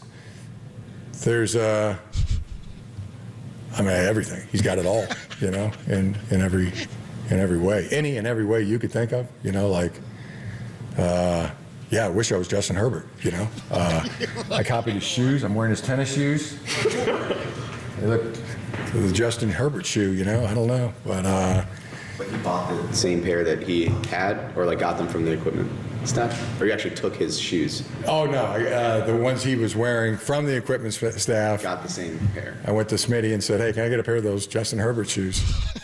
This guy starts off saying he's his best friend. If you're not his best friend, you got to. Sometimes I think it's a bit. Then the deeper he goes, I'm like, I think he's a legit weirdo. Yeah, he's nuts. Yeah. You covered him. Oh yeah. You got to know him at all? I'm sure you had interactions with him. Yeah. I knew him more. We interacted more when he was the quarterback coach for the Raiders. Yeah, okay. When he became Niner coach. When you were on Ticket 1050? Yeah. When he became the Niner head coach, he was almost like a different guy. And I'm not saying it's in a bad way, but quarterback coach Jim Harbaugh, head coach of the Niners Jim Harbaugh, were almost two completely different people. But he's always been just weird, and I don't even mean that in a negative way. He's just a weird dude. He's goofier now. Like, one of my first things I got to do at KNBR when I was an intern was I used to go to the press conferences with Tanika and hold the boom mic at the Harbaugh pressers. And he was more he was still maniacal, but he was more serious, I feel like. Yes. He's goofier now. Yeah. Like, he's enjoying everything about being a goofball. I mean, he's made quite a few $1 million being a goofball football coach. Yeah. and turning teams around. We'll see what happens in L.A. We're going to get to a couple of recorded interviews. Kyle Shanahan joined me yesterday. We'll let you hear what he had to say about his roster heading into Minnesota, and then Farhan Zaidi before we get to Giants pregame. Brad, it was great having you, man. An absolute pleasure, my man. I cannot believe it's the first time we've been in the studio together. It's crazy, yeah. We've known each other for years, but awesome time working with you. A lot of fun. It might have been too black today, so it might be the last time. Yeah, since we're up against some calls. Adam Copeland. I've done my job. Officially the end of Black Friday. Shocker, we don't get the full hour. They cut us short like February. Adam Copeland and Rod Brooks with you. We'll get you the Kyle Shanahan interview from yesterday. That's coming up next on the Sports Leader.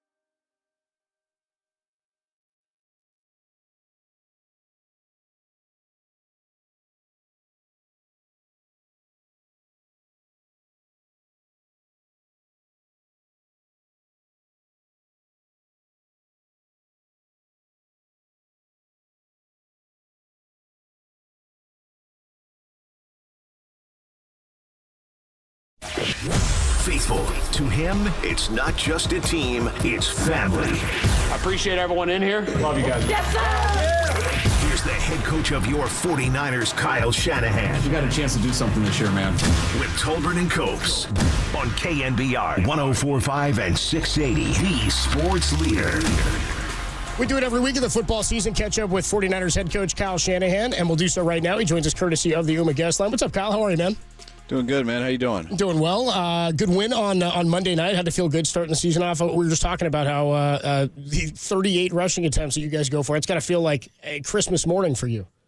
It does. It's usually it's hard to lose when you run the ball that many times, and that's always our goal. My wife will ask, well, why don't you just run it 38 times in a row then? And like, it doesn't always work that way. But no, that's just, I always look at that as a team goal. You got to be playing good defense. You got to do good on third downs. Everybody has to have their part, and when it does, and you can do that, it can be really demoralizing for the other team.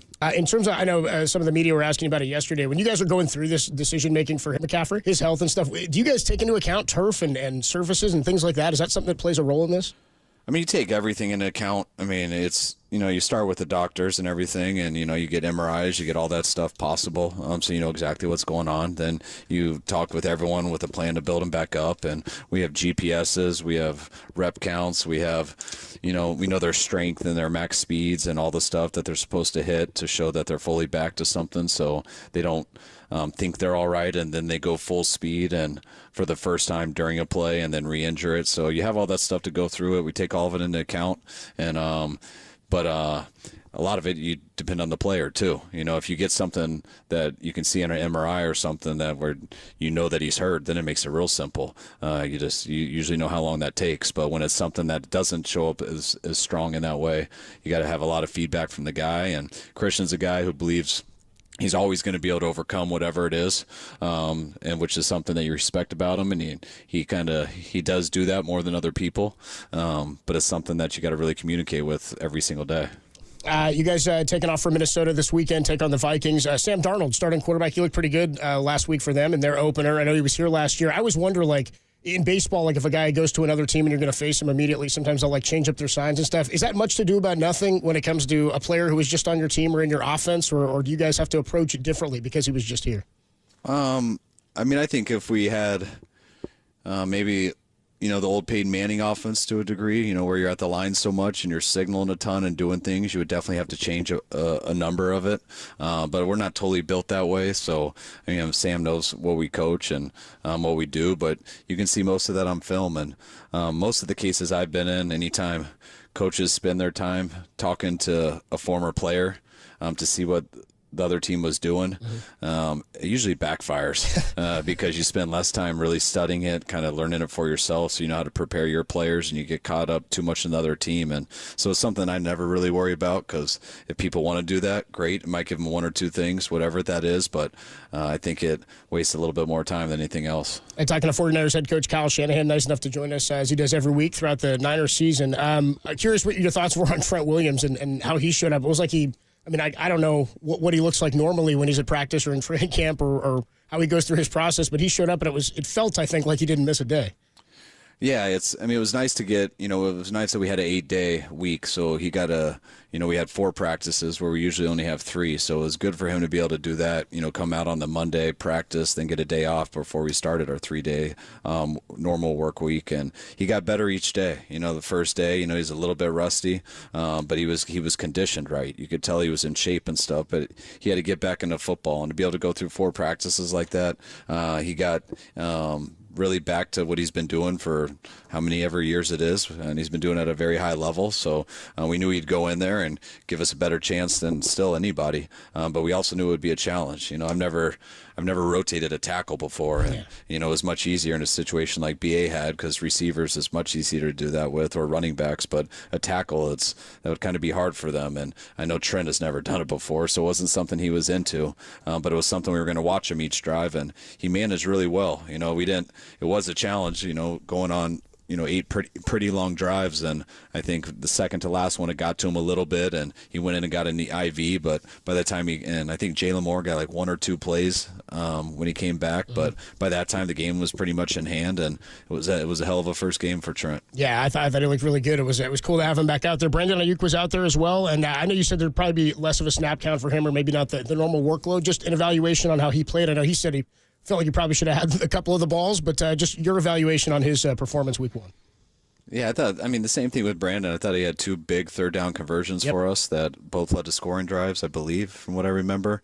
I know he had that big one in the end zone, that everyone's going to see, and it wasn't the easiest catch, but I don't think that has to do with a lot of rust. It's just he missed 1 catch, and he would have loved to have that back. But besides that, I thought Brandon did a good job, very similar to Trent, and helped us win the game. I was wondering, Deebo Samuel, it was great seeing him run the ball, had a great touchdown run there. Wondered if you guys got on him at all about taking a sack. No, it was that was probably one of the more frustrating plays in the game. We had something planned. We ended up getting it versus the wrong coverage, and then it actually happened in the Super Bowl back in 2019 like that. We gave a reverse on a third down that Debo was going to throw to somebody for man coverage, and they ended up tricking us and playing zone, and which usually right when that happens, I'm like, oh, we're screwed. We're going to be out of field goal range. This has no chance. And then and Debo ran around for a while and still found a way to get the first down. So I was kind of hoping he was going to do the same thing and save us again. But unfortunately, there was too many people there, and he had to take a sack, which is much better than a turnover. Yeah, it's just sort of funny the way it goes down in the stat sheet there. Talking to Kyle Shanahan, a couple more minutes here on the UMA guest line. In terms of the play of Brock Purdy, I mean, the numbers were good for him, 19 of 29, 231. I thought he was fantastic, hung in the pocket, made some really nice throws, some big third downs. Passing, you were just talking about a couple of them. You had Jawan Jennings had a bunch of nice plays to pick up some first downs. What do you think of the way Brock played on Monday? Very well. I thought all the guys did good. It was a very efficient game. Brock made all the plays that were there. When a couple things weren't there, he didn't do anything dumb. He was able to buy some time and still make the plays with his legs. And especially when we got there in the second half, when we had full control over the game, I felt the only chance of them getting back in it was us turning it over. And Brock was so good with the football and really made sure that was not going to happen. And that was one of the main reasons I thought we were able to run away with it there in the fourth. Just a question on the Minnesota Vikings. You faced Kevin O'Connell last year in Minnesota. What are your impressions of him as a head coach? And coming from the Rams, is it any similar going up to a guy like going up against a guy like Sean McVay? Oh yeah, I think that's his background. Also being in Washington, I think with Sean and Jay Gruden. So they run similar schemes. You're usually a product of your environment, and so I've always had a lot of respect for Kevin. He's done a good job wherever he's been. And I think he's done a hell of a job there in Minnesota. I remember talking to Sam, and I thought that was a hell of a place for him to go to with Kevin being there. So they got a real good coach, a real good scheme. I feel the same way about their defense. I think Flo's done a really good job schematically with all that stuff. And Kwesi, who I love, a good friend, and guy I got a lot of respect for too, is doing a hell of a job getting talent in there. And I think they're going to be a really good team this year, and it's going to be a huge challenge for us on Sunday. Well, short week, Sunday, 10 a.m. game here local time in the Bay Area. We'll have it for you over on 810 The Spread, our sister station. Kyle, appreciate the time as always. Good luck this week. We'll talk to you next week. No problem. Good talking. Thanks, See you later. man.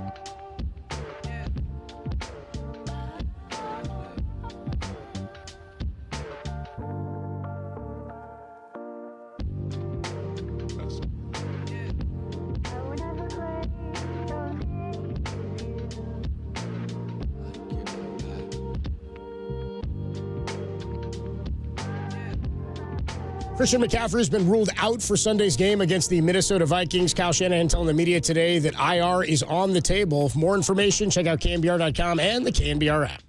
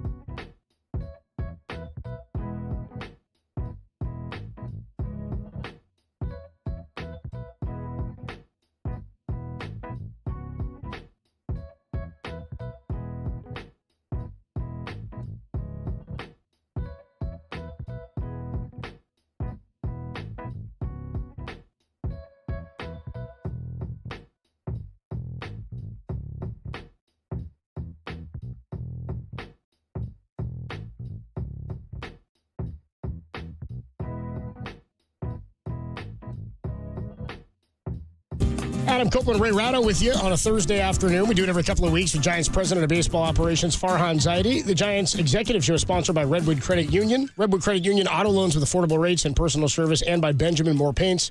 Experience the Benjamin Moore retail difference at our independently owned authorized retailers today or at benjaminmoore.com. Farhan Zaidi joins us courtesy of the UMA guest line. What's up, Farhan? How are you? Hey, guys. How you doing? Good to talk to you. Pretty good. We haven't had a chance to talk to you. I had a chance to talk to Matt Chapman, but not to you since Matt Chapman signed the contract. I think a lot of fans were excited about that. He's having a great year. Another good game for him last night. And it just feels like one of those, for a team to find success, you like to have those veterans who are consistent and steady and can be out there day in and day out and a leader. And he's been as advertised. Tell us about how the process of the extension went.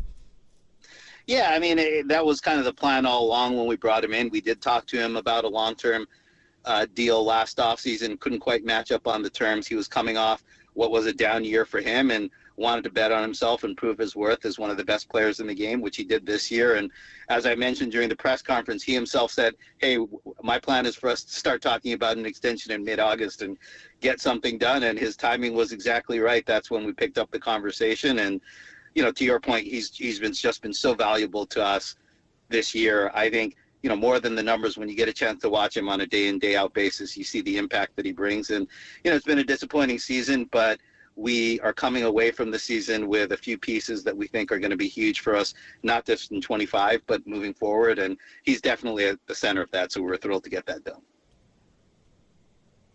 Is it normal to open contract negotiations in the previous August, or do you tend to rather wait till everything plays out and do all your work in the offseason? Yeah, you know, I think we were a little bit impacted by how the last couple of off seasons have gone for us. And, you know, we've been in these really extended talks that have extended, you know, past the winter meetings into January, you know, this spring, even into February. And I think that kind of length of talks creates a lot of uncertainty and is a detriment to the organization. And as we've seen in some cases this year, is a detriment to players playing to the best of their abilities. So I think for us, we were really motivated to try to get a head start on some of what we are planning to do this offseason. And so as long as the deal was fair, we weren't trying to squeeze every dollar out of the deal. And to Matt's credit, I don't think he was either. He's really happy here. He obviously loves playing for Bob. So the timing was unusual, but I think it was just a testament to both sides being motivated to get something done. Is that going to become more of not a strict philosophy, but more of a goal about the way you deal with contracts? I mean, like, let's say as a hypothetical, Blake Snell. Would you start talking with him and his people now rather than the offseason the way you used to? I think it's certainly on the table, Ray. For us, I think going into this offseason, one of our goals is going to be very aggressive timing-wise to try to get things done early and not get stuck in to, some of these stare-down contests, some of these things that really extend where you can be paralyzed. It can sort of impact different things that you're trying to do on your shopping list. So whether it happens before the season ends or not, that's a tougher question to answer. But I certainly think going into the offseason, we're going to be really aggressive trying to get things done earlier and not have things extend into the new year. Talking to Giants President of Baseball Operations, Farhan Zaidi, nice enough to join us on the UMA guest line.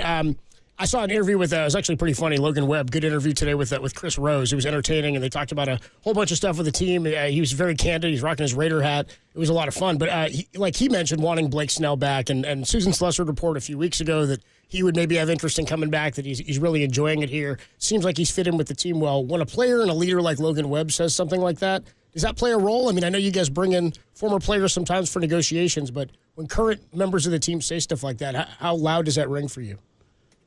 It really does ring loudly, and obviously, Blake, it's been an interesting season. The way it got started, I don't think was everybody's dream scenario, but, he's really been, one of the, if not the best starting pitcher in baseball here down the stretch. And so I think that speaks to his talent level, his comfort level, the fact that he finally feels healthy, and he really has been a great fit here. I got to say, that interview, the main thing that I took out of it was I shouldn't have been so stressed about Webby's performance in the All-Star game now that I know he was in. Because I'm watching it wondering if he's going to go on the IL or miss his first start after the All-Star break.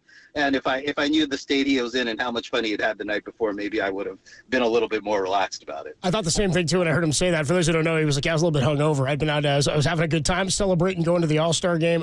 It's better, by the way, than the time, I don't know if you remember this, when Tim Lincecum just didn't even make it to the All-Star game. Because of the night before, right? Yeah, no, Webby was even saying, I was glad I made it to the mound without throwing up. And I was like, that's great. Now it's all good to know all that now. So. Do you have a metric for pitchers and how they do when they stay out late the night before start? I do now. So, I've got a pretty strong data point now that we'll start building our analysis around.